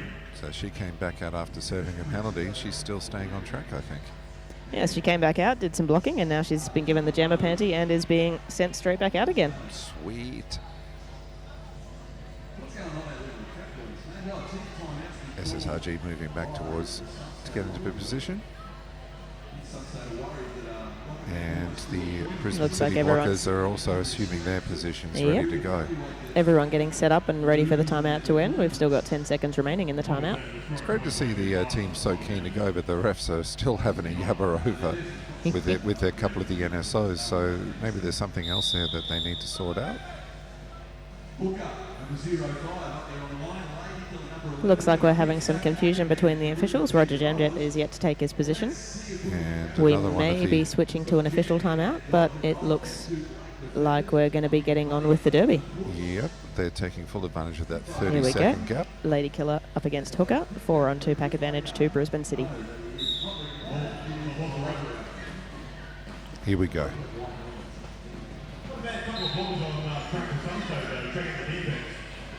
Oh, beautiful blocking from Brisbane City. Hooker is lead jammer for Brisbane City, followed closely by Lady Killer. Jambi has picked up a cutting penalty, and Dodge and Bolt is the sole Sunstate blocker out on track at the moment. Whoopsie. Jambi reports to the penalty box and is waved back onto the track, but Dodge is still that lone defender. Dodge trying to outrun Hooker and save her point from being scored. The pack is at the back. No points. There we go. Hooker gets that point. Lady Killer had already scored points as well. 3 points to Sunstate, 4 points to Brisbane City on that jam. Fantastic. The score is 284 to 31. Dodge and Bolt being sent to the penalty box, possibly for destroying the pack, would be my guess there. That is her 6th penalty. Whoops. Dangerously close to fouling out, I believe. Our new jammer for Sunstate is 0-0 Coconuts. She's up against number 9-9 Deathless Mahoney. Still 4-on-2 pack advantage. Yeah, she sure is. Still a 4-on-2 pack advantage to Brisbane City. As we saw last jam, they took very strong advantage of that. Deathless Mahoney charging at sticks and bones. Coconuts tried the outside, now trying the inside, but that Brisbane 4 strong wall is doing a great job. They've really trapped Coconuts right at the back. No pack is called. Sunstate's forced to release Deathless Mahoney. She is your lead jammer. Coconuts being cycled back into the pack. She's still on her initial pass. Only 2 more to get past. She's still got 2 more, and finally through. Jambi and Dodge making it out of the penalty box just ahead of Deathless Mahoney, doubling the Sunstate pack size. Coconuts is through on her initial pass. And did she call it off? That was a time? close call off. 0 points She for Sunstate, did. just in time. 3 points for Brisbane City. Yep. 284 to 34 will be our updated score. Our new jammers are Fang Fiend for Brisbane City and Rose Ruin, the captain for Sunstate Roller Girls. This is only Rose Ruin's second jam. In her first jam, she scored 40 points over it. Let's see if she can do another Rose Ruin. Let's see what happens. I'm expecting at least 45. Sunstate has a full blocker complement, 3 on the track for Brisbane City. Rose Ruin knocked out of bounds. She was able to keep her skates in though, so her knee touched outside. There we are, but Rose her Ruin lead skates were jammer up. for Sunstate Roller Girls. Fang Fiend being yielded to the back of the pack on her initial pass. Cutting penalty has been assessed against the jammer. Fang for Fiend being Brisbane. given a cutting penalty. Rose Ruin has already earned her first 5 points on this pass. So she's only got another 40 left. Yeah. And she's got a minute and a half to do it in. Some swarming inside line offense there from Sunstate. Oh, great work from Brisbane City holding up Rose Ruin. Shrugging off that offense, but there's the inside. Oh, excellent block by Kimbo Kazi, sends Rose Ruin out of bounds and down. I think she actually was attempting She an picks up a apex jump clockwise there. block penalty, but it has cycled Rose Ruin to the back of the pack there. Rose Ruin is clear. 5 more points. That's 10 for the jam so far. We have 1 minute remaining, and Fang Fiend sitting in the penalty box still. Fang just standing now. Rose Ruin coming up for another pass. Oh, Jukes to the outside. 5 more points for Rose Ruin. Fang Fiend has the jammer panty in hand. Looks like she's operating that stash strategy again. 4 strong pack for Sunstate, so that's going to make it very hard for Fang Fiend to get through even. Certainly and she does. is, but Brisbane City ran that swarming team offense up the inside line, and Fang Fiend is clear. 5 more points for Rose Ruin, and this will most likely be her last scoring pass. Sunstate runs the Very same offense easy. for Brisbane City very effectively. Rose Ruin calls off the jam for 4 more points, and that is a 24-point jam. 24, yes, so... Sunstate has cracked the 300. Our score is 308 to 35. Dare we say it's disappointing? No. 24 We points would is never not. disappointing. No, absolutely not. Rose Ruin certainly putting on a masterclass of jamming. Certainly Very is. graceful inside and outside manoeuvring to take advantage of not only the swarm, as you say, but also to open up her own gaps as well. And take Certainly advantage has. of the fact that Brisbane City had some people on the bench. Yep, SX jamming for Sunstate. She's up against 455 Rocket Man for Brisbane City in the red. Nice. SX dances up that inside line. She is your lead jammer. Rocket Man just 1 more to be, but But the Sunstate swarm in front of her again. All of Yep. that water falling. Rocket Man stashes the jammer panty, but Scare Bear is not within arm's reach, unfortunately. yeah, she was almost in position though to receive, so if she just Certainly had her was. hand in the right place, she could have ended up with that Certainly was. jammer SX sock. dances through almost untouched. 5 points for her. Rocket Man still struggling with the pack on her initial pass. Still trying to get to Scare Bear. Scare Bear being surrounded by Sun State, though. I agree with that call. Shellraiser Yes. getting a forearm call for holding Scare Bear towards the inside line while Essex came around on a scoring pass. Certainly allowed to surround a player, but you're not allowed to hold them in like that. Yes. Essex calls off the jam because Rocket Man has made it around. No points for BCR, unfortunately, and 3 points for the Sun State Roller Girls. 321-35 is our score. We've got 22 minutes left in this half. 22 minutes left in this game, in fact. And our jammers are Jambi and Hooker.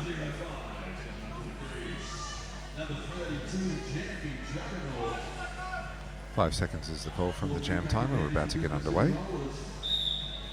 And the whistle blows. Jambi taking that customary run up and hits the back very hard, able to force her way through. She ended up with only one blocker left to get past and wormed her way around the inside. Hooker is about a third of a track behind, though, having burst out of the pack right behind her. And Jambi nice jumps the apex, calls off the jam. Yep.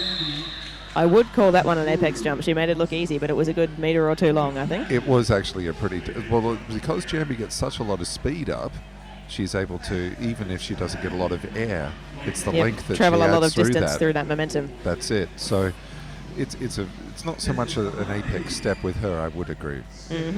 4 points to Jambi there, 0 to Brisbane City. Our score is 325-35. Our jammers for this jam are Deathless Mahoney and Cortisone. 4-on-3 pack advantage to Brisbane City.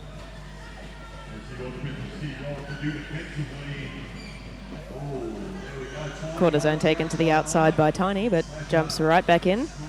And it whips away around the outside there, very quickly seizing on that opportunity. Meanwhile, Mahoney's stuck at the back of the swarm of Sun State defence. Certainly has. Sun State's defence holding back Mahoney's at the front still. Cortisone being cycled back by Nasty. Cortisone on her first scoring pass, but Deathless Mahoney still being held by Sticks and Bones and Shellraiser. Nicely worked through there by Cortisone, picks up a 5-point pass. Certainly does. Deathless Mahoney, it looks like she's made it clear of the pack. She is not lead jammer and coming around on a scoring pass, but Cortisone will get one more scoring opportunity. Sun State opening up a wide inside line. Looks like Nasty protected her point there. She certainly did. 3 points to Sun State. That is a 8-point jam. 333-35 is our score. Almost all threes. Oh, look for these patterns. We have 11 on 11, legs 11 times 2. Fang Fiend up against Lady Killer on the jammer line. It's all coming up special numbers for us here today, Jen. Now we've got to have a bit of fun here when the lead's as impressive as this one is with 20 minutes left to go in the second half. Oh, Lady Killer just dances up that inside line. Yep, and beautiful hit there. Yep, Fang Fiend tries to do the same, but Trauma Junkie takes her out to the inside of the track. Lady Killer up on her first scoring pass. Pushes up against Velociraptor and is through for 5 big points. Fang Fiend being held by Rose Ruin, Trauma Junkie and SX, but she has star pass to Scare Bear, who charges out the front of the pack with just one to beat. And dances up that outside line on her toe stops and unfortunately picks up a cutting penalty for her troubles. Sun State calls it, and we will be starting this jam on a power jam. So Slash Out Scare Bear starting as the jammer in the box, so it's a power start to Sun State. Certainly will. Scare Bear in the penalty box for certain, and it looks like we have Jambi starting on the jammer line. As I say, we can't see anyone close to the jam line. It's got to be Jambi. If we can't see anyone, it's definitely Jambi. She's on her toe stops, ready to launch herself, and there she goes. Big solid hit, but legal to the from hip to hip. Jambi is through for lead jammer. We have 4 on 4 in the pack. All of the blockers on the track. Sun State running offense towards the outside line. Yes. Jambi twirls off floor, dances past Deathless Mahoney on the inside line, and she has 5 points. It's just so wonderful to watch skaters at the peak of their powers, and such beautiful poise and balance to hold that outside line on one skate with your legs and arms akimbo and still make it look like something you just pulled out of your hat. Certainly do. Jambi's got 5 more points and is coming around again. Scare Bear looks like she's offloaded the jammer panty to Regulator. Jambi calls off the jam after a big fall. Oh. 2 points to Brisbane City on that jam. I believe that was an initial pass, so not so certain about that. Maybe they're making And up it for looks that like those have been initial pass. corrected. 0 points to Brisbane City. That was an initial pass. 2 more points to Sunstate. Our score is 354 to 35. Yep. So maybe those 2 points were meant for Sun State instead It's of very Brisbane. possible. Yep. It's good to see the scorers being enthusiastic. Ooh, we've got an official timeout. Yeah. Our jammers after this timeout will be Beth Adder for Sunstate and Rocket Mam for Brisbane City. Sticks and bones in the penalty box for Sunstate. A 3-on-4 pack disadvantage to them. Roger Jamjet coming over to the lineup trackers just to check something out, and everything seems to be shipshape. And meanwhile, one of the Sun State jammer hits the deck. I think she mistook the whistle for the end of the official timeout for the jam start whistle. That's a jam start whistle. We've missed a foul out. I was just looking around for Dodge and Bolt, and I've noticed that her line of the penalty board has a line drawn through it, and she's not sitting on the team bench. Dodge and Bolt has fouled out for Sun State Roller Girls. Well, she is very stealthy. She seems to have snuck her way out of the stadium without anyone noticing. It certainly seems to have. She'll be somewhere in the crowd cheering her team on, I'm certain. Beth Adder on her first scoring pass, fighting up against a formidable four-wall of Elfish Bitch, Velociraptor, Kimbo Kazi and Thunderpuss. Rocket She's Man. clear for 5 big points. Rocket Man trying to get the sock through to her through to her pivot, but at the same time trying to find her own way through. As we've discussed earlier, it's a very effective strategy. And she's just breathing very heavily. She also makes her way past Adder as well. So Yep, Beth Adder earning 5 more points on that scoring pass. She and Rocket Man coming up to the pack. Beth Adder calling it off at the last second to spend as much time from quarter zone's penalty as possible. Absolutely.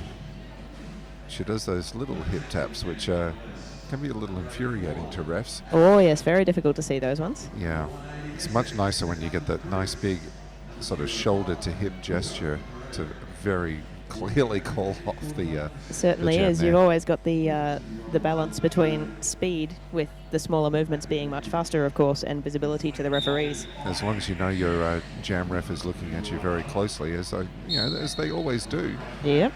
You know, you probably get that communication through very clearly, but I know there are some jam refs that don't like it. They like it when someone says, no, this is exactly what I want to do.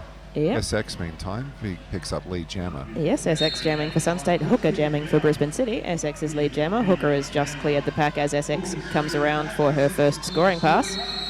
She calls off the jam.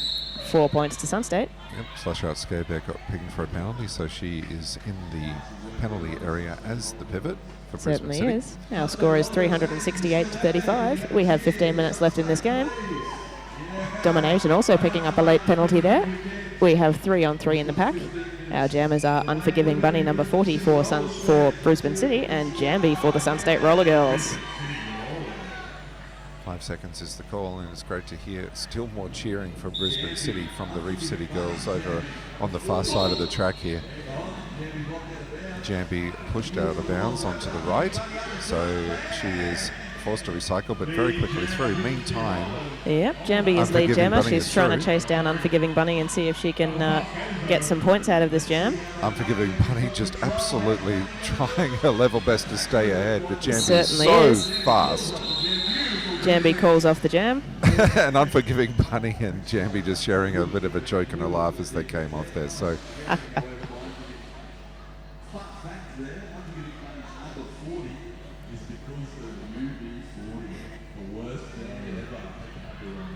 All right, we've got Fang Fiend up on the jammer line for Brisbane City.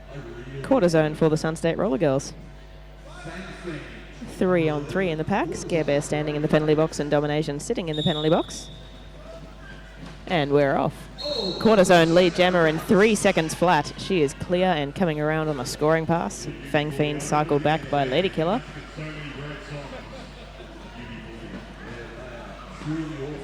Quarter zone popped out of bounds by Regulator.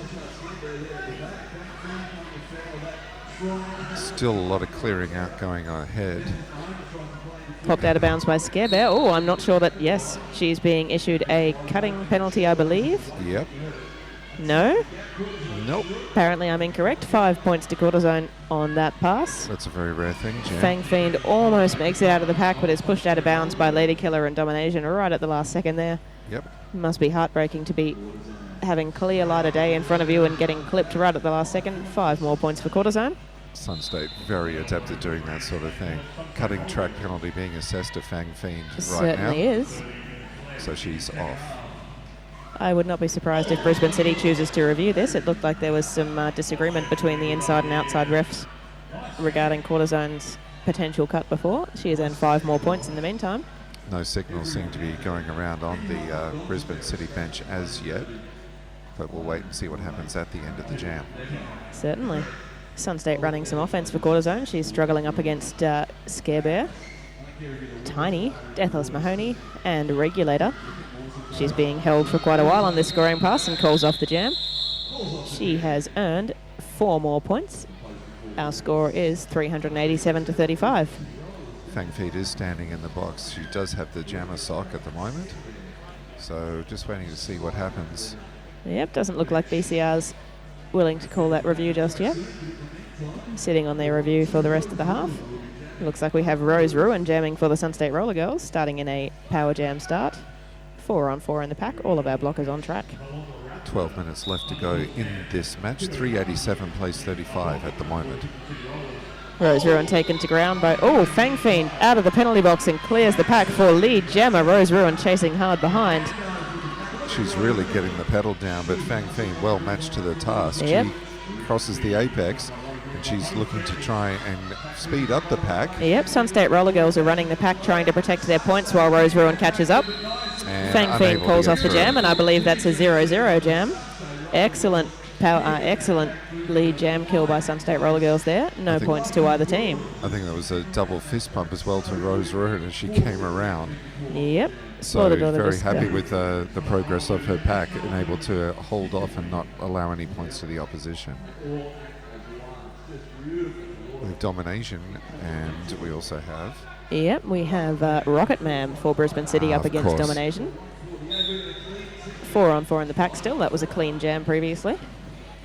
Domination charging at that Brisbane City box defense. Oh, beautiful work by Domination. Ducks underneath the arm of Deathless Mahoney, gets her hips past and is lead jammer. Rocket Man looks like she's toying with taking off the jammer panty, but her pivot has been sent to the penalty box. Yep, so she looked around just to see where her pivot was and saw that she wasn't there, so... Domination goes sprawling past the Brisbane City blockers. She's through for 5 big points and is coming around for another scoring pass. Rocket Man still behind Jambi, has stashed the jammer panty, but has no one to pass it to. The Brisbane City blockers are about 20 feet apart at the moment, being separated. They're getting back together now. Slasher Out Scare Bear, meanwhile, has also taken off her pivot panty in the penalty She certainly area. has. How confusing. That is... Now she's picked it up again. Yes, Domination. Don't know what that was trying to achieve. Maybe trying to confuse the Sun State. I'm not quite certain. It's all very tactical. Whoop. Scare Bear heads right back to the penalty box.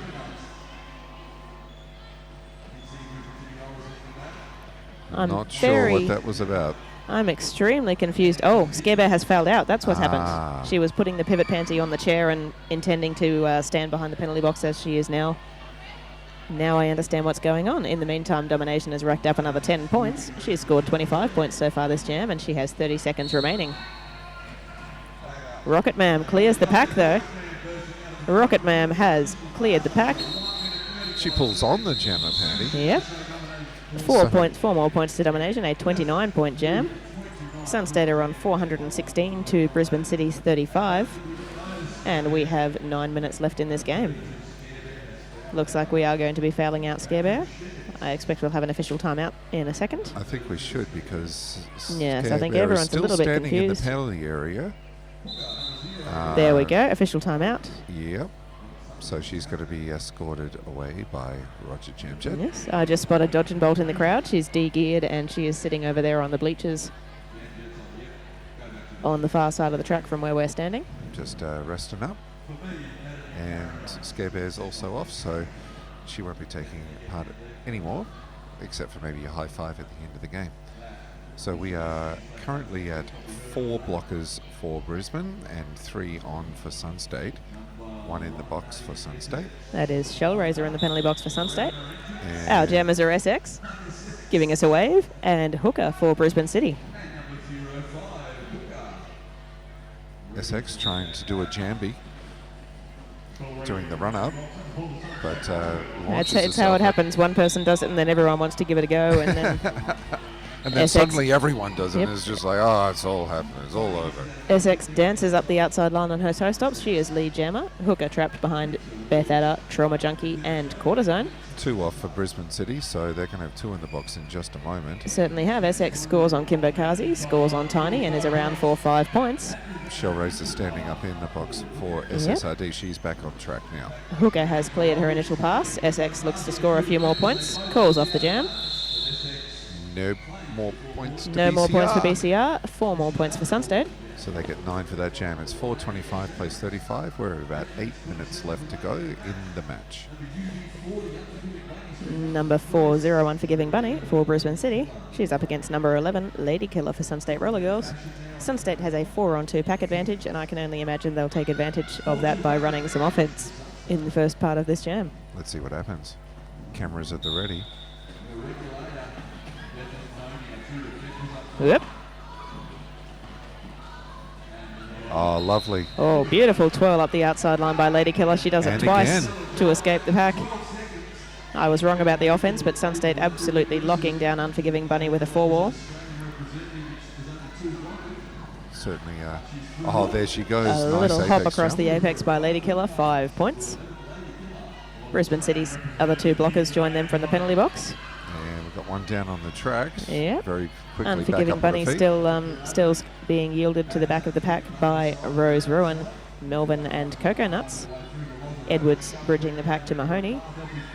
Elfish Bitch bridging for Velociraptor and Regulator, who are holding Lady Killer out the front, but they get the out of play warning, and she's clear for 5 points.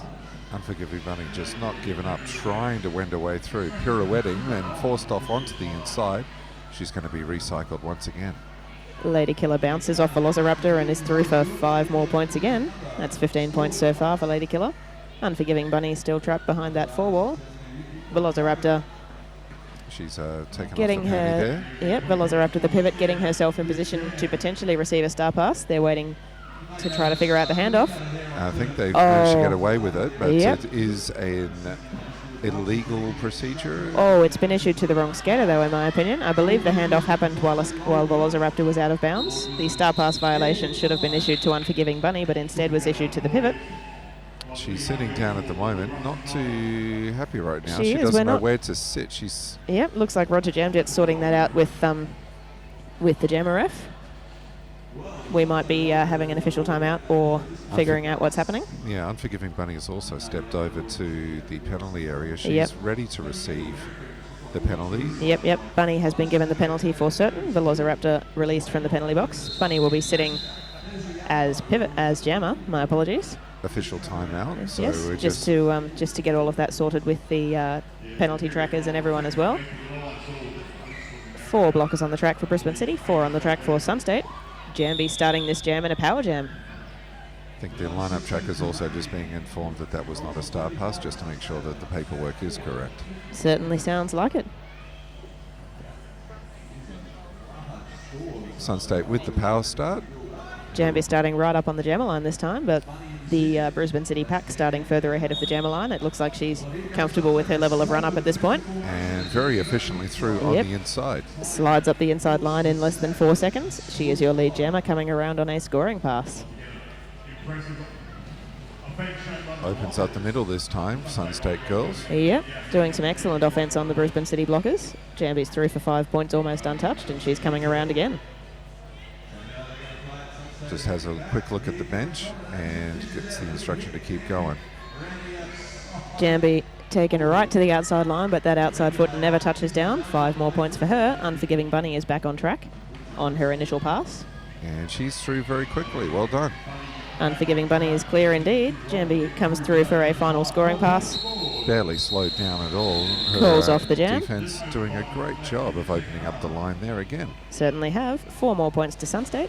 Our score is 464 to 35. We've just ticked over the 5-minute mark. There are less than 5 minutes left in this game. And We we've have got a a team timeout for Brisbane City. That stops the clock at 4 minutes 55. We've been very well treated here at the Moray Field Indoor Action Centre. A lot of nice things to eat and drink, but also a lot of very nice displays going on. Extreme Skates, of course, being our major sponsor for Tropicarnage. We've been very well treated to a selection of new skates from Rydell, as well as all sorts of parts and accessories, clothing, socks and tools and all sorts of other things. So they do have an online store, Extreme Skates. So if you're in the market for something new, something derby-ish, we certainly recommend you go over and check out www.extremeskates.com.au. They do have free shipping within Australia and around the world. So get on that. Fantastic. That's the end of the timeout. We've got Quarter Zone jamming for Sunstate Roller Girls. She's up against Fang Fiend for Brisbane City. 4-on-4 in the pack, a completely clean penalty box.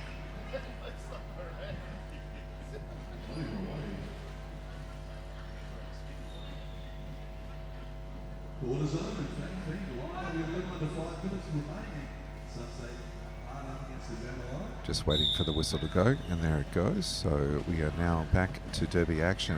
Oh, Quarter Zone dances on her toe-stops up that inside line. She is lead jammer. Fang Fiend immediately stashes the jammer panty. It's amazing how quickly she does that. She's certainly learned to do that very effectively.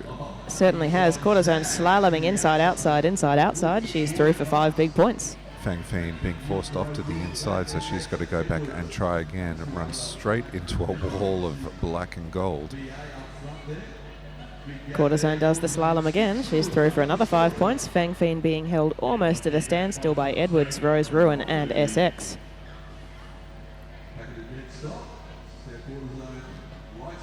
Pack basically at a standstill right now as Fang Fiend being forced off to the outside. She's going to have to be recycled, and also Quarter Zone being forced off. So certainly is. Quarter Zone recycled along with Fang Fiend, both of them at the back of the pack. Fang Fiend doing a little bit of blocking there, but Quarter Zone finds her that way tiny through. gap on the inside line, and she's through for another 5 points.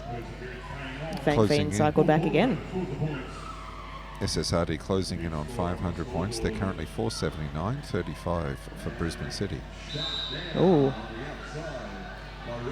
Regulator takes out Quarter Zone but is given a forearm penalty. Quarto jumps right back on, 5 points for her. That's 20 points so far in this jam, 30 seconds remaining. Fang Fiend still trying to make that initial pass. She finally sneaks up. Oh, but she is taken down by Rose Ruin at the last second and sucked back into that pack. How heartbreaking. Quarter Zone meanwhile through for another 5-point pass, 25-point jam so far. Quarter Zone through completely untouched that time. 5 more points. That's a 30-point jam so far. She's got 7 seconds to do a Rose Ruin. I don't think it's going to quite come to but fruition. 30. And Oh, another 5 more points. A 35-point jam. That is the second highest scoring jam we've had this game for certain. SSRG Amazing work by Quarter Zone. And she's 199 points. 35 to Brisbane City. We have some whistles out, and we have we're having an official review by Black Team. Yep. 499 points to Sunstate, 35 points to Brisbane City. They can't be asking for a jammer lap point because they've got all the No, points they've on got all of offer. the 5-point passes there. There's definitely no points. I suspect they're potentially chasing a jammer penalty on Fang Fiend. I imagine it's also fairly safe to say that Sunstate will score that additional point at some point in the next 2 minutes and 45 seconds. Roger Jamjet has Roger the mic. Jamjet getting ready to deliver the official review information to us. Not just yet. He's Looks teasing like us. an NSO's heading Black team out are as using well. their official So, review as a timeout. oh, there you go. Sunstate using their review as a timeout. Very intelligent. So we're just going to sit there and enjoy the official review as a timeout. Certainly are. Our next jammer for Sunstate is going to be Lady Killer. She'll be up against Rocket Man for Brisbane City. So we're all set, ready to go. Referees reassume their positions inside and outside, and we're ready to go. 5 seconds is the call from the jam timer. Yeah, 3-on-3 in the pack. SX and Regulator in the penalty box. Regulator just ready to come back on now. Both jammers are underway. Lady Killer gets a forearm penalty, and Brisbane City has a power jam. Jambi all over Rocket Man at this point, forces Sure her off is. outside. Jambi takes Rocket Man to the outside. Rocket Man has cycled right to the back. She has earned lead jammer, but she is still on her initial pass. No points being awarded yet. No, and SX is back on as well, so back to a 4. Yep, 4-on-4 for both teams. Yes. Rocket Man is lead jammer. Her pivot is signalling that she might be able to pass the star, but doing that would relinquish that lead jammer status, and Rocket Man has danced up the inside line and is clear of her initial pass. Lady Killer standing in the penalty box. She's ready to go. Just waiting for the word from the official, and gets it. Waves Lady Killer goodbye. back on the track. Forearm penalty being assessed there. Lady Killer is on her initial pass also, so Rocket Man has plenty of opportunity to score right now. Jambi sitting down to serve 30 seconds. Whoa. Rocket Man calls off the jam. Lady Killer absolutely cleaning up one of the Brisbane City blockers just then. All going okay. 4 points. 4 points for Brisbane City on that jam. Our score is 499 to 39. And Brisbane City did a fabulous job of stopping Sun State from cracking that 500 in that jam. We're currently in an official timeout, so we're at a minute and a half left to go. Roger Jamjet called the officials in. I believe they may be discussing a possible expulsion. There aren't many other reasons to gather the referees without an official review. We have 1 minute and 31 seconds left on the clock. One of the NSOs has also made her way out. Just waiting for the decision from the referees. She'll be taking notes on a piece of paper, which happens during all official reviews and timeouts. And of course, this being a big tournament, everything is being run exactly as it should. Just to remind you, this is the final game of today's gameplay. Tomorrow morning we are back at 8:30 in the morning. That's Queensland time, of course. That is Queensland time, so 9:30 in Eastern Daylight Time, or 9 o'clock in Adelaide Daylight Time. Is Adelaide in Daylight Time yet, or have they not switched yet? No, we're in Daylight Savings, so there it's an hour and a half different. Yep, so 7 a.m. Nope, normally Adelaide's minus a half hour. When they go Daylight Savings, they go plus a half hour. Are you sure about that? I'm quite certain. You sure about that? I'm quite certain. Really? Do we go back or forward, my friend? You gotta trust me. Roger Jamjet having a chat to Slaughter Daughter. Johnny Smash giving the call out to the refs and the NSOs. Looks like Everyone they've responding. had a discussion about something but decided not to make any additional penalty calls or expulsions or anything along those lines. Everything is as it was. Our jammer for Sun State is Rose Ruin. She's up against Hooker for Brisbane City. Rose Ruin looking to score that magical 500th point for Sun State, and she is lead jammer after 3 seconds. So I dare say that's going to happen in probably another 5 seconds' time. I imagine so. Hooker makes it up the outside line, beats Shell Razor and is clear of her initial pass. Rose Ruin cycled back by Deathless Mahoney. She's scored those points, I believe. Out she comes. Very clearly she calls off the jam. 4 points. 4 points for Rose Ruin, brings Sun State up to 503. I think to that's Brisbane City's 39. That's her lowest scoring jam so far.